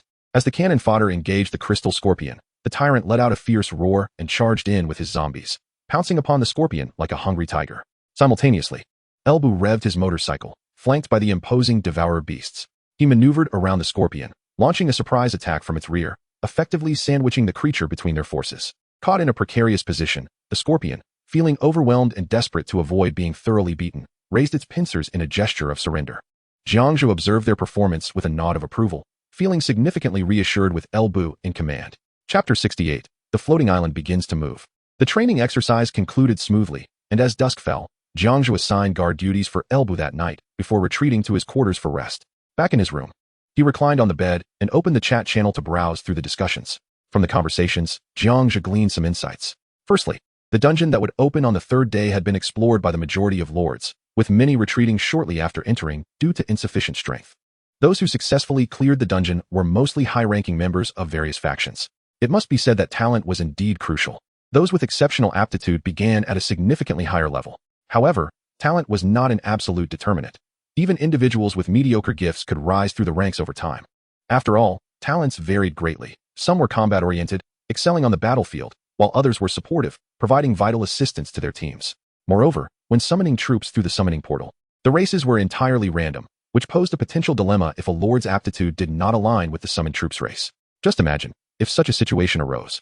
Even a lord with an A-level talent might find themselves outperformed by someone with a B-level talent, if fortune were particularly unkind. An S-level talent could be diminished to A-level capabilities. Jiang Zhe felt a sense of relief knowing that his S-level talent was highly versatile, allowing him to effectively utilize any race of troops without the frustration of underperformance. Continuing to peruse the chat logs, he captured a second key piece of information regarding the various experiences of lords entering the dungeons. The variety was astonishing. Some ventured into a fantastical magical world, while others stumbled into a mysterious realm of cultivation. Jiang Zhe himself had entered a modern-themed dungeon, while others explored ancient settings. The most outrageous instance was a lord who found themselves in a scenario reminiscent of a Resident Evil film. The output from these dungeons varied greatly. The magical world could yield wondrous magical artifacts. The cultivation world was rife with celestial treasures. The modern dungeons might reveal high-tech gadgets. And ancient dungeons were sure to contain rare and exotic items. Despite their diverse experiences, they shared a commonality. They felt as if they were trapped, confined within an invisible barrier that separated them from the outside world, limited to exploring and ravaging within this circumscribed realm. Jiang Zhe's gaze swept across the screen and caught sight of some alarming news that tightened his chest. Many unfortunate lords faced unforeseen calamities as soon as they entered the dungeon, meeting their demise almost instantly. Moreover, within this realm, once one perishes, resurrection is an impossibility. Each individual possesses but a single life, and once lost, it is irrevocably gone. As I scrolled further down, I noticed a multitude of players fervently discussing the impending player battles scheduled for the following day. Based on the aggregated information and the guidance provided by the Academy, it appeared that barring any unexpected events on the third day, the floating islands would commence their flight. Should two islands collide midair, it would signify their connection, inevitably igniting a fierce conflict that none could evade. Jiang Zhe learned that the islands were set to take flight at midnight, and casting a glance at the time, he noted that only 6 hours remained. After a long day of exertion, fatigue weighed heavily upon him. He reclined on his bed. His eyelids grew heavy as if laden with lead, and soon he was enveloped in a deep slumber. At precisely midnight, the surroundings were enveloped in silence. Jack stood atop the watchtower, surveying the distant horizon. Suddenly, he felt the island beneath him tremble, and to his astonishment, the island began to shift slowly. Jack quickly looked around, realizing that not only his island, but also the neighboring islands were beginning to move in various directions. Witnessing this phenomenon, Jack instantly transformed into a small bat and swiftly darted towards the manor. He squeezed through the window into the lord's chamber, landing beside the pillow, urgently exclaiming, My lord, awaken. A grave situation has arisen." Startled from his dream, Jiang Zhe instinctively swung a punch upon hearing the voice nearby. With a resounding smack, he struck the small bat that was Jack, sending him crashing against the wall. The bat gradually slid down to the ground and, in the blink of an eye, transformed back into Jack, whose face was now swollen significantly. Jiang Zhe sat up, turned to see Jack, and hurriedly said, "My apologies. I have a habit of striking in my sleep. Next time, do stand at a distance." "Understood, my lord," Jack replied, rubbing his swollen cheek, internally questioning whether his lord's excuse was merely a fabrication. Aware that the floating islands were indeed beginning to fly, Jiang Zhe looked at Jack and commanded, "Tonight, I shall rely on you. Should our island come into contact with another, notify me immediately." "Of course, my lord," Jack responded. transforming once more into a small bat and swiftly exiting through the window. The reason Jiang Zhe entrusted this task to Jack was due to his vampiric nature, which allowed him to remain alert throughout the night, rendering him perfectly suited for the nocturnal watch. Lying back down, Jiang Zhe casually opened the chat channel to peruse the messages. The screen was inundated with a flurry of notifications, as numerous messages scrolled continuously. It was the dead of night, and ordinarily, most lords would be soundly asleep. Yet here they were, like a gathering of night owls, fervently discussing the movement of the floating islands. May the heavens bless me with a match against a weaker lord. I dread being captured and enslaved, one plea echoed. Haha. The battles among lords have finally commenced. I've yet to date. I hope a female lord appears tomorrow so I can capture her and revel in the experience. Someone else excitedly chimed in. Simultaneously, a surge of resource trading swept through the chat channel. Many lords, filled with anxiety, were eager to arm themselves, leading to a deluge of trade offers. The volume of transactions skyrocketed as everyone scrambled to acquire their desired supplies, the channel buzzing with haggling and urgent requests. At that moment, several private messages flooded in. Jiang Zhe opened the first one, discovering it was from Long Ao. Buddy, the lord battles have begun. If you encounter anyone from our faction, I kindly ask you to show mercy and not strike them down. I assure you, I will compensate you well. Upon reading this message, Jiang Zhe developed a newfound appreciation for Long Ao. He seemed quite honorable. However, he mused, honor can sometimes be a poor substitute for sustenance. Loyalty among brothers may often lead to betrayal, as it is not uncommon for friends to turn against one another in harsh realities. Therefore, how to respond when the time came would ultimately depend on the circumstances. Moreover, to successfully cultivate his mana blossom, he would need to sacrifice a lord's life. After contemplating Long Ao's message for a moment, Jiang Zhe chose not to reply. Shortly after, several more private messages appeared. His gaze swept across the screen, and he was surprised to find one from Tang Donger. Grim Reaper, I have something to share. Our new leader is utterly despicable. He has been obsessively muttering about you stealing his first kill and has vowed to eliminate you should you cross paths. Upon reading the message, Jiang Zhe discerned Tang Donger's narrow-mindedness, recognizing her intentions to stir trouble. How petty. If fate dictated that Tang Donger would be his first opponent, he would undoubtedly feed her to the mana blossom. Jiang Zhe swiftly dismissed Tang Donger's private message and glanced through a few others, only to find them filled with sycophantic flattery. He held no interest in such overtures. Having resolved to walk the path of a lone wolf, he intended to remain steadfast. Furthermore, his genetically fused talents were a secret weapon he was keen to keep hidden. Turning over, he drifted back into slumber, entirely unperturbed by the impending lord battles. Chapter 69, Preparations of Other Lords Before Battle. After sending his message to the Grim Reaper, Long Ao waited in vain for a response, sighing inwardly. He understood well that the Grim Reaper was not one to be easily swayed. At this moment, he could only silently pray for the fortune of his faction members, hoping they would avoid crossing paths with this harbinger of doom. Otherwise, given the Grim Reaper's notorious reputation, any encounter could spell disaster. Subsequently, Long Ao reached out to Yi Liangchen. How goes your situation? Yi Liangchen promptly replied, I am currently working tirelessly to forge weapons. If you could spare me some more points, I could summon additional dwarves to assist. Otherwise, before dawn, I want to be able to prepare 500 rapid-fire muskets with 50,000 rounds of ammunition, nor equip Zhao Ritian's spawn with 50 sets of gear. Alright, I have 500 surplus points remaining. I'll transfer them all to you. Long Ao responded, promptly sending the points to Yi Liangchen. Yi Liangchen had chosen to specialize in dwarf units, as these diminutive beings were masterful blacksmiths by nature. Despite their small stature, they possessed incredible strength, making them a highly reliable unit. In preparation for the impending battle, Long Ao had nearly depleted all the metal resources from his territory, entrusting them to Yi Liangchen to expedite the crafting of equipment. After all, in this critical moment of competition, possessing an effective piece of gear could mean the difference between life and death on the battlefield. Following this, Yi Liangchen boldly sought additional points from Zhao Ritian. He also managed to acquire a considerable number of points from several other core members of the faction. With these points, he summoned an additional 100 dwarves, who dove headfirst into the frenzy of forging. In Yi Liangchen's territory, there were 50 weapon shops and 50 armor shops. These workshops blazed with fire in the darkness of night, resonating with the rhythmic sounds of hammering. In preparation for this battle, he had nearly funneled all resources into this endeavor, leaving other structures virtually unchanged, with even the Lord's residence remaining a humble wooden hut. With the assistance of the newly summoned 100 dwarfs, the forging efficiency doubled. Within those 50 weapon shops, sparks flew as rapid-fire muskets were produced in a continuous stream. Yi Liangchen casually picked up a brand new firearm from his workbench, weighing it in his hands. Name, repeating firearm. Grade, excellent, blue. Effect, capable of firing 10 specially crafted rounds in succession, with a short interval between shots, It possesses considerable accuracy and lethality within effective range, enabling sustained strikes against adversaries. Each discharge necessitates reloading. Durability, 100. Description: this repeating firearm has been meticulously crafted by the dwarven artisans, merging exquisite craftsmanship with ingenious design. The gun body is forged from a special alloy, robust, yet moderately weighted, facilitating ease of grip and operation. While it may not compare to modern firearms, it is nonetheless quite commendable. Yi Lianchun was very pleased with the quality of this batch. Initially, he could only produce green repeating firearms, but as the dwarves' proficiency improved, they finally managed to create blue-quality equipment, although the production rate for blue quality was merely 20. His firearm was indeed in high demand. Exclusively sold to core members of the guild, Tang Donger had been waiting impatiently for a long time, yet still received no reply from the Grim Reaper.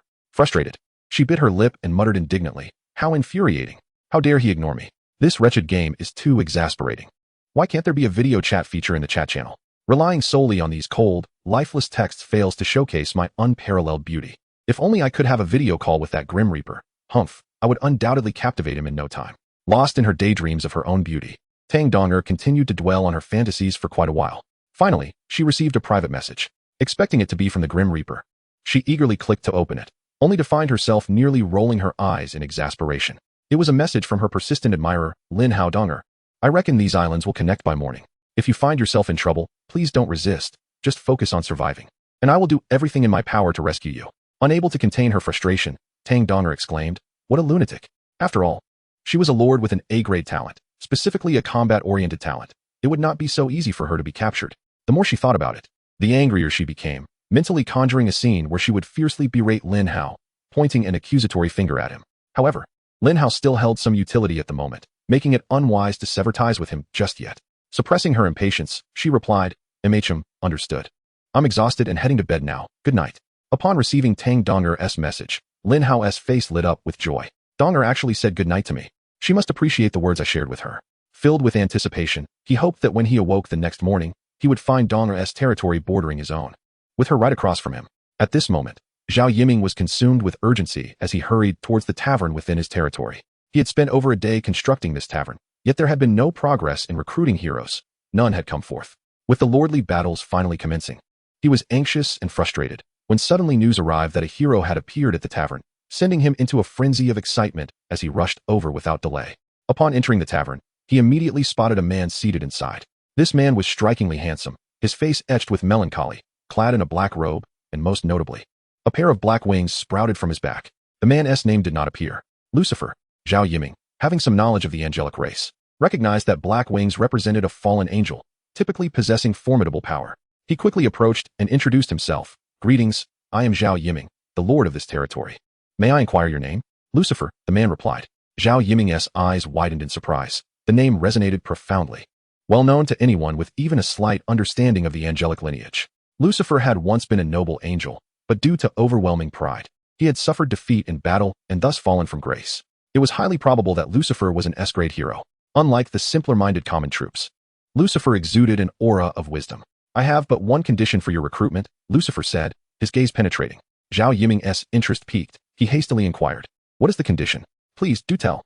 I can sense a dark power lurking within you. Embrace the darkness alongside me," Lucifer intoned slowly. Simultaneously, Zhao Yiming received a prompt for a recruitment quest. The interface clearly indicated that by agreeing, he could immediately recruit Lucifer. Should he decline, this enigmatic fallen angel would depart at once. This left Zhao Yiming in a state of perplexed hesitation, for he could not fathom the true meaning behind Lucifer's words. "I grant you but 3 seconds to ponder," Lucifer stated, discerning the Lord's indecision, and promptly imposed a time constraint. A vivid red countdown materialized above him. 3. "I accept your offer." Zhao Yiming, unwilling to let this S-grade hero slip away, made his decision instantly. Lucifer's lips curled into a satisfied smile. "Excellent. You are a lord of considerable fortitude to dare forge a pact with me, a demon. Thus, I shall fulfill my promise. S-grade hero Lucifer has joined your territory." Zhao Yiming chuckled, thinking that the recruitment of this S-grade hero was remarkably effortless. However, before he could revel in his triumph, another prompt flashed before his eyes. "Lucifer has usurped your position as lord, and you now serve as Lucifer's holy demon angel." Damn it! Zhao Yiming could not help but curse. Seizing the opportunity, Lucifer opened his mouth, unleashing a torrent of dark energy that enveloped Zhao Yiming entirely, swiftly encasing him within a bizarre black cocoon. Approaching the black cocoon, Lucifer caressed its surface, murmuring to himself, The mortal realm is merely another facet of hell, and humanity exists as demons within it. I hope this time I can find some amusement. With a crack, the black cocoon shattered, and Zhao Yiming emerged, now adorned with black wings, kneeling on one knee. I greet you, Lord Lucifer. Chapter 70, Scout Jack. At dawn, around 6 o'clock, the first rays of sunlight began to pierce the horizon, heralding the new day. Just then, a thunderous explosion erupted on the island where Jiang Zhe resided. Hearing the sound, Jiang Zhe immediately exited his residence and ascended to the top of the arrow tower, scanning the surroundings. To his astonishment, an island had collided directly with the edge of his own, connecting the two islands and forming a passageway for traversal.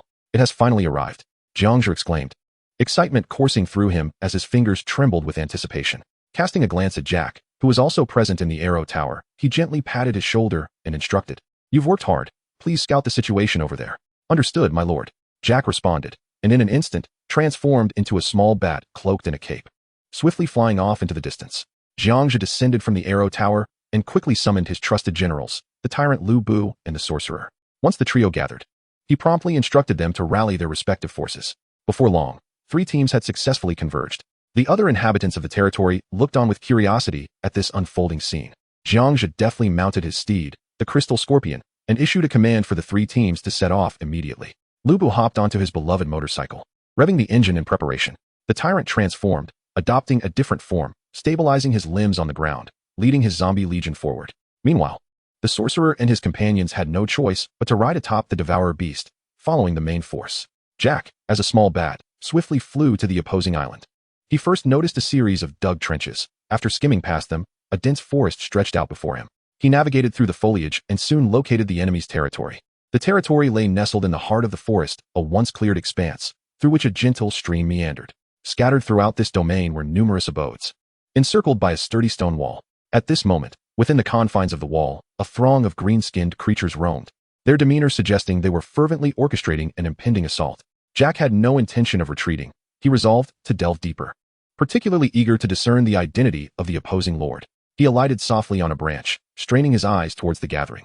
Soon, he beheld a cluster of individuals clad in yellow, congregating around a single figure, their voices a cacophony that rendered their words indistinguishable. Thus, Jack propelled himself a short distance forward, landing beside a low wall, where he strained to eavesdrop on their scheming.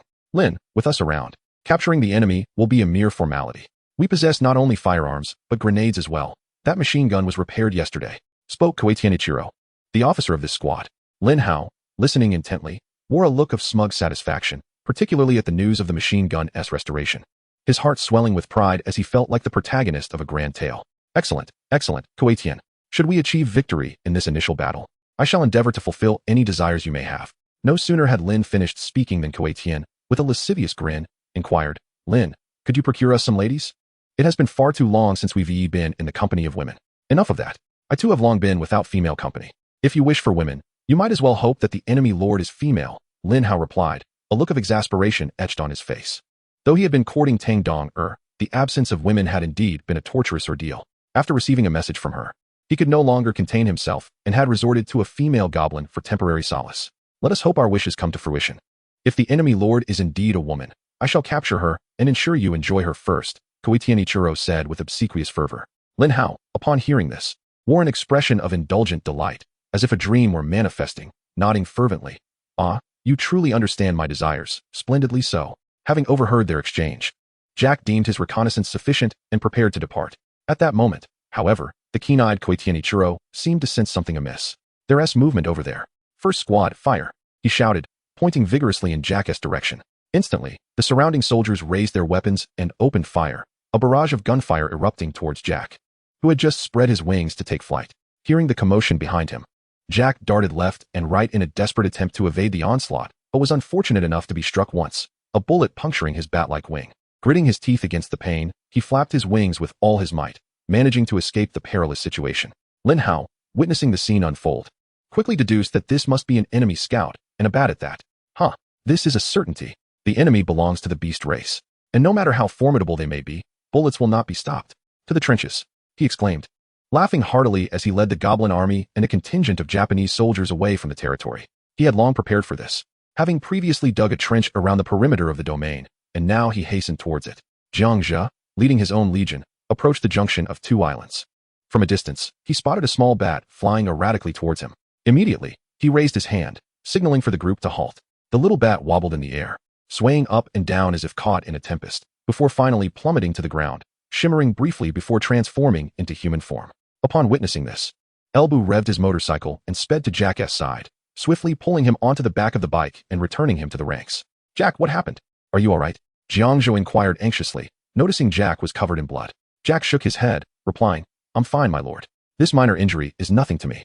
However, I possess crucial intelligence to report. Jiang Zhe nodded, urging Jack to proceed. Jack promptly divulged all the intelligence he had gathered. After listening intently, Jiang Zhe felt a flicker of confusion. Jack's description was somewhat vague, as he was uncertain of the names of the enemy's units. Only noting the green-skinned beings resembling humans and the humans in yellow attire wielding firearms shooting at him. The combination of these two types appeared rather peculiar. Typically, a lord could only anchor a single race. Thus, it could be inferred that those green-skinned creatures were likely the race the enemy lord had anchored, while the armed humans were probably summoned from a dungeon.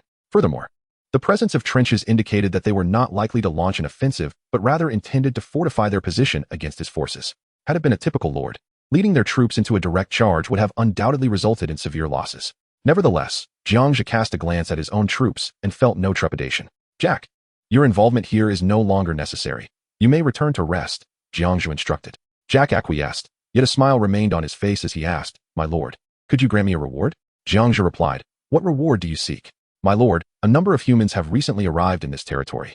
I wish to procure a blood bag to aid in my healing, Jack implored, his eyes gleaming with anticipation. Jiang Zhe pondered for a moment before nodding. Very well.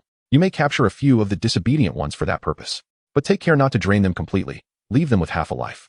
Thank you, my lord, Jack exclaimed, and in an instant, he transformed back into a small bat and soared away. Chapter 71. Identifying the enemy lord. After Jack departed, Jiang Zhe gazed into the distance, observing a multitude of green creatures leaping into the trenches at the forest's edge. Due to the considerable distance, he could only vaguely discern humanoid outlines. Narrowing his eyes for a clearer view, he ultimately confirmed the enemy's race, goblins. The humans clad in yellow were clustered around an individual who appeared to be the lord, also jumping into the trenches. Jiang Zhe recognized the yellow attire and was struck by a sense of familiarity, suddenly realizing, Japanese soldiers? By heavens, they have enlisted Japanese soldiers as their subordinates. This adversary must be vanquished. Without delay, Jiang Zhe initiated his offensive strategy. Feng Xian, lead your troops around to the enemy's rear. I have observed a forest behind them. Their territory must lie within. Ensure you intercept them. They must not be allowed to retreat. Mission accomplished, my lord, Elbu replied, riding his motorcycle and swiftly maneuvering with the beasts, swiftly disappearing from view.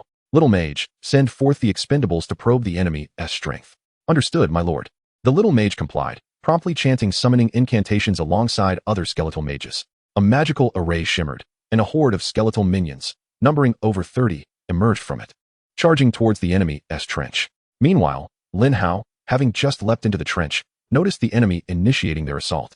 Given the distance of 500 to 600 meters, it was challenging to discern the appearance of the enemy's lord. He could only vaguely see the lord accompanied by a great host of soldiers. In terms of numbers, his side seemed to hold the advantage, as the trench was filled with goblins. However, upon witnessing the advancing skeletal army, Linhao instantly recognized his previous misjudgment. He had initially presumed the enemy's lord belonged to the beast race. But it was now evident that such a plethora of skeletons indicated they were, in fact, of the undead race. Damn it, undead. This race is utterly repugnant, Linhao thought, fully aware of the unique strengths and weaknesses possessed by the undead. The advantage lies in their resilience, akin to those skeletal frames that, even when their craniums are shattered by a barrage of gunfire, remain capable of movement. Only complete obliteration can put an end to them. However, their disadvantages are glaringly apparent. Their defense is feeble, and their offensive capabilities leave much to be desired. Given that the enemy has already dispatched bats for reconnaissance, Linhao deemed it unnecessary to conceal his intentions any longer and promptly ordered a counterattack. With a sweeping gesture, he dispatched a squad of over 50 goblins. This motley crew, composed entirely of goblins wielding hefty clubs, belonged to the lowest tier of cannon fodder, and he intended to use them to gauge the enemy's strength. The 50 goblins clumsily emerged from the trenches, screeching wildly as they charged towards the cohort of skeletal soldiers, resulting in an immediate melee. The scene devolved into chaos, with blood and limbs flying in every direction. Although Jiang Zhe's skeletal soldiers were merely second-tier weaklings, the goblins, despite their ordinariness, only achieved an elite level of strength when armed with their clubs. As expected, the 50 goblins proved no match for the 30-odd skeletal warriors, swiftly falling in droves. Furious, Linhao ground his teeth and cursed, "What a bunch of useless wretches." However, he quickly regained his composure, secretly relieved, Fortunately, I still possess an A-grade talent. Talent, Soul Mark, A-grade. Effect, when my subjects, non-hero units, fall in battle, there is a 100 chance they will immediately transform into a soul form. 1. Soul form is immune to all physical attacks, but suffers double damage from magic. 2. Souls may continue to fight until their energy is completely depleted or they are slain again by a special energy attack. As Linhao activated his talent, the 50 fallen goblins astonishingly revived, not in physical form, but as ethereal souls. In this state, the goblins were immune to all physical damage. Yet they were still vulnerable to magical assaults. The 50 goblin souls retaliated fiercely, swiftly annihilating the skeletal soldiers. However, the energy expenditure from this fierce battle was considerable, and it was evident that their ethereal forms had dimmed noticeably. Each action and attack drained their energy further. Continue the assault. Linhao bellowed, issuing the command for continued aggression. He had no intention of preserving these goblin souls. Even if they remained stationary, their energy would gradually wane. It was more advantageous to expend their energy against the enemy forces, treating them as expendable cannon fodder. Soon, the goblin souls, shrieking wildly, launched themselves into a charge. Jiang Zhe, seated securely upon his crystal scorpion, observed the battlefield with keen interest. Upon witnessing the onrushing goblin souls, he immediately recognized them as creatures birthed from Linhao's talent. How eerily reminiscent of Linhao's soul mark, Jiang Zhe thought, startled. Recalling the time in school when Linhao had showcased his talent panel, Jiang Zhe remembered distinctly that his ability allowed the creatures under his command to transform into soul forms upon death to continue their assault. This talent, however, bore a significant drawback, as it would incur double damage from magic. To ascertain whether Linhao was indeed the source of this power, Jiang Zhe commanded, Little Mage, handle these goblins. The little mage nodded subtly, refraining from commanding all the skeletal mages to act at once. Instead, he advanced steadily to the forefront of the squad. Standing firm, he began to gather dark magic around him. As the enemy goblins crossed into effective range, he began to chant softly, and a powerful shockwave erupted forth. Those goblins, upon encountering the magic, disintegrated into motes, dissipating into the air.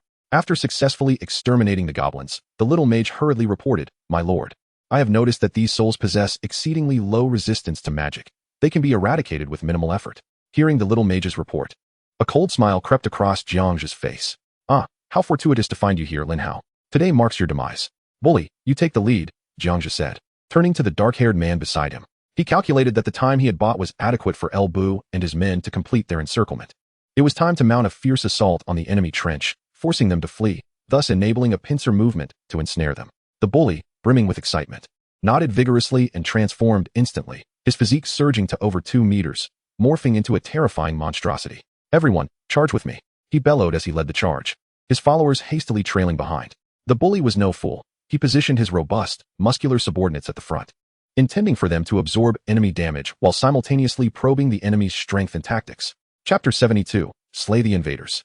Linhao, witnessing the enemy dispatch another squad, focused intently and was taken aback to see a horde of zombies. Given their formation, their strength could not be underestimated. They were conservatively assessed as second-tier units. What struck him as particularly peculiar was that the squad was led by a creature with a wolf's head, leaving him momentarily puzzled as to the nature of this unit. Could it possibly be a hero? After all, he had only just established the tavern yesterday and had yet to recruit any heroes. Fortunately, he had previously recruited Kamita Aikir in a dungeon. Although he was only half a hero with military strategist skills, he possessed considerable intellect. Confronted by this legion of zombies, Linhao understood that a direct confrontation was out of the question. After all, zombies carry viruses. Should his subordinates be scratched or bitten, they could easily become infected and turn into zombie minions, which would not count as a normal death, rendering his A-grade talent inactive. Thus, he turned to the lewd man beside him and said, Kamita-kun, it's your turn to take action. We face a horde of zombies. Our men must aim for their heads, as shooting their bodies will not suffice. Kamita Aikir respectfully bowed high. He quickly rallied his squad and prepared for battle atop the trench. The Japanese soldiers swiftly found their positions, raising their rifles while simultaneously setting up the repaired machine guns, with one individual designated to load ammunition for the gunners. Kamita Aikir bellowed, Everyone, listen up. Only aim for the heads, understood? Hi. The other Japanese soldiers responded in unison, as the zombies drew within rifle range. Kamita Aikir swiftly drew his katana and shouted, Fire. A volley of gunfire erupted as 20 rifles discharged simultaneously. The sound of gunfire ringing out as flashes of light illuminated the scene. The foremost meat-shield zombies suddenly bore numerous bullet holes, yet their tough skin proved resilient, and the bullets struggled to penetrate their skulls. Even the bully took a hit. A bullet struck his chest, but ricocheted off his armor, though he could still smell the acrid scent of gunpowder and felt a sharp sting. Seeing this, Kamita Aikir shouted at the top of his lungs, Gunners, fire. The machine gun erupted in a torrent of fire, a rapid da-da-da-da echoing through the air. The leading meat shield zombie was instantly reduced to a sieve, collapsing to the ground with a resounding thud. Despite the death of their comrade, the remaining meat shield zombies pressed forward relentlessly. Meanwhile, the enraged zombies sheltered behind the meat shields, biding their time for the opportune moment to launch their charge. The bully was equally resolute, aware that sacrifices were inevitable to achieve his goals. He understood the necessity of maintaining sufficient distance to execute his plan. One by one, the meat shield zombies fell to the ground. Yet the distance between the two sides continued to close, dwindling from an initial 500 meters to 300, and now only 200 remained. At this juncture, the machine gun encountered a malfunction, overheating and becoming inoperable. Ichiro Keaton reported, "Lin, the machine gun is overheating and cannot fire any bullets. Buy us some time. Damn it. Useless." Linhao, consumed by anxiety, was extremely wary of the viruses carried by the zombies. In a state of panic, he hastily summoned his Tier 3 unit, the Goblin Wizard, and immediately dispatched a squad of goblins to charge forward, intending to delay the advance of the zombies. The Goblin Wizard stood in the rear, mumbling incantations. As strange syllables spilled forth, a bizarre red glow enveloped the goblin squad, their eyes turning blood red, and then they charged headlong towards the zombies like madmen. Unrelenting, the frenzied zombies struck mercilessly, swiftly eliminating the goblins that surrounded the meat shield zombies. Strangely, the goblins that had just been slain trembled and stood up once more, their bodies rapidly decaying, transforming in the blink of an eye into goblin zombies. Meanwhile, Jiang Zhe received numerous notifications. Notification: the corpse poison infection was successful, and new subjects, goblin zombies, have been acquired. Noticing these notifications, Jiang Zhe couldn't help but chuckle, thinking this was an ungrudging gift of manpower from the enemy. He leisurely climbed onto the back of the crystal scorpion and began to move forward slowly. In the trench, Linhao was furiously cursing, "Keaton Ichiro, is the machine gun fixed or not?" "Not yet. It's still cooling down." Several Japanese soldiers were seen urinating on the machine gun, as they could find no water, resorting to such a desperate measure. Linhao, witnessing this scene, was nearly sickened to the point of retching and shouted, "Don't you have grenades? Throw them now. Blow these zombies to smithereens. They must not get close, or we will all be infected. We have grenades. We'll throw them right away." Just then, the enemy entered the throwing range of the grenades. "Throw the grenades." Keaton Ichiro immediately commanded his subordinates to launch the grenades. The soldiers first pulled the safety pins, then struck the grenades against their steel helmets before tossing them towards the zombies. The Type 97 fragmentation grenade, also known as the melon grenade, was exclusively used by the Japanese. Boom, boom, boom. A series of explosions erupted. Although the fragmentation grenades lacked earth-shattering explosive power, their key function was to scatter shrapnel like a fairy scattering flowers. The purpose of these grenades was not to kill the enemy outright, but to injure them, forcing the adversary to expend more resources to tend to the wounded. As the grenades detonated, shrapnel flew in all directions, instantly inflicting wounds on all the zombies. These fragments were insufficient to slay the zombies. They continued to move forward relentlessly. "Is this a joke? What are your grenades made of? They can't even kill zombies." Linhao was evidently ignorant of the types of grenades. It is essential to know that grenades are categorized into fragmentation, defensive, offensive, and anti-tank grenades. Perhaps he had watched too many dramas, always assuming that a single grenade could obliterate a person. "Lin, we have done our utmost."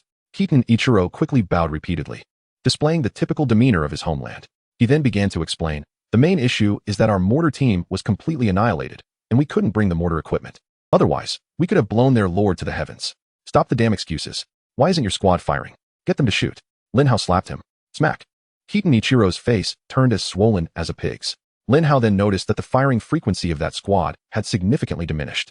Keaton Ichiro, covering his face, hurriedly replied, "Lin, we are out of bullets. Last time you gave our ammunition away, we simply don't have enough now. Damn it, you useless lot. Charge forward and wipe them out."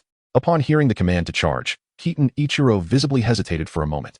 Linhao gave him no chance to ponder, immediately signaling the goblin warriors in the trench to brandish their gleaming blades.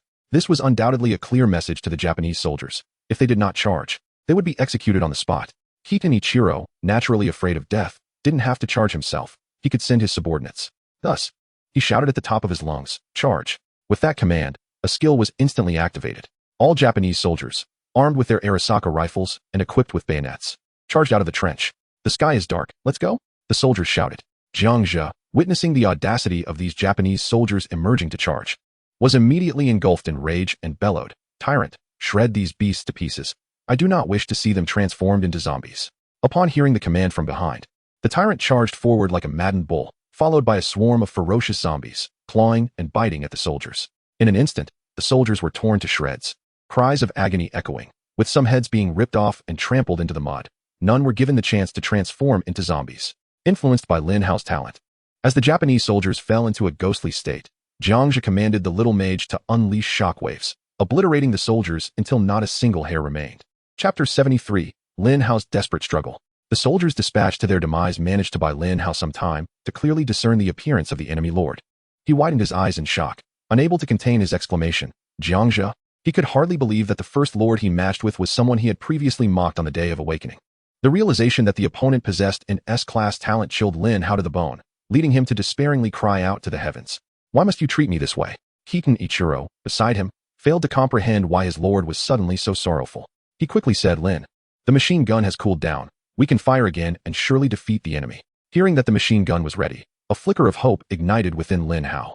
He understood that if he were captured by Jiang Zhe, his fate would undoubtedly be tragic. He had to win this war. Hand me the light machine gun. Linhao extended his palm. Hitan Ichiro promptly passed the machine gun to him. Linhao, having trained in sports, found it manageable to drag the light machine gun despite its weight. However, the intense stench of urine emanating from the weapon made him want to retch. But at this moment, such matters were trivial. He was determined to win this war. Linhao glanced at the other goblins in the trench.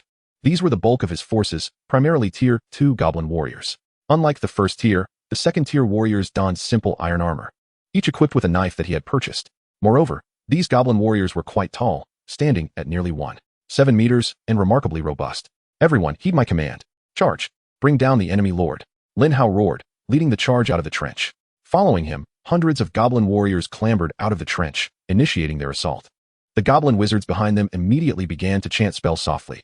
They first bestowed enhancement buffs upon the goblin warriors, and in an instant, the eyes of all the goblin warriors glowed crimson, their attributes significantly boosted, entering a state of frenzy. Subsequently, the goblin wizards tirelessly chanted curse spells while simultaneously casting healing spells, unleashing every spell at their disposal.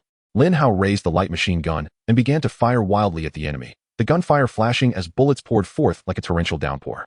With such a formidable force pressing forward, they temporarily suppressed the zombie horde led by the Tyrant. The battle intensified as both sides clashed in fierce combat, locked in a stalemate of relentless struggle. At this moment, Linhao stealthily arranged a dozen goblin warriors, who slyly made their way towards Jiang Zhe's location, intending to launch a surprise attack. Observing this scene, Jiang Zhe could not help but let out a cold chuckle, reaching down to caress his crystalline scorpion, saying, Great Scorpion, these goblins are yours to feast upon. The crystalline scorpion excitedly waved its large pincers, and soon after, its crystalline tail began to gather energy. With a swift whoosh, a beam of magical light shot forth, striking near the group of goblin warriors. Boom! With a tremendous sound, half of the goblin warriors were instantly blasted away. Yet, this was merely the beginning. The crystalline scorpion continued to unleash laser blasts, obliterating the remaining goblin warriors into mere fragments of flesh. Well done. Jiang Zhe gently patted the scorpion's head, marveling at its prowess, capable not only of swift movement, but also of unleashing attacks akin to a laser turret. With such pitiful minions, there was no way they could approach him. Linhao, witnessing the complete annihilation of his ambush squad, gritted his teeth in frustration. He simply could not comprehend how Jiang Zhe's troops could be so diversified, featuring scorpions, zombies, and beasts alike. Could it be due to his S-class talent? According to the information stored within the Federation, the known S-class talents in territorial warfare included Disaster Legion, Creator, and Group Teleportation. This scarcity was attributed to the exceedingly low probability of acquisition, and other federations had yet to share a wealth of information regarding S-class talents with the Huaxia Federation. Most of this information was classified, leaving the common S-class talents as the only known entities. Just from the names of these ordinary S-class talents, one could sense their formidable nature. At this moment, Linhao felt a surge of despair, utterly stumped regarding which S-class talent Jiang Zhe had drawn. For days, he had taunted and sought Jiang Zhe in the chat channel, yet Jiang Zhe had revealed nothing about his abilities. This man was far too cunning. In mere seconds, Linhao's legion suffered devastating losses, all thanks to the Tyrant-led zombie legion, each member bearing the zombie virus. The goblin warriors, mere mortals, would swiftly succumb to the virus upon contact, soon transforming into zombies themselves. The more they fought, the greater their numbers dwindled. Realizing this, Linhao's resolve began to waver. He deemed it prudent to retreat to his territory, relying on its defenses as the best course of action. Moreover, upon returning, he could request points from Tang Donger or others from various factions to replenish his forces at will. Class 1 and Class 2, remain behind. The rest, follow me back to the territory. Linhao commanded the remaining goblin warriors. He had previously divided them into 4 classes. Upon receiving the order, 2 classes stayed behind, while the other 2 followed Linhao back, racing towards the forest. Kumada Ichiro ran the fastest, leading the way. Just as he entered the forest, he collided with a grotesque creature, its appearance fearsome. Terrified, Kumada Ichiro shouted, "Help!" He turned to flee, encountering Linhao. Lin sang, "Don't enter the forest. There are monsters inside. What nonsense are you spouting?" Linhao retorted, striking Kumada Ichiro across the face. "Hurry back to the territory. If we linger, we'll all perish." With that, Linhao charged into the woods. Yet, after just a few paces, he suddenly halted. Ahead in the forest, trees were toppling. The goblin warriors who had rushed in soon emitted anguished cries, followed by the sight of shattered corpses being hurled back, landing with a thud. What manner of monster is this? Linhao's eyes widened in terror. As the creature drew closer, he finally discerned its form, a gray, quadrupedal beast, devoid of fur. Its skin emanating a chilling aura, dragging a whip-like tail behind it, possessing an unsightly visage. As these monsters roared, viscous saliva dripped from their mouths, and they charged towards Linhao's remaining goblin army, unleashing a frenzied massacre. The goblin warriors were torn to shreds as if they were fragile dolls. In a fit of madness, Linhao raised his machine gun, bellowing at the monsters die. Instantly, bullets rained down like a torrential downpour. However, as he was caught up in his shooting frenzy, a sharp arrow whizzed through the air, striking his light machine gun, shattering it into a myriad of fragments. The force of the arrow was so tremendous that Linhao's hands bore the brunt, bloodied and bruised. "Who is there? Show yourself, you cowardly scoundrel," he roared. Chapter 74, Decapitation of the Enemy. At that moment, a robust man emerged, wielding a bow, exuding the aura of a lone warrior. This man was none other than Elbu, also known as Elfengxian. Elbu introduced himself. "I am the foremost general under Jiang Zhe, Elbu, Elfengxian." "Who are you?" "A hero." Linhao's eyes widened, fixated on the warrior before him. Never had he imagined that Jiang Zhe would be so fortunate as to recruit a general. Perhaps realizing that his end was nigh, Linhao descended into madness. Seizing a fallen long sword from the ground and charging at Elbu, intent on taking one down before he met his demise. "I will slay you." As the enemy charged towards him, Elbu sensed that this man might be a lord of his own, and thus he could not slay him indiscriminately. He needed to let his master decide. Acting swiftly, he drew an arrow from his quiver, knocked it, and shot. With a whoosh, the arrow struck Linhao's thigh, pinning him to the ground. Linhao howled in agony, wrenching the arrow from his leg and dragging his wounded limb to continue his charge. Observing this, Elbu shot another arrow, piercing Linhao's other leg. Now incapacitated, Linhao collapsed, wailing in despair, "My legs." Recognizing that this lord had lost all capacity for resistance, Elbu bellowed, "Surrender, and you shall not be killed." His voice resonated like thunder throughout the forest. The loyalty of Linhao's goblin army began to plummet in the wake of their defeat. It was crucial to note that loyalty was intricately linked to morale. As the situation deteriorated, the loyalty of the goblin army swiftly descended below 60. In an instant, all the goblins ceased to heed Linhao's command, opting instead to surrender. Even Kumada Ichiro obediently removed his katana, casting it aside, and knelt with his hands on his head. "You worthless cowards, do not surrender. Kill." Linhao struggled to sit up, pointing at the surrendering goblin army, furiously berating them. His words had no effect. The loyalty of the goblin army was plummeting too rapidly. And with each insult, their loyalty diminished further, leaving Linhao's words falling on deaf ears. He could not bear to envision what fate awaited him should Jiang Zhe capture him. Perhaps he would endure unspeakable torment, utterly powerless to resist. With such thoughts, despair engulfed him, and he grasped the long sword, preparing to take his own life. Elbu could not allow the enemy lord to perish so easily. He swiftly knocked another arrow, sending it flying and striking Linhao's hand. The long sword slipped from Linhao's grasp, clattering to the ground. Clutching his injured hand, he cried out in agony. Just then, Jiang Zhe and the Tyrant rushed onto the scene. Jiang Zhe leaped down from the back of the crystalline scorpion, striding towards the bloodied man. "Linhao, it truly is you. I can only say that you are exceptionally unfortunate. The first match has led you straight to me." Jiang Zhe, adopting a condescending demeanor, cast a disdainful gaze upon the man before him, who appeared as pitiful as a stray dog. Linhao, filled with indignation, spat out angrily, "Jiang Zhe, what are you even worth? Relying on martial prowess to confront me? What kind of skill is that? If you dare, let us engage in single combat, and I shall show you just how I can flatten you." Jiang Zhe could not suppress a laugh. He found this sycophant remarkably foolish, still harboring thoughts of a duel at such a moment. He cherished the principle of winning people over through virtue. Thus, he resolved to indulge this sycophant's request. "All right, you wish to challenge me, do you? Then come forth, and let me see the extent of your capabilities." Linhao was utterly taken aback by Jiang Zhe's acquiescence and burst into laughter. "Good, you said it yourself. If you dare to allow anyone else to interfere, you shall be deemed a coward." He added, "Tend to your injuries first. Once you are healed, we shall fight." Aware that the goblin sorcerers in his camp possessed healing abilities, Jiang Zhe instructed his subordinates to capture one, commanding it to heal Linhao. He had other matters to attend to. Approaching the Japanese officer, He harbored questions he wished to extract from him. Lift your head. What is your name? Jiang Zhe regarded the man kneeling before him, hands clasped over his head, his knees on the ground. Sporting an unkempt mustache and a dogskin hat that made him appear utterly repulsive. My name is Kamita Aikir. I beg of you, spare me. I am willing to serve you with utmost loyalty. Less chatter. I ask, you answer. Jiang Zhe glared fiercely at Kamita Aikir. Yes, my lord, please ask. I will divulge everything. Kamita Aikir, interpreting the impending questions as a sign of potential survival, wore a lecherous grin, nodding eagerly. What year did you arrive on the Huaxia continent? And in what year did you accompany Linhao through the portal? Jiang Zhe posed his questions directly. Kamita Aikir paused for a moment, quickly grasping that the lord wished to know the era he hailed from prior to arriving in this world. He hastily responded, my lord. I arrived in Huaxia in 1937, stayed there for a year, and was then brought here by Linhao. Understood. Jiang Zhe's eyes filled with loathing as he unsheathed his katana, discarding the scabbard. He enunciated each word with deliberate clarity. Now, you shall pay with your life for the countless innocent civilians of Huaxia who perished due to your heinous acts. In a flash, the blade gleamed, and Kamita Aikir's head rolled away, thudding against the ground. After executing Kamita Aikir, Jiang Zhe returned to Linhao's side, casting the katana down with a clatter. Here is your weapon. Linhao had witnessed the preceding scene in stark clarity. Confusion clouded his mind. He could not fathom why Jiang Zhe had posed those questions, or why he deemed it necessary to execute Kamita Aikir. In Linhao's eyes, Kamita Aikir had possessed some skill, qualifying him as a half-martial general. It seemed a grievous waste to slay him. After all, in such dire circumstances, should one not strive to seize every available resource?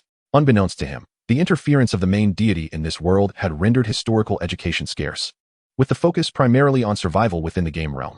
Thus, Linhao could never comprehend the overwhelming fury surging within Jiang Zhe, the time traveler.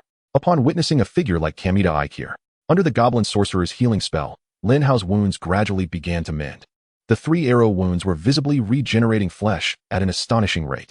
Jiang Zhe, witnessing healing magic for the first time, could not help but exclaim in awe. This magic is simply miraculous. Such severe injuries can heal. In reality, one would require months to recover from such wounds. Chapter 75, Siege and Conquest. At present, most of the goblins under Linhao's command had surrendered.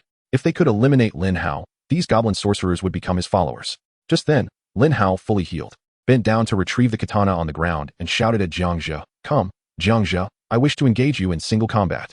El Bu and the Tyrant exchanged worried glances, almost in unison exclaiming, My lord, let us take action. Yet Jiang Zhe calmly shook his head, a look of disdain crossing his face. It's fine. A fool like him is no challenge for me alone. Who are you calling a fool? You bookworm. If you cannot handle me, do not dare summon your soldiers for assistance. If you do, I shall hold you in utter contempt. Linhao continued to hurl insults. Jiang Zhe, weary of his blathering, stood his ground, a look of provocation etched upon his face. Come at me. I stand here. Let us see what you can do. Underestimating me will lead to your demise. Linhao's eyes burned with rage as he swung the katana ferociously towards Jiang Zhe's neck. In an instant, a barrier appeared out of nowhere, effortlessly intercepting Linhao's strike.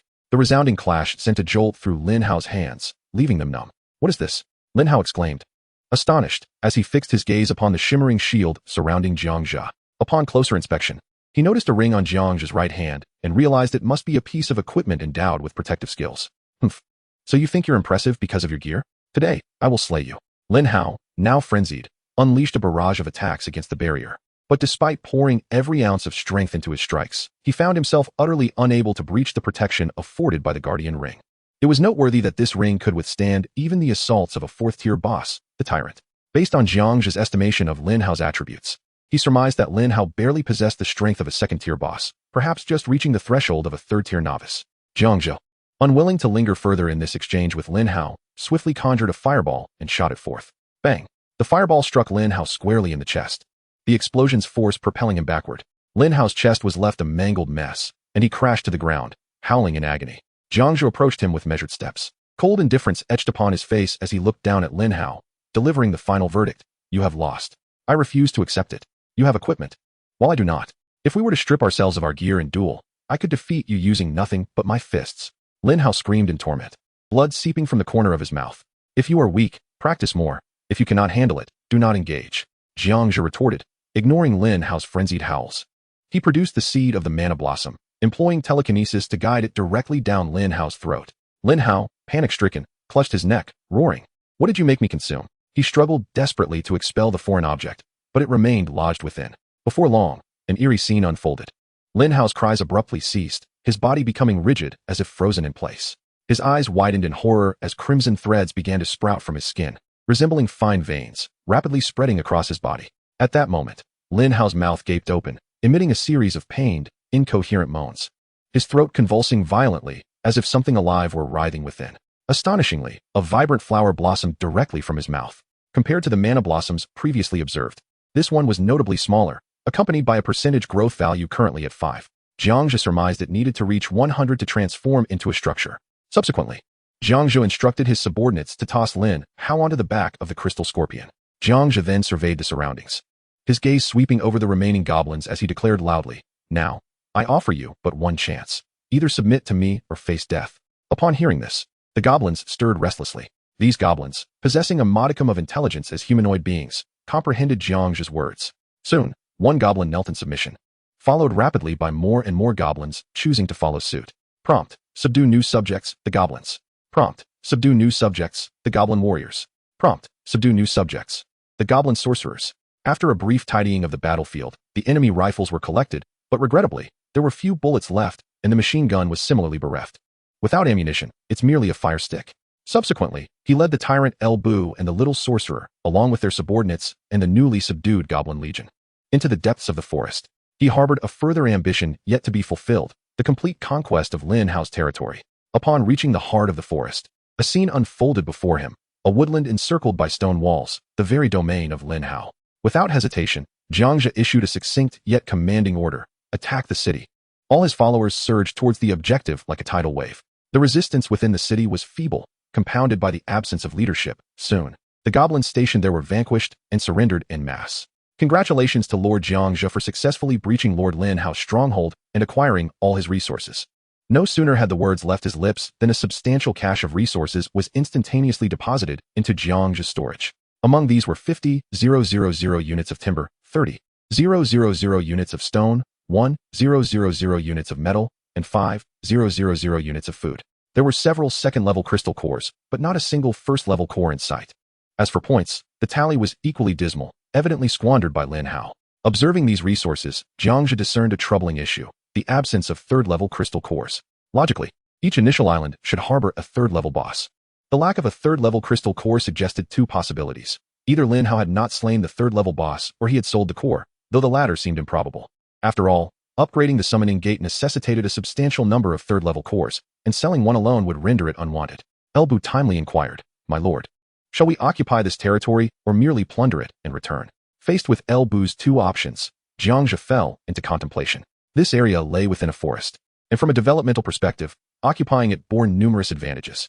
However, the downside of occupation was the need to allocate personnel for garrison duty. His gaze swept over the assembled green-skinned goblins, and an idea took shape in his mind. Should he choose to occupy, his original territory would remain unchanged, while the new territory could be entrusted to the goblins for defense, thereby ensuring no detriment to the development of his original domain. Jiang Zhe examined the panel information of these goblins.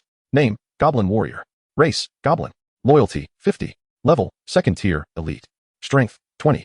Constitution: 25. Agility: 10. Spirit: 1. Intelligence: 1. Equipment slot: Sword of Armor Piercing. Skills: Slash and Group Assault Tactics. Slash launches consecutive slashes in a fan-shaped area in front, causing ongoing bleeding effects. Group Assault Tactics: passive for each allied goblin unit nearby. Personal defense increases. When cooperating with peers, they prioritize attacking wounded targets to swiftly diminish enemy strength. Description: elite warriors selected through brutal trials within the goblin clan. They are larger and stronger than ordinary goblins, with dark green skin and decorated with the fangs of hunted beasts atop their heads. Goblin Warriors. Chapter 76. Merging Troops, Seeking the Boss. The attributes of this goblin warrior were quite commendable. If deployed against other lords, it would undoubtedly wield considerable power. Alas, it encountered Jiang Zhe. Before the multitude of legions led by Jiang Zhe, this goblin warrior resembled nothing more than a fragile rag doll, posing no threat whatsoever. Besides these goblin warriors, there was also a group of diminutive goblins, all mere first-tier cannon fodder, hardly warranting attention. The only ones of slight value were the goblin sorcerers. Goblin sorcerers. Jiang Zhe proceeded to inspect the panels of these sorcerers. Name: Goblin Sorcerer. Race: Goblin. Loyalty: 50. Level: 3rd tier, Common. Strength: 15. Constitution: 20. Agility: 15. Spirit: 35. Intelligence: 2. Equipment slot: Gnarled Staff of Rags.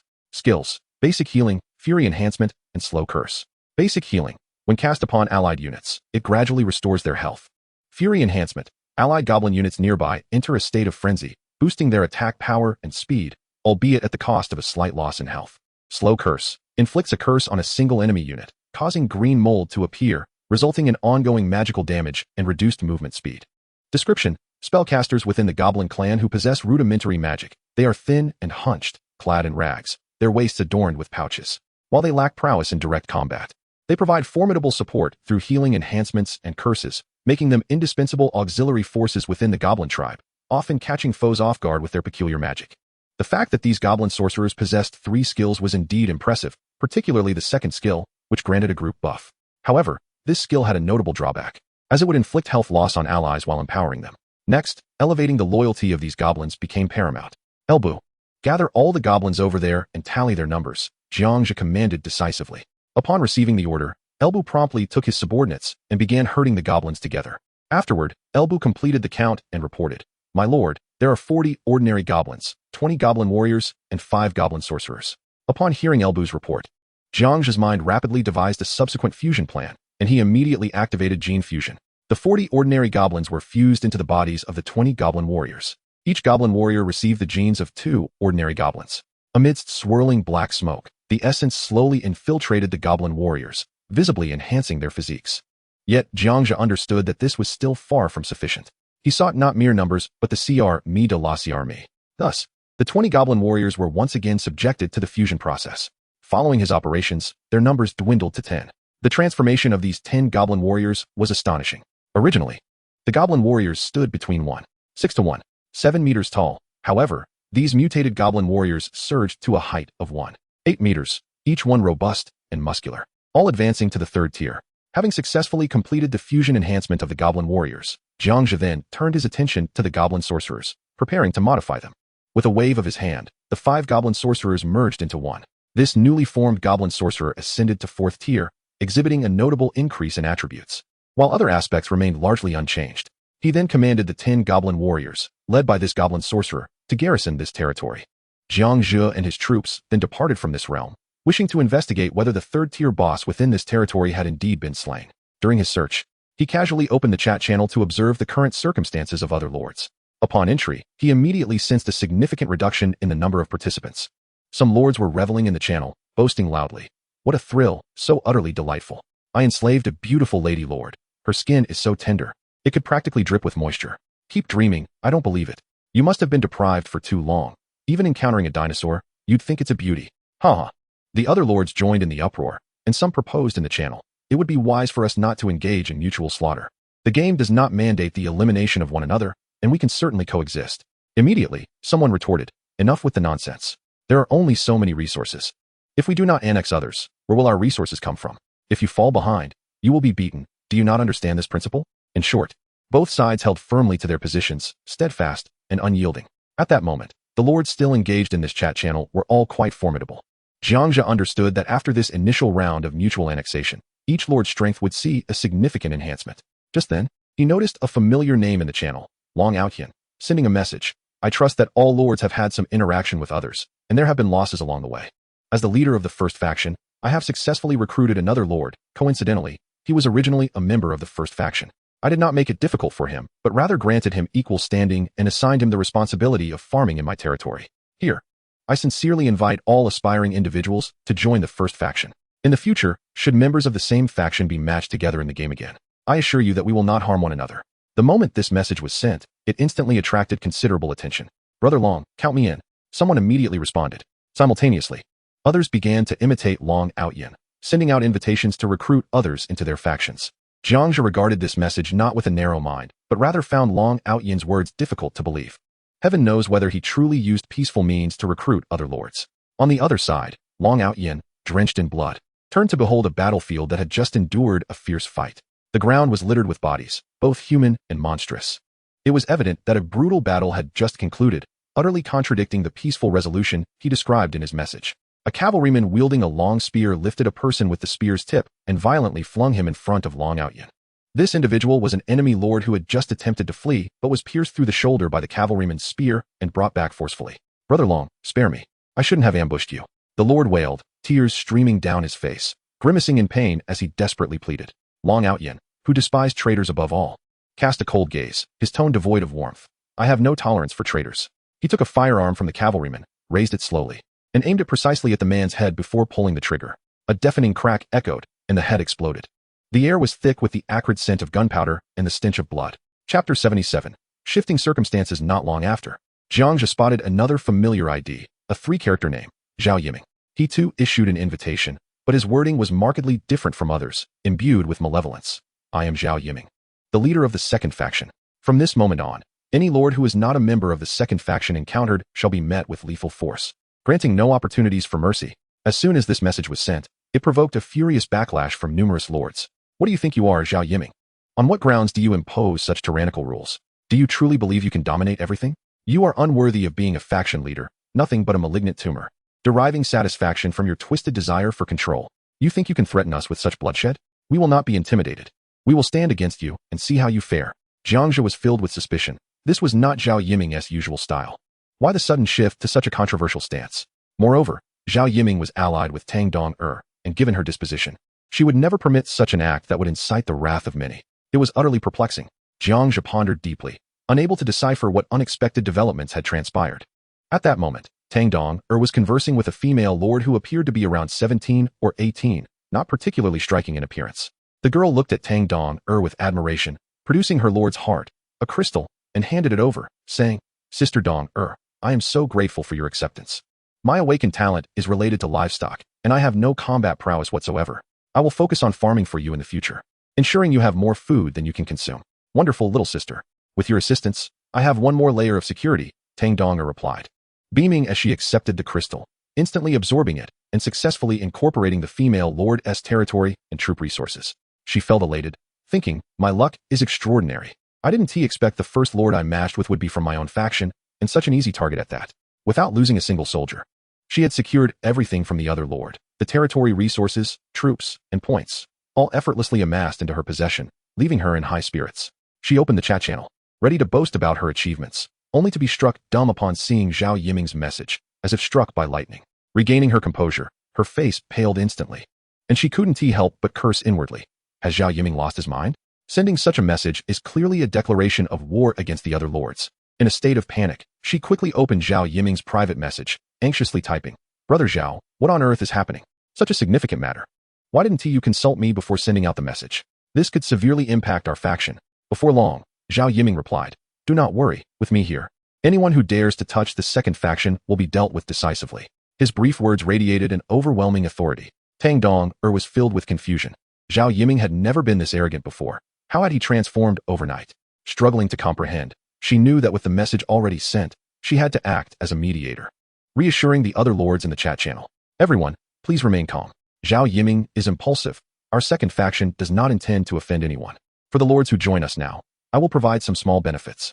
However, her attempts at mediation were rather ineffective, as the other lords remained furious, shouting that if they encountered Zhao Yiming in the future, they would surely take his head and display it on a flag for all to see. Tang Donger found herself in a precarious position, filled with anxiety, yet powerless to act. Watching the fury of the other lords on her screen, she realized that this matter would not be easily resolved, and it all stemmed from Zhao Yiming's impulsive words. Zhao Yiming's unreliability compelled her to consult Linhao. She sent him a private message, only to receive a failed delivery notification, marked with a red exclamation point. A tremor ran through her. Linhao was either dead or had been captured, losing his lord's heart, and without it, he would lose his powers as a lord. What a useless fool. Tang Donger was both angered and speechless. He was an A-grade talent, yet he perished in the very first match. She sighed, It seems I must recruit another man. Meanwhile, in other territories, various peculiar events unfolded. The leader of the Salty Fish faction, Su Xiaoxiao, found herself matched with a former classmate from school. This girl had once bullied her mercilessly, stealing her breakfast money, tossing her books into the toilet, and even enlisting others to torment her. The girl could hardly believe her eyes when she saw that the lord before her was Su Xiaoxiao. Reminded of her past bullying, she wept profusely, pleading, Xiaoxiao, I truly didn't mean it. I was blinded by my own selfishness. Please, I beg you, show me mercy. I really don't want to die. Su Xiaoxiao watched as the girl cried uncontrollably, filled with remorse, and the saintly compassion within her began to stir once more. She contemplated how her current circumstances were vastly different from the past. Perhaps reconciliation was indeed the wisest course of action. With a soft sigh, She declared, "Very well. I shall forgive you. From now on, let us coexist harmoniously and develop our territory together. I promise not to bully you." No sooner had the words left her lips than Su Xiaoxiao instructed Groot to untie her bindings. As the young woman regained her freedom, a radiant smile blossomed on her face. "Thank you, Xiaoxiao. You truly are a wonderful person." Su Xiaoxiao returned the smile and extended her right hand, seeking to reconcile with her former tormentor. The girl also reached out, revealing a ring shaped like a serpent devouring its own tail. A flicker of light danced across the ring, transforming it into a dagger. The smile on the girl's face twisted into a grotesque sneer. "Die, Su Xiaoxiao. You think we can reconcile? Go to hell." The blade plunged directly into Su Xiaoxiao's heart. Her expression froze in disbelief. How could her kindness yield such a harrowing outcome? The world spun around her as she collapsed heavily to the ground, agony searing through her chest. She couldn't fathom it. Having always adhered to her parents' teachings and treated others with kindness, why had she met such a fate? Was there truly no one in this world worthy of her redemption? The girl gazed down at Su Xiaoxiao, the dagger embedded in her chest, and burst into maniacal laughter. Shouting to the surrounding trance, "Your lord is dead. You all must submit to me now." Groot, acting as the guardian, glared furiously at the scene. Instead of capitulating, it immediately cast a spell, causing tendrils to surge from the ground and ensnare the girl tightly. Then, it invoked a healing magic. A small sapling wrapped around Su Xiaoxiao, emitting a gentle green glow that miraculously began to heal her. The dagger, which had pierced her heart, slowly withdrew, ultimately forced out of her body. Once on the brink of death, Su Xiaoxiao gradually regained consciousness. Struggling to sit up, she looked at Groot and weakly said, "Thank you for saving me, Groot. Esteemed Lord. It is but my duty. You are the savior of our Tyrant kin, and we shall follow you loyally forever," Groot replied, bowing its head. The surrounding trance knelt on one knee, paying reverent homage to their lord. Su Xiaoxiao nodded at them and bent down to retrieve the dagger from the ground. Her gaze turned icy as she approached the girl who had just wounded her, advancing step by step. Seeing Su Xiaoxiao approach with the blade in hand, the girl began to plead desperately, "Su Xiaoxiao, I truly didn't mean to. Please give me another chance. I swear I won't dare again, and will serve you well." Su Xiaoxiao slowly raised the dagger, pressing it against the girl's neck, her voice chillingly cold. "From this day forth, I shall trust no one." With that, her right hand flicked slightly, the blade slicing across the girl's neck with the same decisiveness as when the girl had torn apart her homework. Blood splattered onto her hands. But she felt no fear. Another suppressed persona within her awakened, and she raised her hand to lick the blood. This taste is rather sweet. Chapter 78, The Arasaka Rifle. Observing the idle chatter in the chat channel, Jiang Zhe found little of significance. He opened his storage space and retrieved an Arasaka rifle, a recent acquisition and his first experience with a firearm. Beside him, Elbu, riding a small motorcycle, noticed the scene and immediately grew intrigued, asking, "My lord, what is this object?" Having not participated in direct combat, he was unfamiliar with the Arasaka. However, the tyrant recognized its potential and quickly said, "Brother Elbu, this thing is remarkable. Don't be fooled by its length and slenderness. A bullet from it can inflict considerable pain." Jiang Zhe promptly displayed the weapon's attributes for Elbu to see. Name, Arasaka Rifle. Grade, Fine Blue. Effect, Stable Trajectory, Extended Effective Range. Significantly improved accuracy at medium to long distances. Can quickly attach a bayonet, slightly increasing the attack range compared to typical melee weapons. Durability, 60. Description, a manually operated rifle standardized in the year 1938, commonly referred to as the Arasaka. It is renowned for its reliability and precision, especially suited for sandy environments. "So this is called a rifle, my lord. May I give it a try?" Elbu asked eagerly, for in his time of the Three Kingdoms, firearms were yet to exist. Upon hearing this, Jiang Zhe halted the crystal scorpion and handed over the Arasaka. Elbu steadied his motorcycle and began to examine the weapon. The tyrant and the sorcerer also expressed curiosity, having never encountered such an item. "My lord, we wish to see as well." Jiang Zhe, not one to decline, retrieved 2 more rifles for them to handle, thinking it imperative for everyone to familiarize themselves with such weaponry. Otherwise, it would be quite awkward should they face an enemy wielding one without any knowledge of it. The 3 generals eagerly toyed with the Arasaka rifles, occasionally pulling the bolt or squeezing the trigger. The tyrant even turned the rifle upside down, examining the muzzle closely and even sniffing it. "My lord, how does one use this rifle?" The tyrant's inquiry piqued the interest of Elbu and the sorcerer, both equally perplexed about the weapon's operation. "Hand me a rifle, and I shall demonstrate," Jiang Zhe replied, extending his hand. The tyrant quickly passed him his rifle. However, the number of bullets acquired was quite limited. As most had been expended by the Japanese soldiers, only 5 bullets remained. Jiang Zhe took out a brass-colored bullet and displayed it. "This is a bullet," he explained. With a sharp sound, he pulled back the bolt, securely chambering the bullet, then pulled the bolt again to ensure it was ready to fire. The Arasaka utilized iron sights.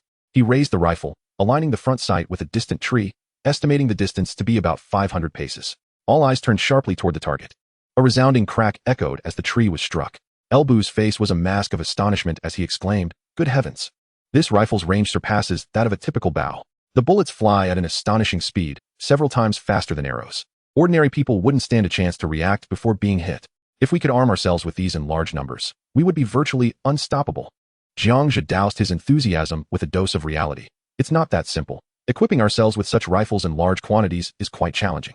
Manufacturing these high-precision weapons requires machinery. Without it, they cannot be produced. Moreover, producing bullets is equally daunting. What a pity, Elbu lamented, stroking the rifle in his hands before reluctantly returning it to Jiang Zhe. The sorcerer also returned his rifle, stating, "This rifle is indeed impressive.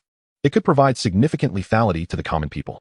However, I believe personal cultivation is paramount. For instance, practicing magic. The spells I cast are not inferior to this rifle's power." Jiang Zhe nodded in agreement, putting the 3 rifles back into his storage space. While weapons are external forces that cannot be overlooked, personal cultivation must not be neglected either. The combination of both can yield greater lethality. As for the rifle, I shall contemplate ways to manufacture bullets. Truthfully, he was quite eager to witness Elbu wielding a machine gun in action. It would be far more entertaining than brandishing a halberd. The tyrant, filled with reverence, proclaimed, "My lord, you are indeed far-sighted. This dual approach of weaponry and cultivation is simply brilliant. Under your astute leadership, we shall surely conquer all adversaries and emerge victorious in every battle." Elbu exuberantly added, "Indeed, my lord speaks wisely.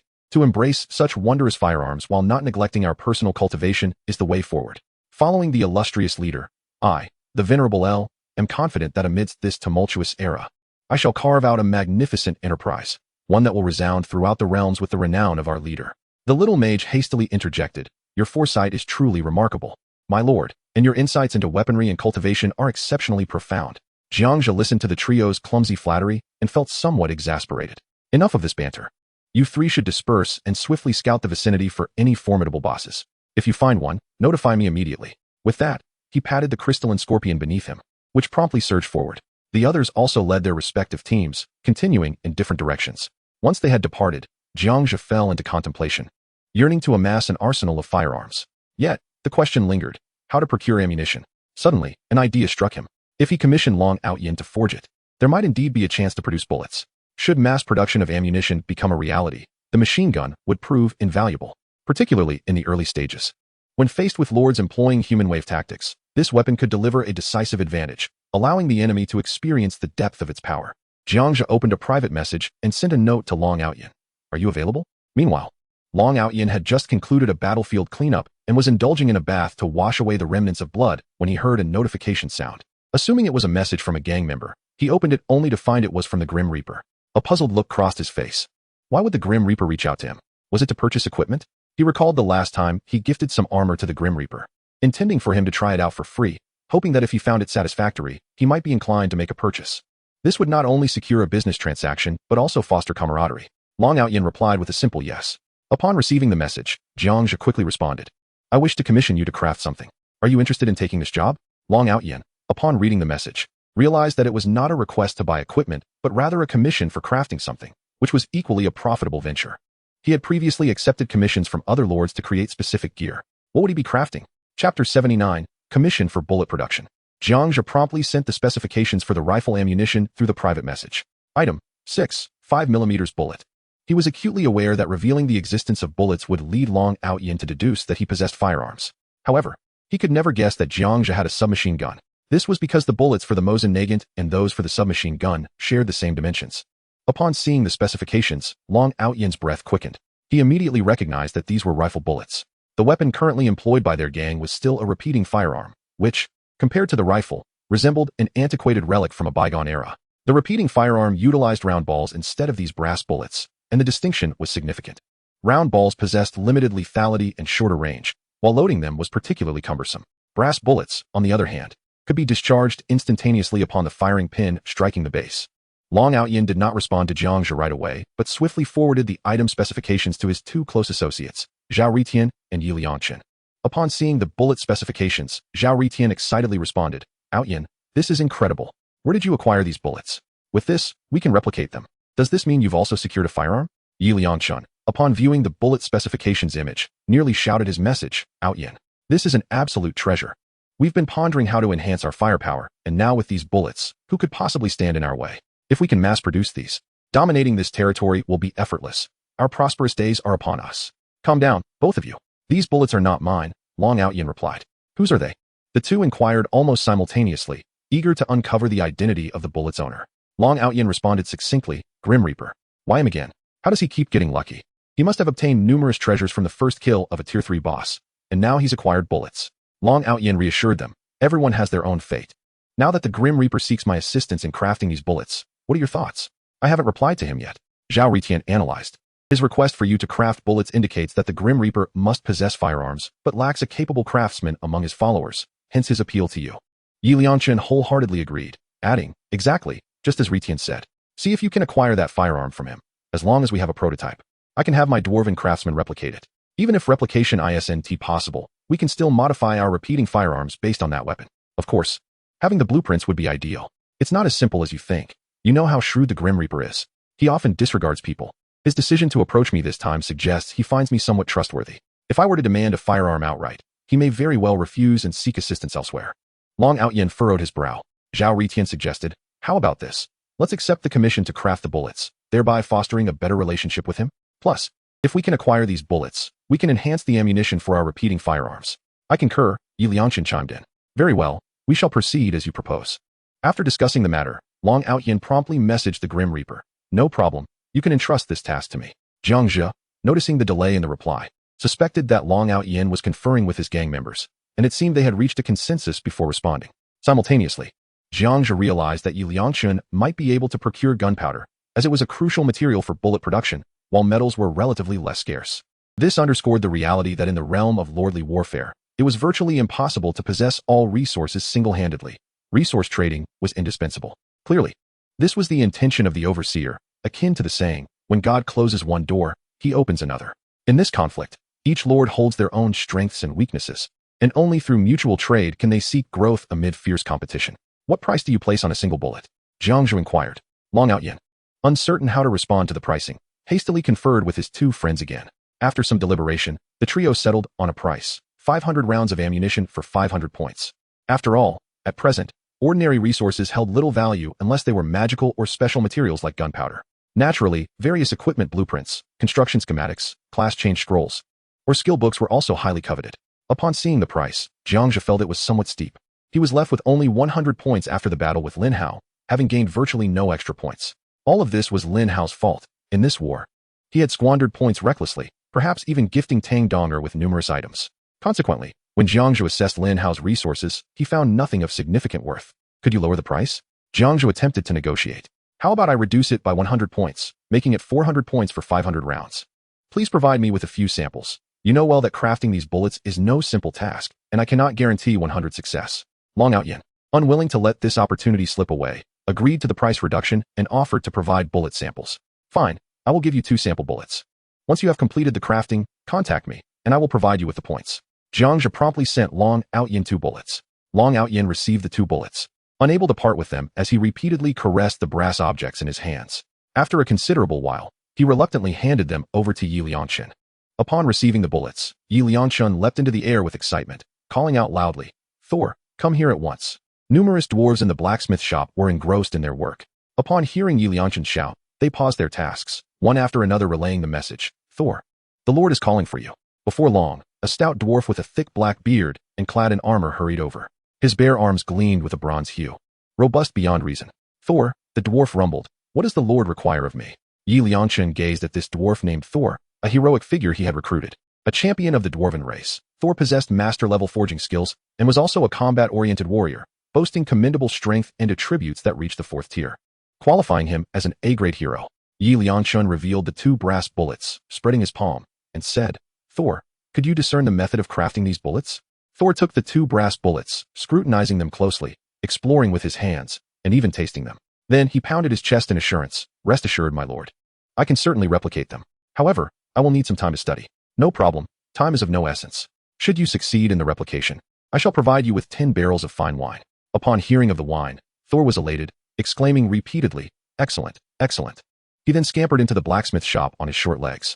Chapter 80. The Unknown Enemy. After completing the bullet commission, Jiang Zhe crossed his legs and sat upon the back of the crystal scorpion. He glanced back to see Linhao, whose mouth was adorned with vibrant flowers. Jiang Zhe checked the flower's progress, which had reached 30. Noticing Linhao's physique had noticeably shrunk, as much of his nourishment had been absorbed by the flower. He thought to himself, indeed, Linhao must be an athlete. His robust body surely allows the flower to flourish. Jiang Zhe nodded, a look of satisfaction gracing his face, and gently patted the crystal scorpion beneath him. The spirited creature seemed to comprehend the command, instantly accelerating forward. Before them lay a vast forest. Yet under the imposing presence of the crystal scorpion, the trees appeared diminutive, akin to toys in a child's grasp. The scorpion charged forth like a mad truck, heedless of its surroundings, toppling trees in its wake and kicking up clouds of dust. As it sped along, it faced no obstacles whatsoever. Suddenly, an object soared overhead, casting a glance at the scorpion before descending into the woods ahead. The crystal scorpion abruptly halted, prompting Jiang Zhe to furrow his brows and ask, "Why has it stopped so suddenly?" Ordinarily, at the slightest command, the scorpion would charge forward like a soldier obeying orders. But this was the first time it had chosen to stop so spontaneously. The crystal scorpion began to hiss, as if conveying some message. Yet Jiang Zhe could not comprehend the scorpion's language, leaving him utterly bewildered. Realizing Jiang Zhe could not understand, the scorpion flicked its tail in urgency. It directed its tail towards a section of the woods and unleashed a barrage of laser blasts, producing thunderous explosions as a significant portion of the forest fell in an instant. Were there foes within the woods? Jiang Zhe's gaze fixed on the debris. Suddenly, numerous glowing points erupted from the ruins, moving at incredible speed. The crystal scorpion desperately attempted to evade, but still, it was struck. Jiang Zhe was splattered with green blood, a tempest of fear surging within him. What on earth were those things? They emitted projectiles akin to cannonballs, their power astonishingly fearsome. Each fist-sized glowing orb obliterated the scorpion's right claw. It was important to note that the crystal scorpion was a formidable third-tier boss-level creature. Yet, under the enemy's assault, it proved as fragile as paper. This indicated that the enemy's might was unfathomable, yet until now, not even a shadow of them had been glimpsed. More glowing orbs shot forth from the fallen trees. The scattered trunks inadvertently formed a natural barrier. Seeing the glowing projectiles approach, the crystal scorpion, overwhelmed with instinctive fear, launched a counterattack. It swung its left forelimb, executing a crystal sweep. The crystals on its forelimb shattered, transforming into a myriad of tiny shards, resembling a storm of crystals that surged towards the glowing points.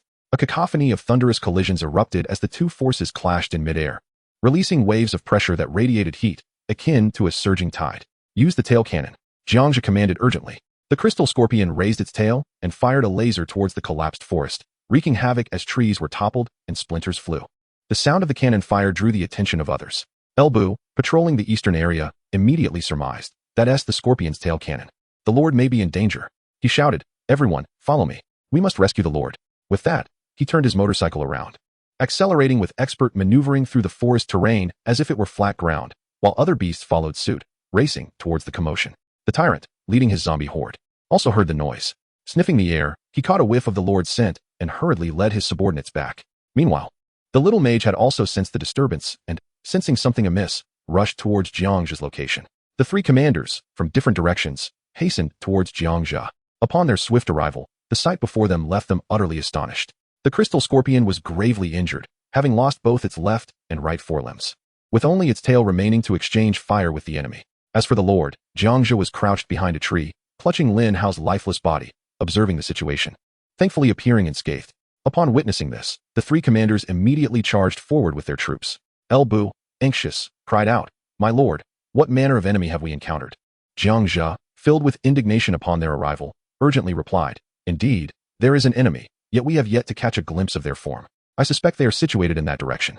We must hasten and confront them. I believe they have not yet departed, and we must eliminate them on the spot." "Yes, my lord." The three responded in unison, rallying their respective forces as they swiftly advanced towards that area. At this moment, the crystal scorpion was on its last legs, weakened like a puddle of mud, collapsing onto the ground. Its once radiant crystals now dimmed, resembling a drained source, with only feeble hisses lamenting its plight. Observing this, Jiang Zhe quickly summoned the portal of summoning. With a flash of light, two blood servants emerged. However, the moment they materialized, before they could utter a word, they instantaneously transformed into clouds of black smoke, swiftly entering the body of the crystal scorpion. A miraculous scene unfolded as the damaged parts of the scorpion began to visibly mend at an astonishing rate. The once dull crystals regained their luster, as if rejuvenated.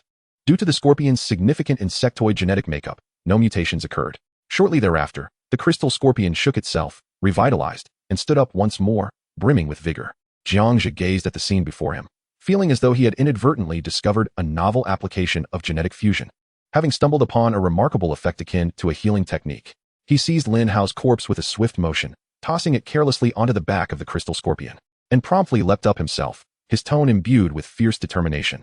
"Let us go, crystal scorpion. We shall investigate which fool dares to strike against us." The crystal scorpion hissed twice in response, then moved its legs, slowly advancing forward. Jiang Zhe lifted his gaze, surveying the tumultuous battlefield ahead. He beheld 3 generals leading their troops into combat against the enemy, where blood and flesh were scattered and explosions erupted incessantly. A once mighty meat shield zombie was obliterated in an instant, its upper body vanishing completely, with a severed head rolling to a stop at the feet of the crystal scorpion. Unprepared, the scorpion inadvertently crushed the head beneath its foot, producing a sickening crunch. It seemed to share its distaste, lifting its foot to rub against a nearby tree. Exhibiting clear disdain, Jiang Zhe's eyes remained fixated on the chaotic battlefield. Their side was numerous, a dense mass obscuring the enemy's figures entirely, leaving him unable to discern their appearance. He could only witness the flashes of explosions and hear the relentless sounds of detonations, accompanied by the gruesome splatter of blood and flesh.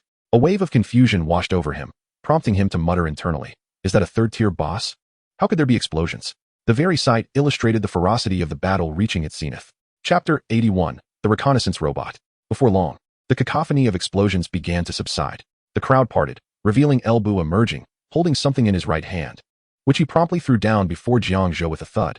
"My lord, this is the culprit that ambushed you, and I have dealt with it." Jiang Zhe looked down to find a mechanical eagle, entirely composed of mechanical parts, rather than flesh and blood. A mechanical eagle. Is this the third-tier boss of Linhao's territory? A member of the mechanical race capable of flight. No wonder Linhao couldn't defeat this third-tier boss. He examined the panel of the mechanical eagle. Name, Reconnaissance Robot. Race, Mechanical. Level, Tier 3 Leader. Strength, 35. Constitution, 25. Agility, 50. Spirit, 0. Intelligence, 3. Skills, Beak Cannon. Radar Scan, Transforming Gears. Beak Cannon. The mechanical beak opens, the internal energy core glows, and then it fires a barrage of energy projectiles, inflicting continuous explosive damage in a straight line ahead. Radar Scan, equipped with a radar that detects nearby creatures and anomalies. Transforming Gears, mimics the shape of objects or creatures, reconfiguring its body form, limited by the initial model's size and material. Description, a reconnaissance robot utilized by the silicon-based race. Jiang Zhe smacked his thigh, realizing he had guessed correctly. It was indeed a member of the mechanical race. An idea sparked in his mind. Could this iron contraption be used for genetic fusion?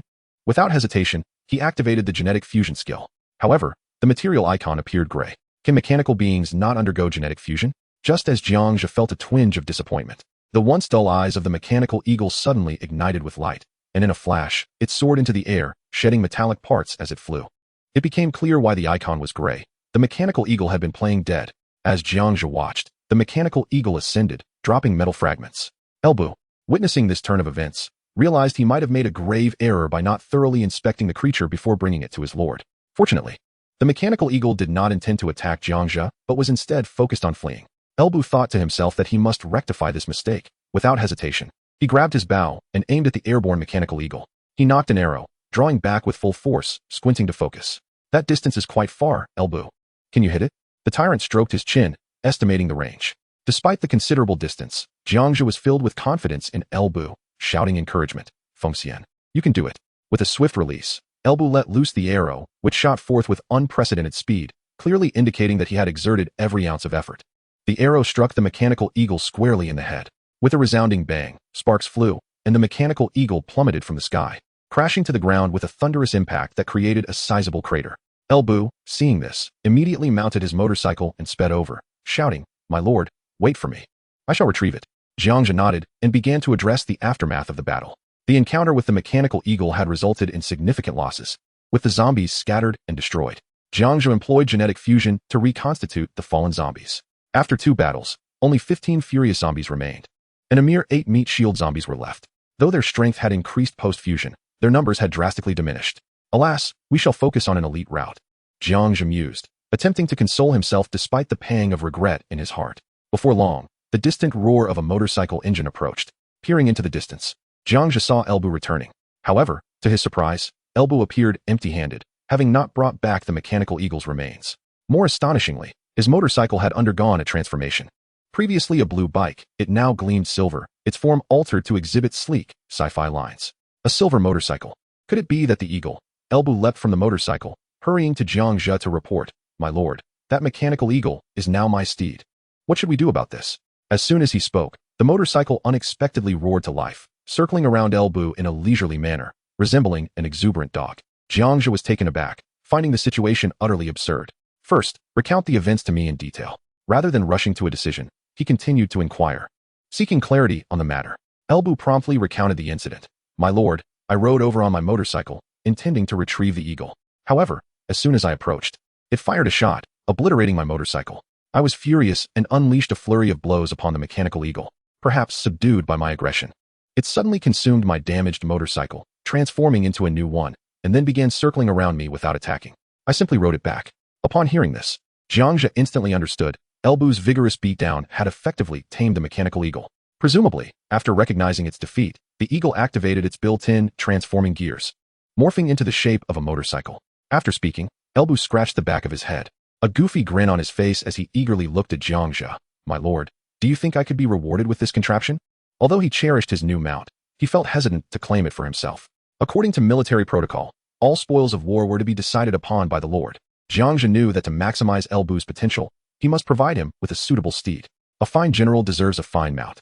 With a grand gesture, he proclaimed, "Very well, it is yours."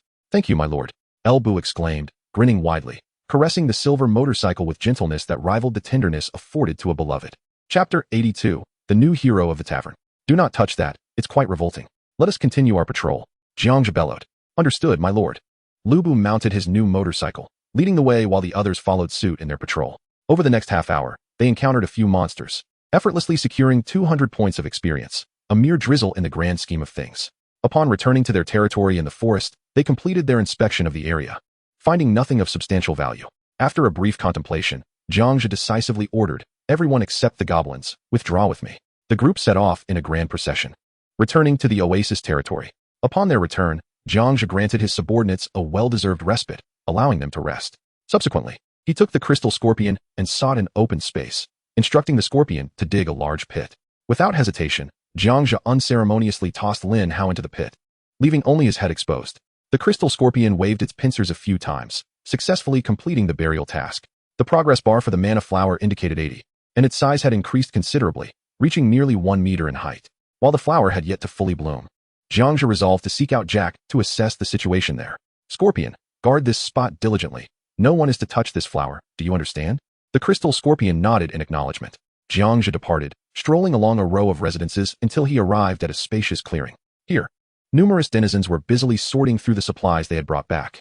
Jack, wielding a whip, patrolled the area, calling out, "You lot, stop slacking off." As he shouted, he crackled the whip in the air, the sharp sound echoing. Those caught slacking jumped in fright, hastily resuming their work sorting the supplies. Spotting Jiang Zhe's return, Jack quickly tucked away his whip, his face instantly transforming into a broad smile as he jogged over.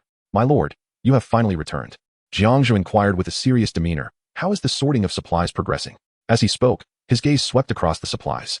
The once towering heap had considerably diminished. Various items had been categorized and placed in designated areas. Jack promptly replied, "My lord, if you grant me just one more day, I assure you I can sort everything properly and organize it by region. However, we currently face a dilemma. We have no warehouse to store these supplies. If left exposed outdoors, some items will either spoil or deteriorate." Jiang Zhe nodded thoughtfully. Jack had a point, yet he lacked the construction plans for a warehouse, which genuinely troubled him. He waved his hand wearily. "We shall address this matter later. I will devise a plan to create a warehouse." Despite having storage space, he had no intention of stowing all these supplies away. Firstly, the storage capacity was not infinite. It was not feasible to indiscriminately toss everything inside. Moreover, once items were stored, they would inevitably become disorganized, as there was no automatic sorting mechanism. Observing the situation, Jack hastily suggested, "My lord, perhaps you might consider selling some supplies. To be frank, we have an excess of certain items that we cannot utilize, such as tables, chairs, and various everyday goods. Perhaps someone would be willing to purchase them." Jiang Zhe's eyes brightened at this idea. "Ah, that is quite astute." However, he soon displayed a troubled expression. "But therein lies a complication. To list these items, I must assign prices to each one. I am currently swamped with tasks. Where would I find the time?" Jack, with a face full of regret, replied, "I too wish to alleviate your burdens, my lord. But alas, I lack the capability." Jack's words sparked a thought in Jiang Zhe's mind. In this lordship war game, it was indeed possible to recruit officials. These officials were remarkable, possessing a portion of the lord's abilities. They could manage auctions and transactions or oversee territorial matters, tasks that would alleviate the Lord's burden, allowing him to focus more on warfare. However, there were only two means to recruit such officials. The first was to utilize an official transfer scroll, which would allow a commoner to transition directly into the role of an official. The second was to appoint a hero as an official. Currently, he only had Lu Bu as a hero, whose prowess in combat far outweighed his administrative skills. Appointing Lu Bu as an official would be tantamount to folly. He would have to find another way to recruit. Determined, he decided to visit the tavern to see if any new heroes had spawned. He bid farewell to Jack and made his way toward the tavern. Before long, he came upon an exuding an ancient charm. Entering, he immediately spotted a young girl. She sat there, staring blankly at the food on the table, her chopsticks untouched, as if lost in thought. Just one glance at her appearance and attire left Jiang Zhe momentarily stunned. Her silver hair transitioned to blue, complemented by uniquely styled mechanical earrings that shimmered with a metallic sheen. Her orange pupils exuded an air of chilling aloofness.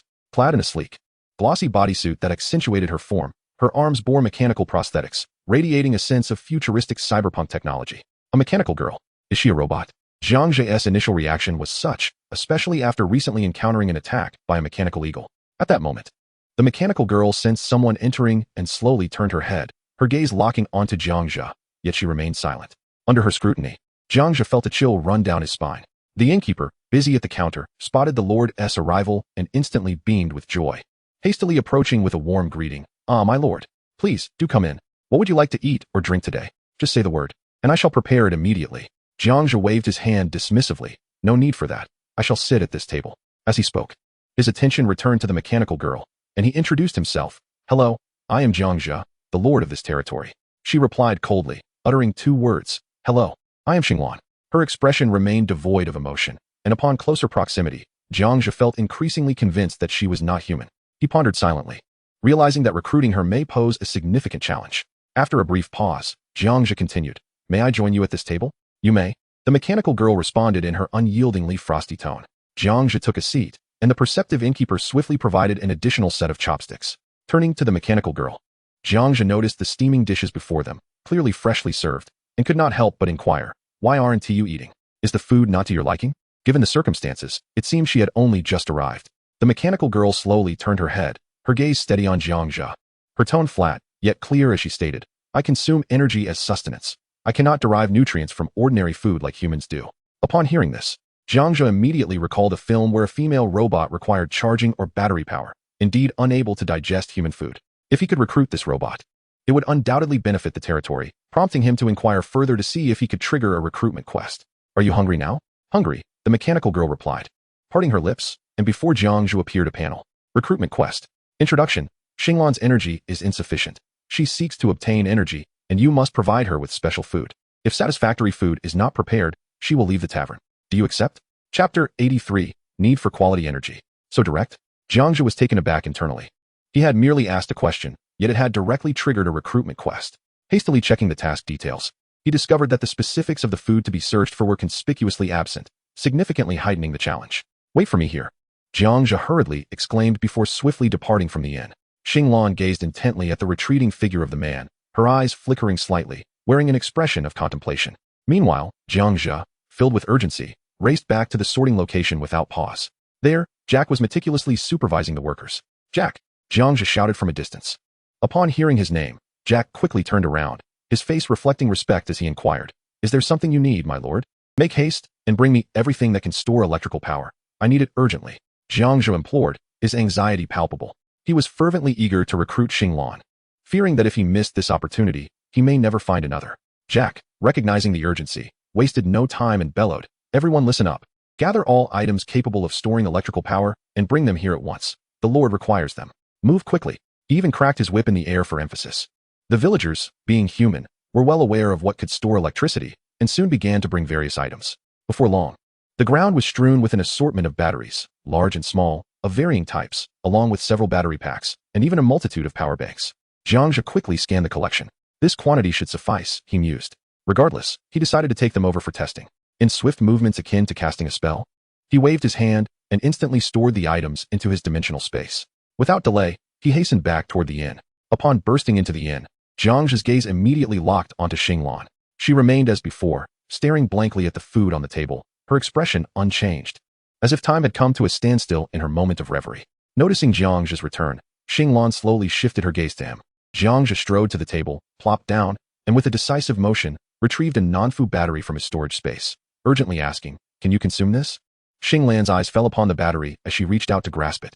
A peculiar light shimmered in her eyes, as though she were scanning the battery. Subsequently, she began to recite, "This is a 21st century alkaline battery, model LR202B, with a singular capacity of 12,000 milliamperes."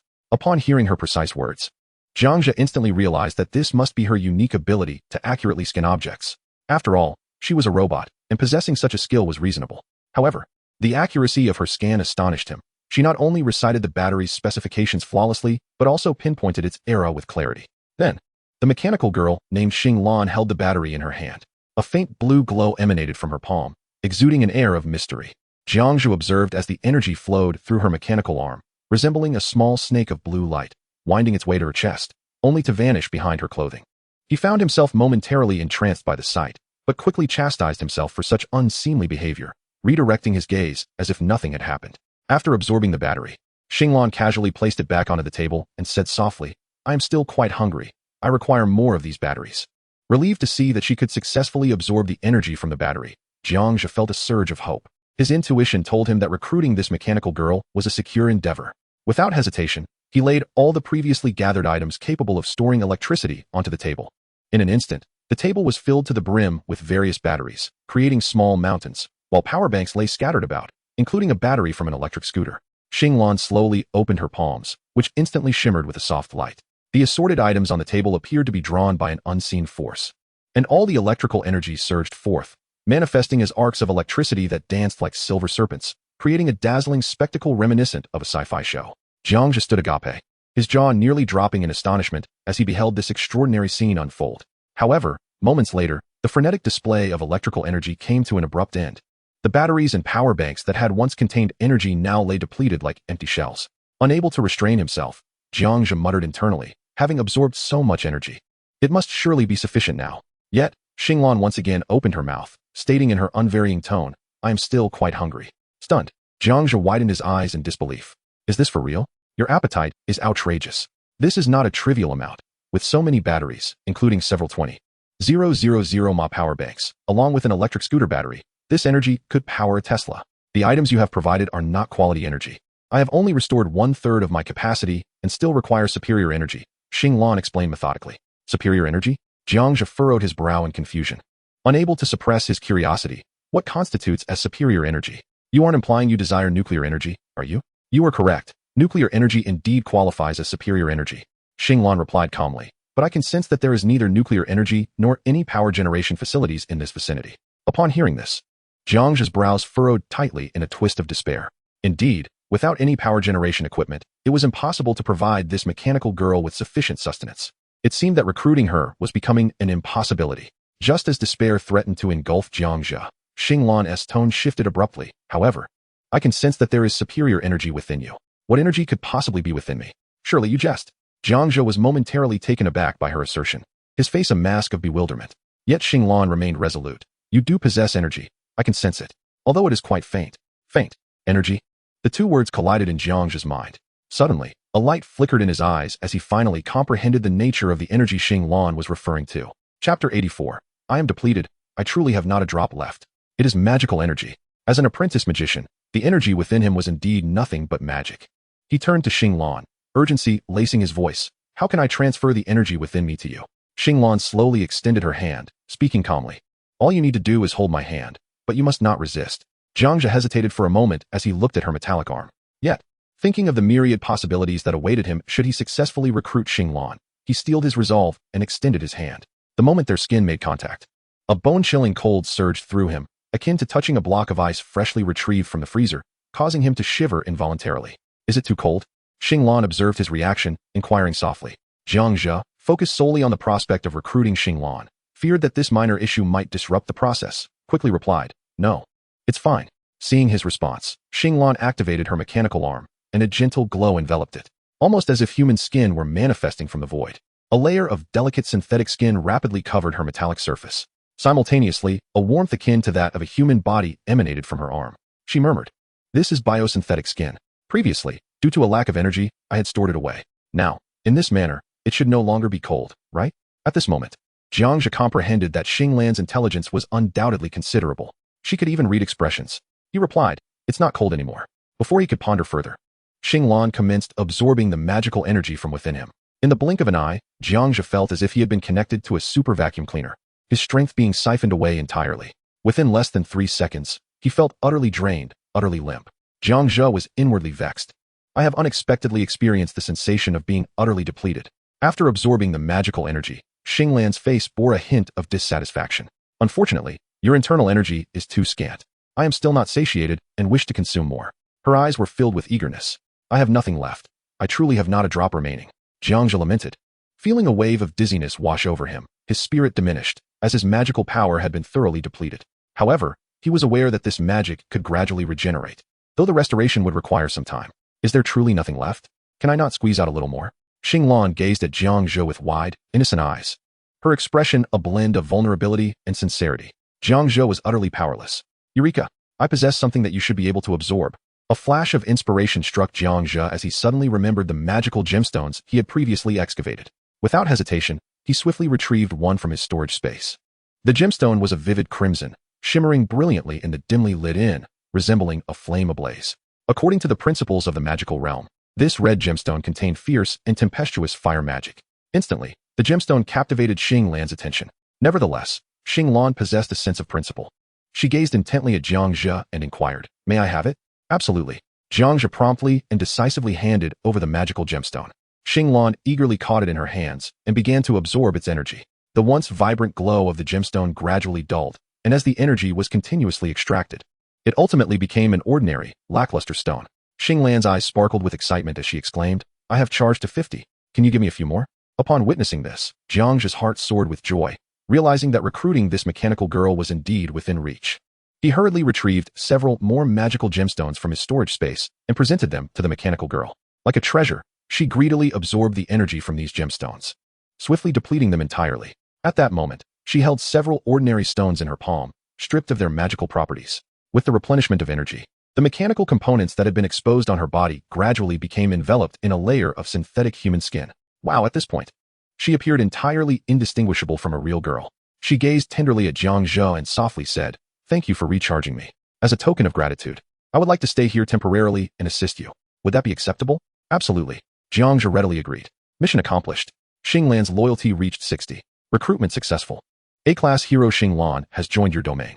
So she is an A-class hero. Jiang Zhe eagerly examined the details of the girl's panel. Name, Xinglan, A-class hero. Race, mechanical. Loyalty, 60. Level, Tier 4 elite.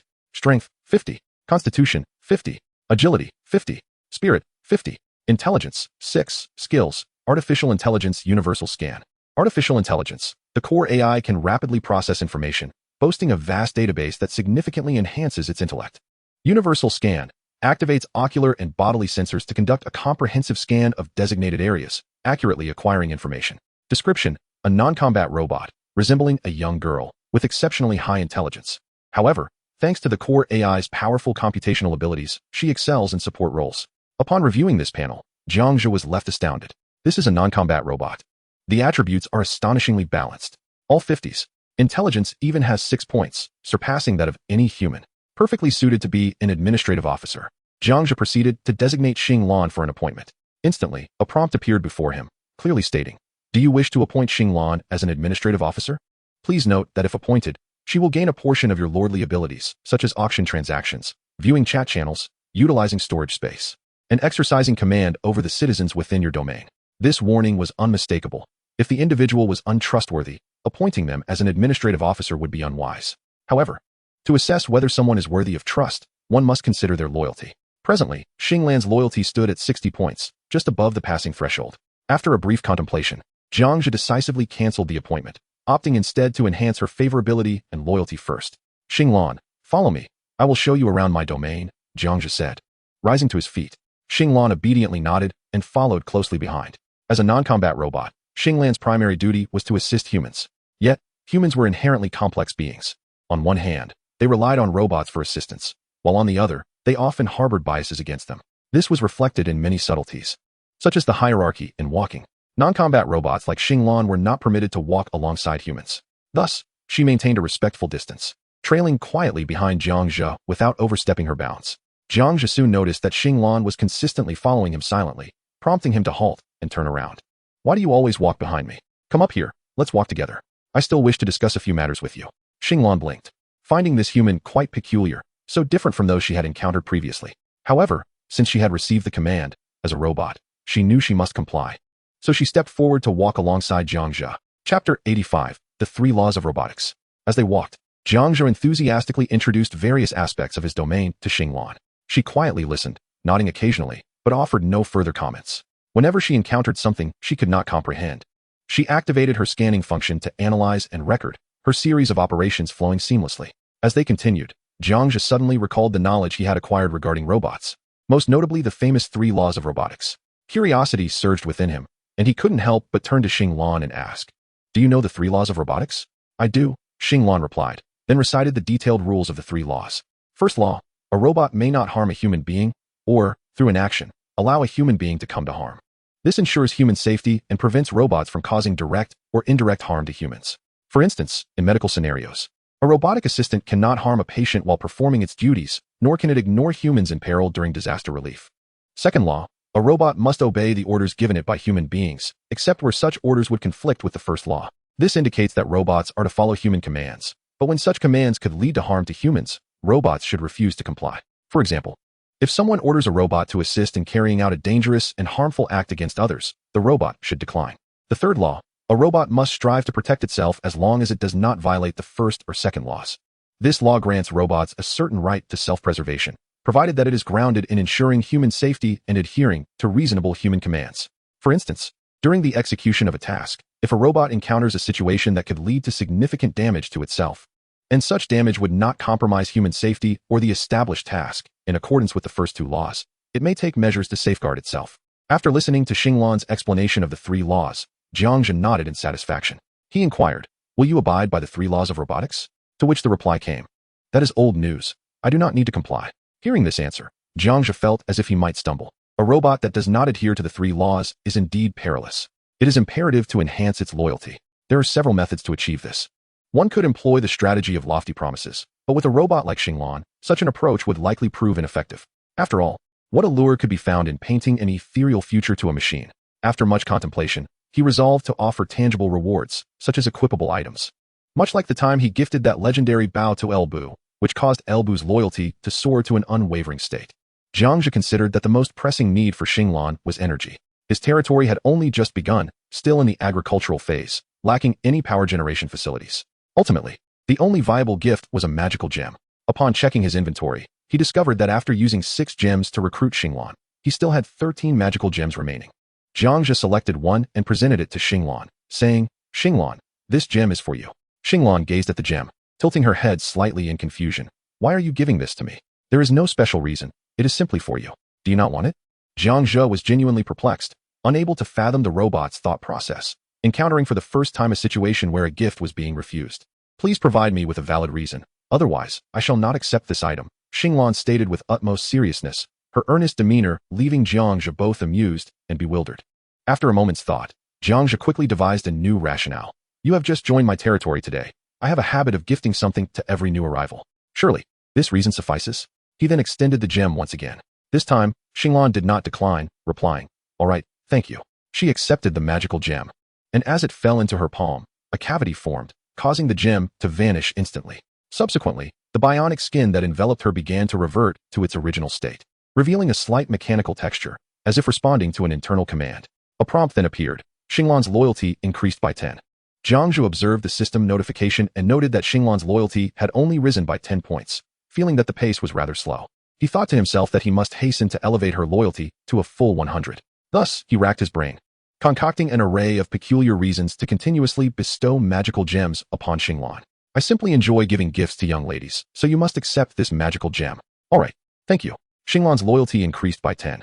"Your name is quite lovely. It reminds me of a sky full of stars, which I adore. Hence I wish to gift you this magical gem." "All right, thank you." Xinglan's loyalty increased by 10. "You stepped into my abode with your left foot. I have a rule that anyone entering with their left foot must receive a gift. Therefore, please accept this magical gem." "All right, thank you." Xinglan's loyalty increased by 10. After a series of persuading exchanges, her loyalty reached a perfect 100. Jiang Zhe proceeded to appoint Xinglan as the administrative officer. The system screen displayed the bold words, "Appointment successful." He beamed at Xinglan and declared, "From this day forth, you shall serve as the administrative officer of my territory, assisting me with internal affairs." "Understood, my lord. I shall do my utmost to support you." Xinglan nodded in agreement, showing no signs of resistance to her new role. He then guided her through the estate, introducing her to various aspects of their surroundings. At that moment, in the courtyard, 3 commanders were gathered, leisurely engaging in conversation. Elbu was particularly engrossed in toying with a motorcycle he had recently acquired. This motorcycle was no ordinary machine. It hailed from the mechanical race and exhibited a hint of intelligence. Elbu cherished it as if it were his own child, even naming it El Xiaobu. With a proud expression, Elbu exclaimed to the motorcycle, "El Xiaobu, do a spin." The gleaming silver motorcycle, seemingly responding to an unspoken command, began to spin gracefully on its wheels without anyone seated upon it. The tyrant, witnessing this spectacle, was instantly impressed and gave a thumbs up, exclaiming, "Brother Elbu, your steed is truly remarkable. I am quite envious. I wish to have one as well." The young mage beside him chimed in, squinting as he observed the motorcycle. "Your mount resembles a puppet created by magic, capable of understanding its master's commands." "How fascinating." Elbu, with utmost seriousness, corrected them. "This is not merely a mount. This is my son, El Xiaobu. Remember to address him as Xiaobu from now on." The tyrant and the young mage exchanged glances, their expressions betraying their incredulity. However, Elbu remained unfazed by their reactions, enthusiastically calling out to the motorcycle, "Xiaobu, jump." As soon as the words left his mouth, the silver motorcycle seemed to display a mind of its own, its rear wheel revving up with force, propelling the bike into the air for a brief moment before landing smoothly. The scene had an absurd charm to it. Just then, a voice echoed from a distance, "Xinglan. In a moment, I will introduce you to the 3 commanders of my territory. As the administrative officer, you may command them as needed. Should they dare to disobey you, do not hesitate to inform me, and I shall deal with them accordingly. They shall receive their just deserts." Upon hearing their lord's voice, the 3 individuals in the courtyard sprang to attention as if summoned by a military command, quickly straightening their attire in preparation to welcome their lord's presence. However, as the lord approached with the young lady, their eyes widened in astonishment, exchanging glances filled with disbelief, each silently wondering, where did the lord find such a beauty? Chapter 86, Conviction and Respect. Jiang Zhe smiled and waved at the trio, introducing, "This is Xinglan, who will henceforth serve as the administrative officer of our territory. Many matters will be handled by her on my behalf. If you have any concerns, feel free to consult her." Upon hearing this, the trio displayed varied expressions. Elbu, with a serious demeanor, clasped his hands in a formal bow and declared, "I am Elbu," styled Fengxian. The tyrant, ever one to seek attention, struck a pose he deemed charming, smiling broadly as he introduced himself, "I am the tyrant. Greetings, beautiful lady." Meanwhile, the young mage exhibited gentlemanly manners, inclining slightly as he warmly stated, "Hello, I am the young mage." Once the introductions concluded, Elbu furrowed his brow, unable to restrain himself from speaking again, "My lord, I truly believe this decision is unwise. How can a woman shoulder the weighty responsibility of managing the affairs of our territory? What do you think?" As he spoke, he turned to glance at his 2 close companions. The tyrant, known for his indecisiveness, scratched his head and grinned, saying, "I will heed the lord's commands. Whatever the lord decides is what shall be." The little mage, equally swayed by the winds of opinion, hastily chimed in, "I too shall follow the lord." Jiang Zhe understood that Elbu's statement was also in his own interest. After all, in the era of the 3 kingdoms, women generally held a low status, often treated merely as pawns in political marriages. Thus, it was entirely reasonable for him to harbor such thoughts. Jiang Zhe then looked at Elbu and gently inquired, "Fengxian, what do you believe would persuade you to yield?" The moment the question was posed, Elbu found himself at a loss. He scrutinized the girl before him, contemplating that it would be quite unbecoming to engage in a physical altercation with a lady. Although Elbu was a man of martial prowess, he possessed a modicum of cultural understanding. After a moment of reflection, he suggested, "Let us engage in a literary contest instead. Should I lose, I shall naturally concede to her." "A literary contest? Are you referring to skills such as music, chess, calligraphy, and painting?" Jiang Zhe raised an eyebrow and inquired. Elbu nodded, tacitly agreeing. Jiang Zhe then turned to the side, addressing Xinglan softly, "What are your thoughts? Will you accept the challenge? If you decline, it is perfectly acceptable. The position of affairs officer remains yours. As the affairs officer, it is imperative that I earn the respect of my subordinates. Therefore, I shall accept this challenge," Xinglan replied resolutely. Upon hearing this, Jiang Zhe found the situation amusing. He was eager to test Xinglan's capabilities. He promptly instructed the tyrant and the little mage, "You two, quickly fetch items related to music, chess, calligraphy, and painting." The duo took their leave with alacrity and soon returned, displaying their findings. The tyrant cradled a bamboo flute, the musical instrument representing music, while the little mage balanced a Go board in one hand and a box of pieces in the other, symbolizing chess. Additionally, they had assembled the 4 treasures of the study and some paper, thus gathering the necessary items for calligraphy and painting. I shall go first, Elbu declared as he seized the bamboo flute. He had indeed learned to play before, and as he brought the flute to his lips, a gentle melody from his hometown began to waft through the air. The tune was, without a doubt, elegant, yet one could discern a certain clumsiness in Elbu's execution. Some notes lacked seamless transitions. Nevertheless, the fact that such a rough-and-tumble man could produce such a melodious tune was truly remarkable. Bravo! Jiang Zhe was the first to applaud, acknowledging Elbu's performance. The other 2 companions quickly joined in, with the Tyrant exclaiming in astonishment, "Hey, brother Elbu. I never would have guessed you could play an instrument. Impressive, impressive." The little mage nodded in agreement, his eyes filled with admiration. Elbu smiled and gave a slight bow, then casually wiped the remaining saliva from the flute with his sleeve before handing it to Xinglan. "Miss Xing, it is your turn." However, Xinglan did not take the flute. Instead, she gently waved her hand. Her gaze fell upon a potted plant nearby, characterized by long, slender leaves. Calmly, she approached and plucked a single leaf from it, returning with a serene composure. This scene left the 4 men momentarily stunned, their eyes fixated on the leaf, each filled with curiosity. Could she possibly intend to play that leaf? To their astonishment, Xinglan delicately placed the leaf at her lips, and soon, a melodious sound escaped her mouth. Remarkably, it was the very same tune that Elbu had just played. The piece was brief, yet her rendition was so fluid, with impeccable rhythm and seamless transitions, that it imbued the melody with an enchanting quality that left Elbu in awe. "I concede, let us continue with other contests," Elbu admitted readily, recognizing the superiority of her performance. The Go board was then set upon the stone table in the pavilion, and the others gathered around, eager to observe the 2 engage in a game. Go, being an exceedingly intricate game, had few masters among the populace. As soon as they settled down, Jiang Zhe chuckled. "Fengxian, I advise you to surrender early. This time, you are destined to lose." Upon hearing this, Elbu felt a surge of defiance, shouting, "My lord, we have yet to begin. How can you predict my defeat? I am the reigning champion of our village, undefeated among my peers. And I have never faltered against Master Lao." "Very well then, let us witness your performance," Jiang Zhe replied with a resigned smile, refraining from further comment. It was worth noting that, in the past, AlphaGo had bested all opponents, ushering in the era of AI in Go. Xinglan, being a highly advanced robot equipped with cutting-edge artificial intelligence, could effortlessly anticipate dozens of moves ahead. How could Elbu, with his limited skill, hope to triumph over her? Upholding the principle of chivalry, Elbu stated, "Miss Xing, you shall take the white pieces and make the first move." "Thank you." Xinglan replied politely before deftly placing a white stone in the center of the board without hesitation. "What? You dare to play at the center point?" Elbu's eyes widened in disbelief, his brows furrowing deeply. In the rules of Go, making the first move at the center was a blatant challenge. Unable to tolerate such provocation, Elbu swiftly placed a stone at the upper right star point without a second thought.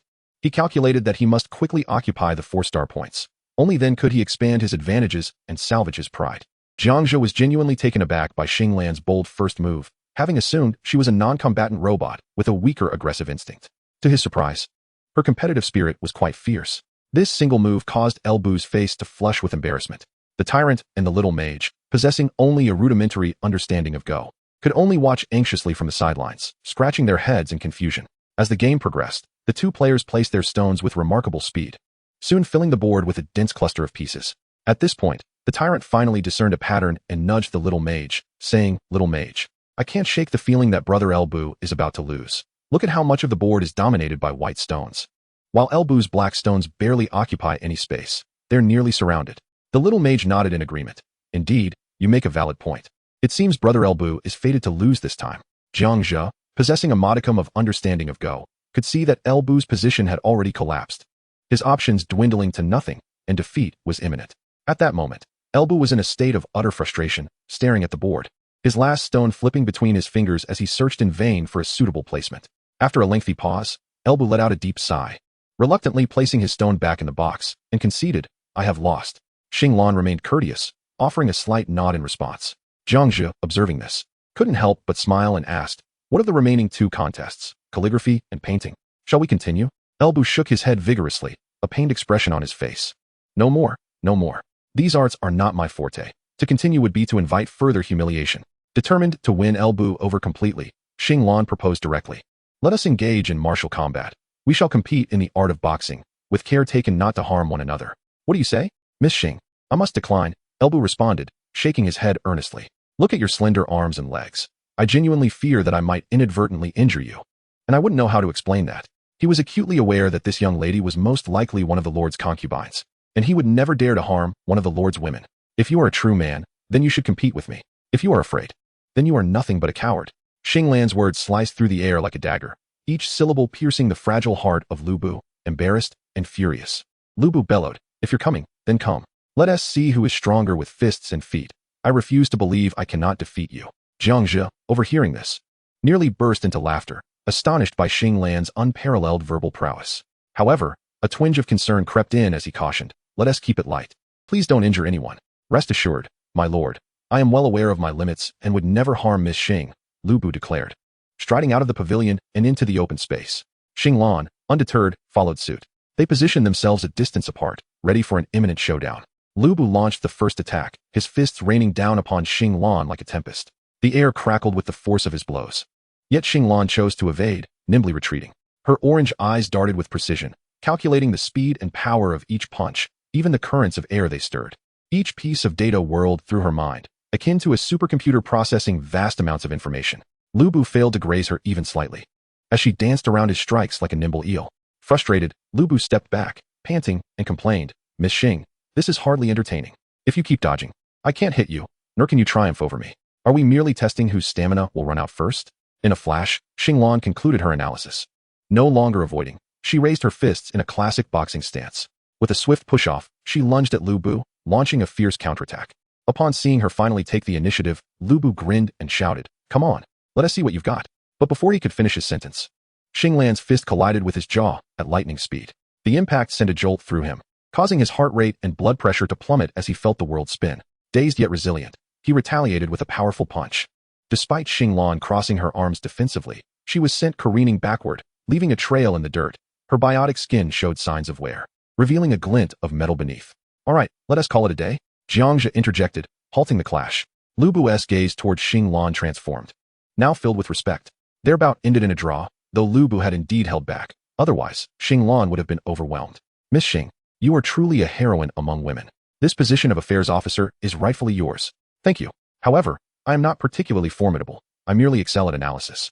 Xing Lan replied with a polite nod, acknowledging Lu Bu's compliment.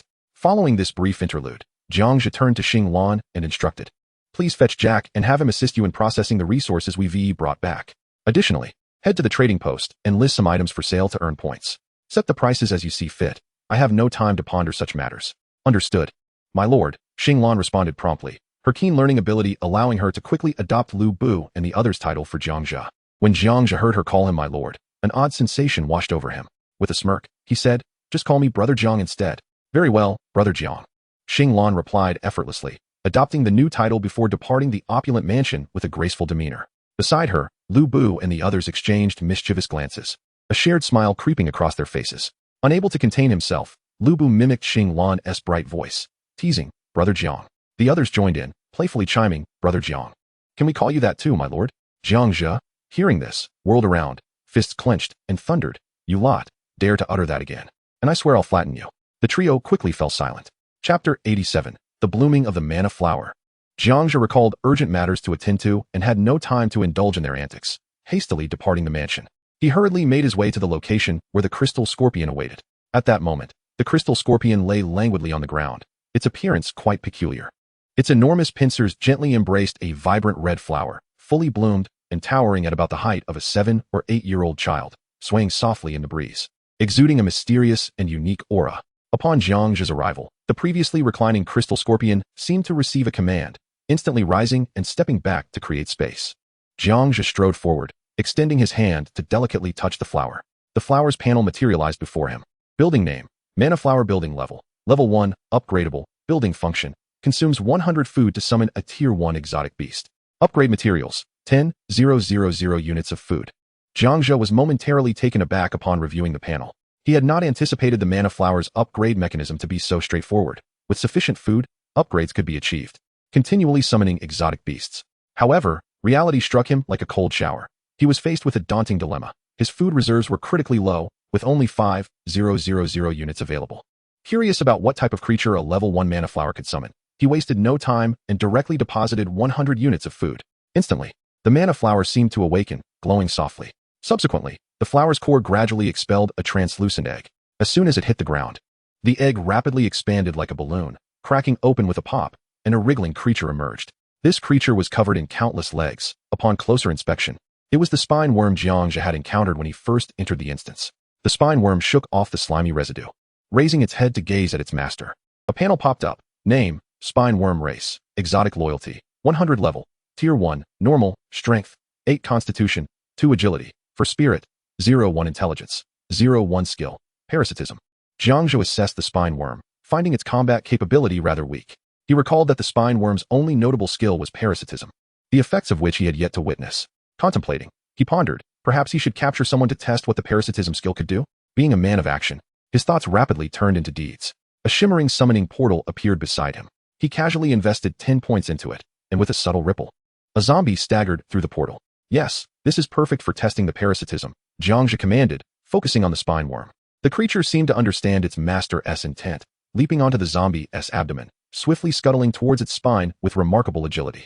Before him, the spine worm's densely packed legs glistened with the sharpness akin to piercing steel needles. It deftly positioned itself and, in a swift motion, plunged its pointed limbs deep into the spine of the zombie. Following this, it twisted its body, gradually burrowing through the flesh on the zombie's back, as if it had discovered the most comfortable of habitats, thoroughly embedding itself behind the undead creature.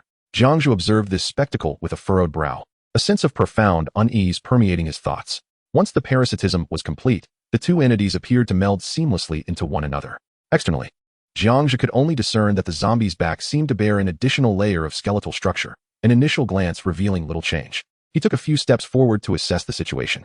Issuing a command to the zombie, it obeyed instantly, moving with an agility that was strikingly different from its previous awkward, limping gait, now resembling that of a normal human.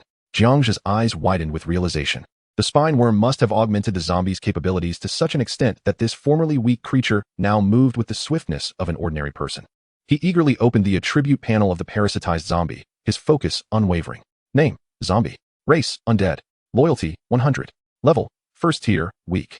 Strength, 2-5. Constitution, 3-3. Agility, 2-2. Spirit, 0-1. Intelligence, 1. Equipment slot, tattered clothing. Skills, corpse toxin infection, parasitic state. Corpse toxin infection. Passive creatures wounded by its bites have a high probability of becoming infected with lethal corpse toxins, gradually converting into new companions. The speed and success rate of conversion depend on the target's constitution and strength. Parasitic state. Passive when subjected to parasitism by a certain organism. Various attributes are enhanced. However, due to the host's weakness, control over itself is lost, rendering it a puppet of the spine worm. As Jiang Zhe scrutinized the attribute panel, a glimmer of contemplation shone in his eyes. While there was no increase in level, the attributes now bore additional parentheses, indicating the enhanced points bestowed by the spine worm. Strength, 7. Constitution, 6. The spine worm, upon completion of its parasitism, could indeed confer such remarkable enhancement to its host. The description of the parasitic state suggested that if the host were stronger, it could maintain its autonomy while also benefiting from the spine worm's augmentations. With the spine worm in play, a significant drawback of genetic fusion could be temporarily circumvented. Genetic fusion permitted the amalgamation of various genes. However, the downside was that merging multiple species could lead to chaotic genetic outcomes, with dominant genes overshadowing weaker ones, thereby preventing the latter from manifesting dominant traits. This often resulted in morphological aberrations, predominantly benign mutations, yet the potential for deleterious mutations could not be dismissed. This was particularly evident in the case of the Tyrant. As the first subject of fusion, the Tyrant's body had integrated numerous genes, some inferior ones suppressed deep within its bloodline, remaining unexpressed in its form. Thus, Jiang Zhe conceived a more ingenious plan. If he could fuse the spine worm with another organism and then have it parasitize that individual. This idea crystallized in his mind, and he swiftly set it into motion. He invested 500 units of food into the maniflower. Instantly, the maniflower radiated a brilliant light, and with a pop, it expelled 5 eggs. As they touched the ground, the eggs rapidly inflated, growing to size in the blink of an eye. Subsequently, the shells cracked open, and 5 spine worms wriggled their way out. Jiang Zhe promptly initiated the genetic fusion procedure, quickly identifying one spine worm as the template while designating the remaining 4 as materials. Since the fusion involved organisms of the same genetic type, there was no panel allowing for the selection of different genes from various parts. In an instant, 4 tendrils of black smoke converged upon a single spine worm. In that fleeting moment, the spine worm's size surged dramatically, its exoskeleton shimmering with an eerie black luminescence. He opened the panel for inspection. Name, spine worm. Race, aberrant. Loyalty, 100. Level, first tier, leader. Strength, 15. Constitution, 10. Agility, 10. Spirit, 1. Intelligence, 5. Skills, Parasetism. After reviewing the panel, Jiang Zhe felt a surge of elation, convinced that his plan was entirely feasible. After all, for a mere 500 units of food, he could create a spine worm of the first-tier leader level, an unparalleled cost-effectiveness. Without a moment's hesitation, he continued to invest more food into the maniflower, which soon entered a frenzied production mode, rapidly producing a multitude of spine worms. Jiang Zhe hastily proceeded with the genetic fusion. After considerable effort and the expenditure of several thousand units of food, he finally succeeded in fusing a third-tier leader-level spine worm. Meanwhile, in another location, Xinglan was busy assisting Jack. Jack had instructed others to transport some goods, while Xinglan focused on organizing these items for auction. The goods acquired were all modern commodities, with the most sought-after items being various seasonings, salt, soy sauce, cumin, chili sauce, sesame oil, and so forth. These items were highly coveted at the trading post, as many lords typically had monotonous diets consisting of little more than boiled or grilled food, primarily due to a lack of these flavor-enhancing seasonings. After meticulous calculations, Xinglan reserved enough seasoning for Jiang Zhe to last 10 years. The remaining items were listed for sale. Initially uncertain, she set a tentative price, 1 point per bottle of soy sauce. To her surprise, the moment it was listed, it attracted a flurry of buyers, proving to be a hot commodity. Observing this trend, Xinglan promptly raised the price. Even when it reached 5 points per bottle, demand remained high. Through careful deliberation, Xinglan ultimately established relatively reasonable prices for all products. A bottle of soy sauce was priced just over 20 points, while a bag of salt was set at around 10 points. Admittedly, these prices were rather steep, accessible only to the wealthier lords. Nevertheless, they were still willing to expend points, for even the mightiest lord must eat, day in and day out. Feasting on boiled meat or barbecued fare devoid of chili or cumin could render anyone's palate shockingly bland. With seasonings, they could craft a myriad of delectable dishes. As Xinglan watched the points soar, a radiant smile blossomed on her face. She reveled in the thrill of profit. Suddenly, her smile froze. A disquieting realization struck her. The food units in her storage space were depleting at an alarming rate. Due to her unique role as an administrator, she had acquired certain privileges of the lords, allowing her to manipulate the contents of the storage space, which no one else could access aside from her and the lord. Clearly, the lord was consuming food in copious amounts. Yet, the supplies in the territory were already scant. Witnessing the dwindling food stock left her perplexed. Tilting her head, she murmured, "What on earth is Brother Jiang up to?" With some free time on her hands, she decided to investigate. Turning to Jack, she instructed, "Continue stacking the supplies here. I'll return shortly to manage the listings, understood?" Jack looked up at the newly appointed official, nodding eagerly and responding, "Rest assured, esteemed administrator, I will ensure the task is completed." With her unique olfactory capabilities, Xinglan adeptly detected the subtle scent molecules permeating the air of her territory, swiftly pinpointing Jiang Zhe's location. She approached him with a brisk stride, her face adorned with curiosity as she inquired, "Brother Jiang, what are you doing? Why are you consuming so much food?" "Our food reserves are dwindling," Jiang Zhe replied. "I am conducting a scientific experiment. Come and see the results for yourself." He excitedly showcased a large spine worm to Xinglan. A glimmer of intrigue flickered in her eyes as she scanned the creature on the ground. Soon, she accessed its attribute panel. Name, spine worm race, exotic loyalty, 100 level, tier 3, leader, strength, 30 constitution, 30 agility, 20 spirit, 1 intelligence, 1 skill, parasitism. In that instant of reviewing the panel, Xinglan comprehended Jiang Zhe's intentions. "Brother Jiang, you plan to have this spine worm parasitize someone, don't you?" Jiang Zhe affirmed with a nod, then called out to the nearby crystal scorpion, "Go summon Lu Bu and the others." The crystal scorpion scuttled away and soon returned with 3 individuals crammed onto a motorcycle, evoking the familiar sight of stacked riders commonly seen on the streets of India. As Lu Bu and the others dismounted, they respectfully queried, "My lord, what do you require of us?" At that moment, they simultaneously noticed the massive worm on the ground and exchanged glances with Jiang Zhe and Xinglan, whose expressions varied. "Despot, come here," Jiang Zhe beckoned to one of them. The other 2 silently exhaled with relief, suspecting that their lord was about to unveil another unexpected scheme. The despot approached hesitantly, wearing a pained expression, and asked, "My lord, what do you wish me to do?" "First, shift your form. I have something remarkable for you," Jiang Zhe instructed, patting the despot's shoulder with a mischievous grin. Resigned, the despot complied, transforming into a fearsome visage. With a menacing wolf's head and a body encased in formidable armor, he appeared as a colossal monster, exuding an aura that instilled dread. Xinglan beheld the despot in this form for the first time, and a surge of excitement coursed through her. Without hesitation, she activated her scanning function, thoroughly documenting the despot's detailed data in her database. "Remove your armor," Jiang Zhe commanded decisively. The despot, obediently, began to shed his heavy plating, revealing his broad back adorned with crocodilian patterns. Turning around, he seated himself at Jiang Zhe's command. This spectacle piqued the curiosity of the other two, who drew closer to Jiang Zhe, their eyes gleaming with intrigue, eager to discern their lord's intentions. Xinglan, please scan and see if the dimensions are appropriate, Jiang Zhe requested, glancing back at her. Upon hearing this, she stepped forward, her eyes alight with various symbols and numbers. In the blink of an eye, she completed her calculations and declared, the spine worm's matching length is perfectly suited to the despot. According to my simulations, the success rate stands at 90. Upon hearing this, the others grasped Jiang Zhe's plan. He intended to affix the large worm to the despot. Jiang Zhe turned to the despot, gently reassuring him, it may hurt a bit.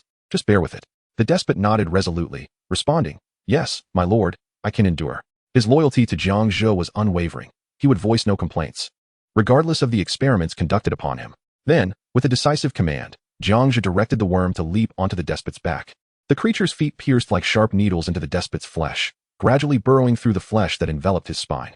The scene was gruesome, drenched in blood, captivating the gaze of all present.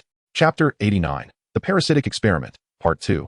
The despot could distinctly feel the foreign entity forcefully embedding itself into his back, a sensation entwined with tingling numbness and sharp pain, akin to countless insects scuttling within him, or needles piercing his very marrow. This intricate and discomforting feeling persisted for a while, only to suddenly recede like a receding tide. Yet, almost immediately, his heart began to race uncontrollably, pounding fiercely. This tumultuous heartbeat surged with intensity, only gradually subsiding after a considerable duration. Then, a torrent of power surged through the despot's limbs. Simultaneously, his sensory perception heightened as if activated by a finely tuned instrument. The world before him became astonishingly vivid, revealing every minute detail. The scent molecules wafting through the air infiltrated his nostrils, and he keenly captured an array of complex aromas. His hearing became extraordinarily acute, allowing him to discern the heartbeats of those around him with crystal clarity. In a blend of astonishment and exhilaration, the despot whirled around and excitedly proclaimed to the onlookers, my lord, it seems I have grown stronger. My experiment will not fail. Your enhancement is a certainty, Jiang Zhe replied, his face alight with elation as he scrutinized the despot's panel.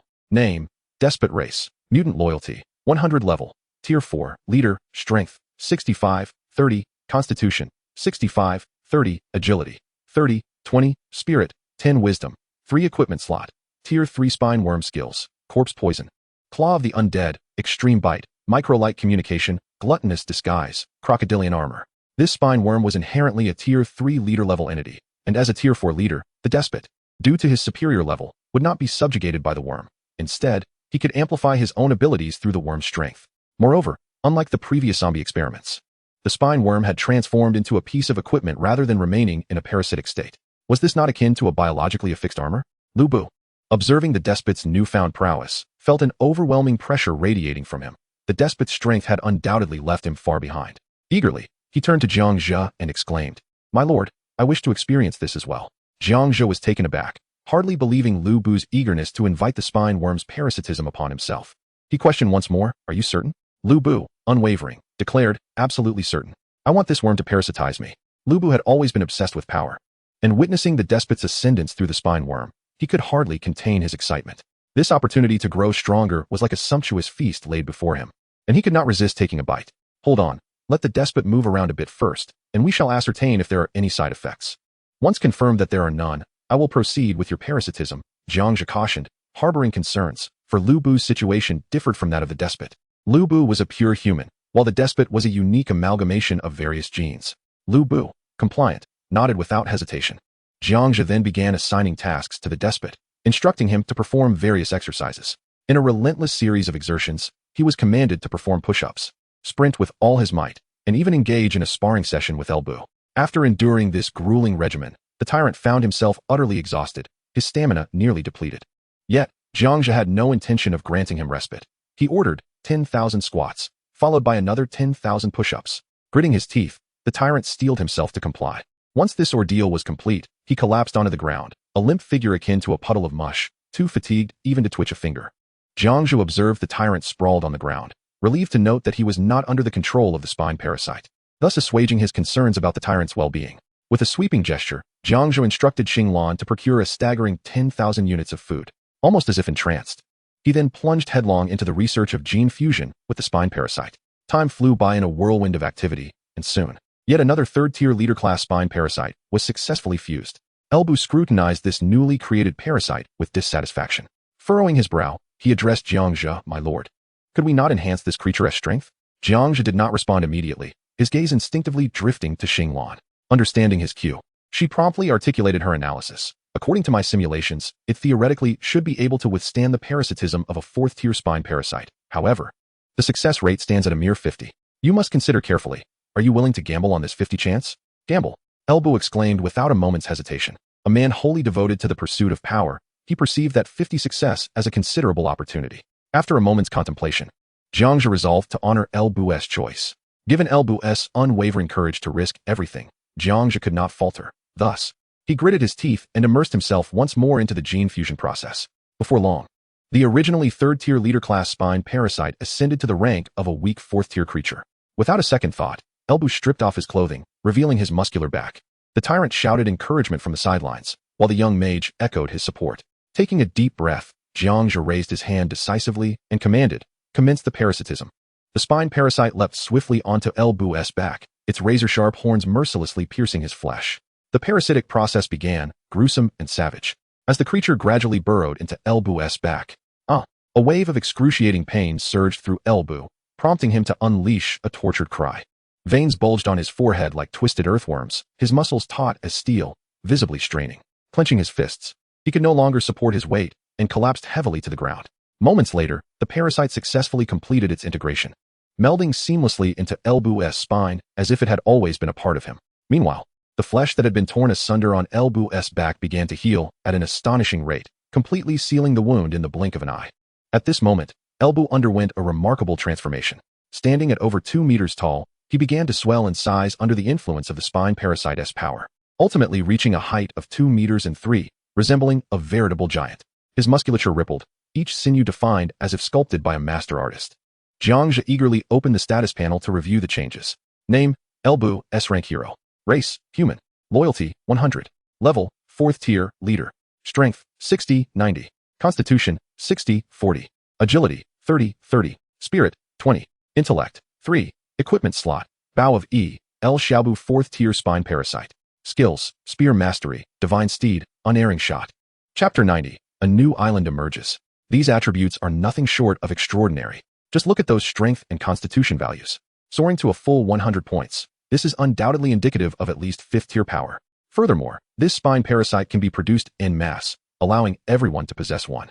It's akin to equipping each individual with an item of power. Jiang Zhe immediately conceived a grand plan.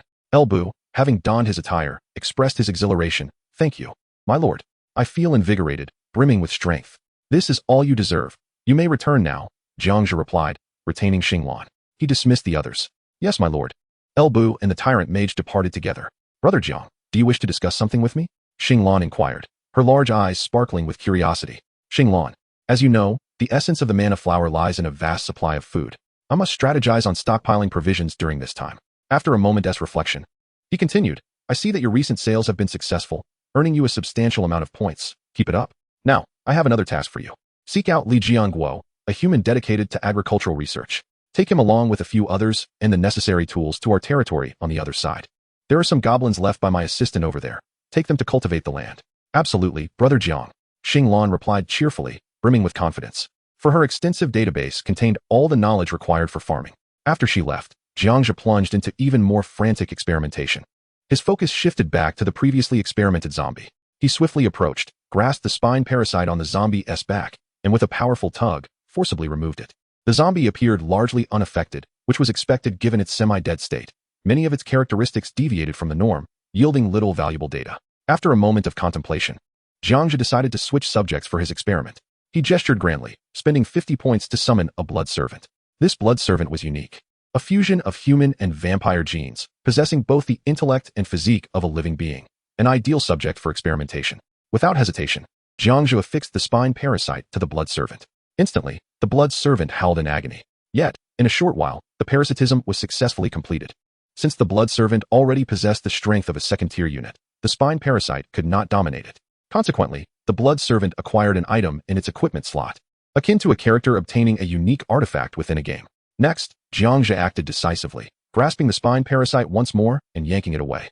The blood servant let out a wretched scream, more harrowing than during the parasitism, collapsing to the ground as if its very bones had been extracted. Observing the blood servant's battered back, Jiang Zhe furrowed his brow and promptly opened the Servant S status panel. Upon inspection, he discovered a negative buff had manifested. Severe injury, sustained significant damage, resulting in a temporary decrease of 50 in all attributes. It appeared that while the installation process of the spine parasite was relatively swift, its removal indeed produced adverse effects. Nevertheless, these side effects could likely be mitigated through certain means. Perhaps a healing spell cast by a goblin shaman could simultaneously detach the spine parasite while curing the wounds, potentially circumventing this negative buff entirely. After acquiring this crucial information, Jiang Zhe finally felt a slight sense of relief. After all, he had long contemplated leveraging the spine worm to enhance his own power. If the side effects proved insurmountable, his plans would be gravely jeopardized. Now, with a strategy in mind, he sensed he was one step closer to mastering this newfound power. Jiang Zhe retrieved several units of food from his reserves and incorporated them into the summoning process of the spine worm. Soon, a multitude of spine worms emerged, and he immediately immersed himself in the intense work of genetic fusion. Before long, a second-tier leader-level spine worm successfully fused. Jiang Zhe scrutinized this spine worm, recognizing it as perfectly suited for his current stage. Taking a deep breath, he decisively shed his clothing and bent down to grasp the second-tier leader-level spine worm from the ground, placing it upon his back. The spine worm began to parasitize him, and an agonizing sharp pain accompanied by an unbearable itch surged through him like a tidal wave, enveloping his entire being. In that moment, he truly comprehended the suffering that Lu Bu had endured. The sound of flesh being torn was distinctly audible in his ears. Yet, Jiang Zhe gritted his teeth, enduring the excruciating pain as beads of sweat the size of peas rolled down his forehead, remaining utterly silent. In less than a minute, the parasitism was successfully completed. In an instant, a surge of power coursed through Jiang Zhe, akin to a tightly coiled spring suddenly released. His senses heightened remarkably, amplifying every sound and scent around him. His mind also felt clearer, thoughts racing with newfound speed, and matters that had previously eluded him suddenly fell into place. The sensation was extraordinarily wondrous. Jiang Zhe could not help but cast a glance at the maniflower nearby, silently marveling at its undeniable value. He had spent a considerable amount of points on food for the fusion of the spine worm, and his points were nearly depleted. Elevating the maniflower to level 2 would require some time. There was no choice but to take things one step at a time. Unbeknownst to him, the sky gradually darkened, the sun descending toward the horizon like a weary child. Standing there, he gazed into the distance, observing numerous islands leisurely soaring through the air. As the first day's Lord battle came to a close, he eagerly anticipated the arrival of the next day, hoping for a delightful surprise. He left a crystal scorpion to guard the maniflower and returned to his mansion. After a simple dinner, he entered his bedroom, preparing to rest well and rejuvenate for the challenges of the new day. As soon as he sat on the bed, his eyes fell upon an object on the bedside table. Upon closer inspection, he discovered it was a walkie-talkie. He pondered that this item must have been acquired during the last resource collection in the dungeon, likely sorted by Jack and his team. Now that they could communicate over distances instead of relying solely on shouts during battles, he wondered who had left it there. Just as he was lost in thought, the walkie-talkie emitted a beep, and a voice came through. Jiang Zhe, are you there? Please respond. Jiang Zhe quickly grabbed the walkie-talkie, pressed the talk button, and replied, received. As soon as he spoke, another voice came through. Jiang Zhe, I placed that walkie-talkie there. I've already reached another territory and am currently leading my team in land cultivation. If you need anything, just use this walkie-talkie to contact me. Got it, I understand. By the way, how many walkie-talkies are there in total? Jiang Zhe asked while pressing the send button. The response came swiftly. Jiang Zhe, we sorted out 5 in total. You have 1. And the remaining 4 are stored in my space. Jiang Zhe was genuinely surprised, thinking to himself that Xinglan was quite advanced technologically. Even without the walkie-talkie, she could still communicate with him. It seemed she must have some special device within her that could receive the radio frequency signals emitted by the walkie-talkie. All right, I understand. Good night, I'm going to sleep now. Jiang Zhe concluded, hearing the response of good night from the other end. After ending the conversation, he set the walkie-talkie aside, lay back on the bed, and quickly fell into a deep slumber. He did not know how long he had been asleep when suddenly, a deafening crash reverberated through the air, jolting him awake as if he had been struck by lightning. This sound was all too familiar to him. It was the collision of another island, merging with theirs. Chapter 91, The Spirit of Oxen and Horses. Jiang Zhe awoke, glancing at the time, which was around 5 a.m. The sky still bore a dim light, and the chill of the overcast day seeped in. At this moment, he had lost all desire to sleep and hurriedly got out of bed. Upon exiting his bedroom, he saw that the tyrant Lu Bu and the little mage, along with the other 2 commanders, had already gathered in the courtyard. My lord, what shall we do now? Lu Bu stepped forward, eagerly asking first. Go fetch Jack. We need to form a reconnaissance team. We cannot act recklessly as we did the first time, Jiang Zhe commanded swiftly. Lu Bu accepted the order and immediately dispatched his subordinates to find Jack. Meanwhile, Jiang Zhe did not remain idle. He summoned the summoning portal and called forth 5 free 3rd-tier units, the skeleton mages. As soon as the 5 skeleton mages appeared, they were assigned to the little mage's team. Before long, Jack arrived in a hurry. "My lord, what do you need?" "I intend to establish a reconnaissance team, and you shall lead it," Jiang Zhe replied, injecting 200 points into the summoning system, which resulted in the appearance of 4 blood servants. "Transform them into vampires, and then take them to scout the newly merged island. Make sure to return before dawn." Jack nodded in agreement, his gaze falling upon the 4 blood servants, his tongue instinctively licking his lips as he grinned, revealing sharp fangs. He acted with lightning speed, biting into each blood servant's neck, swiftly converting them into true vampires. The distinctive traits of vampires manifested on the blood servants almost instantly, first with their elongated fangs, followed by a strange glow enveloping them, granting them the ability to transform into bats. "All right, these will be under your command from now on. Hurry and return," Jiang Zhe commanded. "Understood," Jack replied, promptly transforming along with the 4 newly turned vampires into bats. The 5 little bats flapped their wings and darted toward the unknown island. Jiang Zhe, accompanied by the other 3 commanders, proceeded to make final preparations before the battle. During their walk, Jiang Zhe distributed the walkie-talkies that Xinglan had collected to the 3 of them, briefly instructing them on how to use them. Lu Bu, holding the walkie-talkie, marveled at its novelty, exclaiming, "With this device, we can communicate over long distances. It's truly a miraculous tool." He tucked the walkie-talkie into his mechanical motorcycle, which seemed to absorb it like a living creature, endowing it with communication capabilities. The Tyrant, observing this, found a zombie to carry the walkie-talkie, knowing he would be at the forefront and could easily damage it if he held it himself. The little mage, on the other hand, simply tucked the walkie-talkie into his mage robe, patting it as if everything were perfectly in order. On another island, Long Out Yin was similarly jolted awake by a violent tremor. He yawned lazily, muttering, "They 1T even let me have a good night's sleep. It's always this island merger nonsense in the dead of night."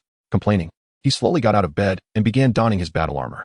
Just then, a notification ping announced a private message. Someone had sent him a message. Long Out Yin opened it to find a message from his good brother Yi Liangchen. "Out Yin, I've had someone replicate the bullets. Here's a sample for you to check out." Immediately, a prompt for an item transaction appeared, and Long Out Yin clicked to accept. In an instant, a bullet materialized in his palm, precisely the model that the Grim Reaper had requested for replication. Long Out Yin scrutinized the bullet with meticulous attention. In comparison to the previous samples, it exhibited no discrepancies whatsoever, its craftsmanship so exquisite that it was beyond reproach. His eyes sparkled with delight as he hastily replied, "Excellent. Liangchen, expedite the replication of 500 units. We shall sell them to the Grim Reaper and earn ourselves a hefty 400 points. Replicating 500 should pose no challenge. It can be accomplished with ease. However, given the recent proximity of islands, I must first deal with that oblivious lord before proceeding. I estimate that I can deliver these 500 bullets to you by noon." After sending the message to Yi Liangchen, Long Out Yin found himself too preoccupied to respond further. As he was about to embark on his own expedition, he silently prayed to avoid crossing paths with the Grim Reaper, for that individual possessed unfathomable strength, and he was uncertain of his own ability to prevail in a confrontation.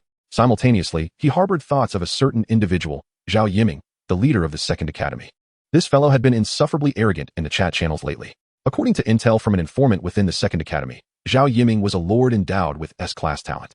Long Out Yin recognized that any entity associated with S-class abilities was surely formidable and required cautious engagement. Meanwhile, Yi Liangchen retrieved a horn crafted from a bull's horn and began to play a resonant call.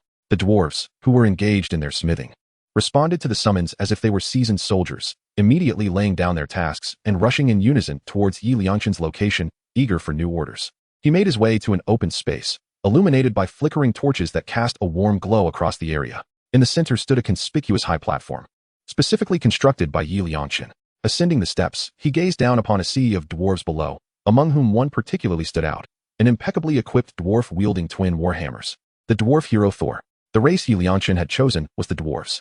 The first-tier dwarves resided in the mountains and underground, characterized by their lack of magical aptitude but possessing unparalleled talent in forging and engineering. The first-tier dwarven unit was the miner, robust in stature and agile. They were born for excavation, tirelessly traversing the mines and wielding pickaxes to extract precious ores. The second-tier dwarven unit evolved into the warrior. They abandoned their mining tools for heavy armor and sharp weapons, exuding a formidable aura. Their laborious mining had forged their strong physiques, transforming them into guardians of their kin, ever ready to fight valiantly for the glory of the dwarves. As for the third-tier dwarven unit, it was the crossbowmen. They not only inherited the dwarves' exquisite craftsmanship, but also integrated it into their weaponry. With elegantly designed, yet powerful crossbows in hand, they could accurately unleash lethal bolts at distant foes or aerial threats, leaving no one unscathed by their keen eyes and deadly aim. Yi Liangchen stood atop the platform, cleared his throat, and cast a determined gaze over the assembled crowd, proclaiming, "Listen well, brethren. Today, there are ignorant souls who dare to covet our territory and trample upon the dignity of our dwarven kin. They believe they can bully us amidst the recent island encounters. As your lord, I shall make them understand that infringing upon dwarven lands will incur a grievous price. We shall make them pay in blood for their foolishness." The dwarves erupted in fervent cheers, the miners brandishing their pickaxes and shouting, "Let those bastards know that our mining hands can just as easily crush their skulls. Anyone who dares to seize our territory must first pass through us." The warriors plunged their blades into the ground, roaring in unison. "Do they think they can bully us dwarves at will? Our blades are eager for battle. For our homeland, kill. Let us reduce them to mincemeat." The crossbowmen tightened their bowstrings, producing a resounding twang as they cried, "Let them taste the might of our dwarven bolts. One shot for each foe, 2 for 2. Let none return." The entire venue was engulfed in the passionate cries of the dwarves. Yi Liangchen looked down upon the fervent crowd, his eyes gleaming with pride. He instantly activated his signature A-class talent, the Spirit of the Bull and Horse. Spirit of the Bull and Horse, A-class grants boundless stamina, enhances resistance to mental debuffs, and increases the efficiency of oneself and nearby allies by 20.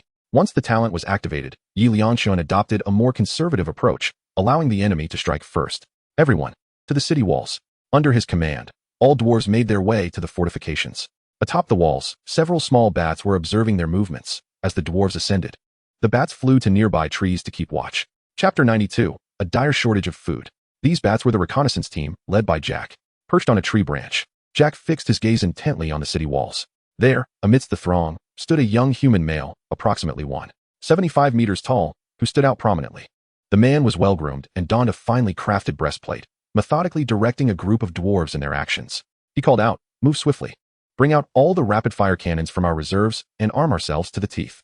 Also, roll out the newly forged red cannons and set them up on the walls. Listen closely. The moment we sense any movement or if an enemy dares to approach, do not hesitate. Fire upon them and let them know our might." This subtle commotion instantly piqued Yi Liangchen's alertness, and he abruptly turned to look in the direction of the noise. He noticed a tree branch shaking violently, as if disturbed by some unseen force. Simultaneously, a shadow flitted across the sky at an astonishing speed. Was it a bird? Yi Liangchen mused to himself. But given the critical moment for deploying defenses, he had no time to ponder further and dismissed the thought. He then raised his voice, bellowing at the dwarfs, "You lot. Can you not move a bit faster? The flames are licking at our heels, and you are still dawdling. Prepare your gear at once." The reconnaissance team, swift as the wind, returned to Jiang Zhe's side. At that moment, Jiang Zhe was stationed in front of the maniflower, making final preparations. His expression was grave, yet his movements were decisive, as he expended considerable resources to procure a substantial amount of food, feeding it into the maniflower. He then summoned a throng of spine worms. These spine worms were small in size and wriggled about. Subsequently, Jiang Zhe signaled to the Tyrant. The Tyrant, understanding the cue, approached the zombie legion under his command and meticulously affixed the first-tier spine worms onto the zombies. Jiang Zhe knew well that these first-tier spine worms posed no threat to the zombies' control, ensuring that there would be no risk of the zombies being recontrolled by the worms. This arrangement was solely to enhance their odds in the impending battle.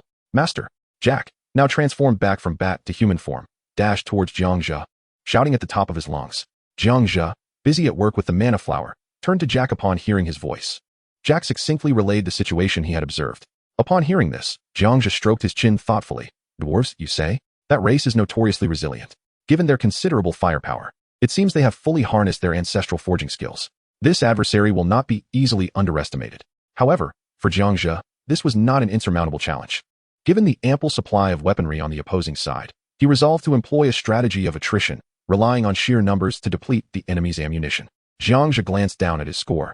After a full day and night of diligent work from the officer Xinglan, who had listed his goods on the trading platform, he had accrued quite a fortune, over 1,000 points, and still climbing.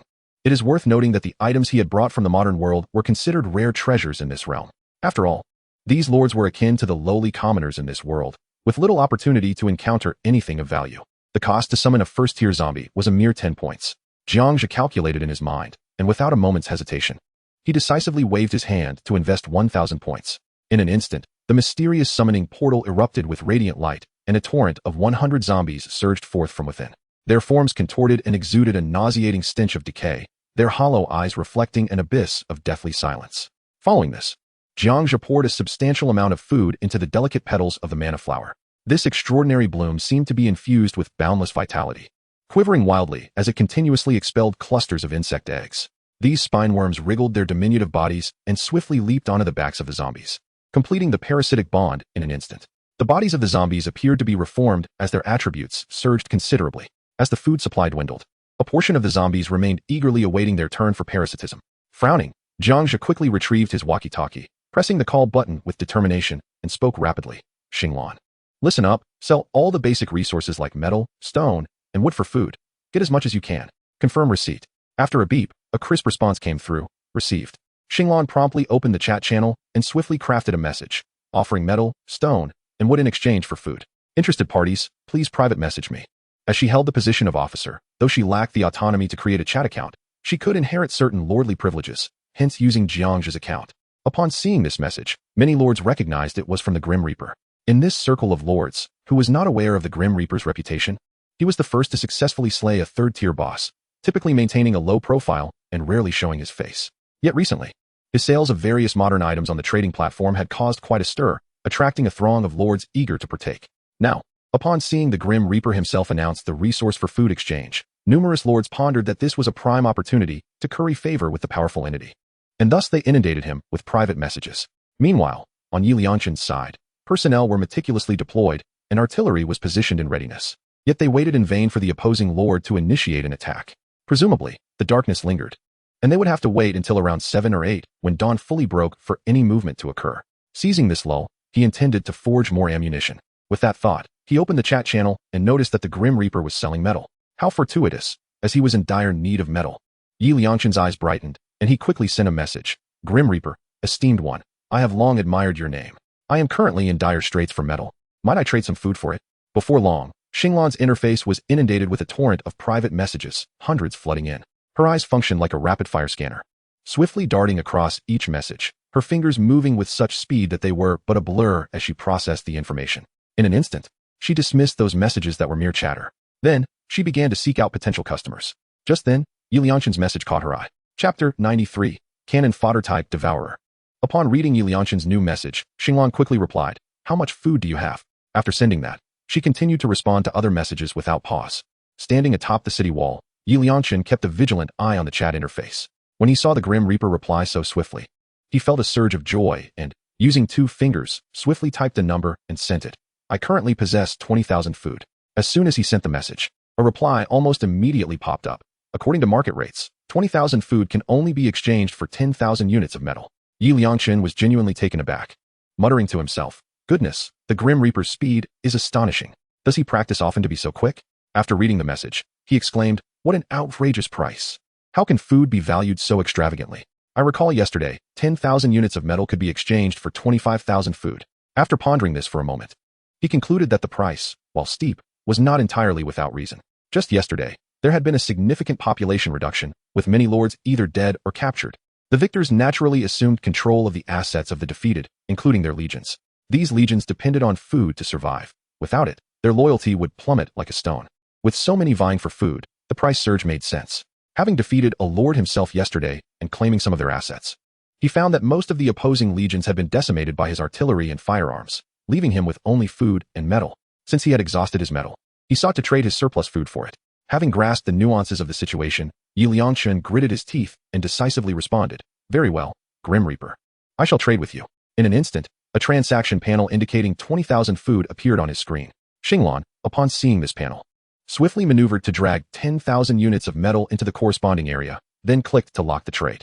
In that moment, both parties successfully completed the transaction. As soon as Yi Liangshan received the metal, he acted with alacrity, waving his hand to summon a few dwarves nearby, urgently instructing, You lot, hasten and take this metal to forge ammunition. Do it quickly. The dwarves, upon receiving the order, swiftly seized the metal and dashed off to fulfill the task. With daylight brightening, he turned to gaze at the distant islands, observing the contrasting landscapes of desert and forest. Who, he wondered, was his opponent? Meanwhile, Jiang Zhe received a notification indicating that 20,000 food had been credited to his account. Without hesitation, he invested a significant portion of food to summon more spine worms. These worms rapidly crawled onto the remaining zombies, successfully completing the parasitic process. At this point, over 10,000 points of food remained. After a moment of contemplation, Jiang Zhe decided to invest this food directly into upgrading the maniflower. With a brilliant display of light, the maniflower seemed to be infused with limitless vitality. its petals quivering gently as it absorbed the energy from the 10,000 food and underwent a successful metamorphosis, elevating to level 2. The maniflower radiated an even more resplendent glow, enveloped by a richer fragrance. Building name, maniflower. Building level, level 2, upgradable. Building function, 100 food summons first tier exotic beast, 1000 food summons second tier exotic beast. Upgrade materials, 100,000 units of food. Jiang Zhe gazed at the upgrade panel, astonished.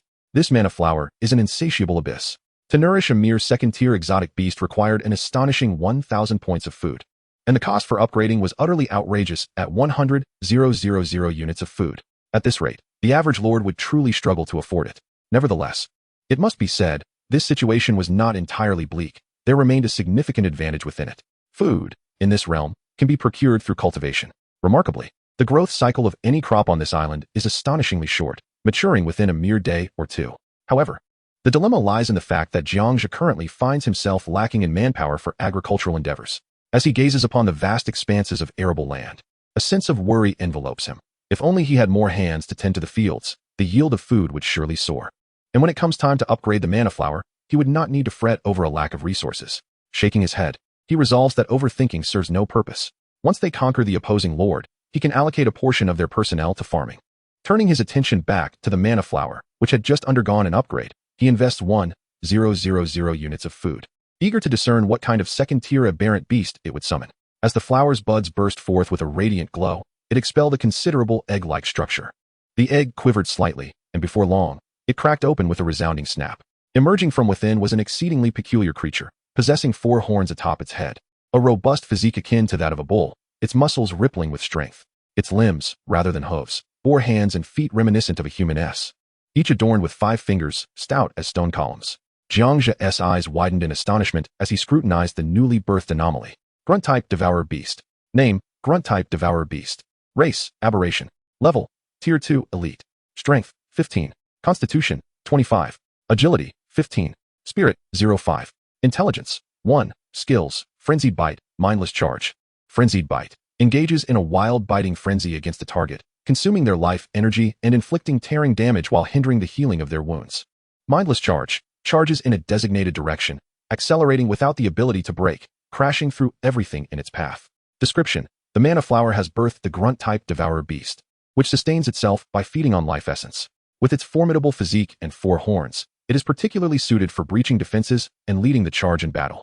Having reviewed the attributes of this aberrant beast, Jiang Zhe could not help but break into a broad smile. This was precisely what he needed, a powerful unit capable of leading the charge into battle. Furthermore, the glaring inscription of grunt upon the panel seemed as though it had been tailor-made for him, a perfect weapon of war. Overcome with excitement, he poured all remaining food into the maniflower. As it glimmered once more, an additional 4 creatures identical to the first hatched from the colossal egg. Now, he had a total of 5 grunt-type devourer beasts. At this moment, the sky brightened significantly, revealing a massive sun slowly rising in the northern horizon, its golden rays cascading like countless slender threads upon the earth. Jiang Zhe leapt onto the broad back of the crystal scorpion with a swift motion. Steadying himself, he extended his index finger, pointing resolutely toward the island that bordered their own, and commanded loudly, "Everyone, heed my call. Let us embark."